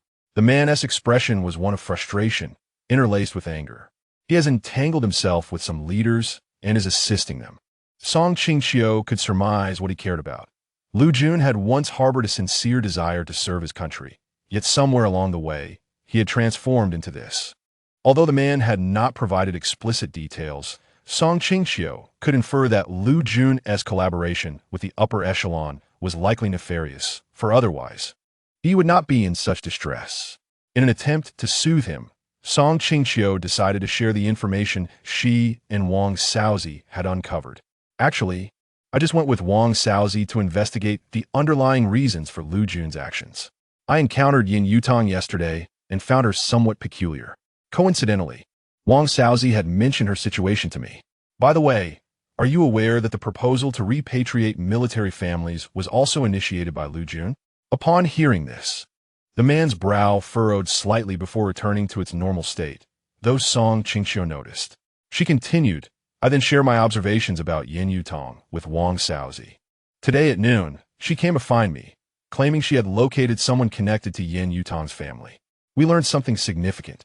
It turns out Lu Jun later confronted the individual who spread rumors and had insulted Yin Yutang years ago. In the ensuing altercation, Lu Jun ended up killing the man. Although the resolution of that incident remains unclear, it evidently led to Lu Jun's current state." The man grasped the implication. "Are you suggesting that Lu Jun became ensnared due to inadvertently taking a life, and that this has now become his Achilles heel?" Song Qingqiu nodded, acknowledging the validity of his interpretation. While it could be argued that circumstances led to his transformation, both believed this did not justify his subsequent malevolence. If he had indeed committed murder, he should have sought legal assistance rather than relying on others. This was the consensus between them. Now that they had unraveled the sequence of events, they still found themselves unable to confront Lu Jun directly, as the mastermind behind him, Shen Yannian, had yet to be exposed. Acting impulsively would merely result in the downfall of one Lu Jun, only for countless others to take his place. The immediate objective was to procure evidence proving Shen Yannian's orchestration of these events. However, This task was far from simple. Although he was merely a retired official, his influence lingered, supported by numerous subordinates and comrades. Any one of them could easily eliminate their minor adversaries without leaving a trace. To dismantle him entirely, they needed absolute certainty. As she pondered the comrades and subordinates, Qingqiu suddenly had a moment of clarity, her eyes sparkling as she looked at Qingqiu. Surely, he must have enemies or at least some adversaries. No matter how formidable a person may be, there are always one or two who oppose them. As the saying goes, the enemy of my enemy is my friend. The man stroked his chin, musing for a few seconds before stating, I will contact my family to investigate whom Xinyannian has offended over the years. Qingqiu nodded in agreement, recognizing the importance of utilizing available resources. Once they had concluded their serious discussions, Qingqiu finally noticed the weariness etched on the man's face. Shouldn't you rest a bit? Waiting for me must have been exhausting. He shook his head. I'm not tired. Seeing you makes all fatigue vanish. Although they shared a profound connection, the man rarely spoke tenderly, so each time he did, Qingqiu felt cherished. In high spirits, she was inclined to pamper him. Having learned massage techniques previously, she approached him from behind and gently placed her hands on his temples, beginning to work her magic. Before long, the man emitted soft sounds of comfort. That feels nice, continue, but a bit firmer. Initially, she remained unperturbed, but as her mind wandered, her face flushed crimson. It was not that she was impure. After all, they had refrained from any intimate actions since her pregnancy. Yet, the man's low, sultry voice proved to be too stimulating to resist. Unbeknownst to her, she halted her movements, prompting him to inquire, why did you stop? Upon noticing her flushed cheeks, he understood. What? Did you think of something? Qingqiu relinquished her hands and attempted to retreat into the room. But the man pursued her, stating, do not be shy. It is my duty as your husband. With that, he closed the door behind them. Chapter 59. Who will grant me a reprieve? Investigations into Xinyannian from Qingqiu's home front had yet to yield results when an official order arrived. It mandated Qingqiu to report to a new unit within 5 days. Although his position remained unchanged, the fact that it was in close proximity to Jing City led others to congratulate him. Yet, only those in their circle understood that this was not a promotion, but rather a means to monitor Qingqiu closely. Qingqiu recalled that before his retirement, Xinyannian had served in that very unit. Now, with Qingqiu being reassigned there, it was evident that ulterior motives were at play. However, to avoid raising suspicion, they feigned ignorance, seemingly celebrating the impending promotion. The order stipulated a 5-day deadline for reporting, leaving Qingqiu and the others only 1 day to bid farewell to others. Knowing the journey would consume over 3 days, Qingqiu initially wished to prevent Qingqiu from accompanying him, but she was adamant. Although she had just passed 3 months, she was acutely aware of her own condition. Moreover, uncertain about how they had discovered information regarding Qingqiu, she believed her presence by his side was the best course of action. After all, she still possessed some leverage. Should anything happen during their journey, she could assist him. If the adversaries truly intended harm, she could stand beside him, ensuring he did not face danger alone. Ultimately, Qingqiu succumbed to her reasoning. Although anxiety lingered in his heart, he ultimately acquiesced. It is likely that the truth behind this order lies with Wu Zhaodi, Wang Shazi, and Yao Yao. They are aware, and consequently, their partners have also begun to speculate. However, everyone has chosen to feign ignorance, as it is not an opportune moment for further complications. Even Yin Yutang, whom Qingqiu believes to be in the know, is not someone she fully trusts despite having received her assistance previously. Although she is unaware of the exact events that transpired in their village, she is certain that she bears some responsibility for the current predicament. Thus, her feelings towards her are complex, mingling resentment with sympathy. As they prepare to part ways, Qingqiu can only hope for minimal future encounters, though thoughts of her partner make that seem nearly impossible. Originally, the farewell dinner was supposed to be held at Qingqiu's residence, but for reasons unknown, Yin Yutang invited everyone to her home instead. Lu Jun, her husband, surprisingly did not object. Thus, they gathered at her house for a farewell meal. The atmosphere during the dinner was somewhat awkward. Although everyone felt uncomfortable, they did not express it overtly. Lu Jun even took the initiative to toast Yu, wearing a facade of feigned goodwill as he said, "Brother, safe travels." At first glance, there seemed to be nothing amiss, but upon reflection, the words felt somewhat dissonant. Nonetheless, as guests, Yu chose to remain composed, accepting the toast and downing the drink while remarking, "I appreciate your kind words." Seeing him toast, the others followed suit, and the atmosphere gradually became more lively. Just as everyone was becoming more engaged, Lu Jun suddenly pointed to a dish of braised fish on the table and asked Yu, "Do you know why, with the same type of fish, some end up as food while others remain alive?" Yu did not respond directly, but countered with an enigmatic question, "What do you think?" Lu Jun, savoring the fish, glanced at Yu before stating, "It is naturally because they forsake future benefits for the sake of immediate gains. Don't you agree?" Yu, however, did not follow his line of reasoning, asserting instead, "I believe that for a fish, becoming food can also be a form of happiness. After all, it has contributed to humanity, hasn't it? Moreover, how can one know the joy of a fish if one is not a fish?" Lu Jun was evidently taken aback by Yu's unexpected retort, considering their previously amicable relationship. The dinner gathering, in fact, served ulterior motives. Lu Jun aimed to probe Yu's intentions. It appeared that Yu was not inclined to abandon his current path, and thus Lu Jun could only wish him luck in his next life. Reflecting on Yu's impending fate, Lu Jun's displeasure diminished slightly, and he encouraged everyone to continue eating and drinking. The others, sensing the underlying tension, soon made excuses to leave, until only Yu and Lu Jun, along with their respective spouses, remained. Recalling their past, Lu Jun seemed to consider offering another chance and asked, "Are you really not planning to change your mind?" Yu replied without hesitation, "I will not change, regardless of the consequences. I can bear them." Although Lu Jun had anticipated this obstinacy, he was still somewhat displeased, regarding Yu as stubborn and unyielding. Once Qingqiu and the others departed, Yin Yutang began to clear the table and cautiously inquired, "Is it really impossible to let them off the hook?"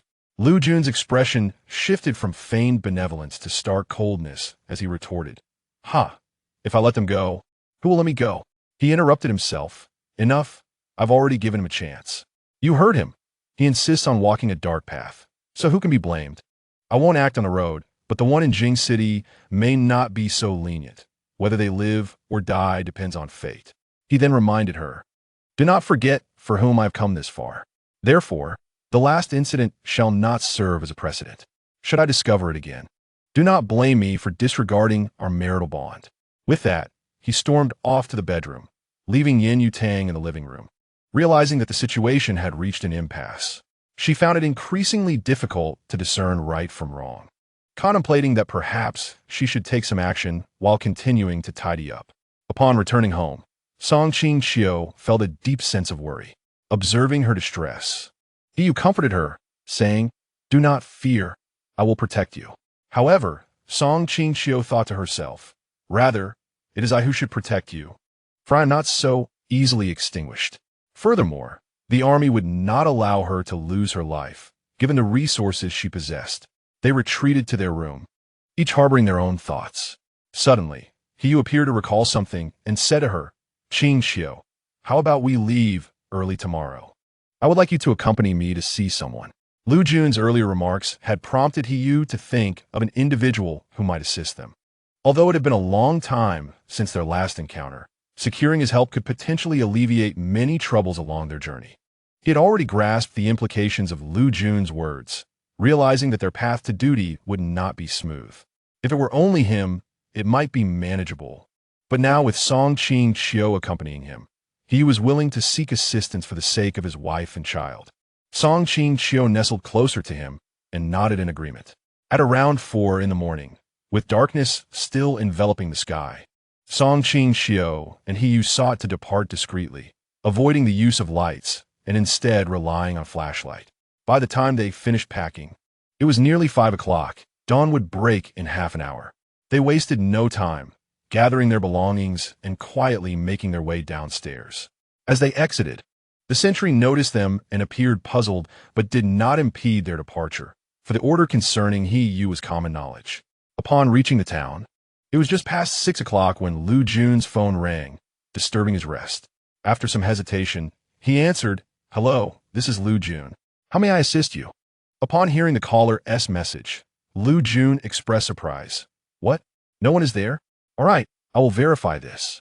After concluding the call, he returned to bed and nudged Yin Yutang awake. "Wake up. Can you check if there is anyone left at He's home?" Yin Yutang rubbed her eyes, gradually comprehending his request, and threw on a garment before descending the bed. In just 5 minutes, she returned with the news: there is no one inside. They must have left. Lu Jun, upon hearing this, hurriedly made another call. The couple traveled for an entire day before finally arriving at Li Li's location. As soon as they disembarked, he took Qingqiu to Li Li's restaurant, only to discover that it had yet to open. With no other option, they waited outside. Noticing that Qingqiu was slightly shivering, he instinctively removed his coat and draped it over her, saying, "Wear this. We cannot let you catch a chill." Though Qingqiu was reluctant to accept it, having prepared her own heat-retaining pills, she did not refuse and graciously accepted his gesture of care.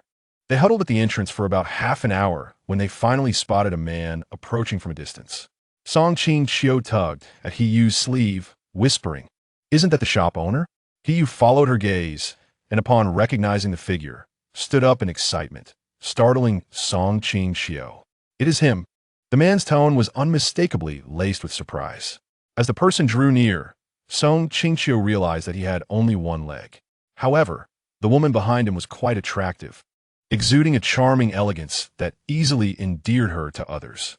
The man was unlocking something with one hand while inquiring of Heyu, "What brings you here?" He then glanced at Qingqiu, adding, "You brought your sister-in-law along?" Heyu stepped forward to assist him with the lock, supporting Qingqiu as they entered the premises. Only then did he explain, "Dali, I found myself in a predicament and sought your assistance." It was understandable that Heyu would turn to Li Li, as their bond had deepened during their years in the military, where they trained and executed missions together, often entrusting their lives to one another.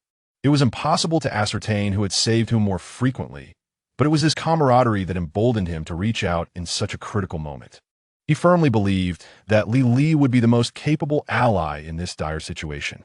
Upon entering, Li Li instructed his wife to close the shop's door, inviting the two men to sit before asking, "What seems to be the trouble?"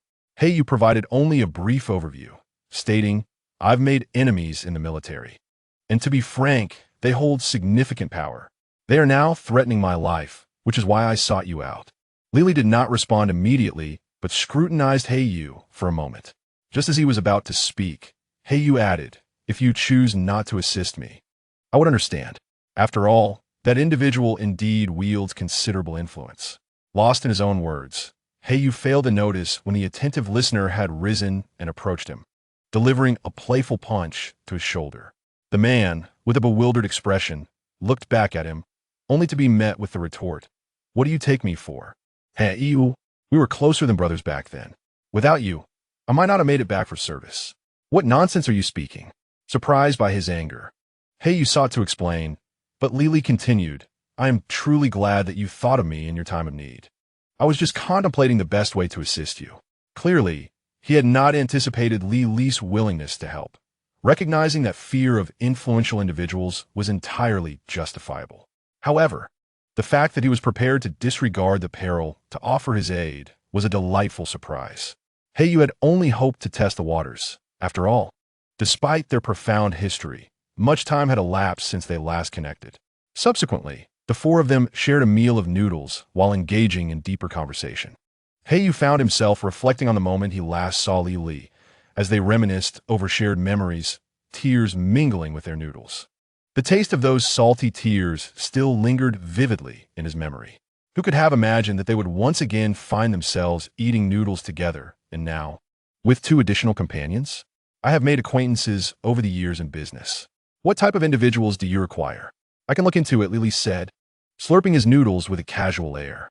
Heyu paused, contemplating, "I need a few skilled individuals to escort me and your sister-in-law to the new base." "How many do you need?"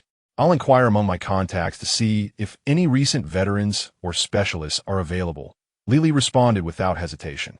Thank you, but it must be done swiftly. They expect me to report within 5 days, Heiyu replied. After finishing the last bite of his noodles, Li assured him, rest assured, I will see to it, and the cost will be reasonable. Once the arrangements were finalized, they quickly finished their meals. Li and his wife exited, while Heiyu and Qingqiu remained in the shop to wait. Around midday, Li returned, accompanied by 3 individuals who clearly possessed martial prowess. Heiyu merely glanced at them before paying for their meal. Despite Li's attempts to persuade them to stay for lunch, Heiyu declined, as time was of the essence. After bidding farewell, he hurried Qingqiu towards the bus station. At this moment, Qingqiu felt immense gratitude for her previous efforts to accumulate wealth. Otherwise, they would lack the funds to hire bodyguards.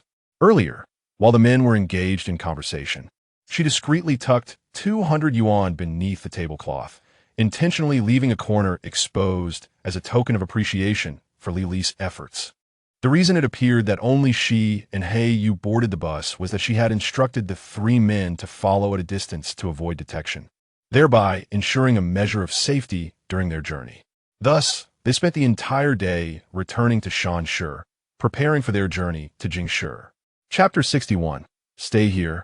Do not wander. Once aboard the vehicle, Qingqiu offered the man a universal antidote, though she did not reveal its true nature. Merely stating it was a health supplement she had concocted. The man accepted without hesitation, consuming the pill readily. With this enhancement, they could traverse the journey without fear of being poisoned. However, she did not anticipate the speed at which the adversaries would act. Mere moments after they boarded, trouble arose. They had 5 days to arrive at their destination, with nearly half that time already consumed by travel, making this the moment when they were most vulnerable. The incident transpired shortly after their departure, when a seemingly simple-hearted man approached them for conversation. In those times, the atmosphere was quite innocent, and one would typically not harbor suspicion toward a fellow passenger. Yet, Qingqiu recalled Li Jun's words from their previous meal, indicating that the opposition had meticulously prepared to ensure they would not disembark safely. Since the bus was not a direct route, it would stop frequently, leading to large crowds. If something were to occur, it would be difficult for them to respond. Thus, preemptive measures were essential. Waiting until an incident arose would be far too late to rectify.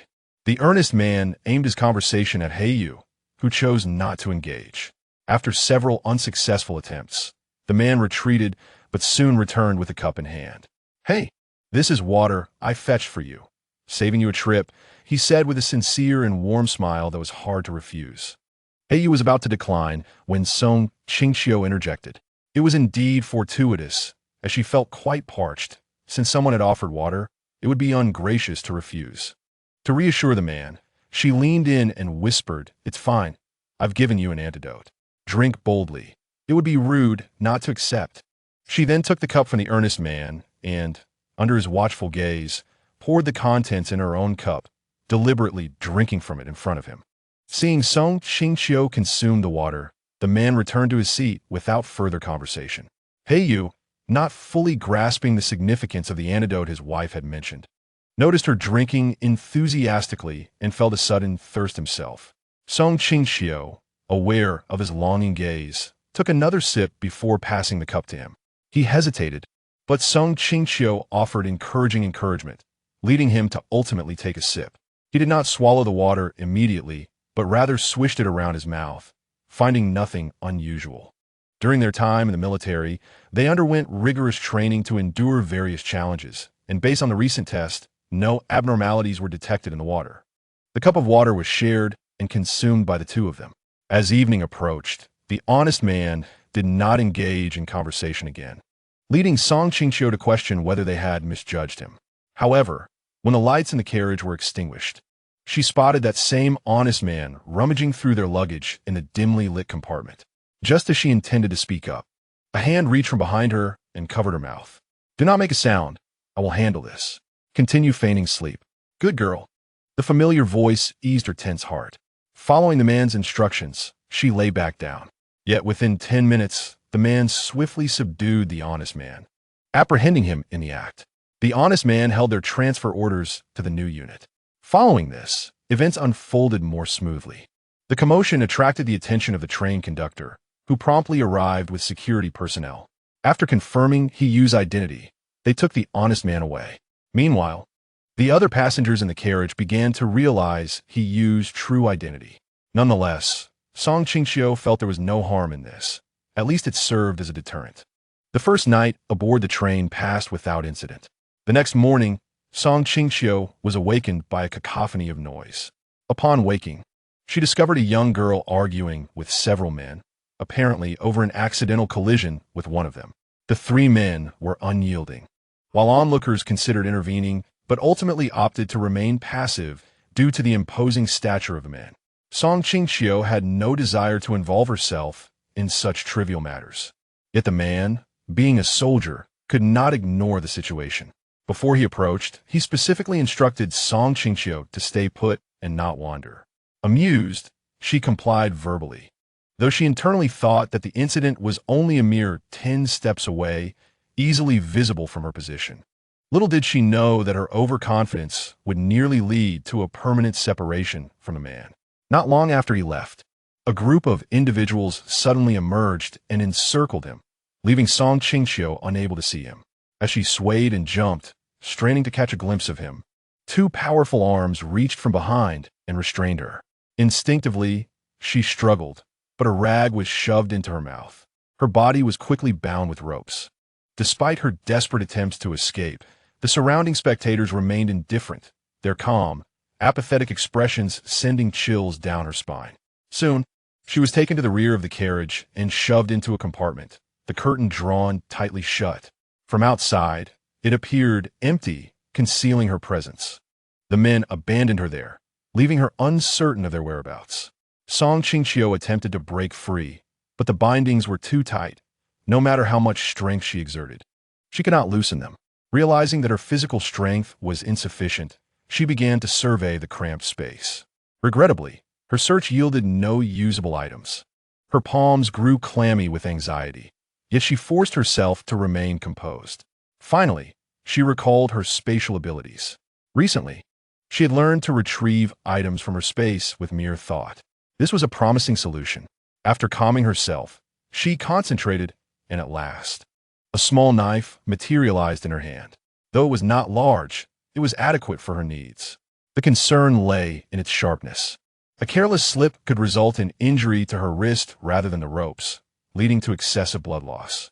Still, with no other options available, she resolved to take the risk. She carefully maneuvered her wrist, bringing the knife close to the binding ropes. After considerable effort, she finally made contact with the twine. Just as she prepared to cut, the curtain was abruptly drawn aside. Chapter 62, What Fate Awaits You. Once the man resolved the situation and emerged from the crowd, he discovered that Qingqiu was missing. He quickly grabbed a nearby man and inquired, "Have you seen the girl who was just standing here?" The man pondered for a moment before gesturing in a direction. "I saw her heading that way." As he pursued that direction, a sly smile crept onto the man's lips. He doubted that he would find her if he were to follow the path indicated, as it led to a completely opposite area. When he reached the end of the carriage, he found no trace of his wife. The soldier's instincts kicked in as he meticulously recalled the man's demeanor and gestures while directing him. He sensed something amiss. The man appeared to have anticipated his inquiry and had prepared a response in advance. The seemingly thoughtful pause felt orchestrated. Realizing he may have been deceived, he contemplated a method to verify his suspicions. He approached a random female passenger in the carriage. The young woman seemed unremarkable.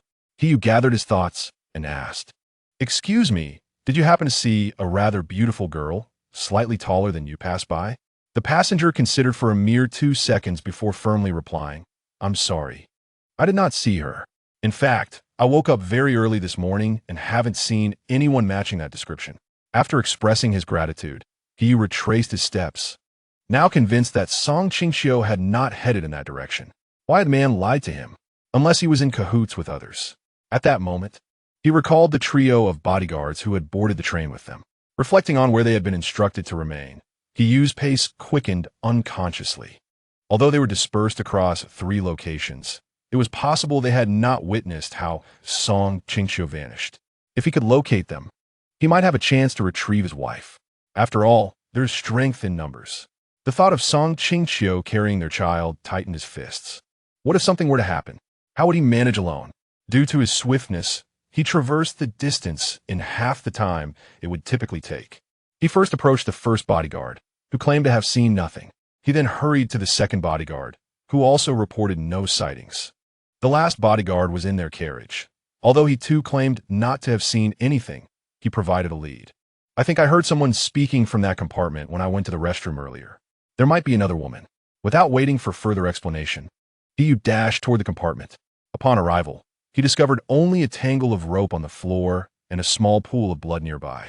The vivid crimson hue and the acrid scent of blood assaulted his senses, heightening his already frayed nerves.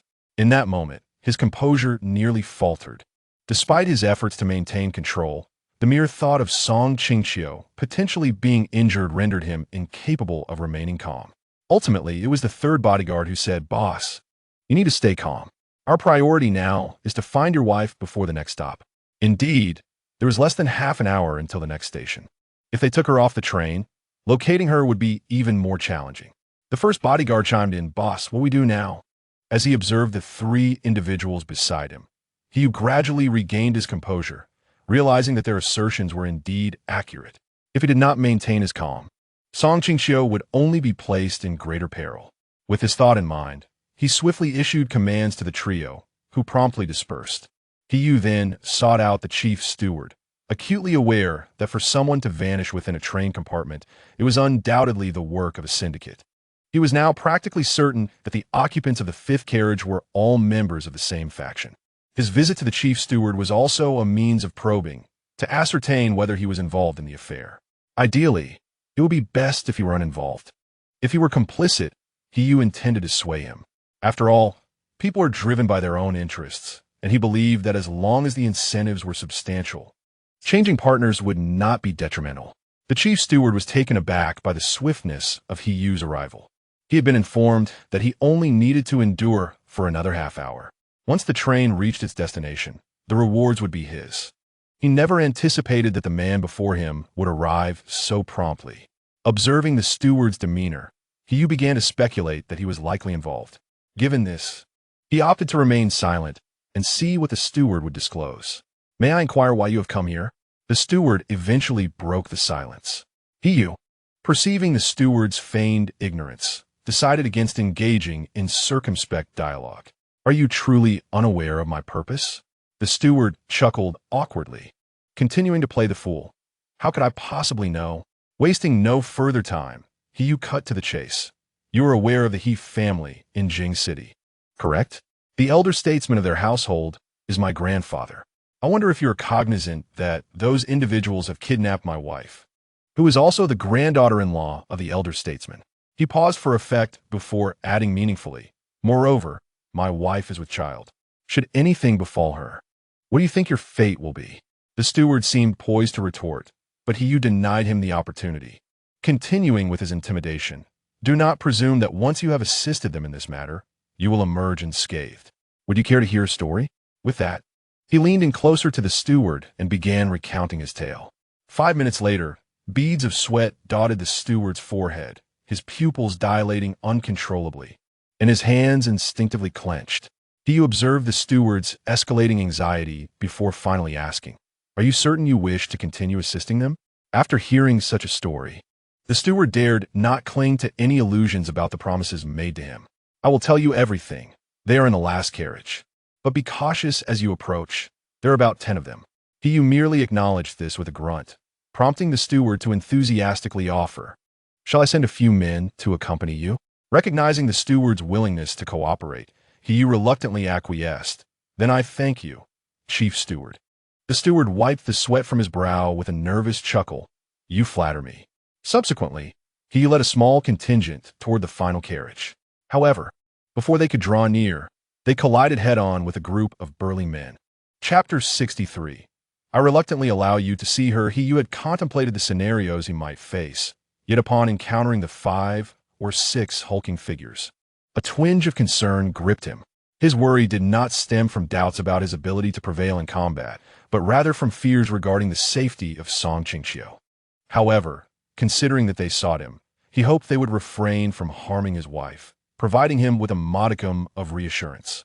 The opposing group wasted no time, charging at them in a frenzy. Fortunately, he was adept in combat. Despite their lethal strikes, they could not inflict any harm upon him. The burly man engaged in combat with Hiyu grew increasingly agitated as he failed to land a blow. Suddenly, as if struck by inspiration, he taunted, "You wish to know where Song Qingqiu is, don't you? My brothers have been taking good care of her." Of course, this statement was a fabrication. She was their only bargaining chip and would not be harmed lightly. Yet, this was the only tactic available to exploit Hiyu's vulnerabilities. As anticipated, the mention of Song Qingqiu's name caused Hiyu to lose his composure, resulting in a series of missteps in his movements, ultimately leading him to expose a weakness. The burly man seized this opportunity, launching a powerful punch that struck Hiyu squarely in the abdomen. Without relenting, he pressed the attack, landing another blow on Hiyu's shoulder as the latter attempted to retaliate. Already reeling from the previous strike, Hiyu found himself at a disadvantage as the pain intensified. His companions, witnessing his dire predicament, could do little but hope for his resilience. Otherwise, they would all face ruin that day. Observing Hiyu's faltering strength, the burly man delivered another punishing blow as Hiyu attempted to muster a counterattack. Hiyu felt a numbing sensation spread across his face, his vision blurring, and a metallic taste filled his mouth as blood began to seep. Ultimately, he collapsed to the ground, blood trickling from his lips, his eyes bruised, and his hands marred with cuts and abrasions. Yet he remained indifferent to his own injuries. The burly man, believing Hiyu was on the verge of surrendering, mocked him. "Is this what a commander looks like? You are nothing." He continued, "Want to save your wife? That can be arranged. Simply crawl through my legs, and I will reluctantly allow you to see her." With that, he erupted into a boisterous laugh, the sound resonating with a piercing quality that ignited a fire within Hiyu. While Hiyu struggled against his adversaries, Song Qingqiu was desperately seeking them out. She had managed to escape during the restroom break of her captors. She had overheard their plans to smuggle her away during the next station stop. Fortunately, her captors had underestimated her capabilities, likely believing her to be an easy target. Little did they know, she had swiftly incapacitated both guards. Thanks to the tranquilizers she had in her possession, she had carefully taken down one guard and, upon the return of the second, swiftly neutralized him as well. Fortunately, from their conversations, she had gleaned the location of the remaining members of the group. She had no doubt that he would be there.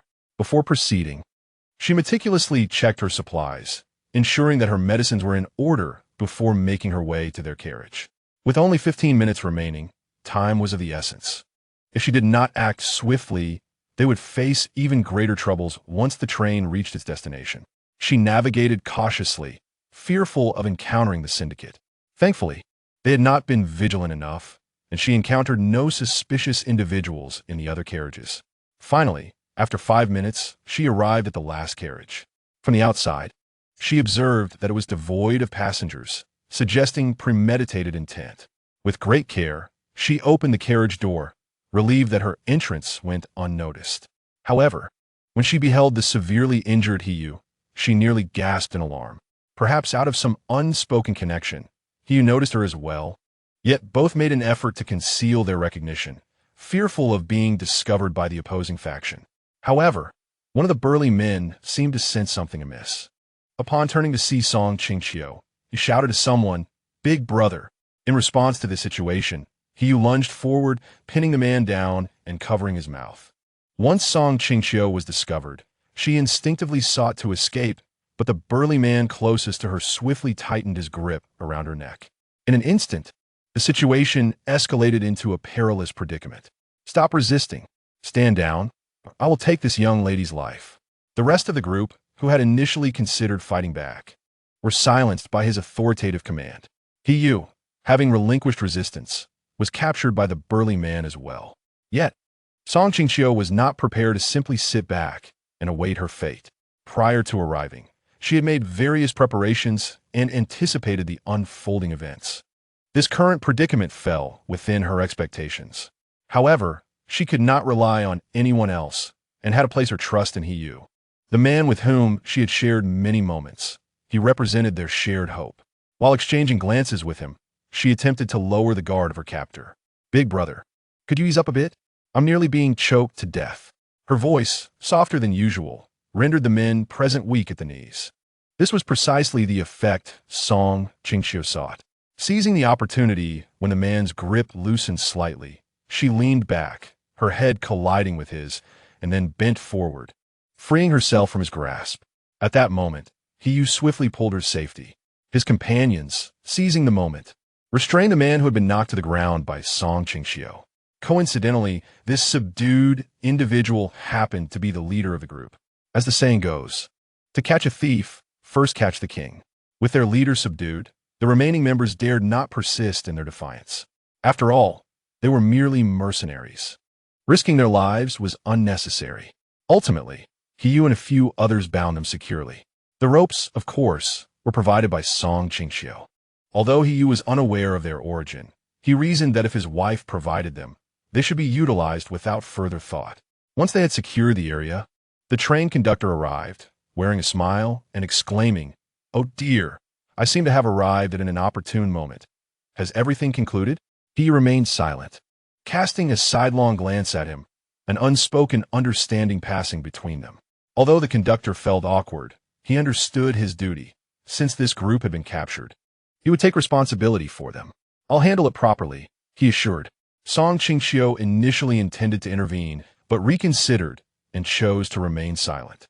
Seeing that his wife had not objected, Qingqiu too refrained from voicing his concerns, though inwardly he berated the opportunistic train conductor. How could he not perceive that the man sought to ingratiate himself with those on the other side? After all, the operation had failed. But if he could salvage the situation by saving these individuals, it would still count as an achievement. What a cunning scheme it was. Chapter 64. Truly deserved. Once the opposing group had departed, Qingqiu finally had the opportunity to tend to the injuries of the men.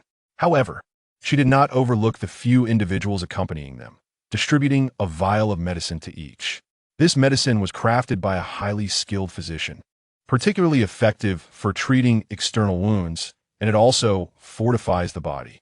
Naturally, she refrained from mentioning that it could even bring one back from the brink of death, as such remarkable efficacy might incite envy from others. When venturing into the world, it was wise to exercise caution. Subsequently, everyone returned to their respective homes. Those who had come with the train conductor returned to him, while the originally hired bodyguards returned to their designated carriage to recuperate. Unbeknownst to anyone, one of the young bodyguards had stealthily infiltrated the group, preparing to report back to the conductor. As they returned, the bodyguard trailed behind, intending to share information about the medicine. However, he overheard the conductor coldly stating, "You should be grateful that you survived this time. I expect no thanks. As for your injuries, you will need to pay for your own treatment. If you cannot heal, then await your demise. After all, you are all worthless." The young man was evidently taken aback by the cruel reality of the situation upon his return. Yet, he noticed that the conductor's subordinates seemed accustomed to such treatment, not a single one revealing their possession of the medicine. At that moment, he realized how naive he had been, having chosen a life filled with peril. He had foolishly hoped for compassion from his employer. It was indeed the greatest folly. However, recalling Qingqiu's attitude towards them, he felt a glimmer of hope. Working for someone who acknowledged his efforts was far preferable to serving someone indifferent to his life or death. Resolving to take action, he quietly slipped away from the group. It was only then that the conductor noticed someone was missing and inquired, "Has anyone seen Qingqiu? Wasn't he supposed to return with a report?" Strangely, although everyone present had seen him, no one responded. They seemed to have collectively chosen to protect the youngest among them, as if safeguarding the last flicker of hope in their hearts. They understood that they had no future ahead, yet that young man still had a chance. Perhaps he could carve out a future distinct from their own dismal existence. Sometimes, those mired in despair yearn to protect the beauty that remains. Upon returning to their carriage with Qingqiu, Qingqiu did not pay further attention to the bodyguards. She believed she had fulfilled her responsibilities as an employer. The payment had been made, and the medicine provided for treatment. Nevertheless, in the future, she would come to appreciate her seemingly casual actions. It was precisely this unguarded gesture that added a significant advantage to her future path. Having already dealt with the conductor, they swiftly sought him out again. Conductor, may we request a private compartment? Qingqiu placed a stack of money on the table. In truth, the train did not yet possess any so-called private compartments. There were only sleeper cars. However, a sleeper meant for a single occupant was effectively a private room. They were essentially seeking to reserve the entire space. Thus, the amount of money Qingqiu offered was considerable. Initially reluctant, the conductor ultimately relented, swayed by the sheer sum. This is ordinarily not permissible, but given your unique circumstances, I will make an exception. I will return in 10 minutes. He added, by the way, this matter must remain confidential. Observing his calculating demeanor, Qingqiu felt both exasperated and amused. Truly, he was both greedy and fearful for his life, yet there was a rare authenticity to him. Perhaps this was the essence of human nature. With payment received, matters proceeded swiftly. Within mere minutes, the conductor returned with an assistant. The assistant gathered the luggage and accompanied Qingqiu and the others to their new compartment. It was slightly larger than their previous sleeper, separated by a curtain from the corridor. Indeed, the environment was quite pleasant. Initially feeling regret over her expenditure, Qingqiu now found it well worth the cost. However, once they had settled their belongings, she noticed something amiss. Gazing at the clearly rummaged luggage before her, she felt an overwhelming urge to dismantle the conductor. She wondered how such a miserly individual could so readily assist them, only to discover his ulterior motive. Fortunately, she had anticipated this and had stored her valuables in her spatial pouch. If the man inquired, she would simply state that she kept them on her person. He pinned the man against the bed, and before she could utter a word, the man spoke first. "Dear wife, they did not harm you, did they?" Although it seemed improbable, recalling the words of the burly man earlier filled her heart with concern. If they had indeed caused her harm, he would unleash all his might to teach them a lesson they would never forget. Qingqiu gazed at the man's face, smoothing out the furrowed lines on his brow. In a gentle tone, she reassured him, "It's nothing.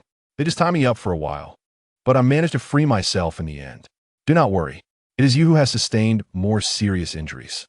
Before Qingqiu could finish her sentence, the man enveloped her in his embrace. His deep, husky voice whispered in her ear, "It is all my fault. If I hadn't meddled, you would have been taken." Sensing his regret and guilt, Qingqiu chose not to indulge his self-reproach. Instead, she comforted him. "How can you say that it was meddling? It is your duty as a soldier. Besides, once they had made up their minds, we were powerless to prevent it. Rest assured, I can protect myself. Do not let guilt weigh on your heart, or it will trouble me as well." Though she spoke soothingly, He still felt it was his responsibility, tightening his embrace around Qingqiu. The emotions of having her back were not something that could be easily calmed. After about 10 minutes, he finally released her. Looking at the woman before him, her hair tousled and face slightly soiled, He felt that his wife was the most beautiful in the world. The thought that she had escaped on her own made him swell with pride. After exchanging a few tender words, Qingqiu began to tend to his wounds, observing the various injuries on his body. She couldn't help but feel a pang of sorrow. As she continued, she felt he was far too reckless with himself. Applying a bit more pressure as she muttered under her breath, "You brought this upon yourself." Though her voice was soft, the man heard her clearly and responded, "Yes, yes. I deserve it. Just don't be angry. Otherwise, I will feel pain too."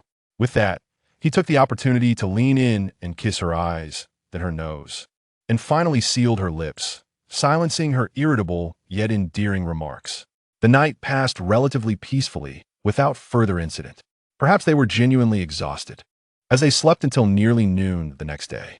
If it weren't for the train attendant announcing lunch with a loud voice, they might have continued their slumber indefinitely. Qingqiu propped herself up from the man's chest, rubbed her face, and then got out of bed to wash up in the bathroom. With the man following closely behind, He realized that, unless absolutely necessary, he couldn't bear to be too far from his wife.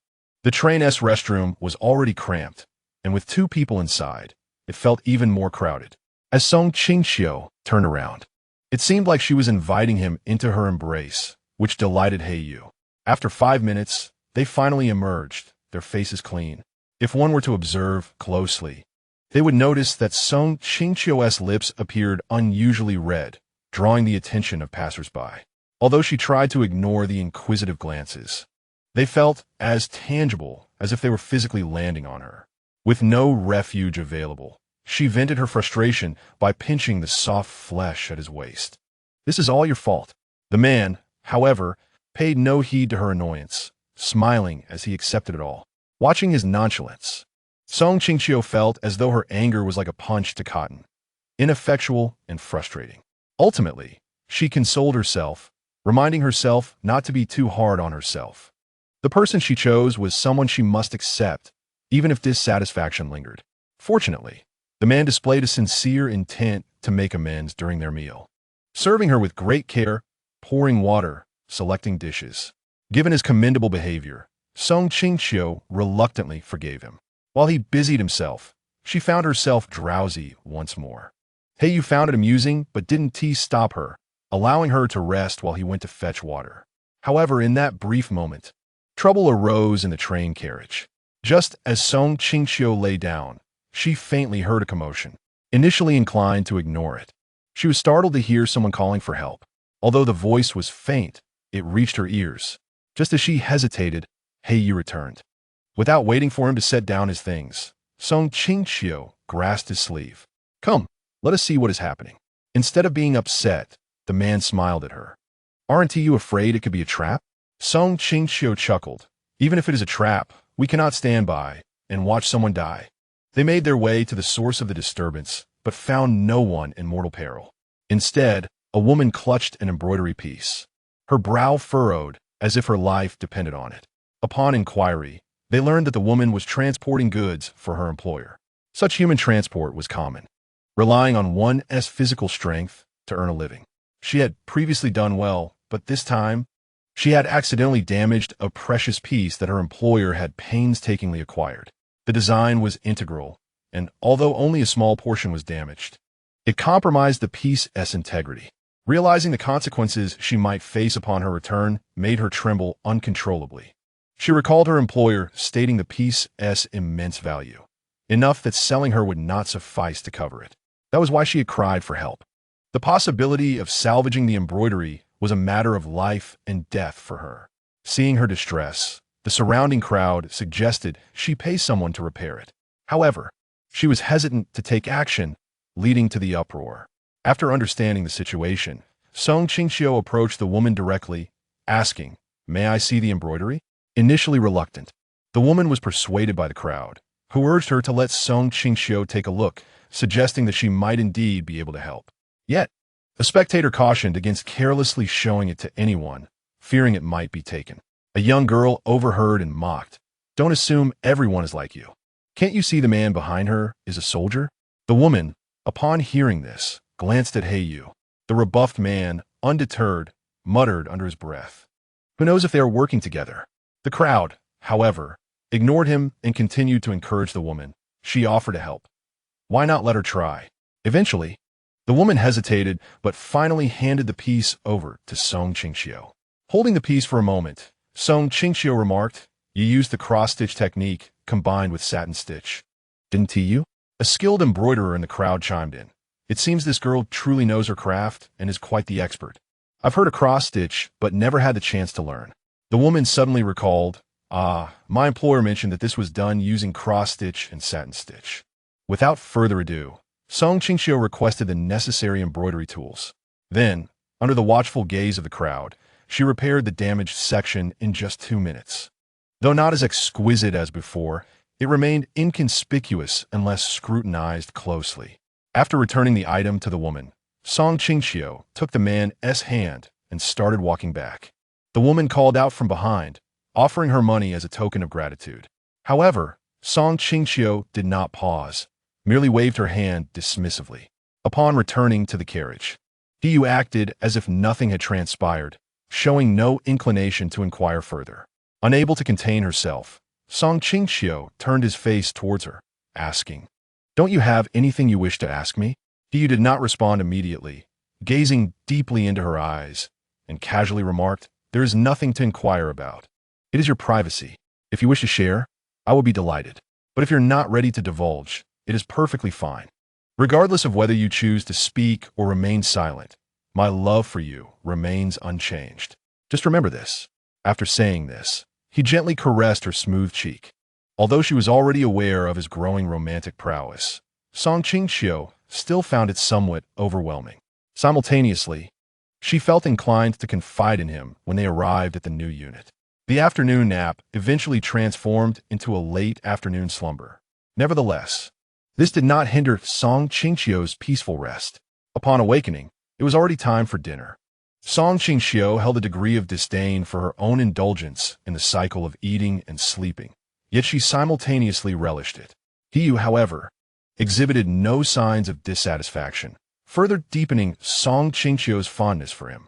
Given that her affection was already substantial, excessive additions could lead to overflow. The serene afternoon led them to presume that the evening would unfold without incident. Little did they know, trouble would arise around midnight. Chapter 66.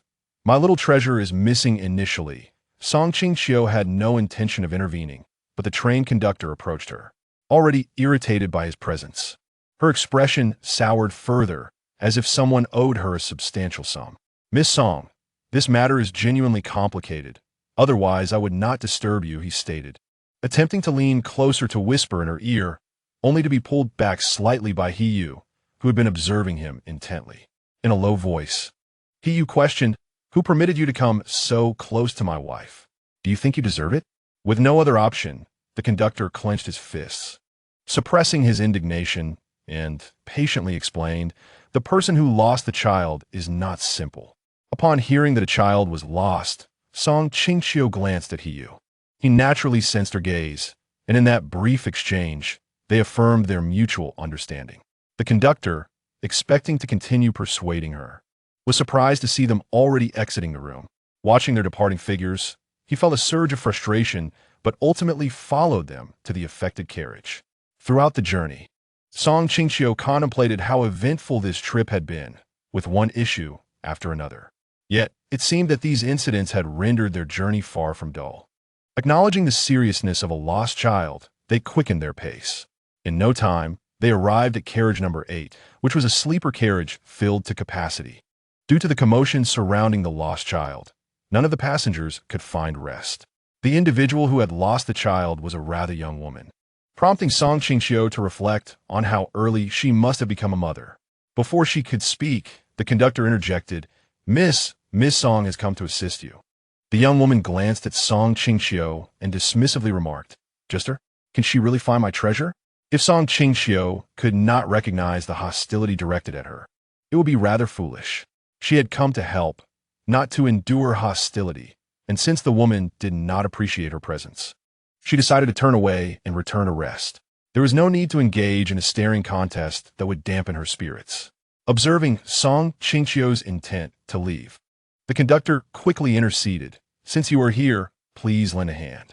Qingqiu coldly laughed. "Is it necessary? If she looks down on me, there's no need to force it. I trust she can find her child without assistance." The young woman bristled at this remark, having always been pampered and unaccustomed to such treatment. Enraged, she attempted to grab Qingqiu. However, before a confrontation could ensue, she was pulled behind Qingqiu. He then coldly stated, "Since you hold my wife in such disdain, we shall not intrude any further." This, however, piqued the young woman's interest. She leaned closer to Qingqiu, scrutinizing him for a moment before saying, "In that case, for your sake, I shall give her a chance. But if she fails to find my treasure, you shall bear the consequences." Her tone bore an undertone of flirtation. Upon hearing this, Qingqiu frowned. Why must she, acting as a savior, encounter such troublesome individuals? Internally grumbling, she glanced at Qingqiu, silently blaming him for attracting such unwanted attention. Yet, she recognized that the fault did not lie with him, but rather with the woman who had clearly led a sheltered life.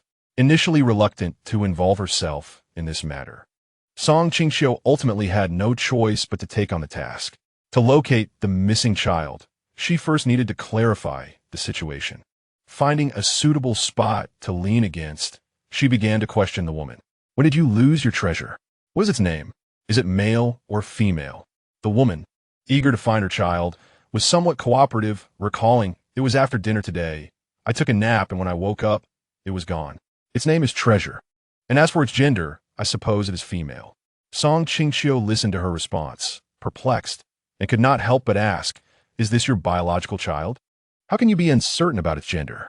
Internally, she scoffed, I might as well say I am male. Unexpectedly, the woman became agitated by her words and retorted, how dare you speak to me like that? Who said it was my biological child? You are the one who resembles a hen's mother. What do you mean? You lost a hen? Not a child. Song Qingqiu's eyes widened in disbelief. The woman stubbornly clarified, though it is a hen, I regard it as my child. Is there a problem with that? After clarifying the facts, Song Qingqiu, though reluctant to assist in finding a hen, felt compelled to endure it for the sake of her companion. After asking a few more questions, the woman continued to cooperate, considering all the information. Song Qingqiu formed two hypotheses. Either the hen had indeed been stolen, or the woman had carelessly misplaced it and was too embarrassed to admit it. After keenly observing the woman's expressions, she surmised that the hen had likely been taken by someone else, and that the woman had likely premeditated this event. Otherwise, she would not be uncertain about when it had gone missing. Does your hen, oh no, your treasure, have any distinguishing features? What breed is it? It was essential to ascertain these details to track down the hen's whereabouts. The woman quickly responded, Treasure is a red-bellied golden pheasant, very beautiful. And she wears a necklace around her neck, which is made of diamonds. I gave it to her as a birthday gift. Song Qingqiu was taken aback, marveling at this seemingly simple life of the wealthy. In truth, her inquiries were not aimed at solving the case like a police officer, but rather to utilize her unique abilities to locate the hen. After requesting an article of clothing the pheasant had worn, she held it in her palm. Focusing intently, within mere seconds, she detected the presence of the hen. This skill was one she had recently discovered. Ever since she began drinking water from the medicinal lake, her senses had grown increasingly acute. This instance was no different. She utilized the lingering scent of the hen from the garment to track its whereabouts within the carriage. Upon discovering the whereabouts of that chicken, she instinctively glanced in the direction of the man. The man, noticing her gaze, reciprocated with a look of his own. For a fleeting moment, the air within the train compartment felt as if it had solidified. Unable to bear the silence, the woman finally spoke up, asking if they had found her beloved. Song Qingqiu, guiding the man towards the door, replied, that person in the corner by the right window in the 10th carriage. However, she refrained from adding that while they could possibly retrieve the belongings, the chicken would be a different matter altogether. She chose to keep this thought to herself, considering the man's attitude rather presumptuous. Upon returning to their room, as he closed the door, Song Qingqiu playfully bit his lip, admonishing him for attracting unwanted attention. Surprisingly unperturbed by her playful ire, the man deepened their kiss. Such assertiveness was rare for Song Qingqiu, and even if it brought her some discomfort, it was worth it. Chapter 67 is indeed the house where someone died after 2 days of travel. Song Qingqiu and her companions finally reached their destination. Stepping off the vehicle and inhaling the fresh air, she felt truly alive. The air on the train had been far from refreshing, but given the circumstances, Song Qingqiu had endured. Thankfully, they no longer had to suffer that discomfort. Noticing the radiant smile on his wife's face, he used spirits lifted as well. Upon disembarking, they expected military transport to greet them. However, Song Qingqiu had not harbored such expectations, knowing that the local authorities intended to keep a close watch on them, thus offering no special treatment. Although the lack of direct transportation presented some inconvenience, she felt no vexation, as this provided them with the opportunity to explore the sights of Jing City. While the current vibrancy of her surroundings paled in comparison to the future splendor, it was nonetheless a testament to the city's position at the forefront of fashion relative to other locales. Seated in the minibus, Song Qingqiu's gaze remained fixed on the scenery outside, to the point that the man beside her began to express his impatience. Feeling a gentle pinch on her fingers, she turned her head in confusion to look at him. Seizing the moment, Qingqiu planted a swift kiss on her lips, which naturally earned him a playful jab from his wife. The man, having gained the advantage, was unbothered and seized several more opportunities to steal kisses while their surroundings were distracted. Although Song Qingqiu found his juvenile antics rather distasteful, she could only yield to his rapid advances. Fortunately, he was considerate enough to return to a more composed demeanor after a brief period of mischief. The couple set off before dawn, and by 9 o'clock, they arrived at the town where the military was stationed. Due to their early arrival, Song Qingqiu had managed to catch a bit of sleep on the minibus, despite initially being enthusiastic about the scenery. The matter of the man taking advantage of her slumber would remain unspoken, just as they were about to head to the military base. Two personnel clad in military attire intercepted them. The newcomers, lacking in courtesy, stated, "You must be the Qingqiu couple from Shan City. We are here to escort you. Please come with us." Clearly taken aback by the military's initiative to send someone for them, Song Qingqiu remained silent, merely looking at the man beside her. Qingqiu glanced at the two individuals before resolutely declining. "No need. We can make our way there ourselves." With that, he took Song Qingqiu's hand and attempted to pass by the two. Observing this, the two younger soldiers exchanged glances and instinctively reached out to stop them. However, Qingqiu noticed and swiftly brushed their hands aside, reiterating, "I've already said, no need. You may return. We will arrive shortly." The slightly shorter soldier appeared dissatisfied and attempted to approach again, but was restrained by his companion. It seemed they would not be able to take them back. But it mattered little, as once they reached the military base, there would be others to attend to them. As Song Qingqiu and Qingqiu walked 100 meters or so, she inquired, "Was there something wrong with those two?" Qingqiu took the luggage from her, keeping his eyes on the path ahead, and replied in a neutral tone, "No problem. They were likely sent by the military to investigate my background. I simply didn't want them to say anything to upset you." A laugh escaped Song Qingqiu's lips. "You are being overly dramatic. What harm could it do to let them say a few words? I'm not made of clay. I can handle myself." The man, however, disagreed. "While you are with me, there is no need to acquiesce to anyone, not even the military leaders. Moreover, this situation arose because of me, so I must take responsibility. What you say is true. We are now husband and wife. Your matters are my matters, and we shall share the burden together," Song Qingqiu declared resolutely. Qingqiu, taken aback by her understanding, felt a slight swell of pride within him, causing the corners of his mouth to curve upward. The military base was merely 5 or 6 kilometers from the town, and their conversation led them to arrive in no time. After presenting their identification to the sentry at the entrance, they were granted access. Prior to their arrival, accommodations had been arranged for them. However, upon opening the door to their quarters, Song Qingqiu was taken aback by the dismal conditions.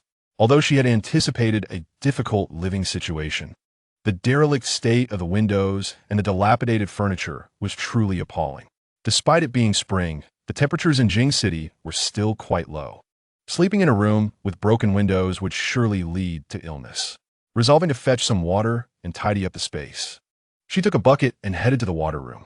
Little did she know, this excursion would unveil a secret about their lodgings. As she approached the water room, she overheard a hushed discussion within. "Hey, did you hear? Someone is going to stay in that room," a woman whispered tentatively. "Which room? Who is moving in?" Another voice inquired. "That room where someone died. My goodness, they certainly have the audacity to stay there." Although the woman was attempting to speak softly, her voice escalated in volume. "Please clarify, who is moving in?" The responding woman sounded increasingly agitated. "It's that couple, the camp commander and his wife from Shan City." "How could you not know? How could I possibly know? They are quite bold, aren't they?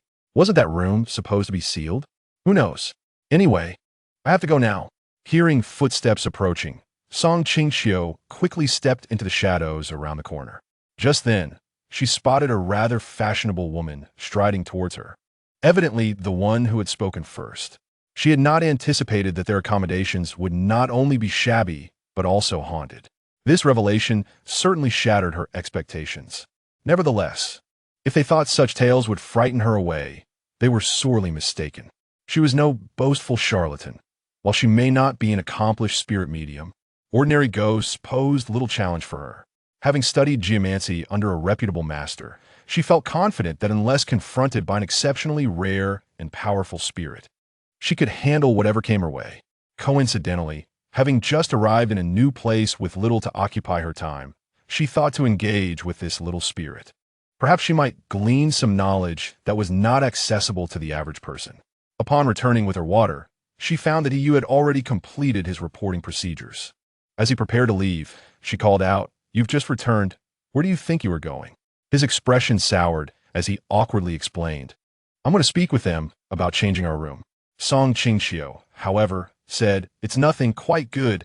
We still have each other for company." "Quite good." Upon hearing this, the man furrowed his brows, questioning who she was referring to. "No one. This house has seen death," Qingqiu replied with a smile. He thought it peculiar that his wife seemed unusually excited or perhaps thrilled. Chapter 68. She is my mother, having just arrived at the army base. He had yet to be assigned any tasks by the leadership, so he spent his days trailing behind his wife, tidying up their living quarters. The first order of business was to replace the 2 wooden windows with new ones, while the old ones would naturally be kept for firewood. Fortunately, there were carpenters in the nearby town, otherwise he would have been at a loss. Qingqiu contemplated doing the work herself, but feared revealing too much and finding it difficult to explain to her husband. Moreover, while she could manage a decent job, it would still pale in comparison to that of a seasoned craftsman, although unsure of how long they would reside there. She hoped to make the house a warm and comfortable haven. Reflecting on this, she felt a pang of regret for the dormitory they had in Shanshi. Though she only had the right to reside there, she had invested considerable effort in making it cozy. Little did she know that shortly after, they would move to Qingqiu. It was likely that after their departure, the place would be allocated to someone else. Shaking off these troubling thoughts, Qingqiu refocused her mind. After completing the windows, they undertook a thorough cleaning of each room, making the house presentable. At that moment, a military spouse approached Qingqiu. Upon stepping outside, she recognized the woman from the water room the other day.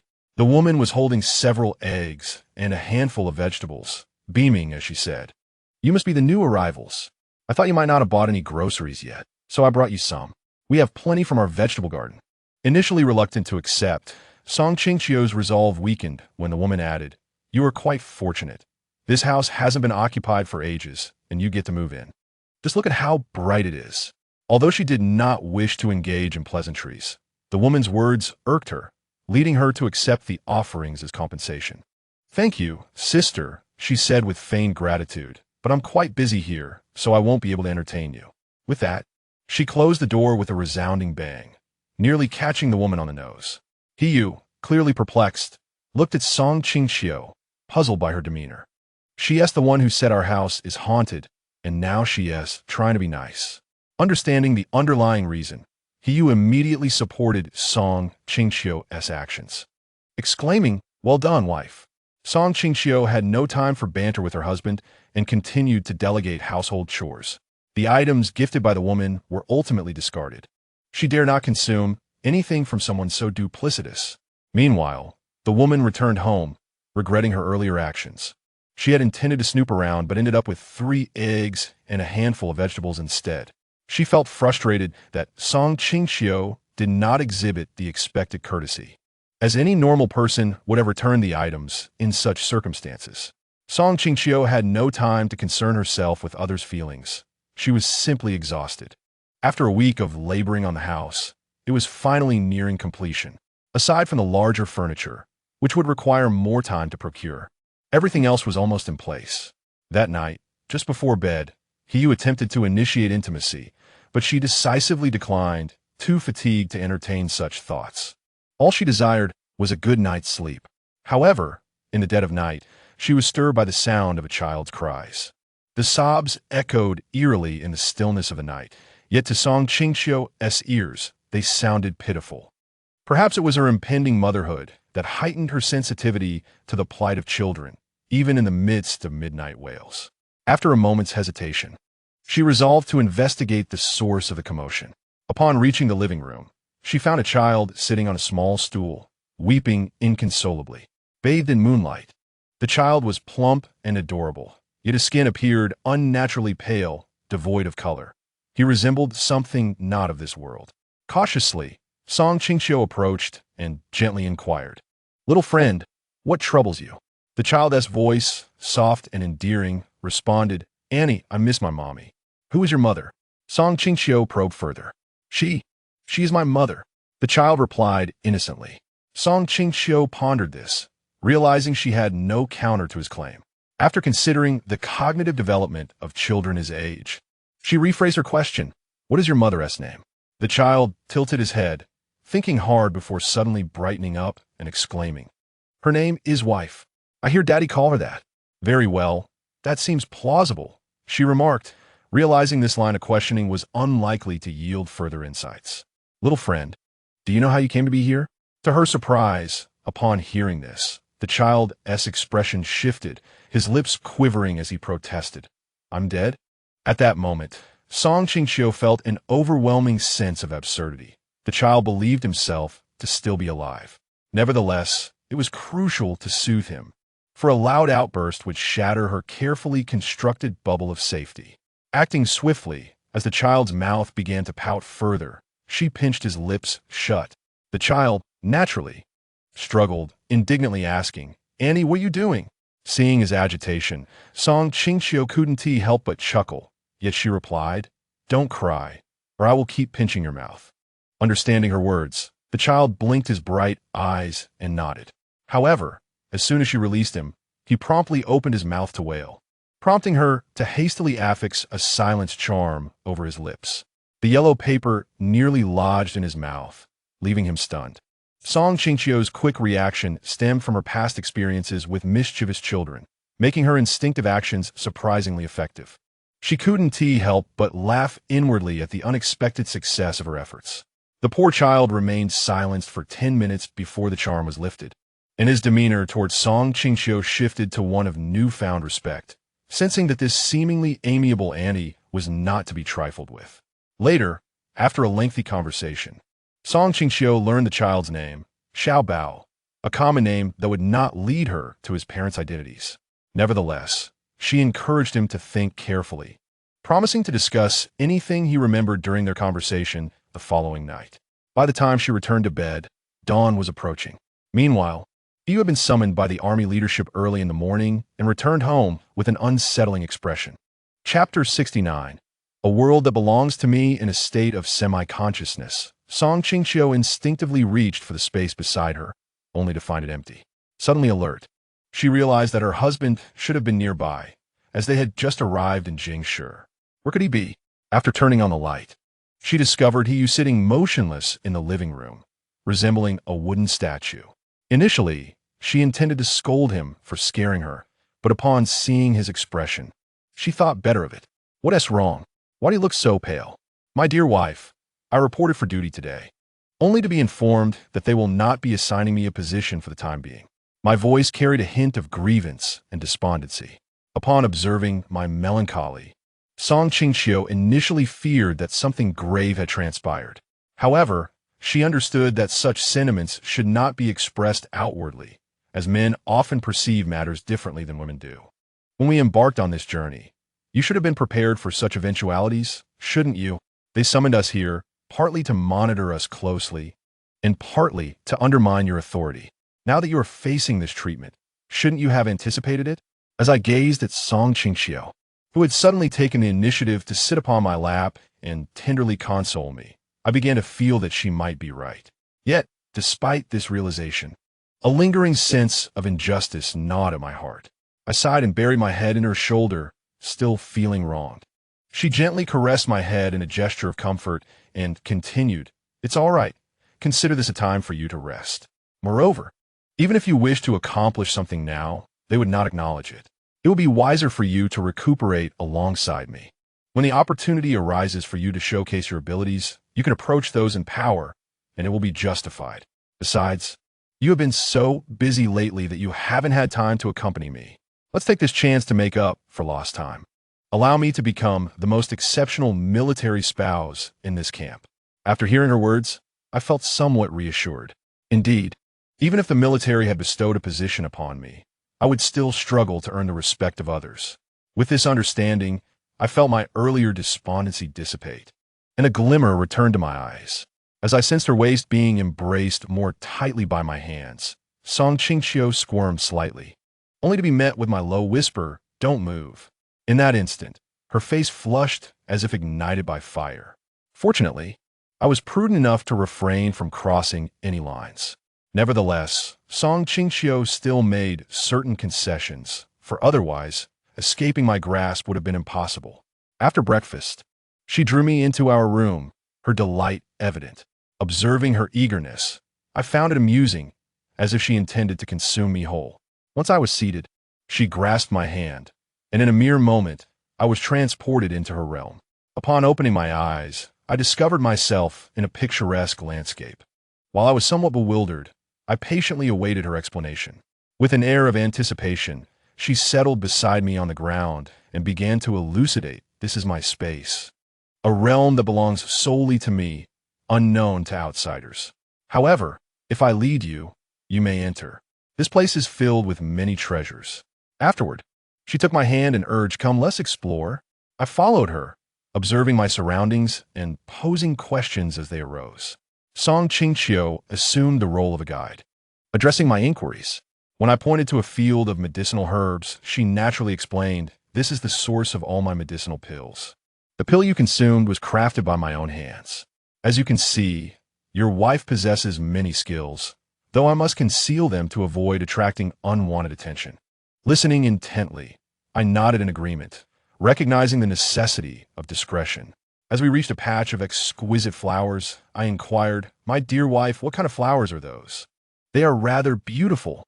At my compliment, Qingqiu couldn't help but smile, though she silently acknowledged the accuracy of my praise. She plucked a flower, crushed it, and applied it to the back of my hand. "Now, do you notice a difference?" she asked.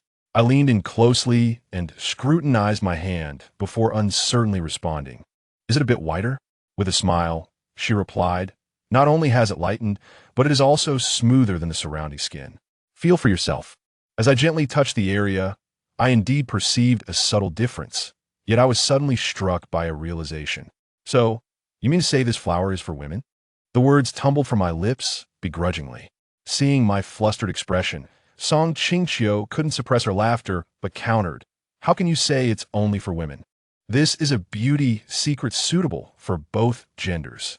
The playful glint in her eyes was unmistakable. Provoked, I playfully pursued her, for she was quite mischievous. Although her physique was commendable, she was still no match for my strength, and ultimately, I caught her. Confronted with my serious demeanor, she seemed frightened and promptly apologized. "I'm sorry. I won't tease you anymore. Please don't take it to heart." Yet I remained unmoved, indicating with my gaze that if she wished for my forgiveness, she must initiate a kiss. Trapped by my embrace, Qingqiu reluctantly complied, summoning her courage to plant a gentle peck on my lips. However, I was unsatisfied and directed her to my tightly pressed lips, insisting, "Don't attempt to get away with that. Kiss here." Feeling bashful, she attempted to negotiate. "Could you please close your eyes?" To my surprise, I consented. Yet, as her lips touched mine, I unexpectedly opened my dark eyes. This infuriated her, prompting her to struggle against my hold, but I enveloped her tightly, ensuring she surrendered to the sweetness of our kiss. Ultimately, it was only when she seemed on the verge of breathlessness that I relented. After briefly explaining the nature of my space, she appeared to accept it without much inquiry. I found this satisfactory, as excessive explanation could complicate matters unnecessarily. In this way, I felt we had established a foundation of honesty. Upon exiting her realm, we found it was nearly lunchtime. I directed her to the mess hall for our meal. However, when she returned, her hands were empty. In the following days, I busied myself attending to her needs, and she seemed delighted by my assistance. Yet, a letter from the city stirred a sense of unease within me. It was from Shun Miaorong, who informed me that since healing Xiao Qiao's face, she had attracted a number of women seeking treatment for their scars. However, due to her absence, these clients' needs remained unaddressed, leading to some dissatisfaction. I found myself torn. On one hand, I wished to accept these new clients for the sake of our reputation and potential profits. Yet on the other, I feared the attention it might draw from those with ulterior motives. The adage, "the taller the tree," the more the wind held true in any context. And I was not yet ready to reveal my full capabilities. Ultimately, I resolved to selectively accept clients who shared a close relationship with Xiao, while the others would have to be turned away. Moreover, treating such scars was no small endeavor. It required significant effort and care. Another concern was that I had not instructed Shen Miaorong on how to apply the medicinal wraps. Nevertheless, I trusted her intelligence. As long as I provided her with the necessary steps and materials, she should manage well. After all, we were partners in this venture, and I had faith in her abilities. The future master of aromatherapy had no reason to covet my current advantages, as the matter seemed rather urgent to her. Qingqiu promptly made a decision and sent out the letter via express mail. However, even with expedited service, it would take almost 3 days for it to arrive and return. During this period, an incident occurred that harked back to the day when the man had returned from the cafeteria empty-handed. At that time, Qingqiu did not inquire further, and the man had vaguely dismissed the matter. It wasn't until she visited the cafeteria to purchase groceries today that she discovered the situation was far more complicated. Having been preoccupied with other matters and lacking time to prepare a meal, she decided to check the cafeteria. After selecting her vegetables, she was met with the unexpected refusal to check her out, as they only accepted tickets, not cash. This infuriated Qingqiu, especially since cash transactions had been permitted nationwide. What sort of rogue policy was this? Only accepting tickets. Clearly, they were deliberately causing trouble, and she would not tolerate it. She returned the selected vegetables to the vendor and set up a small blackboard at the entrance of the cafeteria, borrowing the board from someone. She wrote a few words, exchange cash for tickets, first come, first served. The absence of tickets from this location was primarily due to the differing types of tickets across various regions, rendering her tickets unusable elsewhere unless they were universally accepted. Initially, passers-by merely glanced without engaging her in conversation. Eventually, curiosity got the better of someone, and a woman in her 30s approached Qingqiu, asking how she intended to exchange the tickets and what type she was looking for. Any tickets that can be used here will suffice, Qingqiu replied. The woman, upon hearing this, became quite excited and told Qingqiu to wait while she ran home to fetch her tickets. She explained that they were planning to buy new clothes for their child, but the mall required cash for purchases, and they only had fabric tickets. Coincidentally, she had encountered this situation. In under 10 minutes, the woman returned with fabric tickets, meat tickets, and rice tickets, successfully exchanging them for 50 yuan, primarily at a ratio of 2 to 1. Qingqiu was elated. With his 50 yuan, she no longer had to worry about affording clothes for her child. Before long, she had exchanged enough tickets for various essential items. As she prepared to take down the blackboard and leave, a man approached her. Without waiting for him to speak, Qingqiu pulled a large bill from her purse and handed it to him. The man glanced at it and remarked, "This isn't a matter of money." Yet, Qingqiu produced another bill. Finally, the man fell silent. Qingqiu believed that matters solvable with money did not warrant excessive discussion. Although her time was not as valuable as 1 billion within a minute, it was still precious. She had no desire to engage further with individuals whose sole aim was personal gain. After seeing the man off, Qingqiu glanced at the sky, realizing that the sun was high overhead. She had no inclination to return to argue with the vendor. After a moment's thought, she decided to gather some vegetables from her own space to prepare a meal. Her space had effectively become a small-scale farm, complete with vegetable plots and some poultry. Even a stable, albeit currently devoid of horses. When the man returned home, Qingqiu was surprised to see him bringing back some rather stale vegetables. Confused, she inquired about their origin, but he mumbled an unclear response. Not wanting to press him further, she decided to forego retrieving vegetables from her space and settled for a simple meal instead. However, when she ventured out in the afternoon, she learned the true source of the man's vegetables.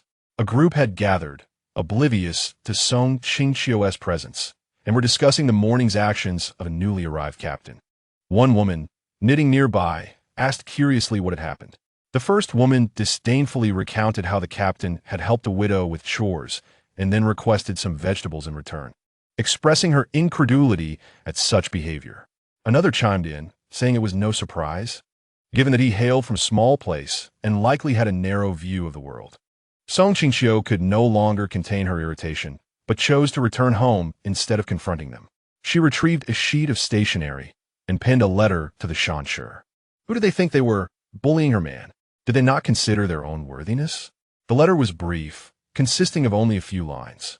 After completing it, she entrusted it to a young soldier at the gate, insisting it be sent urgently, even at an additional cost.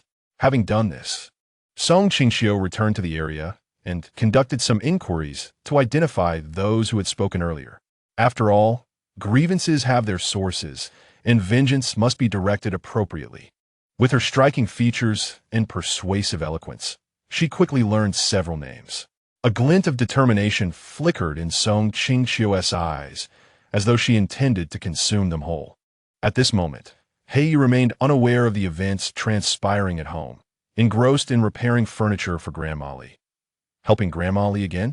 Qingqiu asked as the man entered. Indeed, her household lacks a man, and I thought it only right to lend a hand. What's the matter? Qingqiu noticed his forehead glistening with sweat and chose not to discuss the issue immediately, instead pouring him a glass of water. After he had gulped it down, she broached the subject. Are you aware of Grandma Li's situation? What situation? Heiyu paused, cup in hand. Her husband had passed away, yet the military had allowed them to remain, meaning there was still a daughter-in-law at home who had simply gone to work, absent from sight for a few days.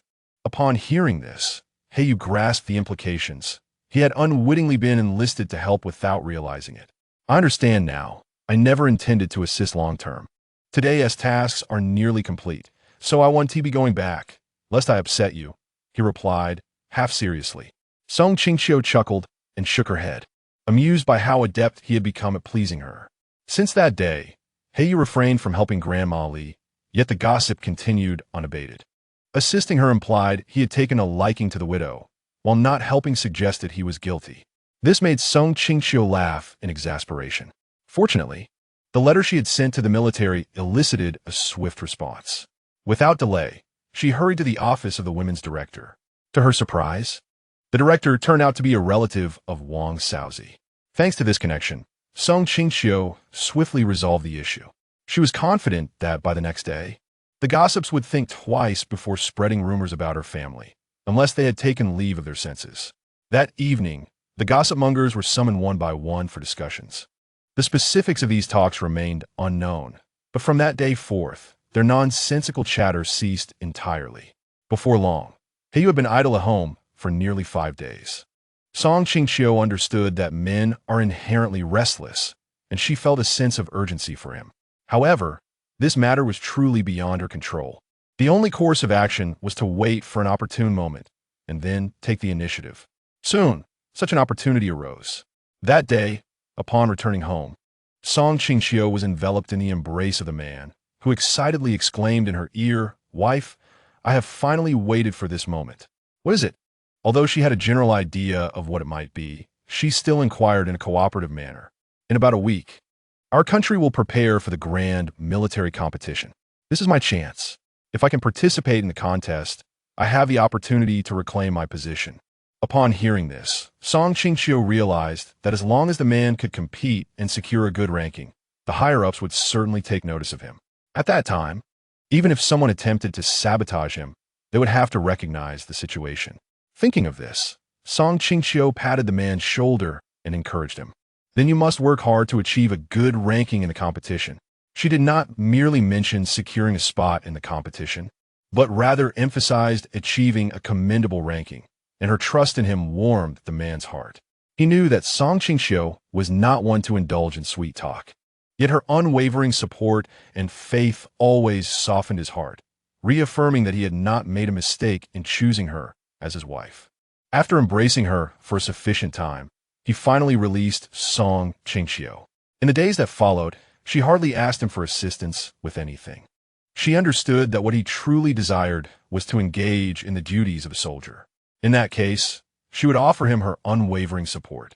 Only when faced with challenges she could not resolve would she disturb him. Everyone has their own pursuits, and she comprehended and willingly supported him.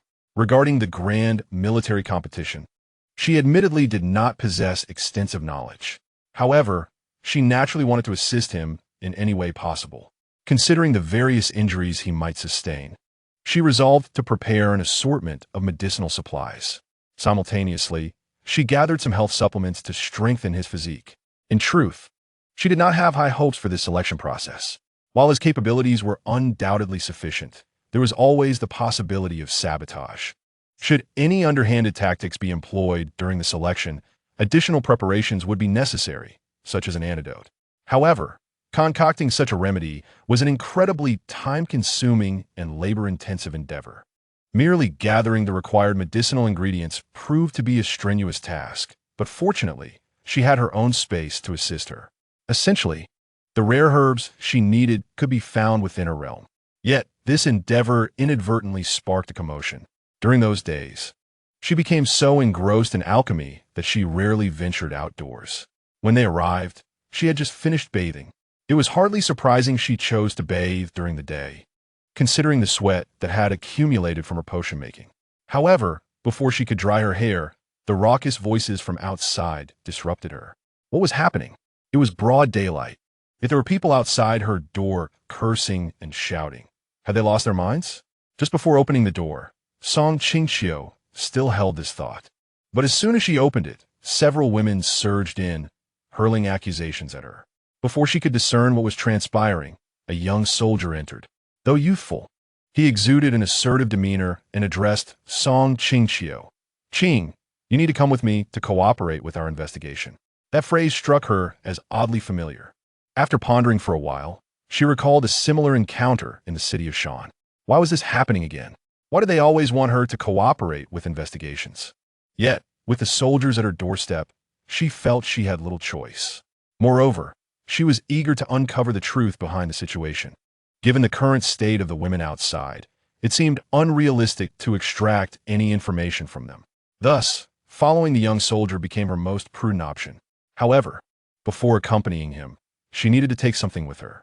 Once she emerged from her room, she followed the young soldier. On the way, Qingqiu felt as though she was parading like a criminal through the streets. The most significant difference was that the onlookers were not audacious enough to throw rotten eggs or vegetables at her. Nevertheless, the disdainful expressions were quite palpable, leading her to question whether she had disturbed their ancestral graves. The reality was she had been at home these past few days and had no time to dig up anyone's grave. She suspected there must be some misunderstanding. Chapter 72.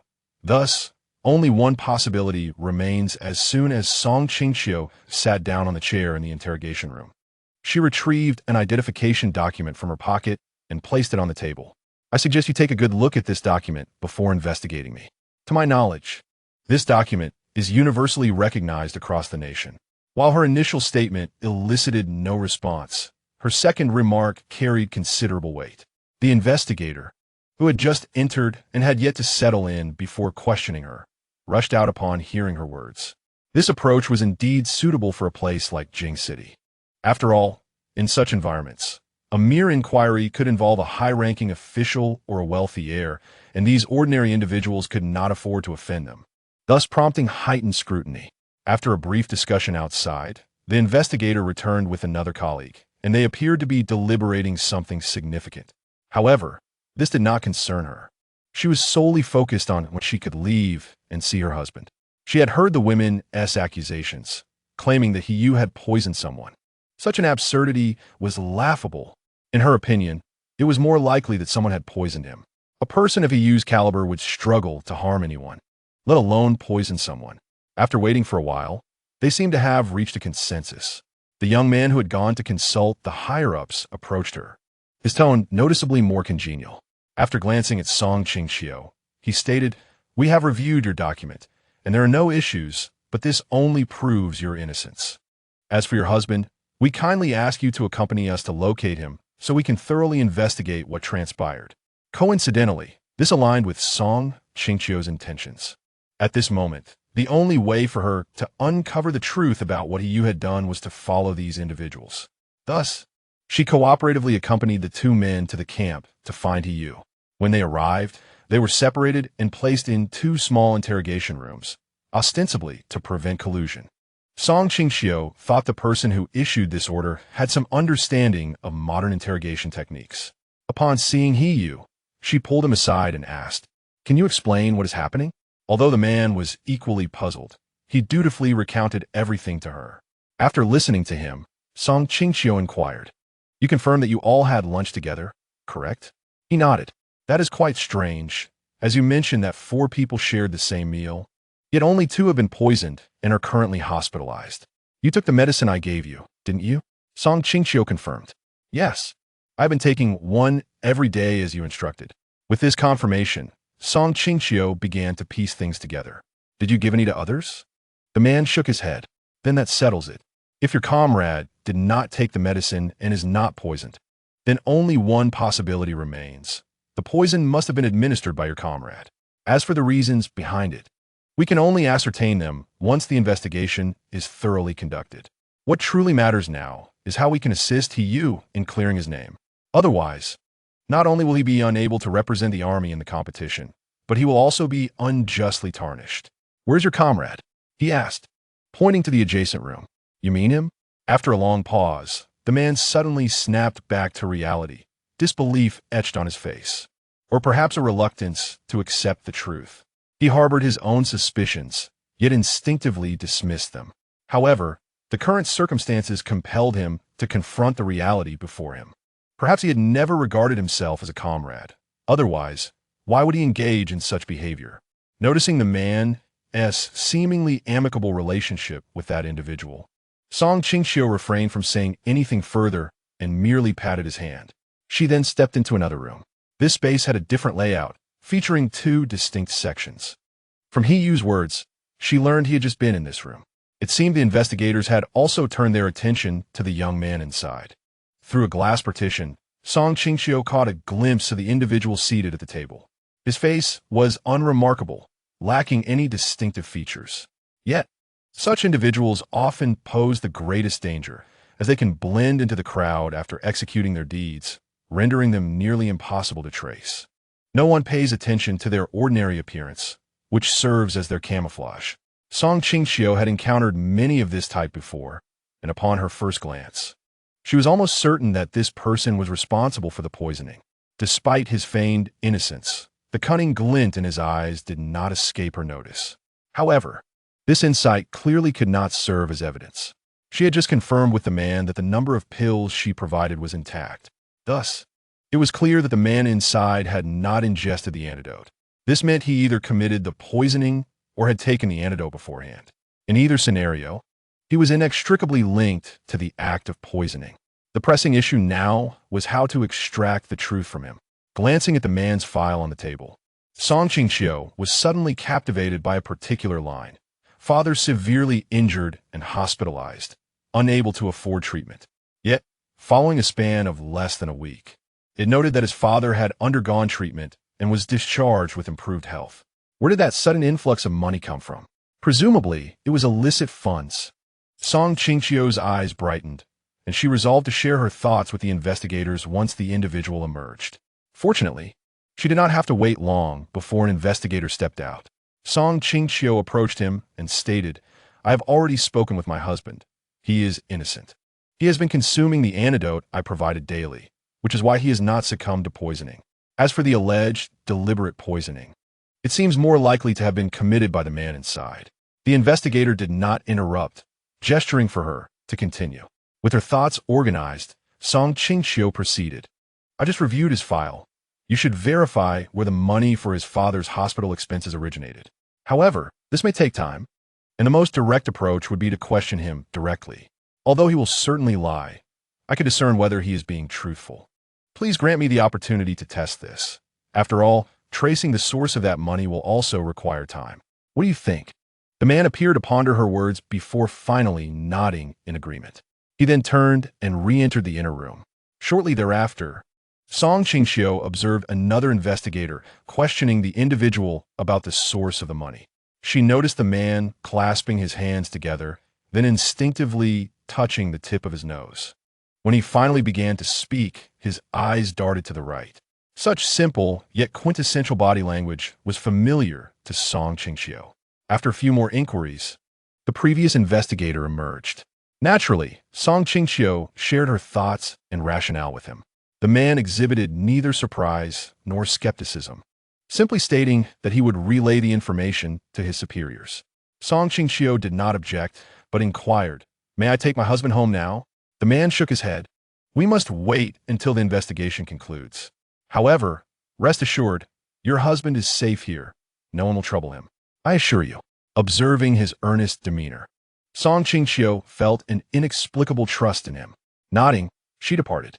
The man watched her retreating figure, seemingly uttering something, though his voice was too soft for anyone but himself to hear. Chapter 73. No intention to change candidates. Days later, the situation finally reached a conclusion. Song Qingqiu was astonished by the efficiency of the military. After confirming that the man was innocent, he was released the following day. To demonstrate fairness, the military provided him with an opportunity. If he could defeat any of the candidates, he would represent Jing City in the national competition. Song Qingqiu naturally believed in her husband's capabilities. She had observed his dedication in recent days. With this opportunity at hand, she would not allow him to let it slip away, knowing it was also his heartfelt desire to reclaim his rightful position, and she was determined to support him. Since his innocence was established, the personnel in the military ceased their idle gossip, fearful of being caught by Song Qingqiu. They had evidently realized that this couple had powerful backing. Moreover, the man's skills were indeed commendable. After being given the chance, he regained his training prowess in just 2 days. Song Qingqiu was determined to witness this pivotal moment of her husband's success. She would not miss it. Days prior, she had been preparing for this occasion. Deep down, she felt it was somewhat unfair, as her husband faced one challenger after another, and his stamina would surely wane, while his opponents remained unchanged in their vigor. Yet, the man was undeterred. He would seize any opportunity without faltering. Song Qingqiu's role was to be his unwavering support, just as she had promised. She insisted on preparing meals to replenish his energy. She even contemplated giving him stamina-enhancing pills, but he refused, insisting that he wanted to win fairly. She prepared the same cream buns she had made in Shanshi, knowing they were his favorite, and decided to make a bit more. Additionally, with the warming weather, it was fitting to create some mung bean cakes. However, the mung beans proved challenging to handle. They needed to be ground into a paste and then steamed. Although her belly was not yet large, it was a bit laborious. Fortunately, her husband had not been staying at the camp these last few days, allowing him to assist her at times. With a flurry of activity, she finally completed all the preparations the day before the challenge. These items were not suitable for preservation, but they had a deep well nearby. She retrieved some fresh well water and placed the prepared cakes in a basket, suspending it above the well to ensure freshness. The next day, before she had even risen, her husband left for the camp to prepare. She awoke around 8 or 9 and enjoyed the breakfast he had made in advance before tidying up and heading out. The sun outside was quite bright, and she felt the heat after walking only a short distance. Thankfully, her recent exercise had kept her stamina from deteriorating further. After a leisurely walk, it took her half an hour to arrive at the venue. Upon entering, she was surprised by the large number of spectators. It seemed that many soldiers had opted out of training that day to attend the challenge, and Song Qingqiu could sense that their intentions were not entirely noble. The intention was merely to humiliate Yu in public, a tactic that seemed rather petty. Among the competition events, Song Qingqiu was aware of the obstacle course, cross-country, and parallel bars, among others. The specifics had not been communicated to her by the men, perhaps out of concern for her well-being. Considering her physical condition, the military had thoughtfully arranged a special position for her. Song Qingqiu did not anticipate that their facade of concern would be executed so well. Despite her disdain for them, there were aspects that were not entirely devoid of humanity. The competition was tightly scheduled. Today, the men would face each challenge one by one. If any candidate outperformed another in a single event, he could replace that individual. Given the considerable number of participants, 10 individuals were selected as targets for the men. As soon as those 10 appeared, Song Qingqiu overheard 2 people whispering in front of her. "No way, if I'm not mistaken, those 10 are the strongest." "You're not mistaken. Not a single weakling among them," another responded. As they conversed, a third person interjected mysteriously. "Didn't you know? The higher-ups never intended to change the candidates this time. Song Qingqiu had pondered various strategies they might employ, but she had not anticipated this. They were merely pretending to offer the man an opportunity while intending to humiliate him in front of so many. What a cruel tactic! The thought of the difficult predicament the man was about to face made her want to seek him out and urge him to withdraw from this absurd challenge. Yet, she knew he would not heed her words. He had his own aspirations and was not one to retreat in the face of adversity.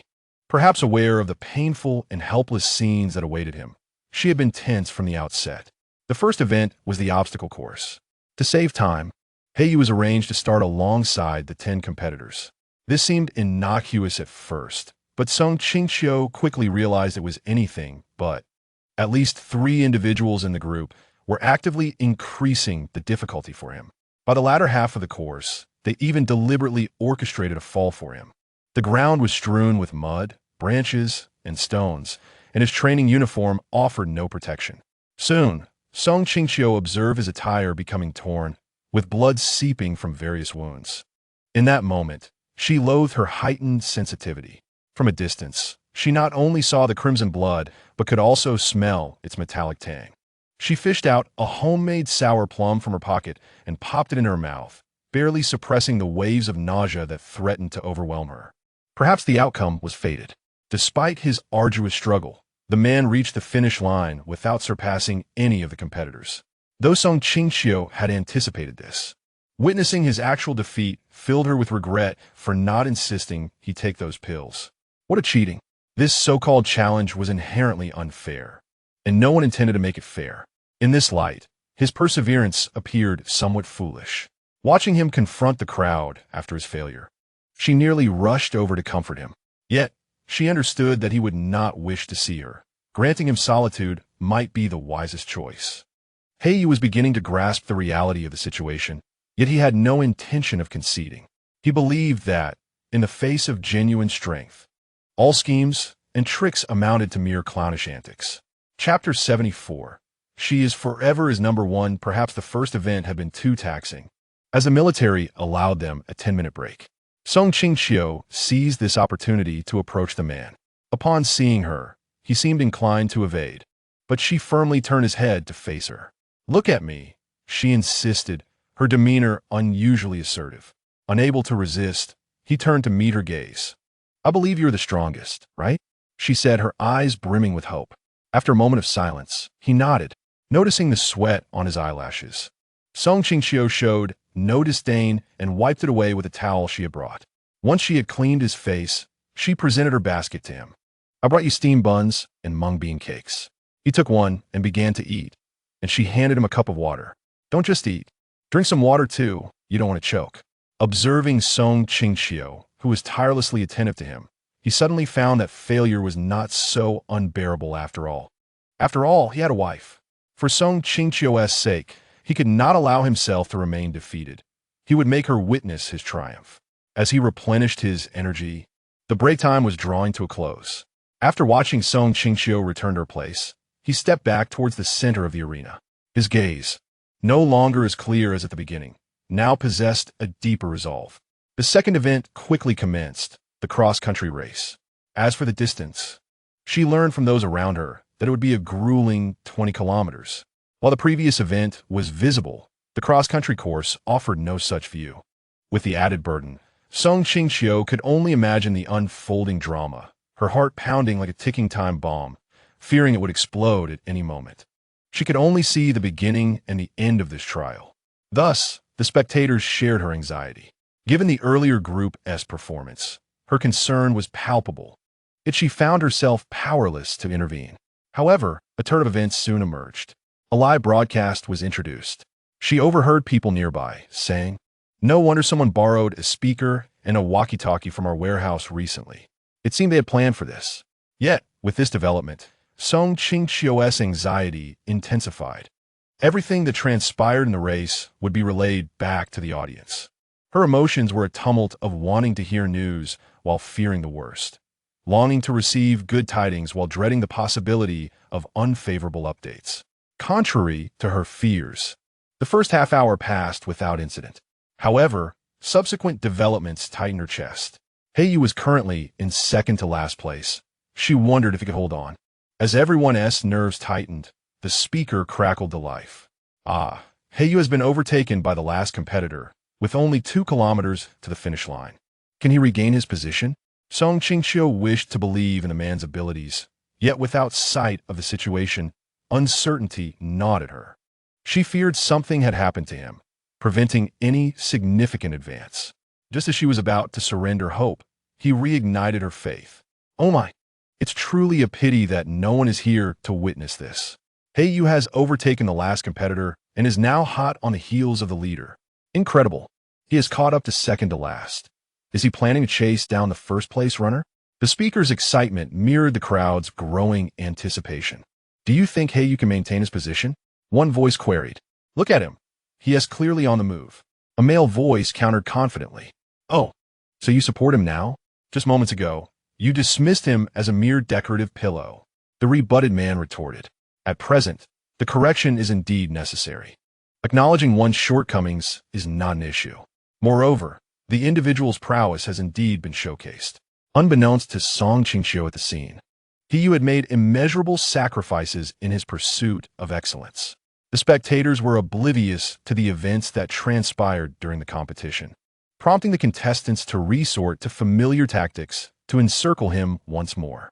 However, this time he was seasoned and refrained from a direct confrontation, choosing instead to conserve his strength and evade their advances. As long as he could avoid direct conflict and strive to break through the encirclement, he would be fine. Furthermore, since they were all vying for rankings, creating obstacles for him could jeopardize their own chances of success, which was not a wise choice. Capitalizing on this mentality, Heiyu employed a strategy of dismantling their formation piece by piece. Ultimately, they were but a disorganized multitude. After the man's provocation, discord quickly arose among them. It was amidst this tumult that he pressed forward, surpassing one target after another. Soon, he overtook the second competitor, with less than 500 meters remaining until the finish line. His goal was clear: to surpass the leader and secure a victory to present to his beloved wife. However, the others soon recognized his strategy and quickly regained their focus. In the final 500 meters, they exerted all their efforts to prevent Heiyu from advancing further. He dodged flying kicks and powerful punches, stumbling his way forward. Eventually, exhaustion set in among the competitors. The last-place contestant appeared to have given up entirely, trailing behind the group. In the end, Heiyu achieved a commendable 5th place, securing a spot in the competition. He had thought no one would congratulate him, save for Qingqiu. Yet, unexpectedly, the first among the 10 approached him. With a wary expression, Heiyu observed the man, who smiled and remarked, "Not bad at all. I thought you would need to reach the 3rd round to earn this spot." Sensing the sincerity in his words, Heiyu reciprocated with a genuine smile. Upon returning to Qingqiu's side, he noticed tears glistening in her eyes, threatening to spill over. At that moment, Heiyu felt a pang of guilt for his stubbornness, realizing that his determination had caused his beloved to worry. Embracing her, he tenderly reassured, "It's all right now. I've secured this spot. Haven Ti, don't cry. Your tears ache my heart." Qingqiu did not wish to weep, but memories of the live broadcast at the competition's conclusion overwhelmed her. How many hardships had the man overcome to attain this opportunity? Fortunately, the outcome was favorable, though he did not place first in her heart. He was the best, her eternal champion. His efforts resonated throughout the venue, and some even applauded during his final sprint. Perhaps this was the reason he never gave up. True respect is earned through strength, leaving no room for doubt, for they were not worthy of such. Chapter 75. It's just a matter of not loving daughters. The man's success was not the result they had hoped for. However, since he had indeed earned this opportunity through his own merit, their grievances held no power. Ultimately, they had no choice but to acquiesce. This time, as Heiyu departed, Qingqiu could not accompany him, for they were representing their team and had not brought family members along. Despite her concerns, she could only watch him leave. Nevertheless, his absence afforded her the chance to concentrate on unfinished matters. A response from Shanshur had arrived several days prior, yet she had not found the time to reply. Now was the perfect moment to address these tasks. Leaning over her desk, she recalled the steps for applying the medicinal film while adding various details. Once she had meticulously written everything down, she double-checked to ensure there were no errors before folding the letter. In her flurry of activity, lunchtime arrived, and with no time to cook, she opted to purchase a meal from the cafeteria. This time, the treatment was markedly different from her previous experience. After selecting her dishes, the cashier promptly calculated the total. Qingqiu noted that her portion was quite generous, far superior to others. Even when envious glances were cast her way by military spouses nearby, she felt no shame. After all, this was a privilege earned through her own efforts, and others had no grounds for jealousy. However, just as she stepped outside, she overheard a military spouse harshly berating a young girl, calling her a money-wasting burden and other unkind remarks. The tone of their exchange hardly resembled that of a mother and daughter. Yet, from the conversations around, she learned that they were indeed related, no matter how absurd their dialogue seemed. In this era, the prevalence of gender bias was all too apparent, prompting Qingqiu to distance herself from the situation. However, not long after returning home, an unusual occurrence unfolded, although initially unrelated to her. The events of that day caught the attention of a discerning observer who claimed that the girl had a connection to her. Was that not absurd? Just because she was present, it implied a relationship? If she were acquainted with them, then she must have been the one responsible for their loss. Such reasoning was utterly nonsensical. The situation was later relayed to Qingqiu, indicating that the girl from that family had gone missing. News of the incident spread several days later, while she was busy organizing her belongings at home. While hanging out laundry, she was approached and questioned, even being requested to accompany them to the military base for further inquiries. Fortunately, this time, their demeanor was quite amiable. Even with some pointing fingers, they did not interrogate her with the same harshness as before. However, upon learning more about the situation, she suspected that things were not as straightforward as they seemed. Firstly, the family quarters were located within the military base. If someone truly went missing, it was unlikely to have occurred there. This was not the first instance of such a case, and the military took it very seriously, increasing patrols in response. Yet to Qingqiu, all this seemed futile, as she was convinced the individual had vanished outside. With her hypothesis in mind, she began to pay closer attention to that family. Initially, they displayed no unusual behavior until she discovered that they had another daughter, younger by 2 or 3 years. Observing their interactions appeared normal, and she decided not to keep a constant watch. However, not long after, this younger girl also disappeared. Strangely, the parents, after their initial concern, seemed to show little interest thereafter. This inconsistency raised her suspicions. Logically, if their child was missing, they should be frantic, yet their reactions were entirely contrary. Even more suspiciously, the family suddenly appeared to have come into considerable wealth, spending lavishly. Given the circumstances she had witnessed, Qingqiu formed a bold theory. Perhaps the 2 missing individuals were never lost at all, but rather had been intentionally abandoned. In other words, these children might have been sold off in exchange for money. Though this speculation seemed far-fetched, the unfolding events compelled her to consider its plausibility. The next step is to locate the suspect. Recently, Qing went on to establish connections with several military wives, sharing her suspicions with them and receiving unanimous support. Thus, she resolved to keep a close watch on their family. Qingqiu cast a glance at her, silently endorsing her decision. The speaker was her neighbor, with whom relations had initially been strained, but over time, they discovered a mutual respect. After she finished speaking, the women's director chimed in, stating her intention to seek clues from the outside world related to their unit. In truth, when it came to finding leads, Qingqiu had already divulged everything she could think of to them, thereby providing them with a clearer objective. In a mere 2 days, they reconvened, and this time, they made significant progress. The neighbor uncovered direct evidence of the family's financial gains, specifically their savings receipts. Meanwhile, the women's director identified individuals engaged in the trafficking of young women. This person specialized in introducing women to families in need of brides. Disturbingly, some of these women were abducted, while others had been sold by their parents. It was evident that the couple's two daughters had been actively sold off. Otherwise, no sane parent would remain unconcerned about the fate of their missing children. This sordid reality unveiled the truth. Those two attractive underage girls had indeed been sold for profit. Initially, Qingqiu struggled to comprehend their motivations. But clarity came when a boy unexpectedly appeared in their household. It dawned on her that their indifference was not towards their children in general, but rather directed specifically at their daughters. To them, daughters were seen as liabilities destined to be married off, while sons were viewed as bearers of the family lineage, expected to care for their parents in their old age and perform ancestral rites upon their passing.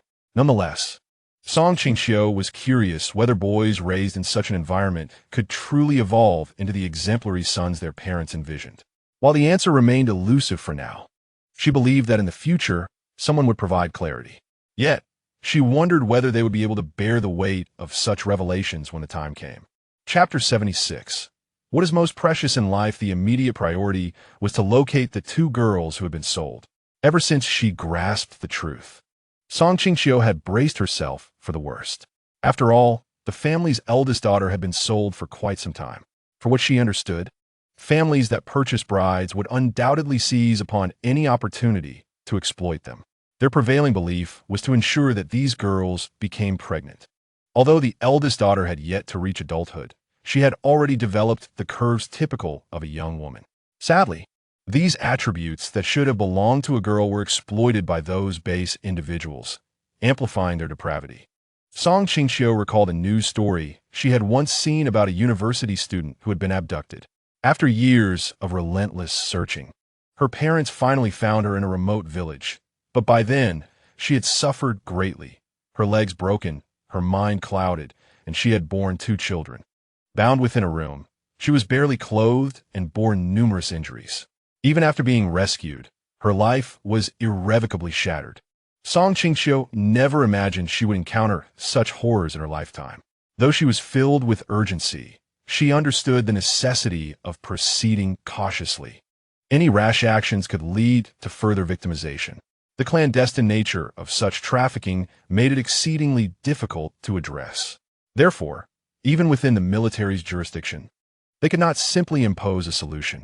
The adage of strong dragon cannot suppress a local snake aptly described the situation. It was crucial that they only sought military support when they were fully assured of their findings. Otherwise, it would be a futile endeavor.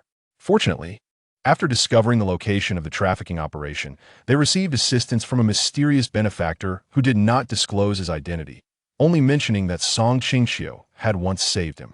Grateful for any assistance, she did not dwell on the details. With the support of this individual and a small team, Qingqiu finally had capable allies. In the following days, this group monitored the trafficking site, while the women's director reported the family situation to the higher-ups. Once the matter was officially raised, it was inevitable that it would be addressed.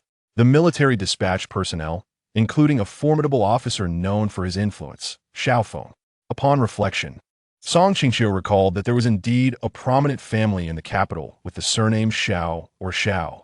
Now that they had sufficient manpower, they awaited the opportune moment to dismantle the trafficking ring.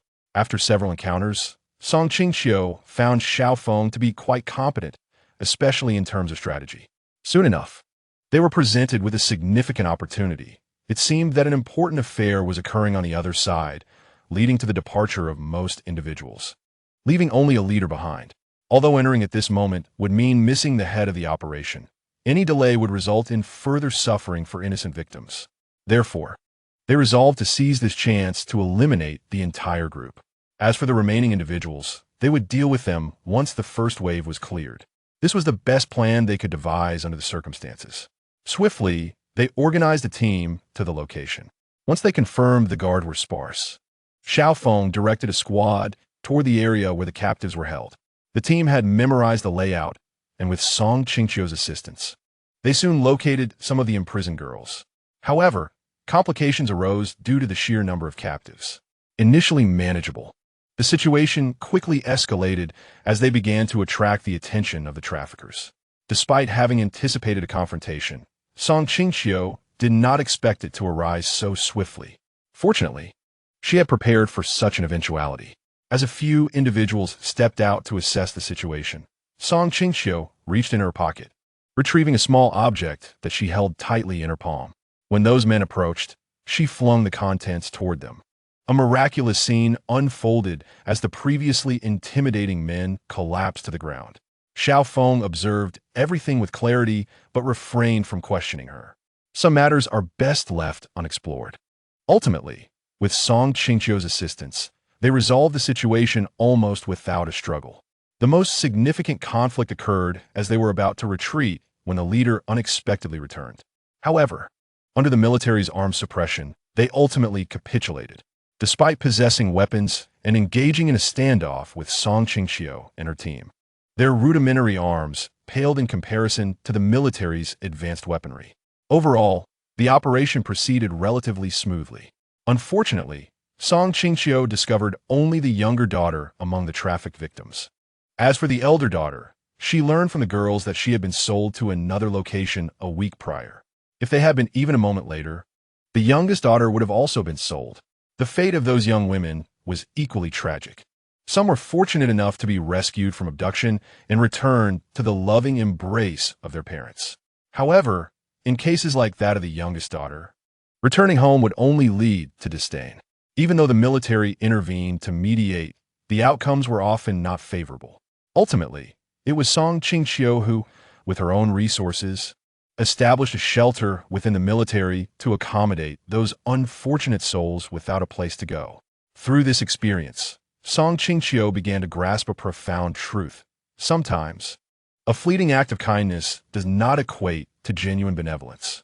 In this instance, while she had indeed salvaged those young women, without providing them with proper accommodations and alleviating their lingering concerns, how could she truly claim to have been a good person? If her intentions were not understood, she might even be perceived as performing for the sake of reputation. She had already experienced the malice of human nature more than once. The eldest daughter of that family, Song Qingqiu later learned from one of the women that she had perished merely a day after being sent away. Consequently, the buyers demanded another girl be sent in her stead, and that unfortunate selection became the youngest daughter. Upon discovering this information, Song Qingqiu found herself torn between relief and regret. The girl had ultimately escaped degradation, sacrificing her life to protect what she held most dear. In moments like these, even Song Qingqiu began to question what truly holds the utmost value in life. In the absence of purity in life, which would ultimately be the choice a person would make. Chapter 77. You mean he has returned, gazing at the fallen blossoms in the courtyard. Song Qingqiu suddenly realized that summer was nearly upon them. The man had departed during the vibrant springtime, and now an extensive period had passed. During this time, he had sent letters, though their frequency had gradually diminished. Yet, out of understanding for his duties, Song Qingqiu did not dwell on worry. Nevertheless, she could not help but speculate whether he had encountered some pressing assignment, for by all reasoning, he should have returned by now. Perhaps the presence of a child within her was the reason for her newfound sentimentality. Once a carefree and spirited individual, she had become increasingly pensive as of late. Perhaps she simply missed him, for he was after all the father of her child. Recently, there had been sporadic activities within the military, yet Song Qingqiu and her small circle managed to resolve them. The women left behind unified in solidarity, setting aside any past grievances. One unremarkable morning, as Song Qingqiu opened her eyes, she was greeted by an unusual clamor outside. A sense of anticipation stirred within her, prompting her to rise from bed, though her noticeably rounded belly hindered her usual agility. Upon opening the door and peering outside, she did not see the face she had yearned for. Disappointment washed over her. But just as she began to feel disheartened, the Women's director approached her with the words, "Qingqiu, your man is truly remarkable." Song Qingqiu, momentarily taken aback by her words, quickly regained her composure. "Auntie, do you mean he has returned?" Her voice trembled with excitement. Observing her reaction, the aunt understood the depth of her longing and decided against teasing her further, especially upon noticing her slightly protruding belly. With a smile, she confirmed, "Yes, they have all returned, and I hear their performance was commendable." With that, she departed, accompanied by a group of cheerful military wives. Song Qingqiu struggled to believe that her husband had returned so unexpectedly. Nevertheless, her heart brimmed with joy, finally settling after a period of anxious uncertainty. Although she had not yet seen Qingqiu, she surmised he must have gone to report back first. This provided her the perfect opportunity to prepare a few dishes for him to savor. Just as she completed one dish, the familiar sound of footsteps behind her sent a wave of emotion through her, moistening her eyes. Tears threatened to spill, yet she resolutely held them back. How could she weep at such a joyous moment? However, as she turned to face him, the carefully contained tears betrayed her resolve, cascading down her cheeks. Upon seeing his wife in such a state, Qingqiu was momentarily at a loss. Yet, he quickly enveloped her in his long arms, cradling the poor girl whose nose had turned red from weeping. It was impossible for him not to have missed her during his time away. Although his recent assignment had been unexpectedly demanding, they had encountered a large-scale rescue operation, one that had not originally been assigned to them. But their outstanding performance during the competition had led to their involvement. The delays in their return had become prolonged due to this unexpected duty. When he learned of the task, he experienced inner turmoil, torn between his desire to participate and the fear of leaving Song Qingqiu and their child behind. Ultimately, he chose to prioritize the rare opportunity, confident that his beloved would understand his decision. Due to the mission's confidentiality, he had refrained from mentioning it in his subsequent letters. Before his departure, he had mentally prepared himself for any eventuality, intending for a comrade to ensure that everything he treasured would be entrusted to Song Qingqiu, the one person who truly mattered to him. Fortunately, he had returned unscathed, and he now held her in his embrace, feeling a sense of belonging. It was remarkable how this soft, delicate person had bestowed upon him boundless strength. In the face of threats to his life, he had felt no fear. Yet, at this moment, as he held Song Qingqiu, fear gripped him. Fear that he might lose this beloved person, fear that she might one day belong to another. He had finally returned, fulfilling her hopes, and held her tightly once more. As this thought crossed his mind, he instinctively tightened his embrace. Song Qingqiu, feeling the shift in his emotions, sensed the intensity of his grip, yet she did not protest, even as her breath became slightly labored. They remained entwined for what felt like an eternity before reluctantly parting. Noticing a dish on the table, Qingqiu gently guided Song Qingqiu to sit down and removed her apron. "You rest. I'll take care of this." With that, he donned the apron and entered the kitchen. Song Qingqiu watched him bustling about, and without realizing it, a smile graced her lips. Indeed, she had chosen well. He was not only a protector of the nation, but also a capable cook. Perhaps her gaze was too intense, for Qingqiu turned to glance back. Noticing her fatigue, he softly inquired, "It will take a little while longer. Would you like to rest for a bit?" However, without a moment's hesitation, Song Qingqiu shook her head. "I just want to watch you." Her voice carried a softness that was new, warming Qingqiu's heart. After confirming that she was well, he turned back to his tasks, and together they engaged in a harmonious dance, one cooking, the other observing. After nearly an hour, Qingqiu finally completed their breakfast. As she gazed at the evidently overcooked porridge, Song Qingqiu refrained from uttering a word. In this moment, even if she were to be served undercooked food, she would harbor no grievances. After all, it was a dish crafted by a man's own hands. However, it was unlikely that he would ever do so. The overcooked porridge had resulted from his preoccupation with preparing other dishes, leading to this unfortunate oversight.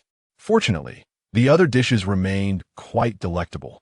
After the meal, the man cradled Song Qingqiu into the bedroom and tucked her in before returning to the living room to tidy up the remnants on the table.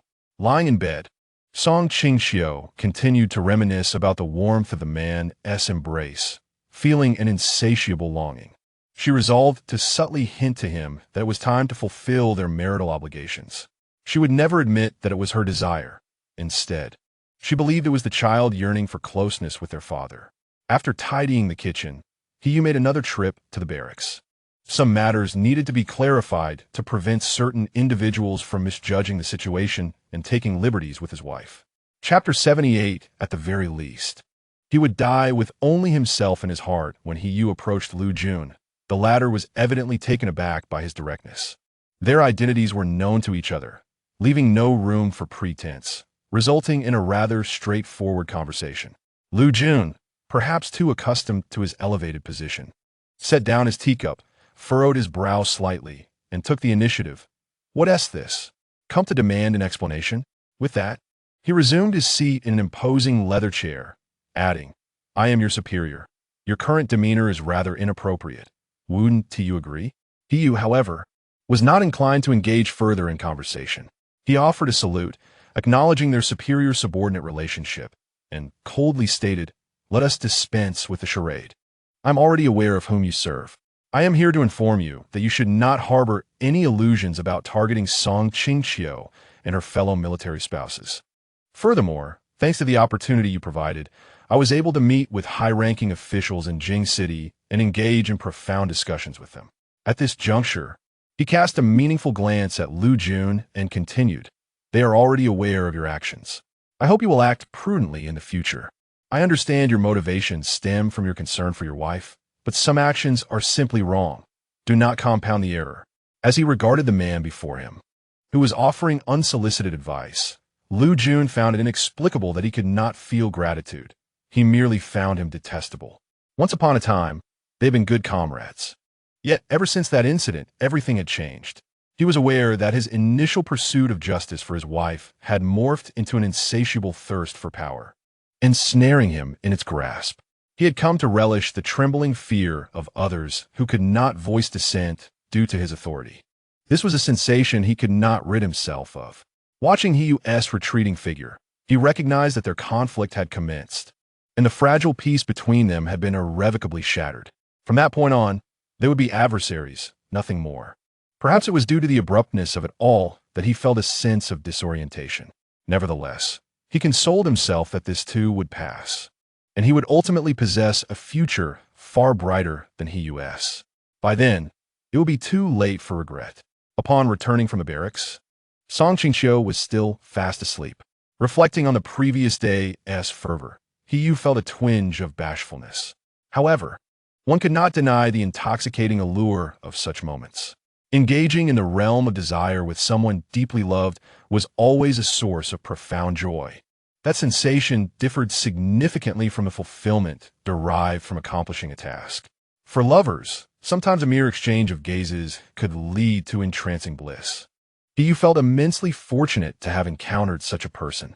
Observing that she would not awaken anytime soon, he climbed into bed beside her to join her in slumber. The next awakening came with Song Qingqiu calling for Qingqiu.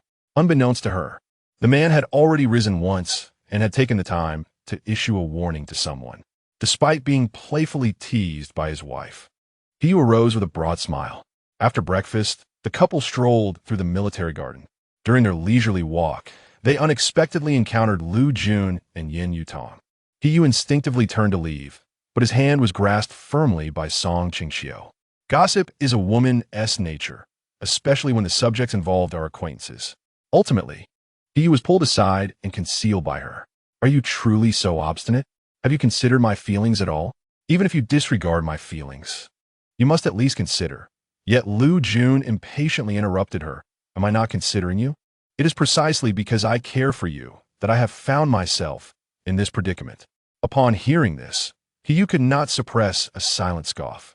How adept he was at shirking responsibility. Yin Yutong appeared equally taken aback by his unexpected outburst, momentarily at a loss for words. After a brief silence, she softly pleaded, I recognize that it is all my fault. I implore you not to oppose them any further. If it is inconvenient for you to speak, I can go in your stead. I will appeal to that leader on your behalf, urging him to spare you. After all, that leader holds a significant position. Having someone else intervene would not result in any loss, would it? Despite her humble entreaty, the man before her found her utterly laughable. Previously, he would have felt compassion for her tears and yielded. Yet, at some point, her pitiful demeanor had become a source of annoyance. All right. Do not turn on the waterworks after just a few words. You are not a child anymore. With that, he disregarded her astonishment and strode towards Song Qingqiu and the others. The unexpected turn of events left both Song Qingqiu and her companion momentarily stunned. As the footsteps grew nearer, her apprehension heightened. She was unaware that He Yu and Lu Jun had long since laid their cards on the table. Fortunately, at that moment, Yin Yutong unexpectedly found her voice. "Stop right there," she exclaimed, startling the man in front of her into immobility. After all, she had always possessed a gentle disposition. Speaking softly, it had been a long time since she had spoken with such assertiveness. Seizing the opportunity, Song Qingqiu grasped He Yu's arm and led him toward the family quarters. Once they returned inside, He Yu felt it necessary to be forthright with her. Upon hearing his words, Song Qingqiu playfully pinched the flesh at his waist, her tone teasing. "Then why didn't He Yu stop me just now? I might have learned even more." He Yu found her vexed expression amusing, but nonetheless explained, "You see, it is often better not to know too much." Reflecting on his words, Song Qingqiu conceded that he had a point and chose not to dwell on the matter any longer. However, recalling Lu Jun's demeanor toward Yin Yutong, she could not help but sigh. "I never expected that such a seemingly affectionate couple would end up like this. It truly feels as though everything has changed." Seeing her in this state, He Yu understood that she was once again lost in her thoughts. He silently pulled her into his embrace, offering comfort. "Do not overthink it. While I acknowledge that many emotions may shift, my feelings for you will remain unchanged. After all, you are my one true desire in 2 lifetimes." Although his words could be construed as flattery, Song Qingqiu chose to believe him. In that moment, she suddenly recalled Wang Saizi and Zhang Jianxi. Often, she believed that living apart was far preferable to death. However, if she were to apply this reasoning to herself and the man, she would choose death without hesitation. In that case, at the very least, he would leave this world with only her in his heart. She was no saint and could not forgive a partner who had changed their affections. It is not with such magnanimity that one can wish for another's happiness after one's own departure. Ultimately, she is selfish if He Yu cannot be hers. She cannot bear to see him become someone else's. At this moment, Song Qingqiu experiences a flicker of shame for being this way. However, not long after, upon learning of the man's thoughts, she comes to realize that they are indeed a match made in heaven, perfectly suited for one another. Chapter 79. Becoming a beautiful blossom of wealth and prosperity upon his return, He Yu finally secured a suitable position, which brought some comfort to Song Qingqiu's heart. Joyous events invigorate the spirit, as she found herself feeling considerably more at ease in her body over the past few days. With the man back, her heart was unburdened, allowing her to focus on the accumulated tasks at hand. Although she had been putting thought into her work previously, her attention had been somewhat divided. Now she could concentrate fully. With Shen Miaorong by her side, the medicinal cosmetics business began to flourish, leading to a natural increase in her income. With more funds at her disposal, her ambitions grew as well. Initially contemplating how to address employment issues for military spouses, she prioritized this matter. She had previously inquired and discovered that there were no mature food processing factories near the military district. If they existed, they were merely small workshops. After several days of careful consideration, Song Qingqiu finally made her decision.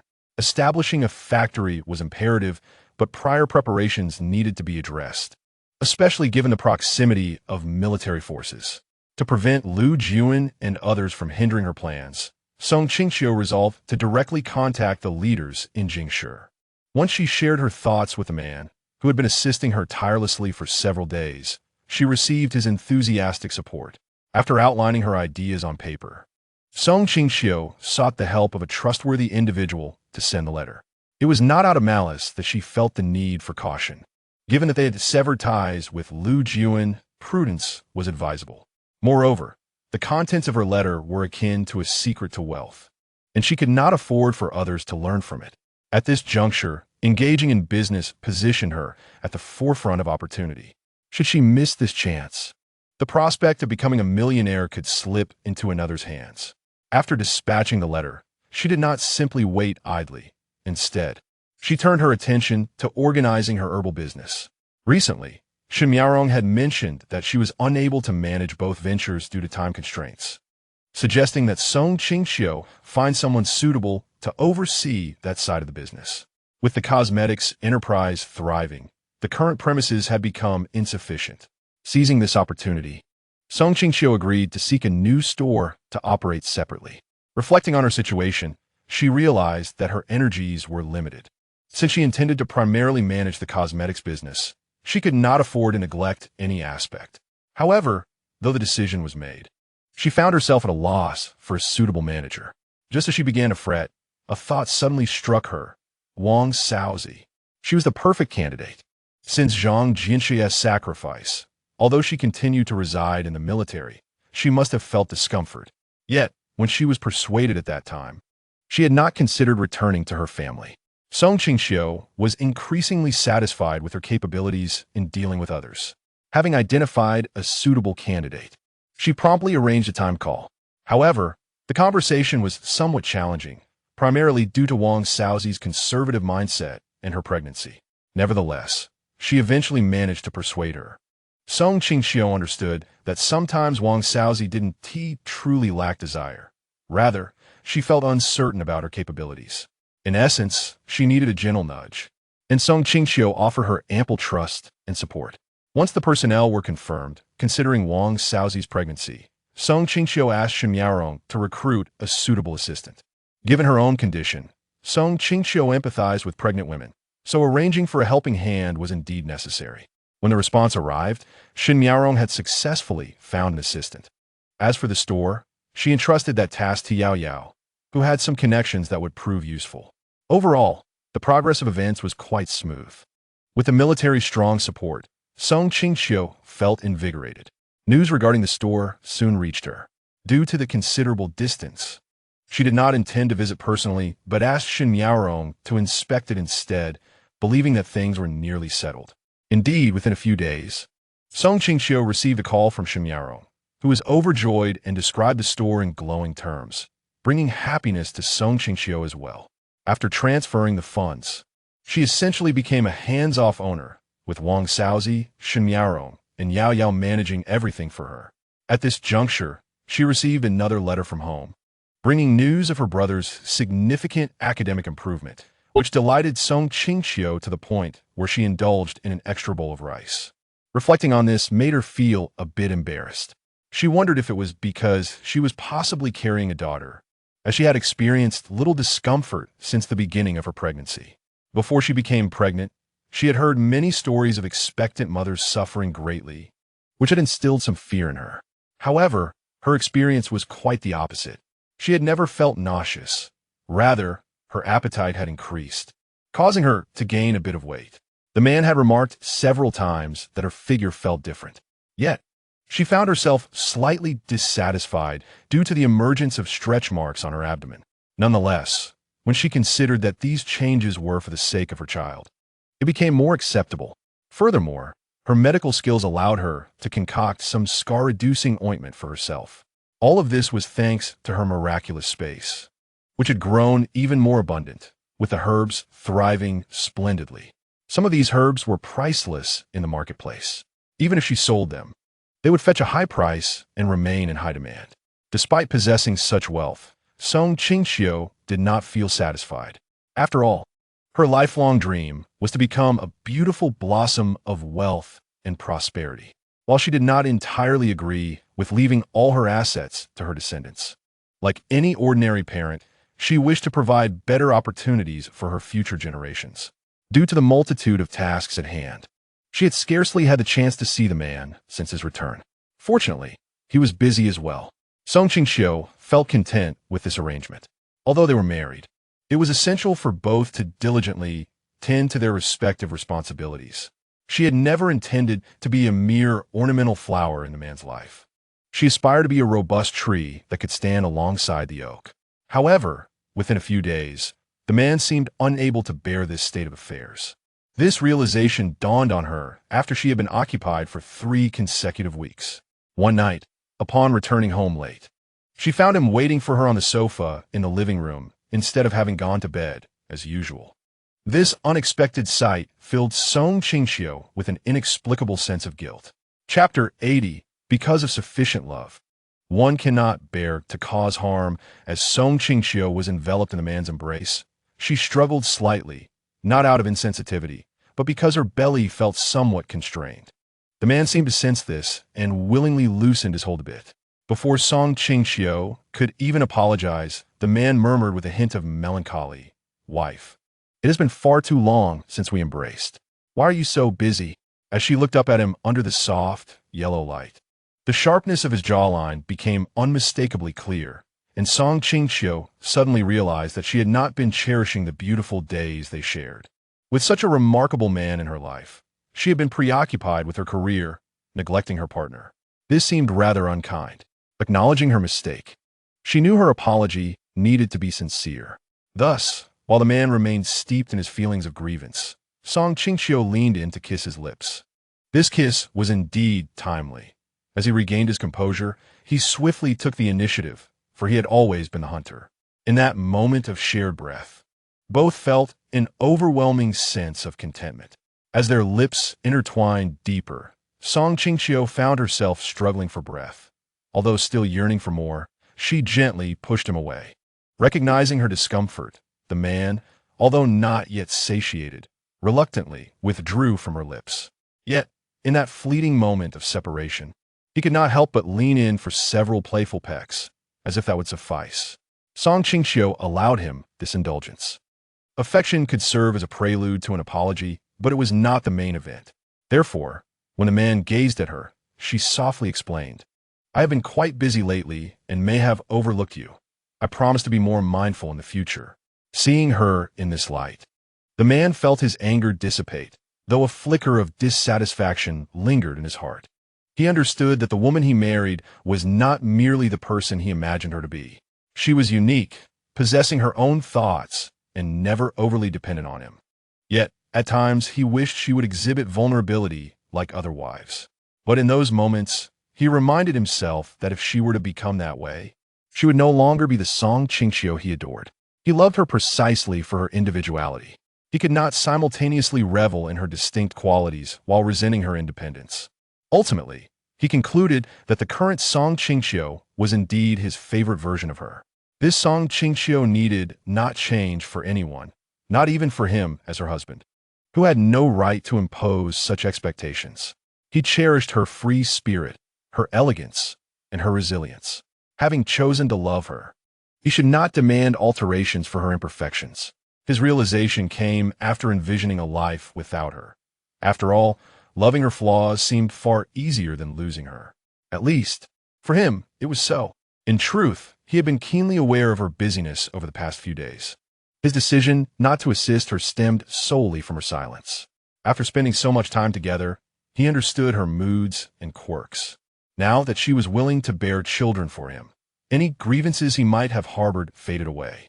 He recognized all her efforts and was aware of her restless nights. Thus, he would never ignore her struggles as she rose from bed due to her expanding belly. He would comfort her gently when she lamented the stretch marks on her skin, knowing that her courageous choice stemmed from her deep love for herself. While the man's thoughts swirled, Song Qingqiu was engrossed in exploring him. If the man had remained silent, she would have felt unperturbed. But that long-awaited kiss had seemingly unlocked a hidden switch within her. Just before she could venture further, he captured her delicate hand. "Be good, don't tempt me. Not today. Let us rest well together," he said, his voice gentle yet firm. Upon hearing his tone, Song Qingqiu realized there was no room for negotiation. However, she did not insist, as she recognized her body needed rest after months of pregnancy. Thus, she relaxed and soon fell asleep in his broad embrace. Yet, the fire she ignited within he compelled him to take a cold shower after tucking her into bed. Fortunately, the weather had warmed, or else the chill might have been detrimental to his health. In truth, Song Qingqiu had chosen to be with Yu partly due to his emotional stability. In her previous life, she understood the value of a partner's steadiness, which prevented harm during conflicts. Moreover, he was always forthright about his discomforts. She had never been one to relish guessing games, and being with someone like him made life much simpler. Of course, she would never admit that his handsome visage also played a role in their marital bond. Truth be told, she had other options back then. Waiting a few more years was not out of the question. With her skills and Yu's abilities, there would always be suitors, provided she had ample resources. Yet, she ultimately chose Yu, partly due to his persistence and partly because of her clarity of thought. She could see a dazzling reflection of herself in his eyes, and she cherished that version of herself. Hence, she was the one who proposed. Meeting the right person in life is indeed rare. If she was certain he was the one, it mattered little who uttered the words. The right partner would not belittle the other based on who spoke first. Love is inherently reciprocal. Mere giving and receiving do not constitute a healthy relationship. That night, they fell asleep in each other's arms, facing one another. Despite Hiyu's warmth, he refrained from making any untimely advances. Sometimes love is indulgent, but more often than not, it is about restraint. Because of deep affection, one cannot bear to inflict harm, even to satisfy selfish desires. Chapter 81. You must keep going. Husband, several days passed since the minor friction with the man. During this time, the pharmacy and everything else were prepared. However, Song Qingqiu did not attend the opening ceremony due to the long distance. Initially, it was intended to be skipped entirely, but after Song Qingqiu's strong insistence, Shen Miaorong had no choice but to organize it. It was not that she was an incompetent employee. Rather, the workload was overwhelming, and she had been struggling to manage alone. Although this opening ceremony increased her workload, it undeniably brought substantial profits to both stores. With her experience from the modern world, Song Qingqiu was not surprised by this. After all, nowadays, even the smallest shop requires a grand opening ceremony for this very purpose. However, this maneuvering significantly boosted the business of the pharmacy and cosmetic store, leaving Shen Miaorong unable to cope alone. In the end, Song Qingqiu decided to assign her an assistant to handle miscellaneous tasks. After all, she had no intention of letting Shen Miaorong go, even if she would likely venture out independently in the future. For now, she could still make good use of her. As for what lay ahead, who could say for certain?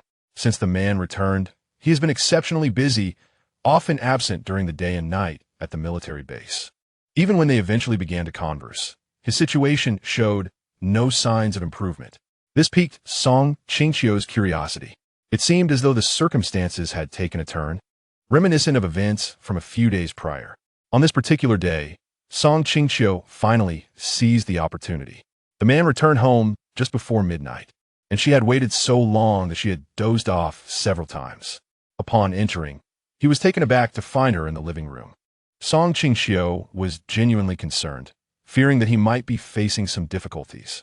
After all, they had completely severed ties with Lu Jun, and if he were to target Hiyu, it would not bode well. Seeing her, the man hurried over and lifted her into his arms, intending to carry her to the bedroom, but Song Qingqiu stopped him. "Please put me down. I have something I wish to ask you." The man continued towards the bedroom, saying, "Whatever it is, we can discuss it there. I don't want to tire you out." Given his response, Song Qingqiu ceased to impede him. The distance was not great, and after he set her down, she grasped his shoulders and looked at him earnestly. "Lu Jun hasn't he made things difficult for you, has he?" He first smiled, then replied, "Not at all. My recent busyness is due to the restructuring of our unit." Intrigued by the mention of restructuring, Song Qingqiu inquired, "What kind of changes?" However, the man hesitated before responding. "The discussions are ongoing, so I cannot provide details just yet. Essentially, all military officers will soon undergo a standardized assessment, and only those who pass will retain their positions. For soldiers like us, who are not too seasoned, this presents an opportunity, as merit will be the sole criterion for advancement." Seeing his radiant smile, Song Qingqiu felt a surge of joy. This was indeed a rare and fortuitous development, particularly advantageous for them. From what she understood, many from Lu Jun's faction had participated in numerous battles years ago. Even if they had not achieved notable feats, the military had granted them high ranks. However, they now seemed intent on leveraging their positions for personal gain, a situation the organization would not tolerate. Reflecting on the fact that her partner had been tirelessly working for his future, Song Qingqiu opened her arms and embraced him, realizing he needed her support. Even the strongest individuals require a foundation and encouragement. Holding him close, she whispered softly in his ear, "You must do your best, my husband." Hearing her call him in such an endearing manner made all his fatigue vanish. Trembling with excitement, he urged, "Call me that again." Without hesitation, she complied, playfully nibbling his ear. He was stirred but restrained, ultimately sealing the moment with a lingering kiss. After that night, Song Qingqiu's workload diminished significantly. Although the man remained busy, it was no longer as overwhelming. At least he could join her for dinner. Meanwhile, Lu Jun was the most anxious, sensing that everything had started to go awry since he returned from the competition. He had received a promotion and was no longer under Lu Jun's command. Furthermore, the higher-ups had dispatched investigators to scrutinize him, although he managed to evade their notice. Now, with the military restructuring and the implementation of a meritocratic system, Lu Jun felt the foundations of his authority crumbling. While the military is a place where true skills are recognized, there's also a hierarchy based on seniority. Yet now, everything was unraveling. Lu Jun had a foreboding feeling that his current superior was also facing difficulties. The military's changes were not unfounded. They were on the brink of entering a new era, necessitating various reforms. The previous laxities could no longer persist. The military would become increasingly standardized, valuing capability and youth. After all, warfare is no longer a matter of cold steel and life-or-death struggles. While the older generation of soldiers possesses extensive combat experience, it is unnecessary for so many to remain in positions of power. This is a scenario the authorities wish to avoid. With the advent of the new era, there are justifiable reasons for change. Those who occupy positions without significant contributions will eventually have to step aside for more capable individuals. Even if they resist, it is an inevitability. The current age belongs to the youth. While experienced leaders are still needed, their numbers should be significantly reduced. This is a considerable burden for the nation, especially given that it has only been 4 to 5 decades since its founding and the economy has yet to develop significantly. All expenditures must be curtailed. Otherwise, it would be a grave irony for the stability secured by their ancestors to be jeopardized by the very military they built.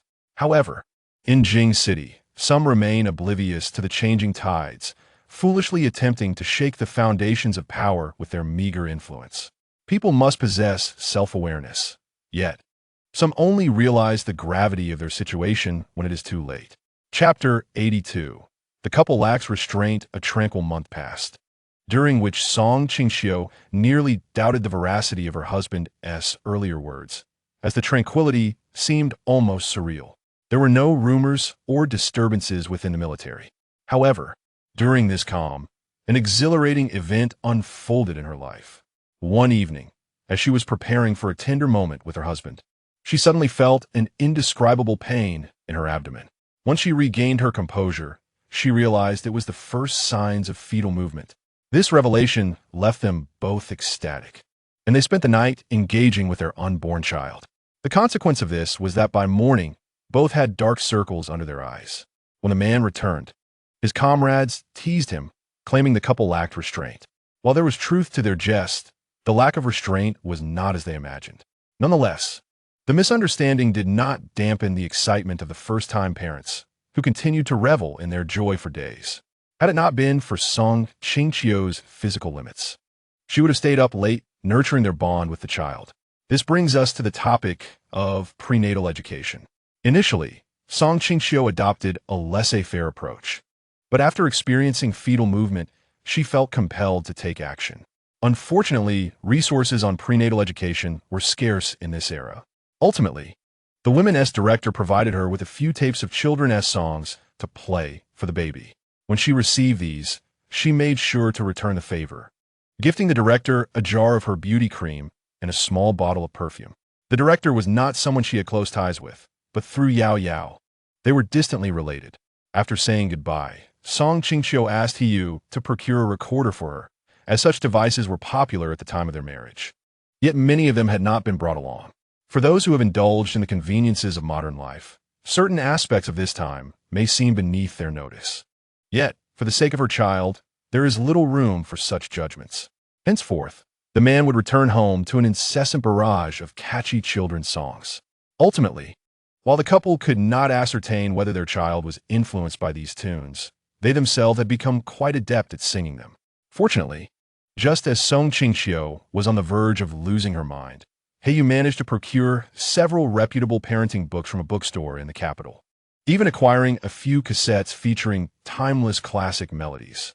This was indeed a salvation for their ears. For enduring those overly simplistic children's songs day in and day out was a trial, albeit a sweet torment. Strangely enough, perhaps due to these items, she soon received a variety of packages sent from the man's family, filled with baby supplies and other essentials for her during childbirth. Although the man's feelings toward his family seemed rather indifferent, these items were undeniably of high quality. Qingqiu examined each one carefully, recognizing that they had been thoughtfully selected. This could be regarded as a manifestation of their family's love for both the child and her. Having received such a bounty, Qingqiu naturally did not wish to accept them without reciprocation, so she selected some items to send back. However, she did not explicitly mention this to the man. Previously, she had contemplated discussing his family situation with him, but ultimately she chose to refrain, feeling that the memories might not be particularly pleasant. After all, he would not have displayed that seemingly envious yet indifferent expression when he witnessed her harmonious interactions with his family if the memories were fond. At this moment, she could not fully grasp his sentiments, for the Heiyu of today was not the same as the Heiyu of yesteryears. In a month, the pharmacy had completely settled into a routine. Each month, Wang Hua would send her the account books for her review, and even the postman was someone she had personally selected. Reflecting on this, Qingqiu felt a sense of foresight in her choice. Among so many military spouses, she had opted for a man of considerable capability. However, the primary reason for their union lay in their compatible temperaments. Otherwise, no matter how influential his background, she would not have deigned to associate with him. After all, differing paths do not yield collaboration. Now, with her belly expanding to the point where she could no longer roam freely, she resolved to take a rest, intending to delegate all but the most crucial matters until after the child was born. She had contemplated opening another branch store, for while the pharmacy's visible profits were modest, it remained the foundation of her livelihood. As long as she had space, she could access a continuous supply of high-quality goods at no cost. Thus, she had no intention of abandoning her primary role. However, given her current physical condition, even the grandest plans had to be temporarily shelved. Moreover, by securing a foothold in the medicinal materials sector, she ensured that even if the military respected her husband, they would also extend that respect to her. With the current limitations of medical resources and her abundant stock of medicinal materials, they dared not act against her lightly. This was also a means of self-preservation. Though this perspective may seem pragmatic, the world is undeniably harsh. In a place like the military, one must possess sufficient means to survive over the long term. Since her husband had chosen to dedicate his life to this cause, she would undoubtedly support him, removing any obstacles in his path. As for the petty clowns, she had never harbored fear of them. Because they needed her, she could stand firm. As long as this equilibrium remained unbroken, she could maintain her confidence. Furthermore, the medicinal materials she provided were both affordable and of high quality. Unless their superiors were fools, they would not refuse the benefits that came their way. Some had engaged in underhanded dealings behind her back, but she was far from oblivious. Selling her materials at inflated prices was the sort of thing only the most shameless could do. Nevertheless, she refrained from directly confronting them, merely hinting at her awareness. If the organization had individuals willing to think critically, they ought to discern the underlying issues. Such people were not only parasites, but also utterly useless. Removing them from the ranks of the military would constitute a service to the greater good. It remained to be seen whether they would possess the necessary awareness. Regardless, Qingqiu had resolved that as long as no one overstepped their bounds and did not provoke her, she could afford to overlook their transgressions. However, should anyone prove to be unwise, they would not escape her wrath. She would not disclose the nature of her dealings with pharmacies in the capital and other major economic cities. After all, should she truly decide to be ruthless, depriving them of medicine would only require a single word. Chapter 83. The situation takes a sudden turn as the due date approached. A letter arrived from her family, revealing that Qingqiu's mother intended to come and accompany her during childbirth. Initially, she had not wished to impose such a journey on her, but considering the nature of her husband's work, she ultimately acquiesced, uncertain of when he might be called to duty. Entering the peak of summer, with the weather becoming increasingly rainy, Sung Qingqiu felt a persistent unease. Upon receiving her reply, her mother made the necessary arrangements at home before setting out. Within approximately a week, she arrived, fortuitously timing her visit just before a torrential downpour. Had the heavy rain commenced, neither people nor vehicles would have been able to reach her. Perhaps anticipating the situation, Sung Qingqiu found herself remarkably composed when it finally unfolded. Since arriving, her mother had taken up residence in a separate room. That night, she fell into a deep slumber beside her husband, only to awaken to the sensation of his hand slipping from her waist as he whispered reassurances in her ear. Upon waking fully, she found her mother had already prepared a meal, gazing at her with an expression laden with unspoken emotions. Later, she would come to understand that it was a mixture of regret and helplessness. In truth, her mother had harbored reservations regarding Qingqiu's profession from the outset. Now, as he was indeed departing for duty while she was still heavily pregnant, her mother issued several reminders before he left. After all, he was still her son-in-law. Despite her lingering dissatisfaction, Sung Qingqiu had not even managed to see her husband before he left. Fortunately, she had habitually packed some essential medications in his bag, including life-saving drugs.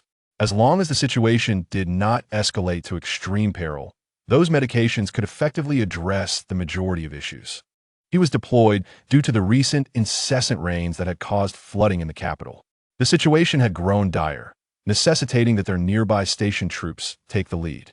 Sung Qingqiu understood that once a mission was underway, she would inevitably be left behind. However, now that she was a mother, the thought weighed heavily on her mind. Ultimately, she managed to suppress her emotions. Observing her demeanor, her mother offered little consolation, merely encouraging her to eat well. As her pregnancy advanced, the time for childbirth approached with increasing urgency. The weather grew hotter, and the rainfall was relentless, leaving her uncertain if it was indeed the right moment. Yet, when she considered the many people affected by the floods, her heart could find no peace. In truth, the risks associated with this mission were less than those of previous ones. Yet, Sung Qingqiu's instincts appeared to have failed her.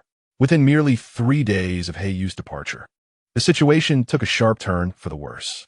The rain continued unabated, and in fact intensified, leading to widespread devastation across the capital, with many families of modest means suffering the most severe losses. The drainage system in the residences of the affluent, while not infallible, is undoubtedly superior to those of the less fortunate. This disparity exacerbates the hardships faced by the economically disadvantaged. Homes have been devastated by floods, either washed away or collapsed entirely.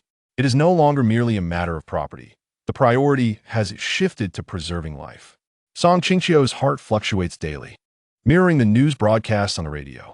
Over time, her mother has grown reluctant to let her listen, fearing that any significant news might provoke distress, risking her pregnancy and leading to premature labor.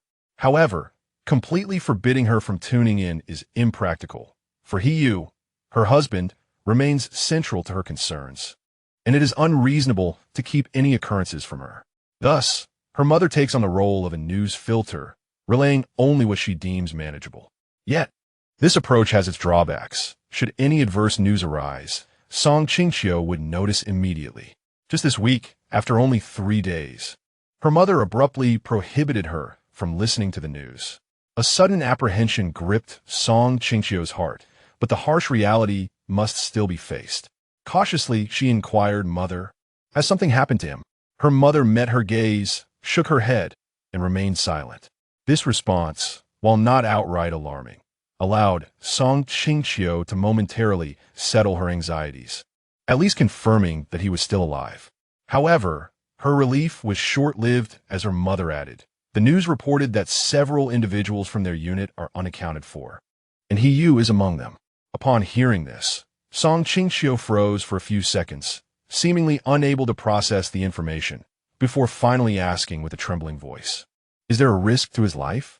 The truth is, neither her mother nor the news anchor could provide a definitive answer.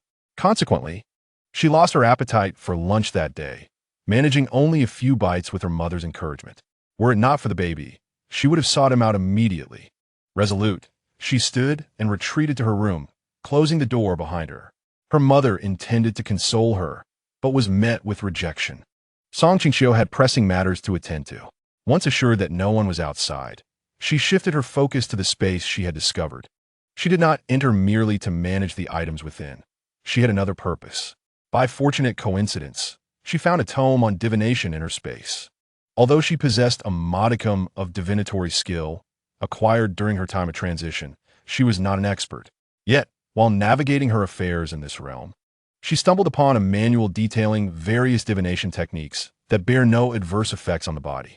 As long as she maintained proper nutrition post-divination, she could compensate for any energy expended during the process. Thus, even as a pregnant woman, Qingqiu could still practice divination.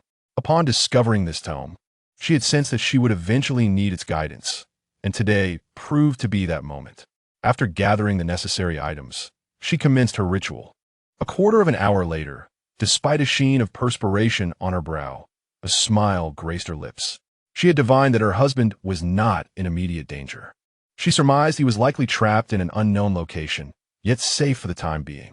With this revelation, her heart finally found peace, as long as he was unharmed. The situation was manageable. The medicine she had prepared could indeed be life-saving. Chapter 84. The wait lasted 3 whole days when he set off. He was unaware of the severity of the situation that awaited him. Upon their arrival, they were immediately assigned to rescue operations. Natural disasters such as floods, fires, and earthquakes serve as stark reminders of humanity's fragility. During their days here, they managed to rescue some from the floodwaters, yet many more perished in the relentless rain. Some victims were so altered by immersion that their loved ones struggled to recognize them during identification. Those who could be reclaimed by family were fortunate. Others, who were homeless, were taken directly to the morgue. Each encounter with these harsh realities inflicted a hammering on Qingqiu's heart, a pain beyond words. Humanity's true essence emerges in the face of life and death, revealing both the brilliance of human kindness and the darker facets of our nature. They once faced a dire situation where a lifeboat could accommodate only one more person, yet a couple stood before them, needing to board. The wife looked at her husband with hope, while he, without hesitation, stepped onto the raft first. Ultimately, a rescue officer, unable to bear the sight, relinquished his spot for the wife. Fortunately, the officer survived. Qingqiu pondered whether, if his comrades were to sacrifice themselves for such selfishness, he would harbor resentment. However, as the crisis deepened, such instances became increasingly common. While they should lead the charge in safeguarding the lives and properties of the populace, they too are human, capable of feeling. The accumulation of disappointments can lead one to question the worthiness of their sacrifices. Yet, just as he teetered on the brink of despair, he felt the profound love the people held for them. One instance that left a lasting impression occurred when he returned to their temporary camp one evening. There, he found an elderly man waiting for him. This elder, whom he recognized, owned livestock and had no children, relying on them for sustenance. The relentless rains threatened to bury him and his belongings under a potential landslide. Despite the rescue captain's earnest pleas, the elder refused to leave.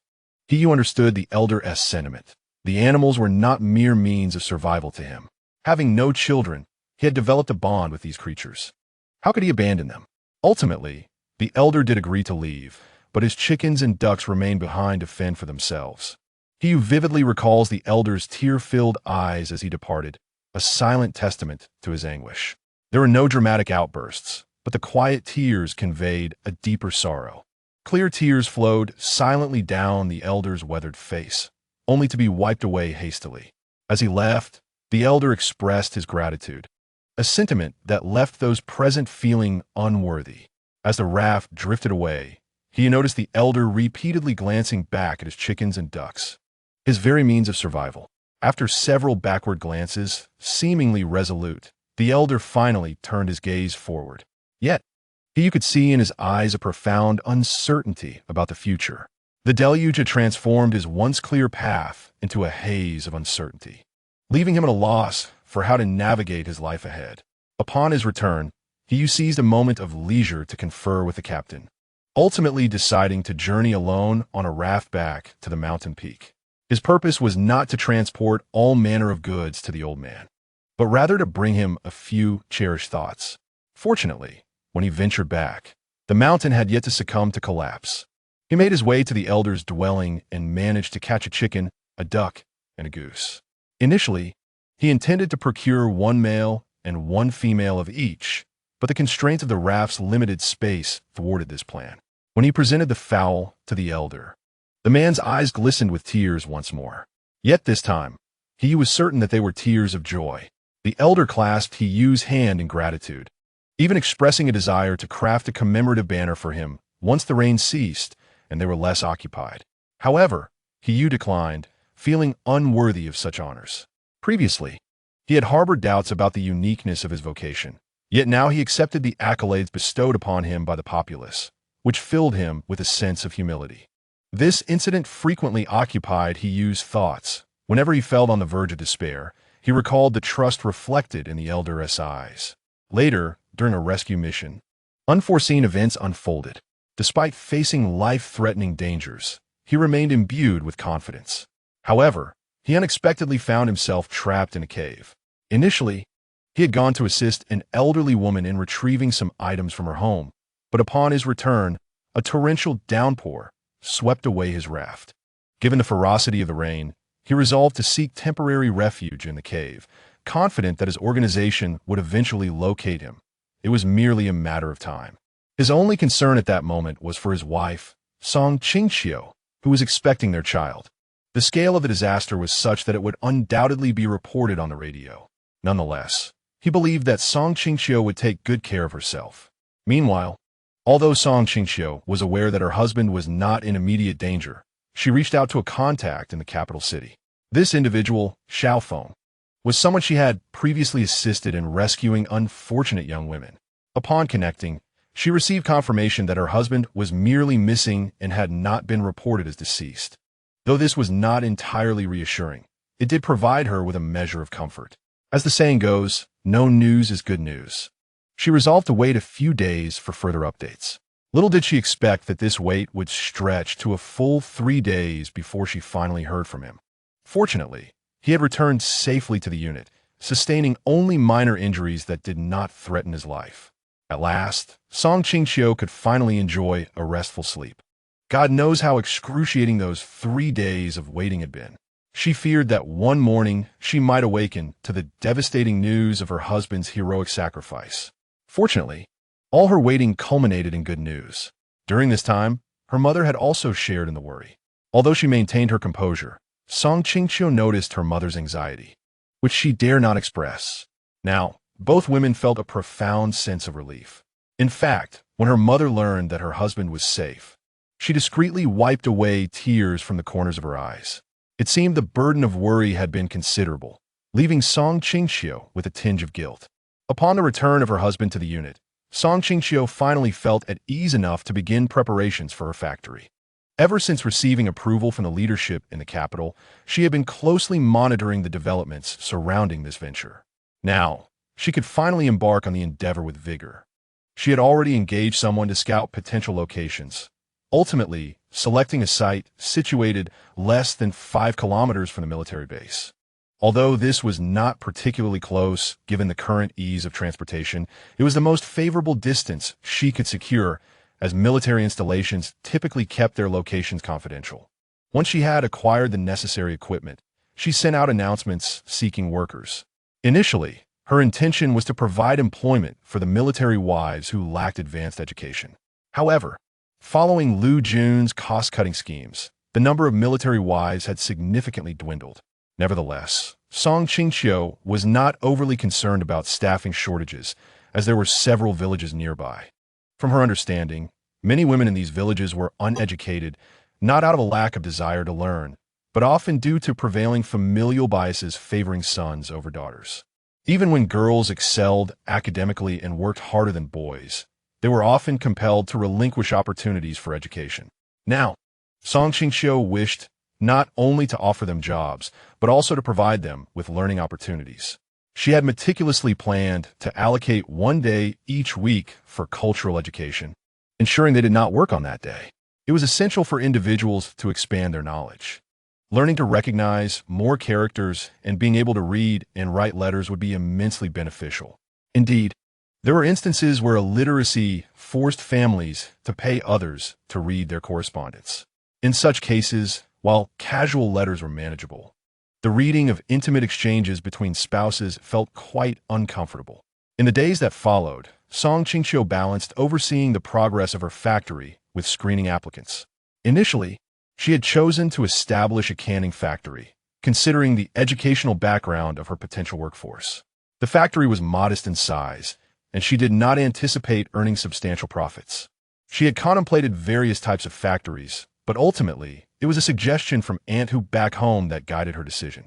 Several villages in her hometown cultivated fruit trees, resulting in a surplus of produce that could not fetch a fair price. Given the scarcity of fruit processing enterprises nationwide, she resolved to open a fruit canning factory. This would allow her to capitalize on the fruit sector, with plans to eventually introduce new products. The realm of canned goods was vast, and there were countless possibilities for creative entrepreneurs. Once the equipment was installed and operational, she assigned her staff to the factory while she returned home. With a few military wives already hired, she had her staff guide them in operating the machinery. Once they became familiar with the equipment, she intended for them to begin work promptly, as the factory's rental fees accrued daily. Although she was not financially strained, she was averse to wastefulness. In the early days, no one came forward to apply for positions, which puzzled Qingqiu. Eventually, she discovered the cause of this phenomenon. It turned out that Lu Jun had been spreading rumors about her factory, claiming it paid low wages for arduous work. Many people, upon hearing such remarks attributed to military leadership, chose to abandon the prospect. Logically, they should not have been in contact with military personnel. However, familial ties within the military facilitated the spread of these falsehoods. Lu Jun's whispers within the ranks had transformed unfounded claims into seemingly credible narratives. Upon learning this, Qingqiu was filled with indignation. Yet, she recognized that the moment for retribution had not yet arrived. Everything would have to wait until he returned, when they could confront Lu Jun together with the support of higher authorities. At that point, it would be time to settle scores. Qingqiu adopted a stance of passive acceptance towards the rumors, understanding that 1,000 explanations from her would hold no weight against the affirmations of those who participated in the gossip. She resolved to remain patient, biding her time until the truth could be revealed. She firmly believed that, in due time, those who doubted and disbelieved her would undoubtedly regret their skepticism. She eagerly anticipated that day. Initially, due to the rumors circulating, only 4 or 5 individuals showed up at her factory, including a few military wives, totaling less than 10. However, considering the scale of her enterprise, this number was sufficient. Thus, amidst the skeptical gazes of the onlookers, her factory commenced operations. As for the market, she had already devised a plan. Although canned goods were not particularly popular in many regions, she was confident that a low price would attract eager tasters. Therefore, she had not expected to make a profit right away. In fact, as long as her losses were not excessive, she would be content. She understood that this venture, once established, would become a long-term business. As long as she managed it well, profit would inevitably follow. Indeed, events unfolded as she had anticipated. In the following half-month, she dispatched goods 5 times, with each order larger than the last. She planned to raise prices after completing 10 shipments, which would also be the time to hire more staff. During this period, a young girl caught her attention. After inquiring with her staff, she learned that the girl was named Song Xiaoyun, and her family resided in a village to the east of the factory. Many young individuals like her sought employment, but few demonstrated such frugality. At 17 or 18, most girls would typically spend their earnings on themselves. However, Song Xiaoyun seemed to possess a peculiar knack for saving, as if her money was contained within a pocket riddled with holes, never increasing despite her efforts. Initially, Qingqiu presumed that the girl had a habit of extravagant spending or perhaps borrowed money when short on cash. Yet, after asking her staff to keep an eye on the situation, she realized the truth was far from her assumptions. One day, when Wu Ganshi approached her, he appeared hesitant to speak. After a prolonged exchange, Qingqiu finally understood why the girl was so financially constrained. It turned out that she came from a troubled background. Her parents prioritized sons over daughters, birthing a younger sister 3 years after her, subsequently another child, finally producing a son. This son became a tremendous burden for the two sisters. Their parents even stated that they would not require care in their old age, as long as the sisters took good care of their brother. The brother was still under 10 years old, and according to their parents, the sisters were uncertain when their sacrifices would come to an end, compounding their hardships as the sisters grew older.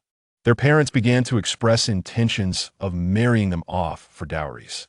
Song Xiaoyun was somewhat fortunate, earning money to support her family, but her sister, Song Xiaoyu, faced a harsher fate.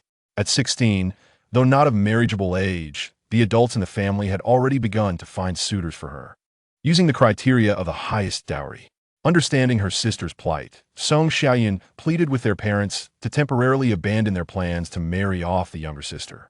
However, this decision meant that Song Xiaoyun had to hand over her earnings to her parents monthly, only able to consider her own marriage once she saved enough for her brother's dowry. This indirectly meant sacrificing her own future for her sister's happiness. Upon learning of Song Xiaoyun's circumstances, Song Qingqiu hesitated about whether to intervene. She recognized that such situations would not be isolated. Yet, she found it impossible to remain indifferent. After careful contemplation, she resolved to offer both herself and the girl an opportunity. If Song Xiaoyun could seize this chance, she would assist her. If not, she could not be blamed for her harshness. One morning, she arrived early at the factory. Upon reaching their usual workspace, she placed a brown paper bag at Song Xiaoyun's station. The bag was somewhat unclean, with a few grease stains, making it inconspicuous. After completing this act, she returned home, awaiting feedback from Wu Ganshi the following day.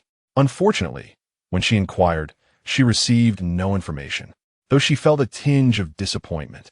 She rationalized that it was a common occurrence. In truth, despite her words of indifference, she had sent a sum of money to the girl, 1,000 yuan to be precise. While it would not entirely resolve Song Xiaoyun's family's difficulties, it could provide some assistance. In fact, when Wu Ganshi first mentioned Song Xiaoyun's situation, Song Qingqiu had already discerned that the family's intentions were not as they had claimed. Girls like Song Xiaoyun, raised in such households, often found it nearly impossible to escape the grasp of their origins. If there were a timeline for this burden, it seemed it would only conclude upon their parents' demise. After all, as long as their parents were alive, the sisters would be expected to sacrifice everything for the family. Even marriage would not liberate them, as they would still bear the weight of familial obligations. Women of that era were often unaware of the possibility of rebellion. Ultimately, the fates of these two sisters typically culminated in being exploited, yet receiving no gratitude from their parents or brother. Kindness and good intentions for the recipients become habitual. When the generosity ceases, resentment often follows, a reflection of human nature. Thus, carrying disappointment for the young girl, Song Qingqiu immersed herself back into her work. However, about half a month later, while attending a meeting at the factory, she saw Song Xiaoyun again. Since that encounter, Wu Ganshi had mentioned her a couple of times, but Song Qingqiu had developed a distaste for her. The mere thought of her reminded Song Qingqiu of how she had betrayed her expectations for the sake of a mere 1,000 yuan.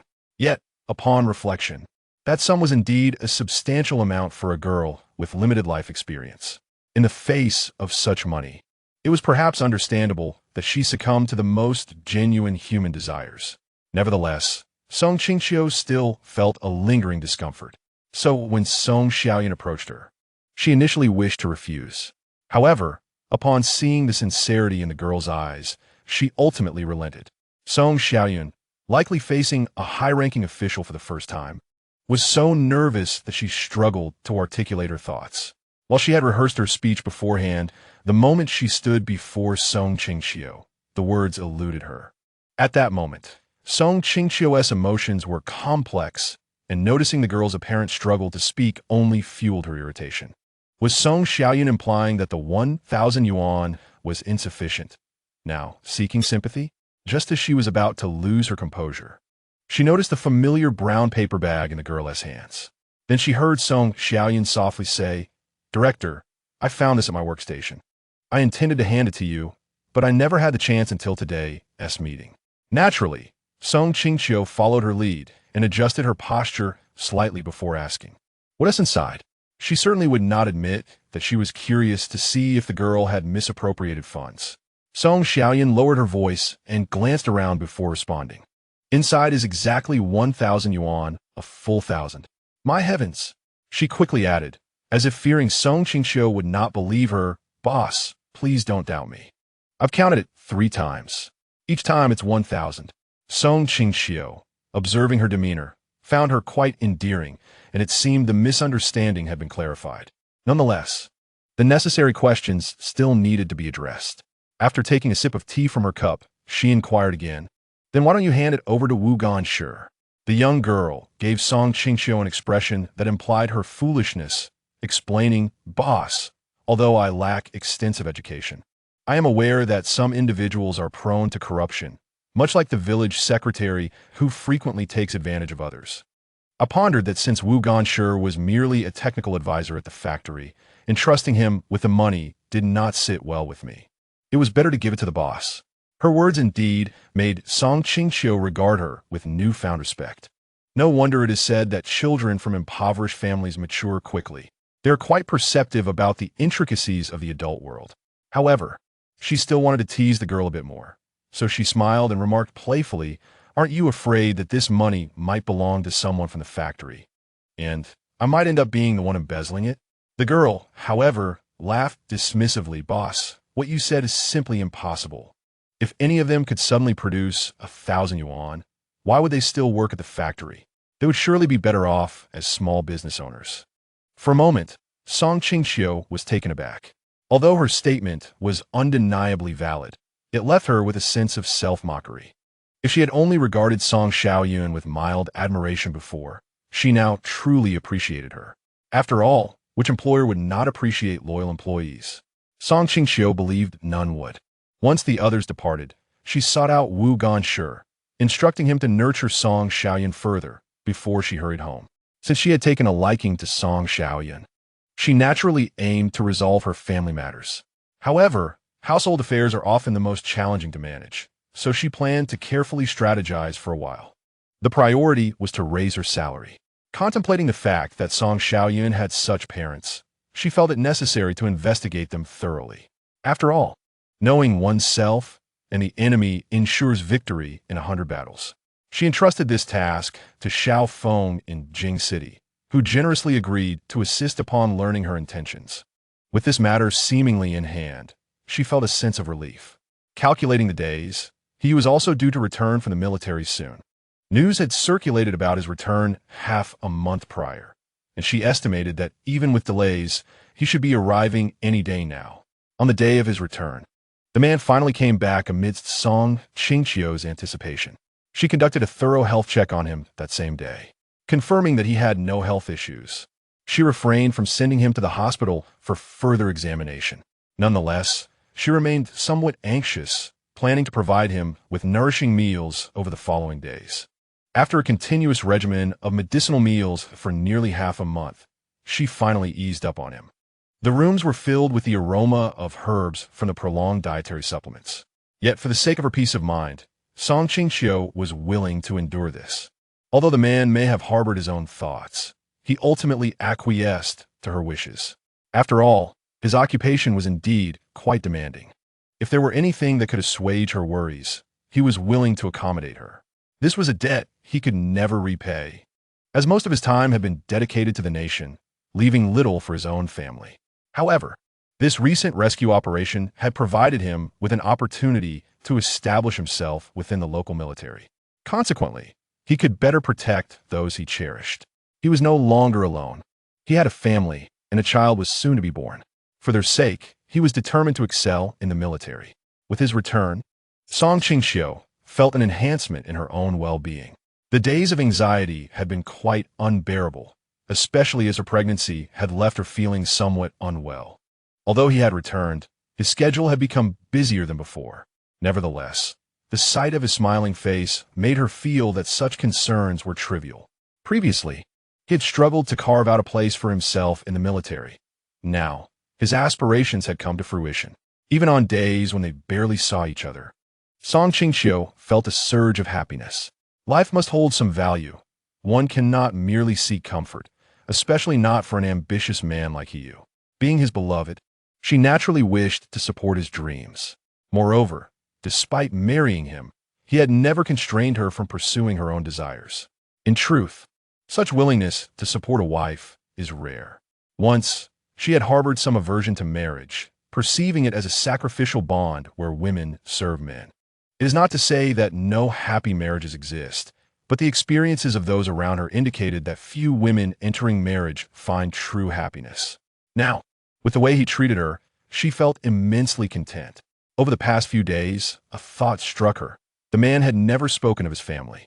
However, upon reflection, she dismissed it, thinking if he had not mentioned it, there was no need to press on. Yet, she was unprepared for the unexpected arrival of his family at her doorstep. That day, he had left early, and she too had been busy. Coincidentally, those seeking him had missed each other. Upon returning home after her errands, she overheard a neighbor mentioning that someone from his family had come. She was puzzled, wondering who it could be. However, upon reaching her doorstep, she nearly failed to recognize the person standing there. Fortunately, the elderly woman's eyes were etched in her memory.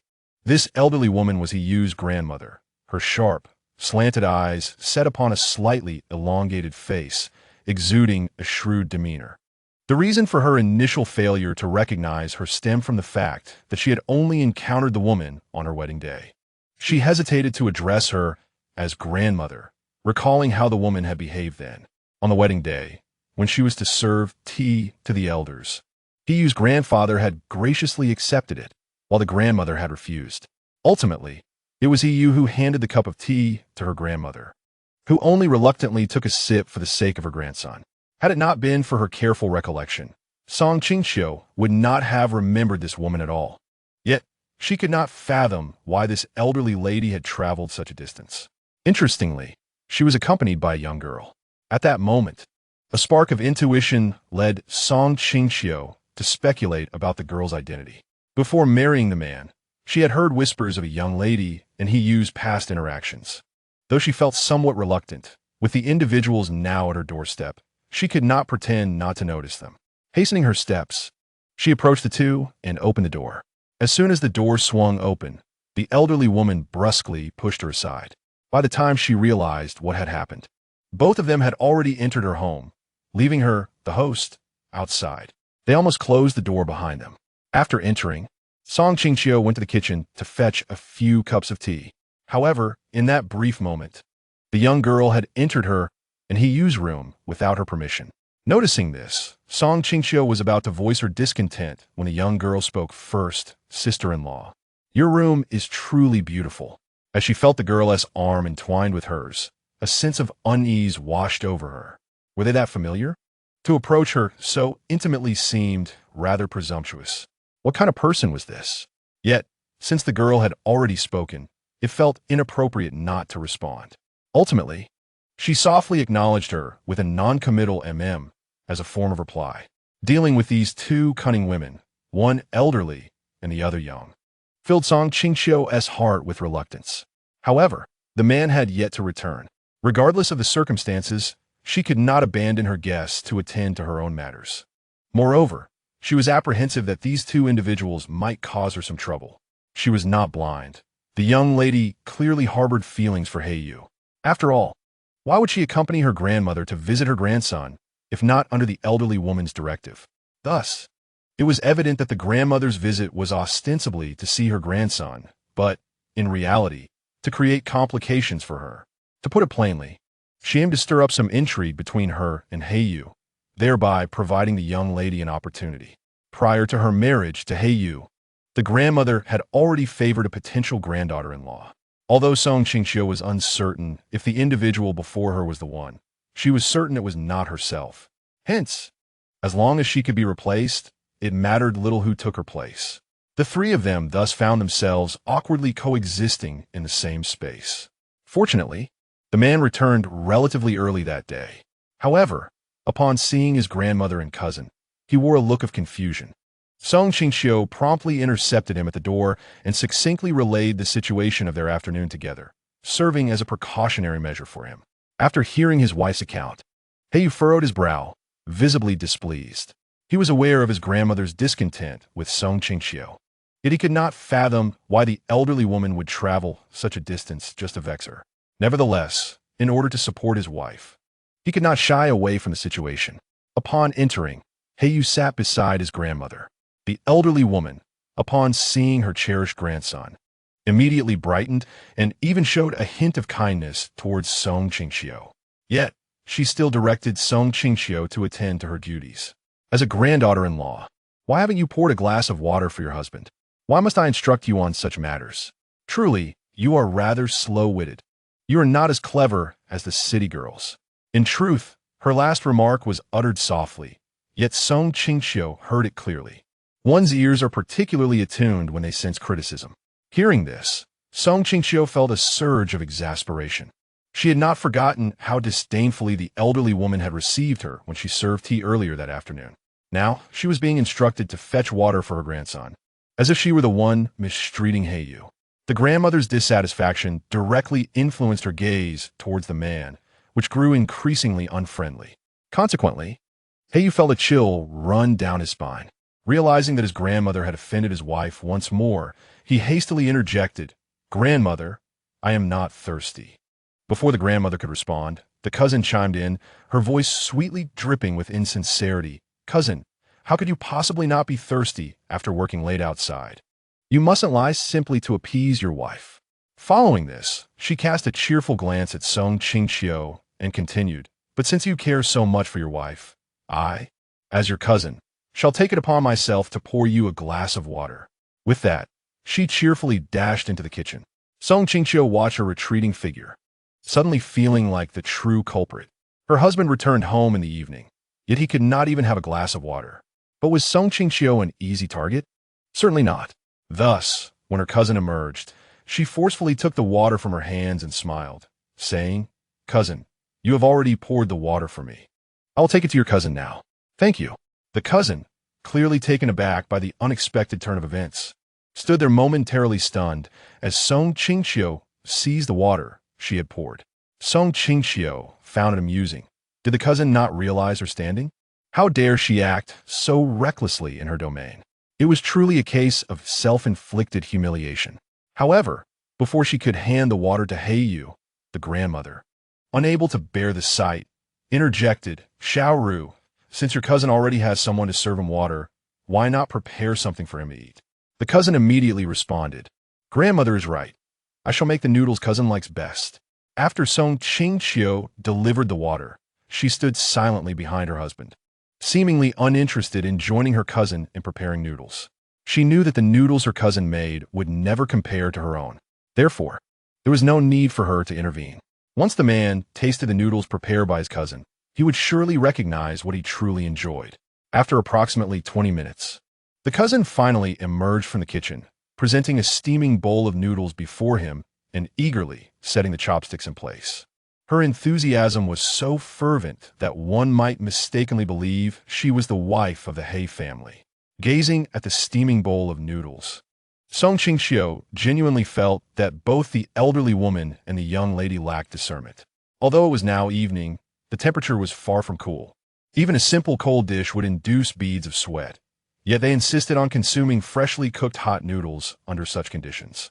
It was beyond her comprehension how Heiyu had found himself in the company of such an overly eager cousin.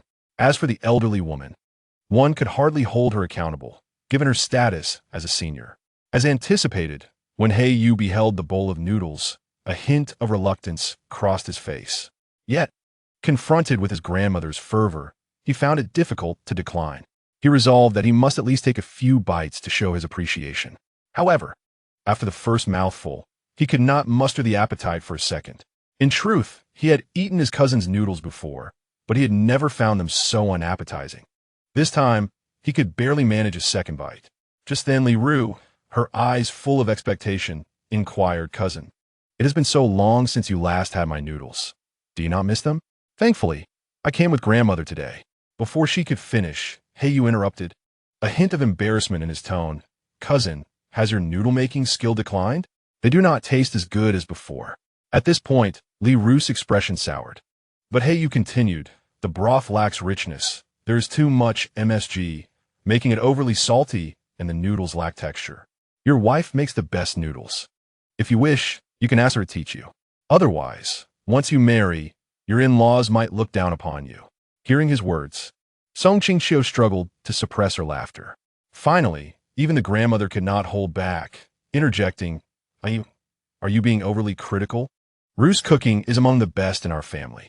Yet Heiyu, seemingly oblivious, replied, Grandmother, that only indicates that our family's cooking skills do not match Qingqiu's. If you have time later, the elderly woman, growing increasingly displeased with his comments, interrupted to change the subject. Ayu, where will your cousin and I sleep tonight? Without waiting for Song Qingqiu to respond, she continued her admonishments. I must say, your choice of wife is rather disappointing. When relatives come to visit, you do not even arrange accommodations for them. Song Qingqiu wore a smile of apology, yet internally she was fervently critiquing with an unannounced visit like yours. Even the most thoughtful wife could not have prepared accommodations in advance. Nevertheless, the issue of lodging was indeed a concern. The room they currently occupied was not particularly spacious. Although there were 2 rooms, one had already been repurposed for storage. Within those walls, there was not even a bed, rendering it uninhabitable. Moreover, she was not fond of those who might take up residence there. Otherwise, she could have tidied the room to accommodate them.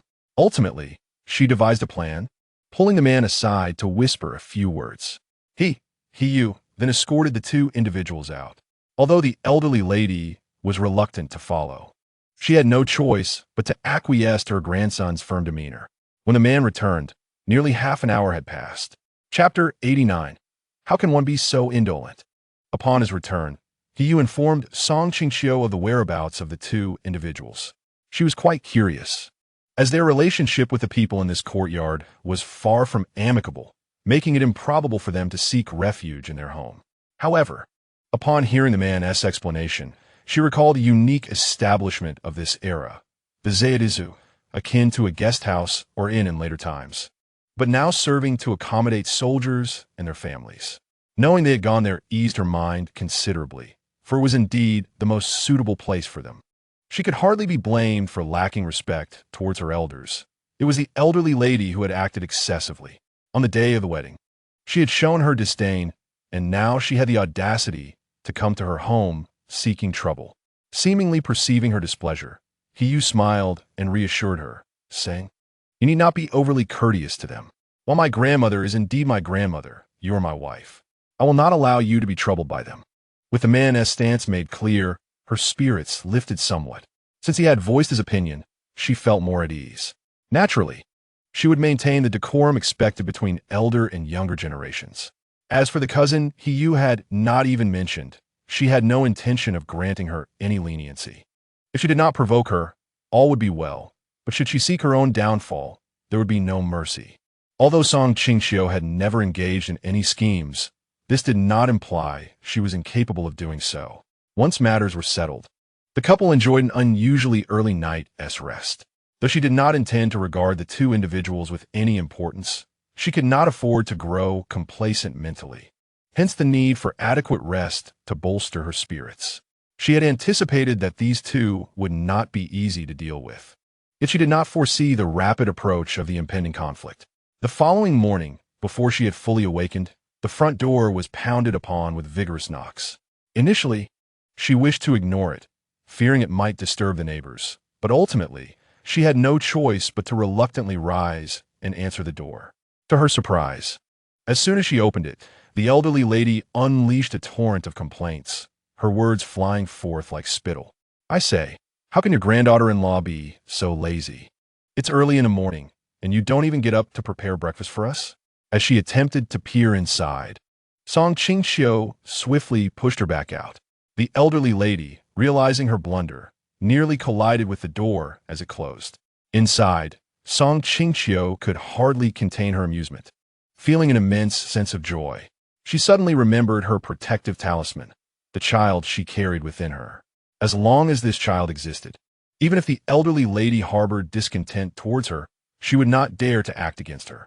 However, At that moment, she underestimated the depths of human malice. Some individuals would go to any lengths to achieve their goals, even if it meant mutual destruction. Nevertheless, at present, Qingqiu was oblivious to such complexities. After all, one was a U.S. grandmother, and the other was his cousin. Standing outside, both the elderly lady and Li Ru felt quite perturbed. The elderly lady vented her frustrations vocally, yet Li Ru kept her grievances to herself, biding her time for a future opportunity for retribution. This illustrated just how petty some individuals could be. As the two outside grew impatient, Qingqiu unexpectedly opened the door once more. With a smile, she sheepishly explained to the elderly lady, "Grandmother, I apologize. I was still half asleep and accidentally left you both outside." She then placed a hand on her round belly, adding, "Perhaps it's because this little one hasn't woken up yet that my mind is still foggy. Please don't hold it against me." With this statement, the elderly lady found it challenging to continue her quest for trouble, as it would be unreasonable to hold a grudge against an unborn child. Ultimately, she could only muster a dry smile, reassuring Qingqiu not to be afraid, insisting that she did not mind. Yet could she truly not care? Certainly, that was not the case. However, Qingqiu was indifferent to such matters. As long as the facade remained intact, that sufficed. In her heart, she believed the elderly lady still needed to indulge her, while the cousin was not worthy of her attention. After all, one who pined after another's husband was hardly deserving of her consideration, be it a cousin or even Hiyu's own sister, should they engage in such shameless conduct. She would not extend them any courtesy. If a person has lost their dignity, they should not expect others to grant them any semblance of respect. Following their little performance, Qingqiu stepped aside to allow the two women entry. The morning after Hiyu had departed, he had promised to return with breakfast. Initially, she had intended to decline, but considering her uninvited guests, she accepted his suggestion. She could hardly summon any hospitality for these two and decided to leave everything to Hiyu, as they were indeed his relatives. In fact, the day prior to the wedding, her mother-in-law had hinted to her that Hiyu's grandmother was quite easy to please, and if she wished to endear herself to her, it would be a simple matter of offering her kind words. During their brief interaction the previous day, she had heard Li Ru showering the elderly lady with compliments as if they were free. While she found this rather contemptible, it was evident that the elderly lady was quite receptive to such flattery. Thus, she resolved to learn a thing or two to charm her as well. Hoping merely to avoid any unnecessary conflict, she could discern the genuine affection the elderly lady held for Hiyu, and for his sake, she was willing to allow the elderly lady to gain some advantage. Once inside, the elderly lady found a chair to sit down and prepare to speak. But Qingqiu interjected first. "Grandmother, he will be back shortly. Let us wait a bit longer." This statement was rather nonsensical, and the elderly lady did not fully grasp it, opening her mouth to inquire, but Li Ru interrupted her again. "Sister-in-law, that is quite amusing. We are here for breakfast. Why wait for our cousin? Are you planning to have him return from the army to cook for you?" Upon hearing this, Qingqiu felt a surge of anger. Yet she reminded herself to remain composed and took a deep breath to regain her poise. Just then, Hiyu's voice rang out from outside. "Cousin, your words are mistaken. It is your sister-in-law who suggested I bring breakfast back. Saying otherwise would surely hurt her feelings." Had it not been for her strong resolve, Qingqiu might have burst into laughter at that moment.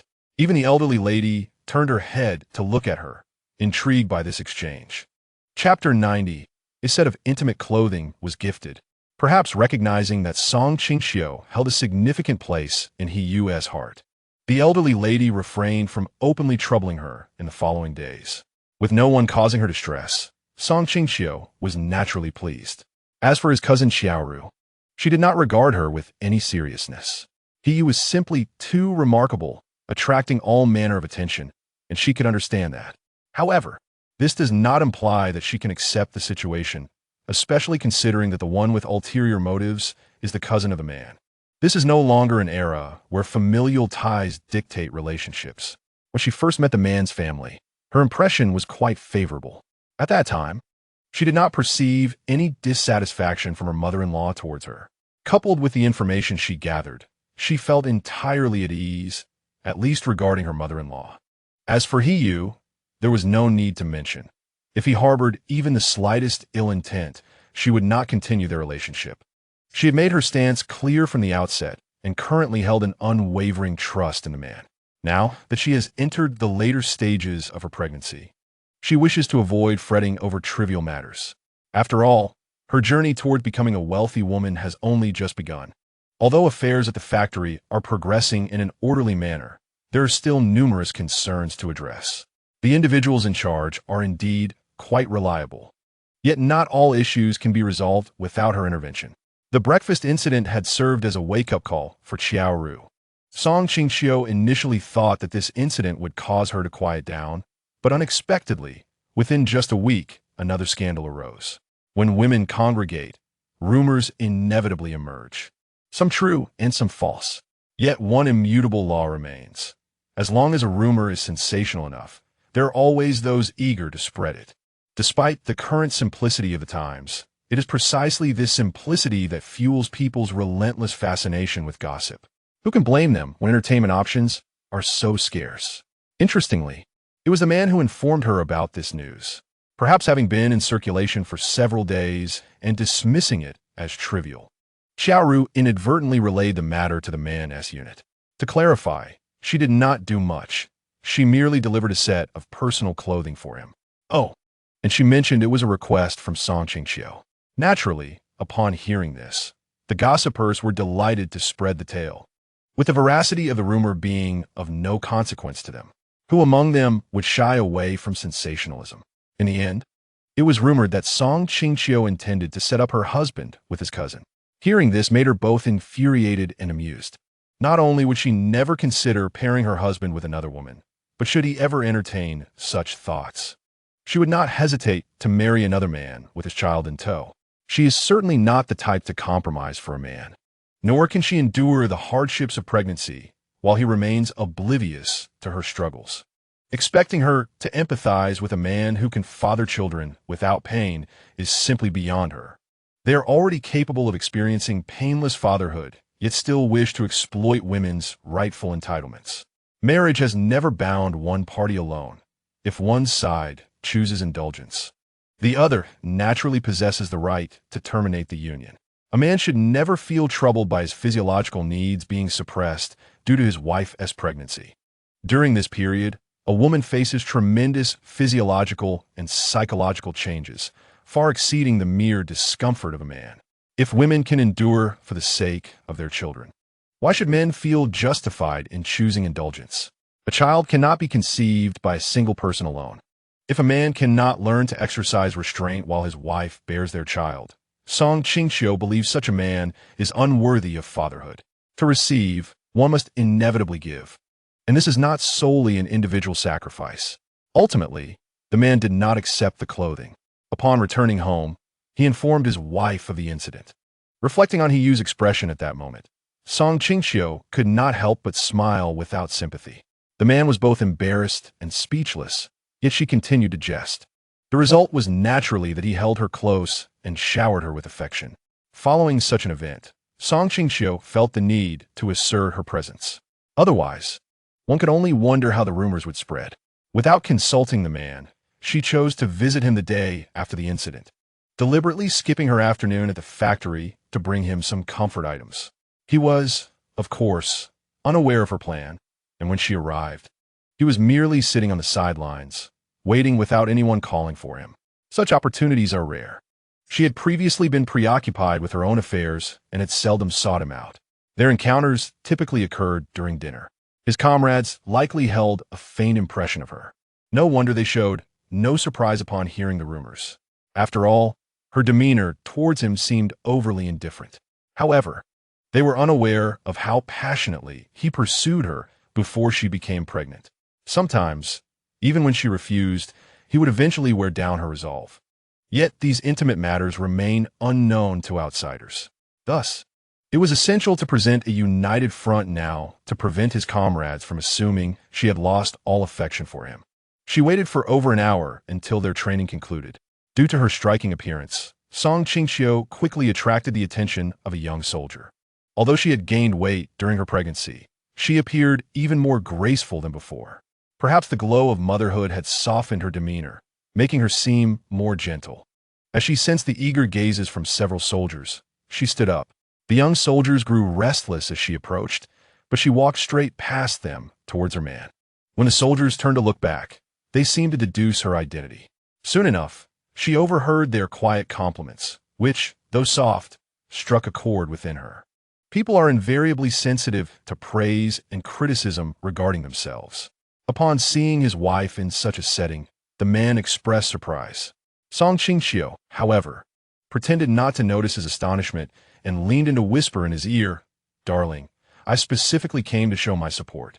Unsurprisingly, his ears flushed crimson at an observable pace, as if dipped in ink. Witnessing this, Qingqiu's smile broadened. She could not help but think how adorable he was. Still so easily shy even as he approached fatherhood. Yet, she found this endearing. Chapter 91. A shared happiness with her visit. The new recruits in his unit became aware of the beauty of their commanding officer's wife, each envious in their own right. When a man returned home that day, he complained to Qingqiu about the recruits pestering him with inquiries about whether his wife had any sisters to introduce. Though his tone carried a hint of complaint, Qingqiu couldn't help but perceive it as a form of boasting. This was her first encounter with the peculiar sensation of someone flaunting their praise. For a moment, she was both amused and exasperated. It is worth mentioning that these recruits had only recently joined the unit. Initially, they were not slated to be assigned there, but through Hiyu's efforts, a batch of new recruits had been allocated to their unit. The man, aware of Lu Jun's intentions, was determined to thwart his plans. Lu Jun aimed to consolidate all authority within the unit, and the fewer recruits there were, the more personnel he could control, even over Hiyu, who had once been under his command. However, he would not allow him to realize his ambitions. After learning through former comrades that new recruits would be sent, he began to orchestrate matters behind the scenes. Ultimately, his efforts bore fruit, and their unit received a new batch of recruits. Moreover, what is particularly commendable is that this group of new recruits predominantly comprises ordinary civilians without significant backgrounds. Consequently, as long as he dedicates himself earnestly, once they rise, he will not have to worry about a lack of trusted confidants. If matters proceed smoothly, it would indeed be a dual victory for the man. Naturally, Qingqiu has also played a role in this. The man's connections, combined with her financial support, ensure that this endeavor is remarkably efficient. This explains why Qingqiu is so relentless in her pursuit of wealth. While money may not be omnipotent, it can resolve the vast majority of everyday issues. The challenges faced by ordinary individuals can generally be addressed with financial means. If money fails to resolve an issue, it is often due to insufficient funds. As a saying from later generations goes, problems that can be solved with money are not true problems. PUS actions undoubtedly strike a heavy blow to Lu Jun's plans. Yet, Qingqiu believes the man has performed admirably. She understands what military power signifies for a political faction. If this power were to fall into the hands of those with ulterior motives, it would pose a grave threat to the faction itself. This situation transcends mere personal grievances, escalating to the level of national security. The development of political factions is no easy feat, and the livelihoods of the common people are hard-earned. Both Qingqiu and he will not stand idly by while certain individuals seize this power for selfish reasons, potentially causing harm to the faction and the nation. Their struggle against Lu Jun has now become overt, necessitating no further concealment. In such times, confronting challenges head-on is indeed the best course of action. As Hiyu's wife and a member of Huagua, Qingqiu stands resolutely behind her husband. She is acutely aware of the potential repercussions of her actions. However, for the sake of their current stable life, she feels compelled to proceed this way. When one is impoverished, they may seek personal salvation, yet when one attains success, they should extend their aid to others.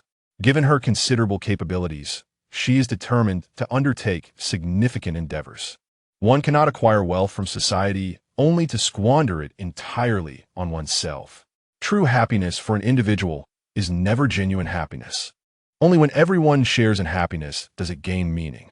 Her decision to establish a factory is driven by personal ambition. It is also intended to enable more people to earn a livelihood alongside her. She understands the profound significance of money for an individual. In this era, many women lack education and income, existing in their households akin to servants. To put it bluntly, they may even fare worse than servants. For at least those in servitude receive wages. Yet many women today rise early and toil late, only to earn nothing and endure incessant criticism from the men and elders in their households. This is not the life that women deserve. They should have the opportunity to choose a different existence, and Qingqiu is willing to provide them with that chance. While her factory may currently be modest, accommodating only a limited number of employees, she has resolved that as long as it continues to operate, she will gladly hire those with limited educational backgrounds. Speaking of educational levels, due to her previous initiatives, the literacy rates among the female workers in the factory have significantly improved. Song Xiaoyan even took the time to write her a letter, updating her on the situation. Previously, those female workers could at best write their own names, often misspelling them. Now, however, they can recognize a fair number of commonly used Chinese characters, and the quicker learners have even begun to write letters independently. Upon receiving this news, Song Qingqiu felt elated. She recognized that the fates of these individuals were subtly transforming, a change brought about by her efforts. This feeling is quite magical, reinforcing her resolve to persist, even if some individuals find the process arduous and choose to abandon it. She believes the significance of her perseverance lies in those who are willing to continue learning. She understands that the contributions they are making now will provide them with alternative paths should the factory cease to exist in the future. They will come to realize that the importance of learning extends far beyond merely securing employment.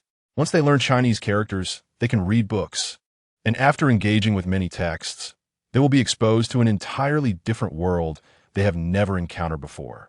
At that point, the rewards of their collective journey will transcend merely recognizing a few characters. Books have always been an excellent medium for broadening one's horizons.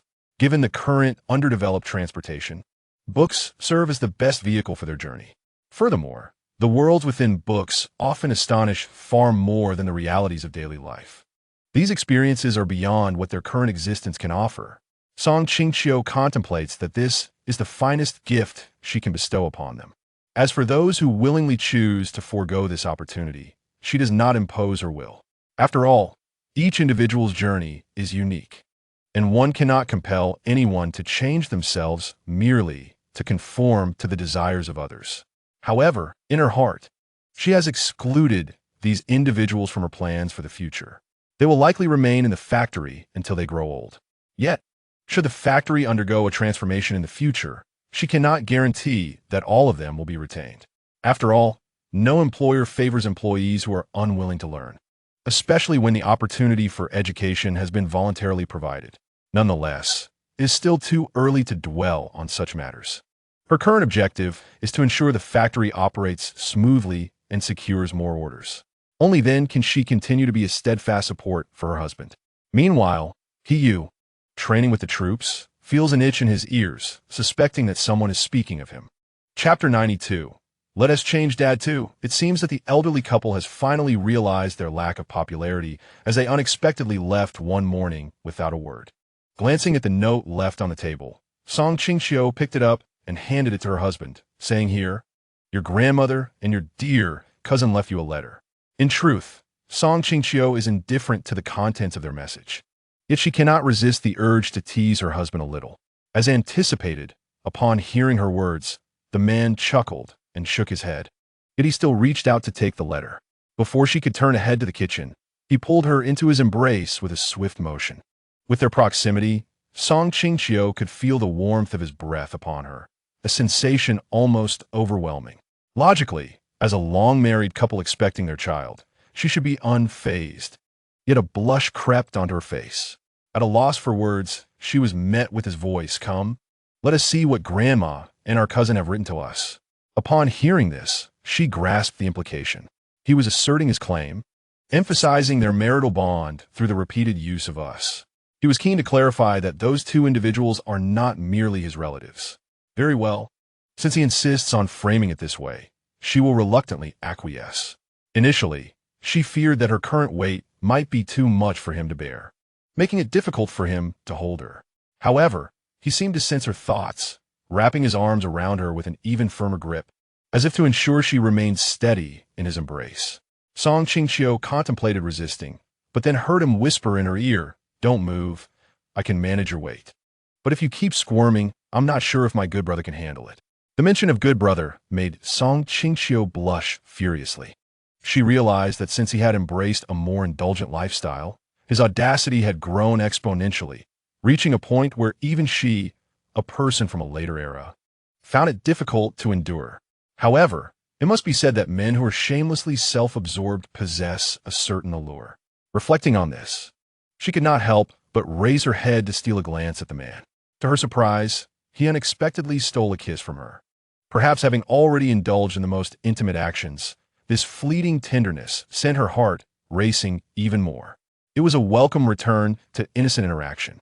Perhaps slightly overwhelmed by her teasing, the man let out a low sigh, his voice husky as he whispered in her ear, "We do not indulge in mere flirtation without substance, my dear. Let us sincerely engage with the matter at hand, my wife." The way he uttered the word wife was filled with a myriad of emotions. Unable to resist, Qingqiu retorted with a mischievous smile, "I never claimed I wouldn't indulge." After saying this, she regarded him with a playful grin. In that fleeting moment, she felt him tighten his embrace, as if he wished to meld her into his very being. After a brief embrace, he sighed in resignation, "Wife, you are tormenting me. You know I am powerless at this moment." Perhaps out of sense of conscience, Qingqiu finally reached out to embrace him, even tenderly stroking his hair. Heyu thought, although feeling somewhat offended, he also felt comforted. Ultimately, he chose to relinquish his thoughts, for she was the woman he intended to marry. Even if she treated his hair like that of a dog, he still believed her to be the finest wife. After some playful banter, they finally began to earnestly peruse the letter. In truth, Qingqiu genuinely wished to refuse. She harbored no interest in the message left by the two individuals. Without needing to think, she knew precisely what it would contain, merely disparaging remarks about herself, providing the man with justification to replace her. She had no doubt regarding the sincerity of his feelings, thus felt no necessity to read a letter that would undoubtedly affect her mood. However, she could understand the man's intentions. He simply did not wish for her to reject contact with his family. He desired her full participation in his familial life. Or perhaps he sought to prove that his affections for her would remain steadfast, regardless of the circumstances. Initially believing that reading the letter would be a waste of time, Qingqiu changed her mind after finishing it. Unsurprisingly, the letter contained little complimentary content. However, it also bore other revelations. The elderly lady had discerned that Heiyu's cousin was no longer a viable match and intended to introduce him to someone new. She even concluded the letter with a promise to relay good news once she found a suitable candidate. This left Qingqiu utterly speechless. She was carrying their He family's offspring, yet the man's grandmother was scheming to replace her. It was indeed outrageous. Observing his wife's expressionless face after she finished reading the letter, Heiyu momentarily found himself at a loss for words. Fearing that any utterance might displease her and result in a night spent on the floor of their bedroom. Although it was summer, the ground was still quite cool at night. He was apprehensive. Qingqiu's lack of expression stemmed from her uncertainty regarding what emotion to display. During her past missions, she had witnessed numerous couples unable to endure due to peculiar relatives. She had always believed that as long as the man remained resolute, such matters would not pose an issue. However, now she had more than just herself to consider. Soon, she would have a child, and the thought of bringing a baby into such a family filled her with trepidation. The child's great-grandmother seemed intent on finding a new mother for her beloved great-grandson, perhaps even intending to disregard her existence altogether. Could she truly be indifferent to such a family? Previously, she had been courageous, yet the approaching reality of motherhood now prompted her to worry for her child. Nevertheless, she did not intend to retreat. The only path forward would be to strive for the elderly lady's acceptance. Naturally, if her efforts proved futile and the old woman still refused to acknowledge her, she would consider preventing her child from recognizing this great-grandmother. Yu quietly observed his wife, who remained silent with her head bowed, feeling a sudden sense of unease. Just as he was about to voice his concerns, Qingqiu spoke first. "What does your grandmother enjoy doing? What are her hobbies?" Yu, taken aback, thought, "Is there a problem?" Yet he was too timid to ask outright. His curiosity overwhelmed him, and he finally mustered the courage to inquire, "Wife, are you planning something?" Qingqiu, noticing his apprehension as if she intended to harm the elderly lady, kindly explained, "I considered that, as the younger generation, we ought to maintain a good relationship with our elders." Yu listened intently, preparing to reassure his wife that she need not feel compelled. However, she abruptly shifted her tone. "Of course, if she remains obstinate, I would not mind finding the child a new great-grandmother." At this point, Qingqiu paused, casting a significant glance at Yu. Suddenly, an ominous feeling washed over him as he met her gaze. After averting his eyes, Qingqiu continued, as if discussing an everyday matter, "Perhaps we should even consider replacing the father." The emphasis she placed on the word father sent a chilling realization through Yu. His status as a soon-to-be father felt precarious, indeed. For the first time, he experienced a sense of crisis, and, to his astonishment, it stemmed from his grandmother. How utterly unexpected. Chapter 93. The police chief, waiting at the factory gate, was unhurried. After deciding to win over Yu's grandmother, she promptly instructed him to send back some of the elderly lady's favorite delicacies or purchase items she would appreciate. Unfortunately, the results were not promising. The items sent back were either returned or the elderly lady informed her in a letter that she had given them away to someone else. Whether it was intentional or not, those fortunate recipients were all young, single, and female. Each time this occurred, Yu felt that the smile Qingqiu wore held meanings he dared not contemplate. Although he was filled with dread, he could not refuse the items she personally selected for him to send. Consequently, it evolved into him pleading with his grandmother in every letter to accept the gifts. Initially, the stubborn grandmother naturally rejected her grandson's humble requests. However, after several disapproving glances from her son, she ceased to be so overtly dismissive of Yu and his wife. After all, she had a beloved son as well. Upon learning this truth, Qingqiu could not help but exclaim, "Indeed, every parent cares for their child." However, this was for the best. At least in the eyes of Yu's father, she was still viewed as a suitable daughter-in-law. Thus, she had little to fear regarding his grandmother's continued attempts to undermine her. "Father-in-law, you are magnificent." "Thank you, father-in-law." Of course, she would never voice these sentiments directly, for her father-in-law was just as stoic and reserved as her own husband. Although she had not spent much time with her mother-in-law, she had learned from her that her father-in-law was also quite devoted to his wife and seemingly adored her immensely. Even if Yu's grandmother disapproved in the end, he still insisted on marrying the woman he loved. In this light, it seemed that Yu had inherited his father's tenacity. Even when faced with disapproval from elders, they chose to uphold their beliefs. However, thanks to these two men, Qingqiu was able to enjoy a peaceful life in the Song family. Although she could not truly confront her mother-in-law, she served as an indispensable ally. After all, if not for her father-in-law's deep affection for her mother-in-law, she would never have received his assistance. From this perspective, men who love their wives and children are indeed quite endearing. Yet, when viewed through the lens of the elderly lady, one might find her to be a source of great vexation. This dilemma was temporarily resolved, allowing Qingqiu to set her mind at ease. In truth, she was rather disdainful of engaging in a battle of wits with an elderly woman. However, the matter at hand concerned her child, which compelled her to act.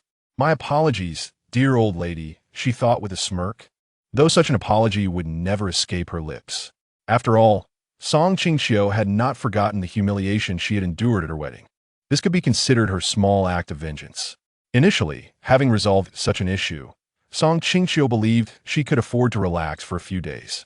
Yet, as fate would have it, tranquil days seldom last long. Indeed, trouble had arisen once more. "Boss, there's an issue at the factory," came the voice of Song Xiaoyan over the phone. Without waiting for further explanation, Qingqiu hung up, for she sensed that the matter was far from simple. She needed to visit the factory personally. She had previously instructed Xiaoyun to call her immediately should any serious problems arise. Observing the troubled expression on Song Qingqiu's face, Yu inquired with concern, "What is it? Should I accompany you to the factory?" Song Qingqiu understood his underlying intent. It was clear that sending him in her stead would not resolve anything. "No, I must go myself. It seems quite complicated. Otherwise, Xiaoyun would not have called me."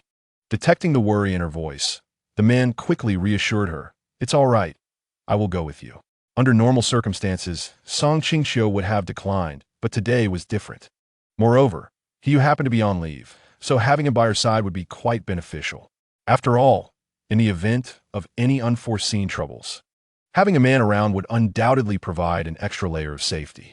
Little did she know, this decision would ultimately shield her from a considerable danger. Due to her anxiousness, he drove a bit faster than usual. They were not in their own vehicle, but rather one borrowed from the military. Thanks to Hiyu's status as a key member of the forces and her role in providing medical support, the journey went relatively smoothly. Yet as they neared their destination, an unsettling feeling crept into Song Qingqiu's heart. She attempted to steady herself as she exited the car alongside Hiyu. Upon entering the factory workshop, she was met with the sight of numerous individuals brandishing a banner, clashing with her factory workers. Words like dead, compensation, and unethical merchants echoed in her ears. Each of these terms signified a troublesome situation. Song Qingqiu's expression darkened, but she understood the urgency of addressing the issue. Although she perceived it as somewhat daunting, it was not insurmountable. Instinctively, she sensed that this group was likely attempting to extort money, having experienced various commercial battles and cutthroat competition in her past. Song Qingqiu quickly discerned the nature of this group. They were either a gang of opportunistic fraudsters hired by rival forces or avaricious consumers seeking instant wealth. Regardless of their identity, she held them in contempt. However, as she advanced toward the crowd, an unknown hand unexpectedly pushed her from behind. Reacting instinctively, she shielded her abdomen and stumbled, ultimately falling to the ground. Fortunately, at that critical moment, a strong arm belonging to Hiyu caught her, and they both landed on the hard concrete floor. Thanks to his body cushioning her fall, Song Qingqiu only felt a slight strain in her waist and was spared any injury to her abdomen. However, he was not so fortunate. His arm hung in an unnatural position, and beads of cold sweat began to form on his brow. Song Qingqiu's expression darkened further. She had initially intended to defuse the situation peacefully, but the instigator had crossed a line by laying hands on her, resulting in injury to her man. This was intolerable. After collaborating with her factory workers to help Hiyu to his feet, Song Qingqiu turned to address the gathered crowd, stating, "Given the circumstances, we shall involve the police." She gestured for Song Xiaoyun to approach and instructed her, "Ensure the police conduct a thorough investigation. If it is indeed our fault, we shall compensate accordingly." The moment her words left her lips, the banner-wielding individuals began to stir uneasily. Yet before they could rally their spirits, Song Qingqiu's subsequent declaration sent a chill through them. Her previously neutral expression hardened, and her voice became as cold as ice. However, should it be uncovered that someone is deliberately causing trouble, I will ensure they pay the price, even if it means spending additional funds to ensure they are well taken care of during their time in custody. With that, she assisted Hiyu in leaving the workshop. The remaining individuals were left pale-faced, realizing they had come in search of profit, but now faced the prospect of serious consequences. They exchanged anxious glances, searching for their leader, but to no avail. Finally, it was Song Xiaoyun who stifled a laugh and pointed out, "Are you looking for the man in black? He slipped out of the factory the moment our manager departed." Upon hearing this, the group abandoned their banners and fled as if pursued by a phantom. Meanwhile, Song Xiaoyun chuckled to herself, amused by their panic. Why rush? The head of the local police station was waiting at the factory entrance, and there was no need to hasten into custody. Chapter 94. Is he jealous? While the individuals had indeed been apprehended, the police conducted investigations for several days without yielding any substantial findings. After escorting Hiyu to the hospital, Song Qingqiu visited the police station. After providing her statement, she shared her suspicions with the officers. expressing her belief that this incident was not merely a case of business competition, but rather involved individuals she knew personally. More specifically, it was likely that the adversaries were connected to Lu Jun. However, after several days of waiting for updates at home, the investigating officers informed her of a newly uncovered lead. The group was not affiliated with anyone named Lu. After some contemplation, Qingqiu found this revelation somewhat logical. Although the conflict with Lu Jun had surfaced, it was clear that he need not be directly involved in orchestrating such schemes. Realizing this, she decided not to place her hopes in the investigating officers, for many of the underlying conspiracies could not be uncovered through conventional means. It was time to rely on her own connections and resources. In recent times, Shen Miaorong had been sending her several letters, revealing information that had previously eluded her. This was fortuitous, as she could now utilize these insights. To her astonishment, the individual who had sought her assistance for facial treatment was not surnamed Xiao, but rather Xiao. This revelation surprised her, as she had heard of the Xiao family in Jing City, never anticipating that the amiable girl she met was indeed a member of that prominent family. The Xiao family in Jing City held a status akin to that of local sovereigns. Initially, she had not made the connection between Xiao Feng and the Xiao family, but upon recalling Xiao Qiao, she began to piece together their familial ties. It was no wonder she had not linked Xiao Feng to the illustrious Xiao family.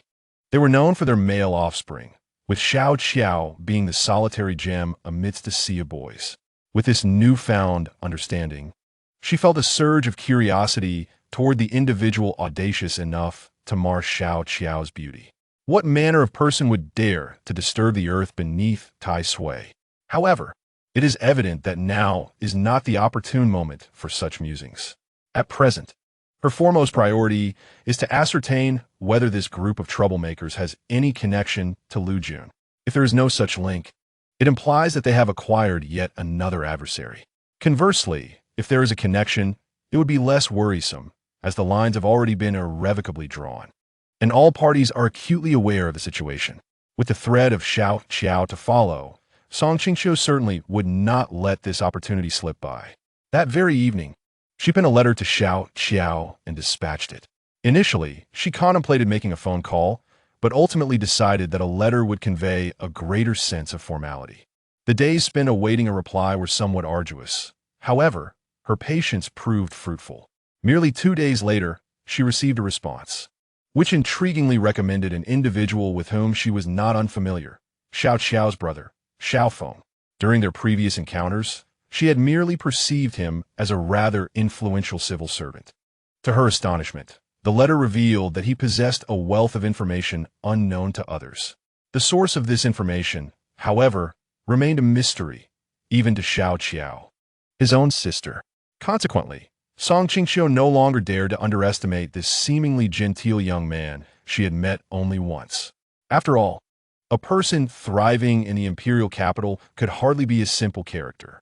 Moreover, this gentleman was a recognized male scion of the Xiao family, a lineage not limited to just 1 or 2 males. Now that she found herself with the opportunity to connect with such an individual, Qingqiu felt immensely honored. She even rejoiced in having welcomed Xiao Qiao as her guest. The meeting with Xiao Feng was scheduled for 1 week following their correspondence, and naturally, she would be accompanied by family. Initially, she intended to attend alone, but was met with a firm refusal from Yu, who insisted that such an action would tarnish her reputation. Very well, given his current condition as an injured party. His word was law. On the day of the meeting, they arrived early at the restaurant's private room. Restaurants of this era were predominantly state-owned. While the service may not have matched the standards of later times, the portion sizes and flavors remained commendable. Therefore, reservations for private rooms were essential. Were it not for the reminder from the man, she might have overlooked this crucial detail, as their discussions were not suitable for a public dining area. After waiting for approximately 10 minutes, Qingqiu finally spotted a somewhat familiar figure appearing at the restaurant's entrance. Due to the anticipation of this meeting, she had not remained seated in the private room, but had stepped out occasionally to catch a glimpse. As the two were about to shake hands, a strong arm unexpectedly reached out from the side. Following the line of sight upwards, Qingqiu encountered the serious countenance of her companion. Could it be that he was feeling a tinge of jealousy? Though she wished to tease him, she dared not reveal her amusement, lest she find herself in a precarious situation upon returning. In response to the sudden arm, Xiao Feng merely furrowed his brow slightly before shaking He Yu's hand with a smile. You must be Ms. Song's husband, He Yu. It is a pleasure to finally meet you. Despite Song Qingqiu's typically thick skin, she recognized that Xiao Feng was playfully teasing them. Feeling a bit embarrassed, she glanced at the man beside her, who appeared unusually serious, even smiling as he replied, Indeed, I am. It is an honor to finally meet you, Mr. Xiao. Perhaps he was genuinely unconcerned with such trivialities, as after their handshake, they proceeded into the private room, leaving Song Qingqiu feeling somewhat like an accompanying guest. Nevertheless, she thought little of it, considering the evident jealousy emanating from He Yu. Xiao Feng, being a person of astute awareness, naturally refrained from actions that might provoke discomfort. Consequently, during their subsequent conversation, he primarily engaged with He Yu, allowing Song Qingqiu to interject only on a few rare occasions.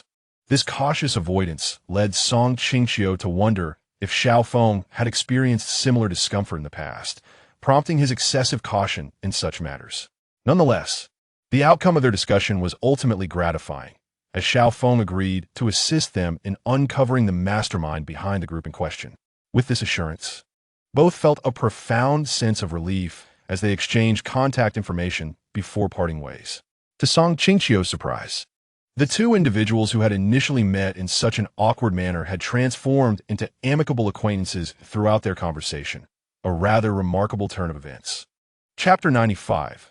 Love is never one-sided. Xiao Feng's response arrived surprisingly swiftly, catching both of them off guard. The letter reached the town approximately 3 days later. Song Qingqiu had anticipated a longer wait, but she had underestimated Xiao Feng's capabilities. To her astonishment, the letter revealed that the troublemakers were not linked to Lu Jun, which left her momentarily taken aback. The name mentioned in the letter was unfamiliar, and Xiao Feng had thoughtfully provided additional details about this individual. It appeared that this person had no connection to Lu Jun. Yet, she pondered, why would he instigate conflict with them?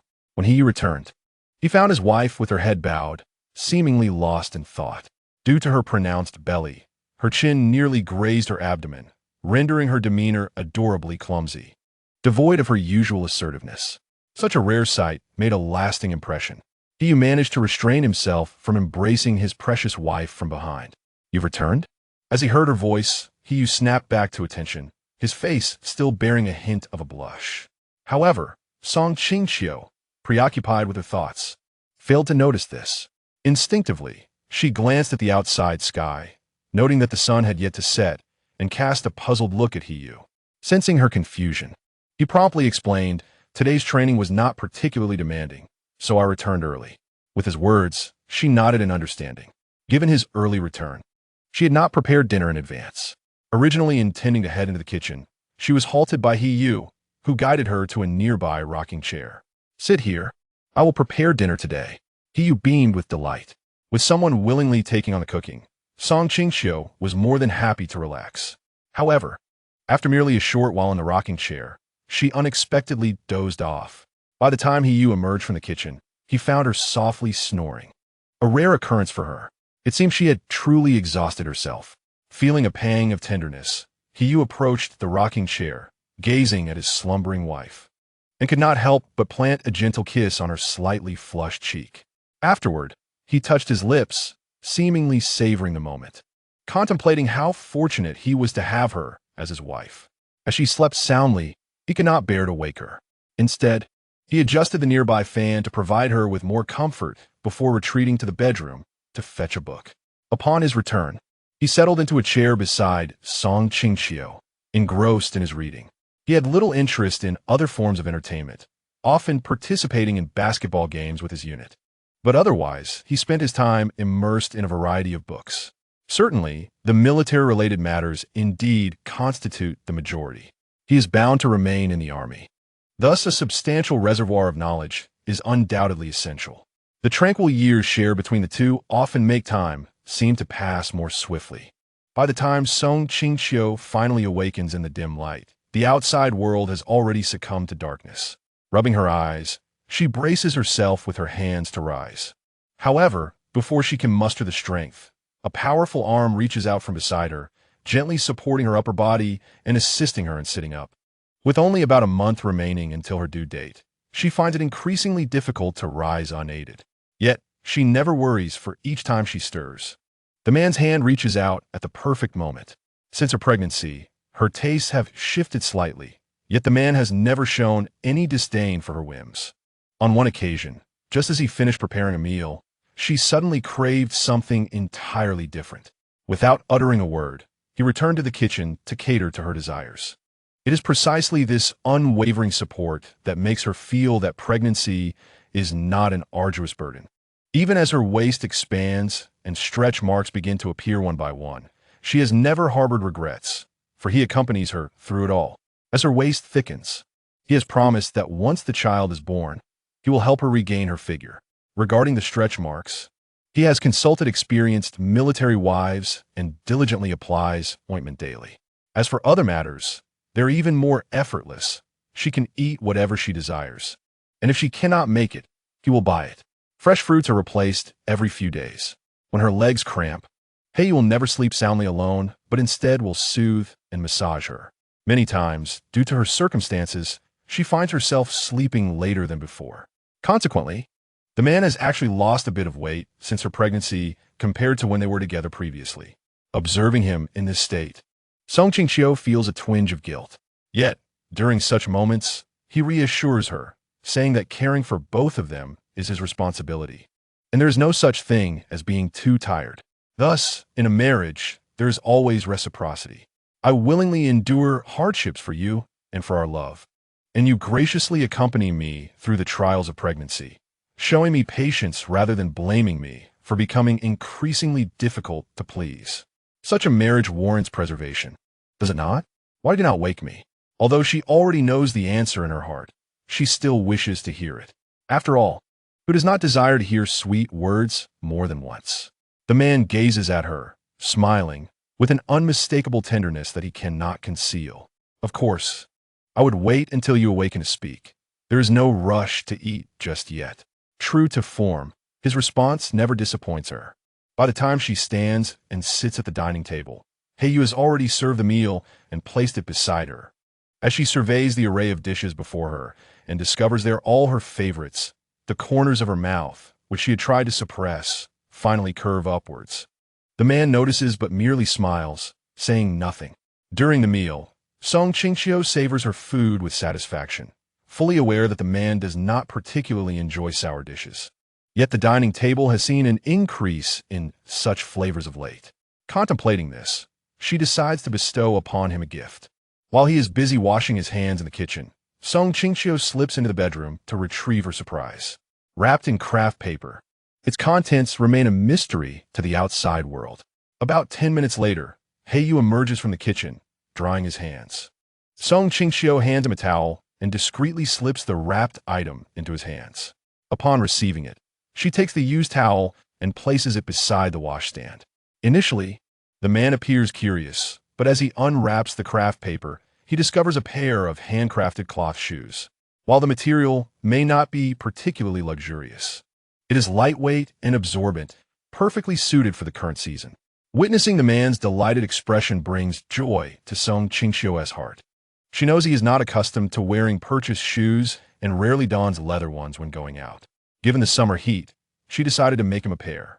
Now that she knows he likes them, the discomfort in her fingers from sewing seems to fade away, making it all worthwhile. However, the man's previously cheerful demeanor suddenly shifts as he strides towards her. Just as Qingqiu is about to inquire, he takes her hand firmly in his. Noticing the distinct red marks on her fingertips, his expression darkens. Your sewing skills have never been great, and now with your condition, why burden yourself to make shoes for me? I can wear the ones I bought. Look at your hands, pricked by needles. Does it not hurt? His voice is deep, yet laced with concern, tinged with a hint of helplessness. Nevertheless, Qingqiu discerns a trace of happiness within his words. Therefore, she realizes she has made the right choice. Just because he does not want it does not mean she should take for granted the kindness extended to her, even if that person is her husband. After all, love is never one-sided. Chapter 96, the final chapter. Over a month after the shoemaking incident, Qingqiu gives birth to a girl in the hospital. This should have been a joyous occasion. However, the child mysteriously disappears right under the noses of several adults. This sends Qingqiu and the others into a frenzy, unsure of how to proceed. Simultaneously, Heiyu learns that Liu Juan has been discovered by higher authorities regarding his misdeeds, stripped of his position, and is now facing a thorough investigation. The individual behind Liu Juan is also cornered, reportedly under investigation by the organization. The truth will eventually come to light. It appears that both of them have run out of options. This thought sends Qingqiu into a state of panic. Could the child's disappearance be linked to the simultaneous downfall of these two men? It seems as if to validate her inner turmoil. Heiyu's network quickly uncovers a piece of information. Liu Juan has fled to their military district, seemingly armed. This news chills Qingqiu's heart further. Having just given birth, her body remains weak. Had it not been for the health tonic she concocted herself, she might not even be able to rise from bed. Heiyu has been tirelessly occupied with this matter, but he dares not share any bad news with her. After 5 days of torment, her body has nearly recovered, and Heiyu receives definitive news. The so-called news is merely a letter sent by Liu Juan, stating succinctly, "Your daughter is in my hands." At this moment, Qingqiu is immensely grateful for the skills she has acquired, one of which is the ability to identify individuals by their scent. By analyzing the ink's fragrance from the letter, she pinpoints Liu Juan's location. In truth, Liu Juan's demands are quite simple. He requests a sum of 200,000 in cash to be placed in a travel bag and left at a designated spot.